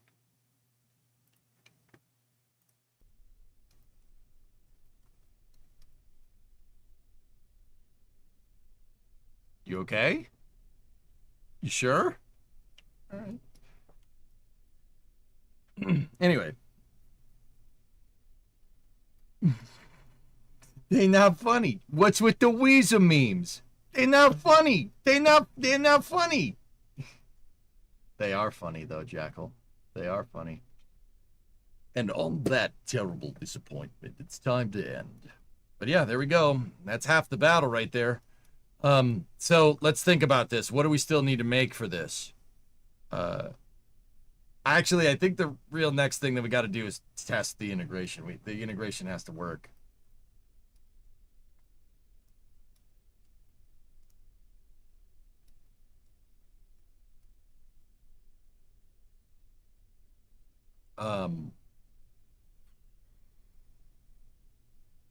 We should look into MSD SRB and MSD ET interfacing here. I think it's just missing the orbiter. No. It's the tower. The tower. People got to get in. They got to see. They got to put the tower in there. So we got pretty much this. That's what we have this and we have that. We need this and we need that. And that. We need the payload change out room. Will there be solid paneling or will you keep it hollow? Wheelman, I don't want to go too insane with the part count. I would love to clad the entire structure. Dude, if Kerbal could take it, I'd build every single gantry. Like every single access gantry, every single, like, see all the servicing gantries? I would build all that. I'd build all of it because it's cool. How cool would it be to see the gantry decks retract and then I'd do it. I'm kind of a little bit worried about the part count budget. We're still in the green right now. We got good simulation. If I cladded this up, that basically is going to eat the entire budget for the entire pad. We might be able to use flags to cover it up, but if we use flags to do that on the inside, guys, it's going to look ridiculous.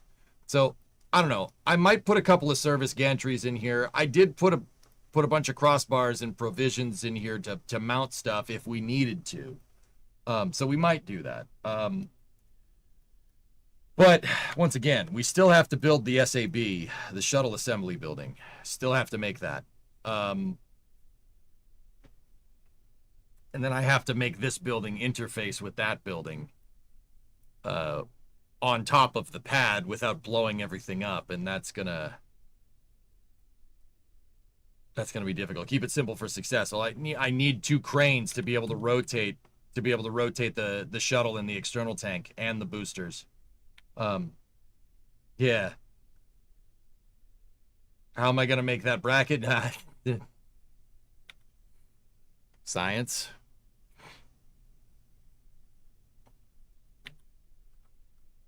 Oh, it's so good, dude. It's so good. That's peak pad design, man. I think you forgot the bridge. Oh, damn, you're right.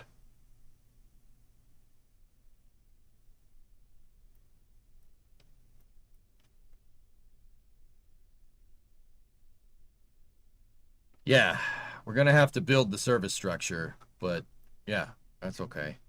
I've noticed a problem, though. We have to retest our integration method because the integration method that we were using uses the ground umbilical carrier plate as the way to anchor this thing to the pad, and that's not going to work. It's not going to work because in SLC-6 ConOps, the ground umbilical carrier plate wasn't attached until after the rocket was stacked, which does not really work well for us. Pad deluge. It's Kerbal. Who paid for the helium and nitrogen? Well, this was a United States Air Force launch site and wholly United States Air Force, so probably NASA. Dude, that was the stupidest thing I've ever read. I still can't believe that. But yeah, we gotta do the change out room. And we have to build the SAB and the service structure, the fixed service structure. Once we do all that, Yeah. I don't see why we couldn't go to send it, guys. Like, I might need to extend this side of the pad, though. Oh, I just noticed something.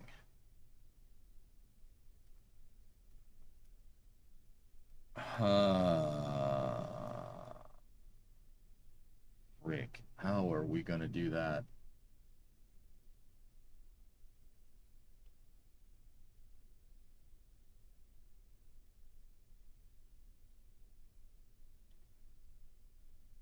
So in SLC-6 architecture, you have this structure over here. That looks like a building. That's not a building. That whole thing moves. From about, see where that line is? This whole structure can move. It's called the payload changeout room. It's how they were going to load payload into the shuttle at Vandenberg. The reason why these buildings are... Sorry, the arrow key got stuck. The reason why these buildings are gigantic and cavernous is because the PCR is on rails and it moves. Well, it was designed to move and go into the shuttle assembly building so they could integrate payloads inside. Yeah, the thing is, like, here, let's go over here. Let me show you this picture. So the thing is, we need the payload changeout room to be able to get out of the way. It needs to move out of the way. And then I need to be able to see the servicing road right there. I need to be able to roll the external tank and the shuttle in there, right? So I can pick them up and integrate them. And the PCR needs to be out of the way, but the PCR also needs to be on rails so it can move forward and I can load payload into the shuttle and reconfigure the payload bay, right? How in the balls am I going to make a way for that to move in there like that? Oh dear. Act 40, isn't it cool? Yeah, we got about half of the launch site. Well, actually maybe about a third.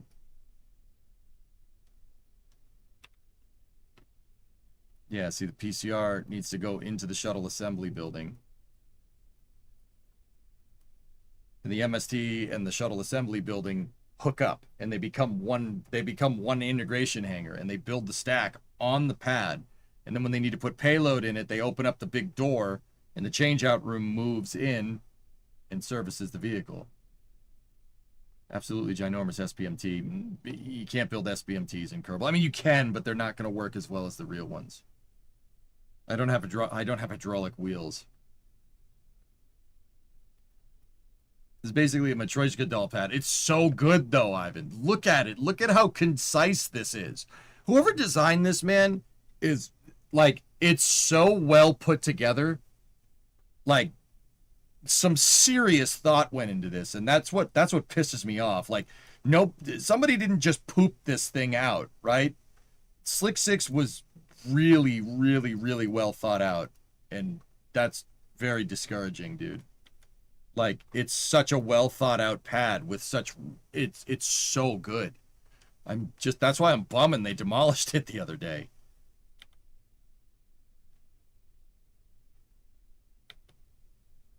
Like, dude, it's so trick. It's such a good design.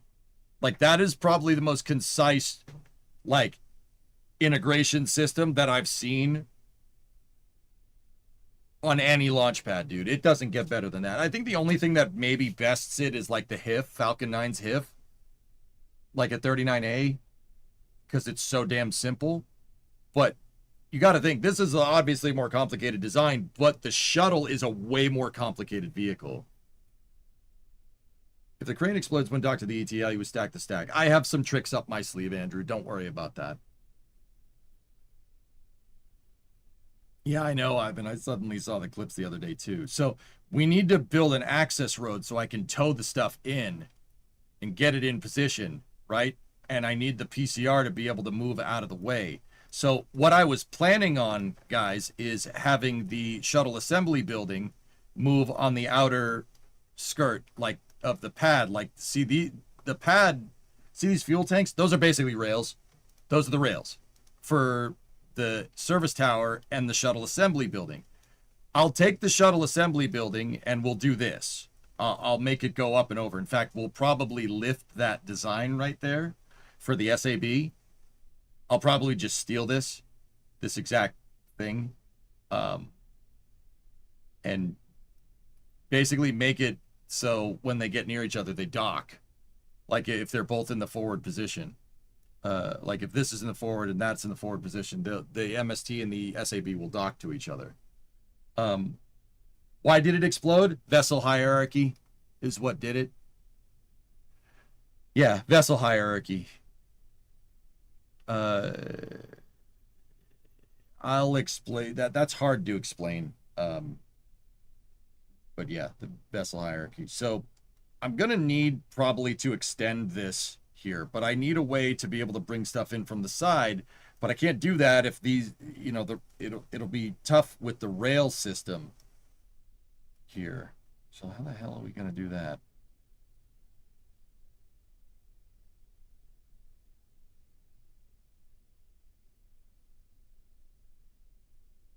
Like root parts or something?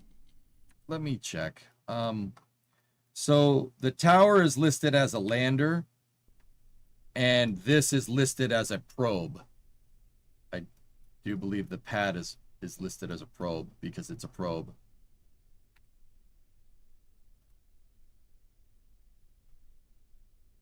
Oh, geez. No, they're landers. They pushed. So one didn't try to dock to the other. The crane tried to dock to the pad in that logic.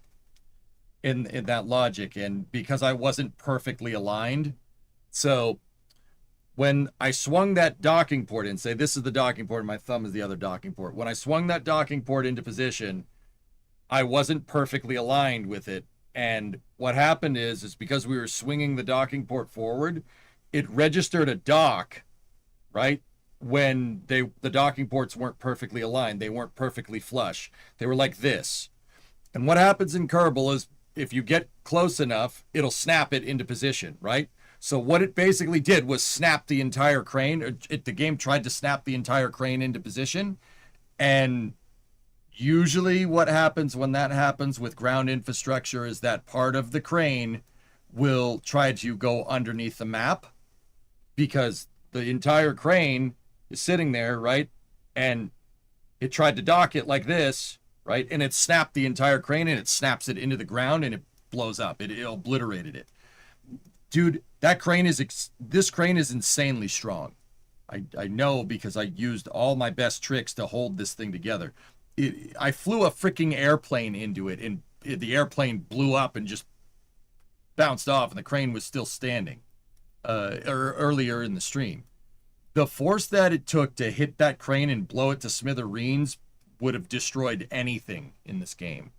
Once again, it's just because the ports weren't aligned. Now, you can get one to snap to the other, right, if you really know what you're doing, but because they're both registered as landers right now, I don't know why they're both registered as landers, but because they are,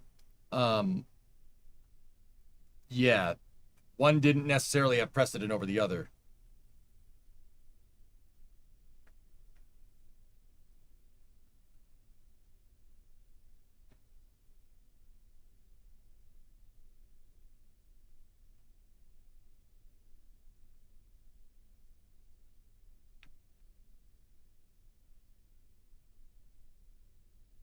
If that makes any sense.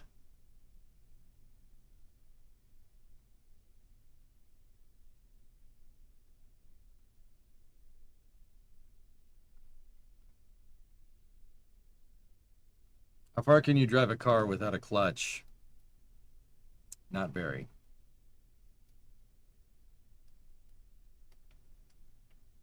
Imagine if SpaceX built something like this for Starship.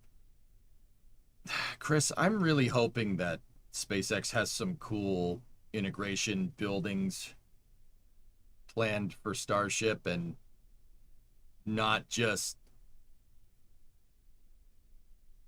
you know, like load up satellites inside of the Mega Bay, even though that's probably what they'll end up doing.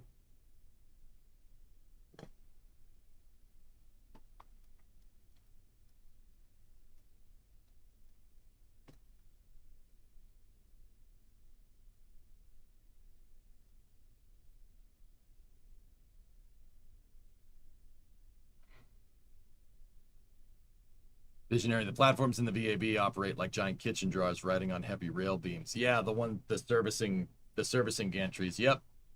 I'd love to do that. I could if we have the part count here. We have the computer to do stuff like this. So, like I said, guys, I'm going to build out the whole pad. If we have to end up taking some stuff apart and taking some stuff off, so be it. It still doesn't solve our PCR problem, though. I don't know what we're going to do there.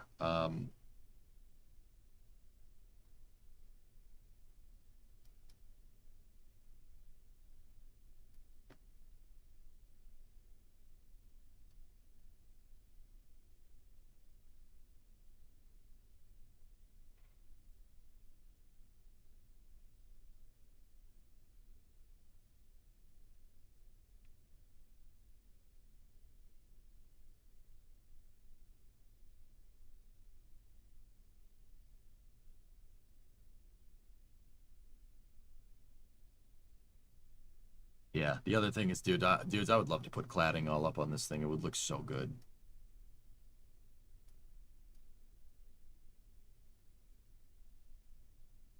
And I think I ended up making the MST a little bit too wide. I don't think it needs to be that wide, but we got it. Hey, Beansy.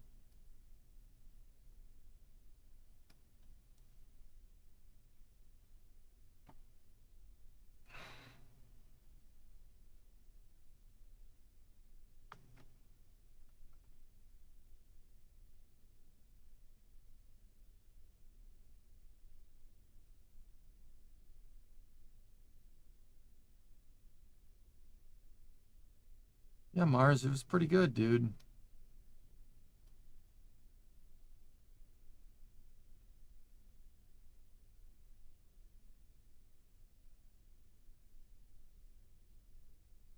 Which rocket is this? Shuttle.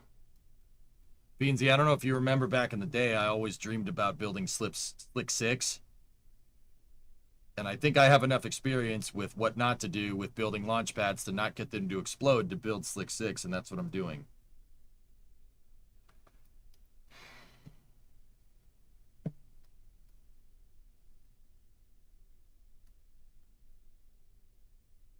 I'm really proud of that. I'm really proud of that damn crane, to be honest with you.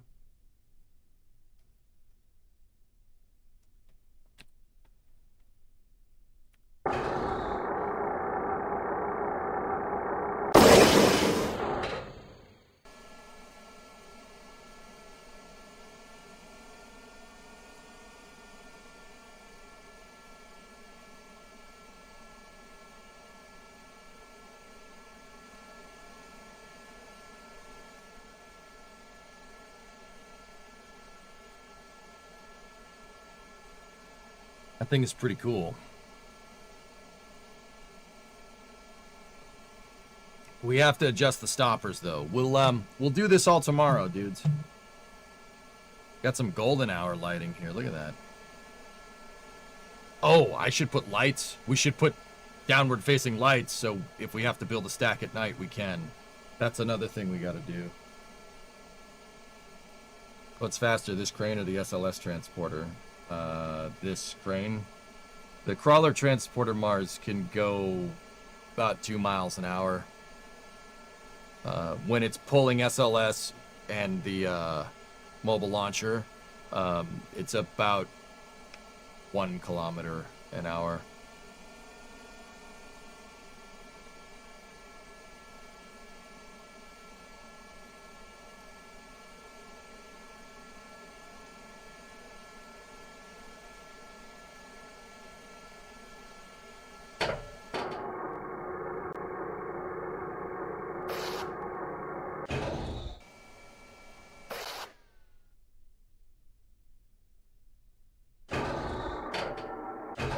The landing gear lights could, well, that's pretty cool.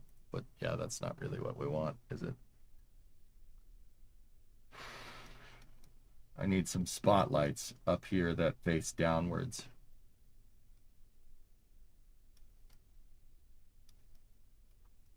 And I'm thinking maybe put see these crossbars right here? I'm thinking put a set there and a set there. Just to close up the back of the building. So if we needed to mount a service gantry back here, we could for the GUP thing and whatnot.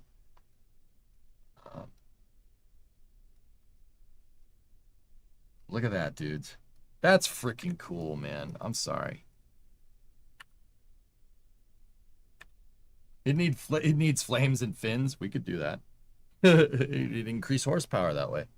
I'm also probably going to get rid of the jet engines. I don't need jet engines on this. Kerbals can push it. That's how I like to do things because it'll go slow.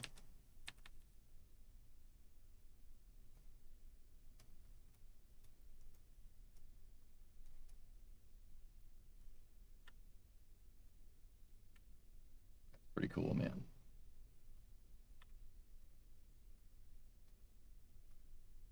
My favorite part is like, you know, you build all this cool stuff and you can have it so Kerbals can like just get out and they can walk around.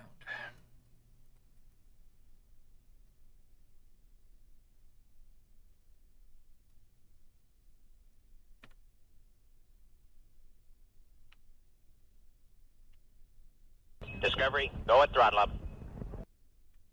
I know I just took this picture, but I like it a lot. I like it a lot.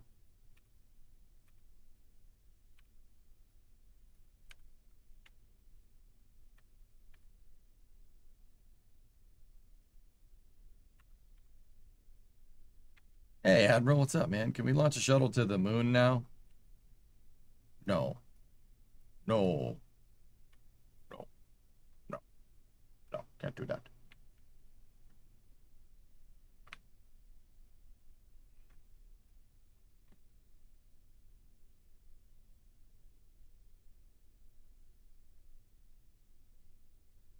But they did it for all mankind. That show sucks.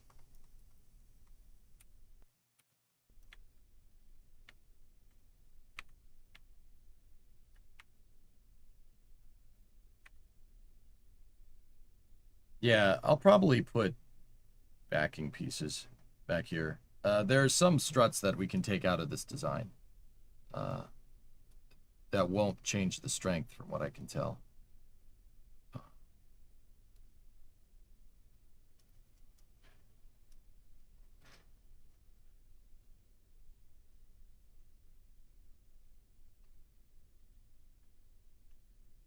So yeah, we'll do some final touches on this tower, on the MST tomorrow, and yeah, do some final touches on it tomorrow and freaking start on the SAB, I guess.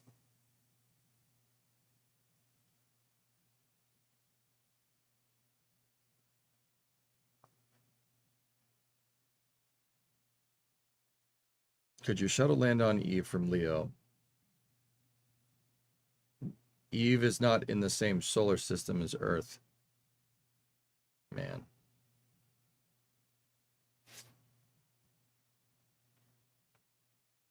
I would like to see you using KAS just to make realistic looking cranes.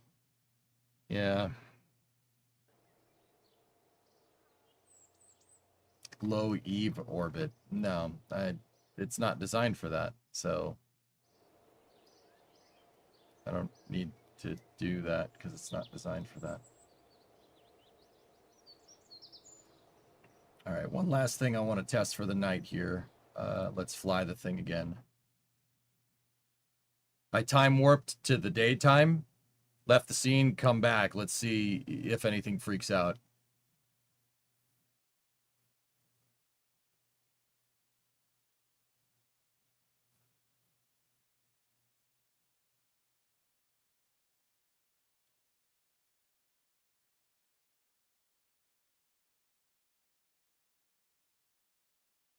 Space shuttle went to the moon and For All Mankind, though. Seeing the space shuttle at the moon in For All Mankind is very annoying. It would be like seeing a submarine fly around in space to the moon with its propeller whizzing in the background. Can you see how that would be difficult for someone to watch? Oh, yeah. Nothing. Nothing moved around. Look at that.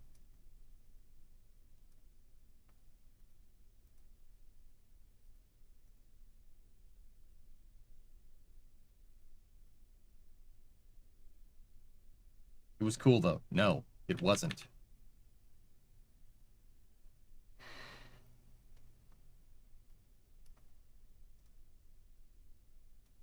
Look, all right? I have my gripes with For All Mankind, okay?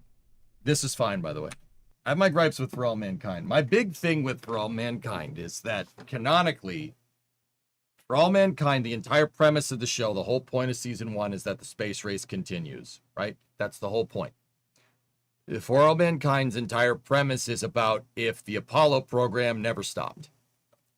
So, if that's the premise for your show, the Apollo program and the space race not stopping, why does the shuttle exist?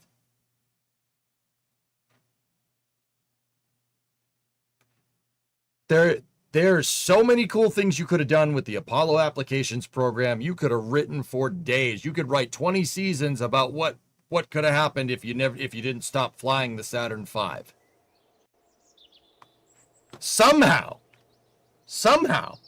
the writers were like, no, space shuttle. It's like,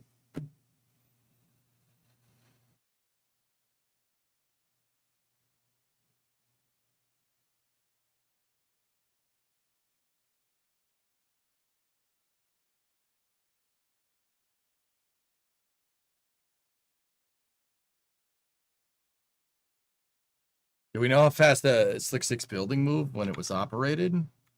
So, I mean, I don't know. Take with that for what it's worth, I suppose. You want to see it move?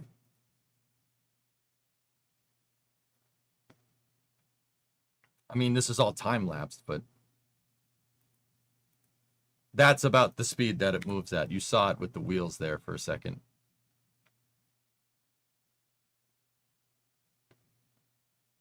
Watch the next shot, Chris. See the wheels? That's how fast it moves. It doesn't go very fast. Maybe a half mile an hour.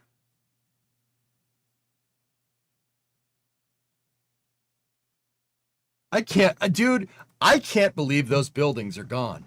I can't believe that. I've spent years talking up SLC-6 and how freaking cool it is. It's such a cool launch pad. And they're gone. Dude, my brain is having trouble with that one, dude. SpaceX demolished both of these buildings the other day because they're retooling the pad for Falcon Heavy, which I mean, that's cool, but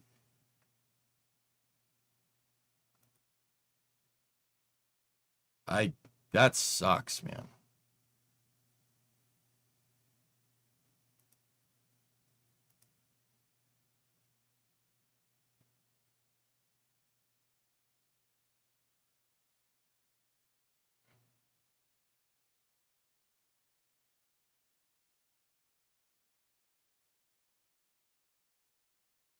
That's a shame. Anyway.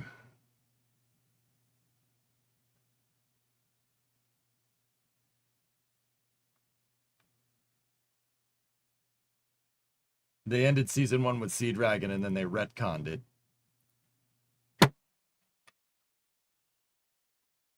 And that show could have been legendary, dude, but no.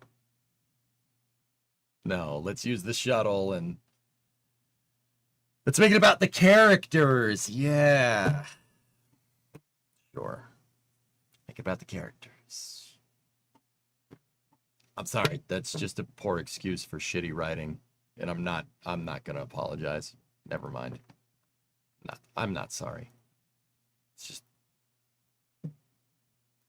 the people writing this series of this show about space don't care about space, and it's pretty obvious.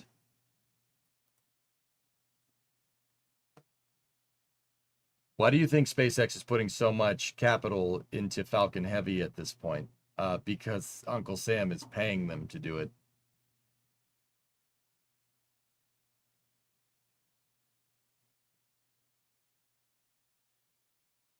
The third building to integrate payload, the one that didn't exist anymore for a long time. The PCR was demolished in the 80s. Yeah, they got rid of it.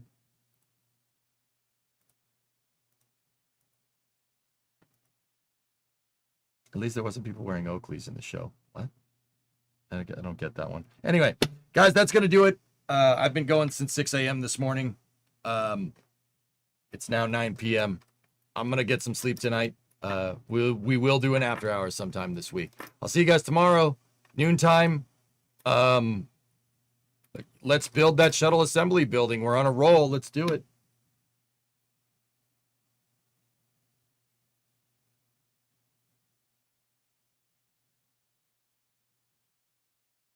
Yeah, Alex, an old history where Challenger doesn't happen and the Cold War doesn't end would be pretty prime sci-fi. Yeah. We should write it, dude. We should do that. I know a writer. A writer watches the stream, good buddy of mine. We should do that, dude. We should do that. We should write some shuttle alt history craziness. Anyway, I'll talk to you guys later. I'll see you guys at noontime tomorrow. Thank you very much for watching. Have a good night. I'll see you then.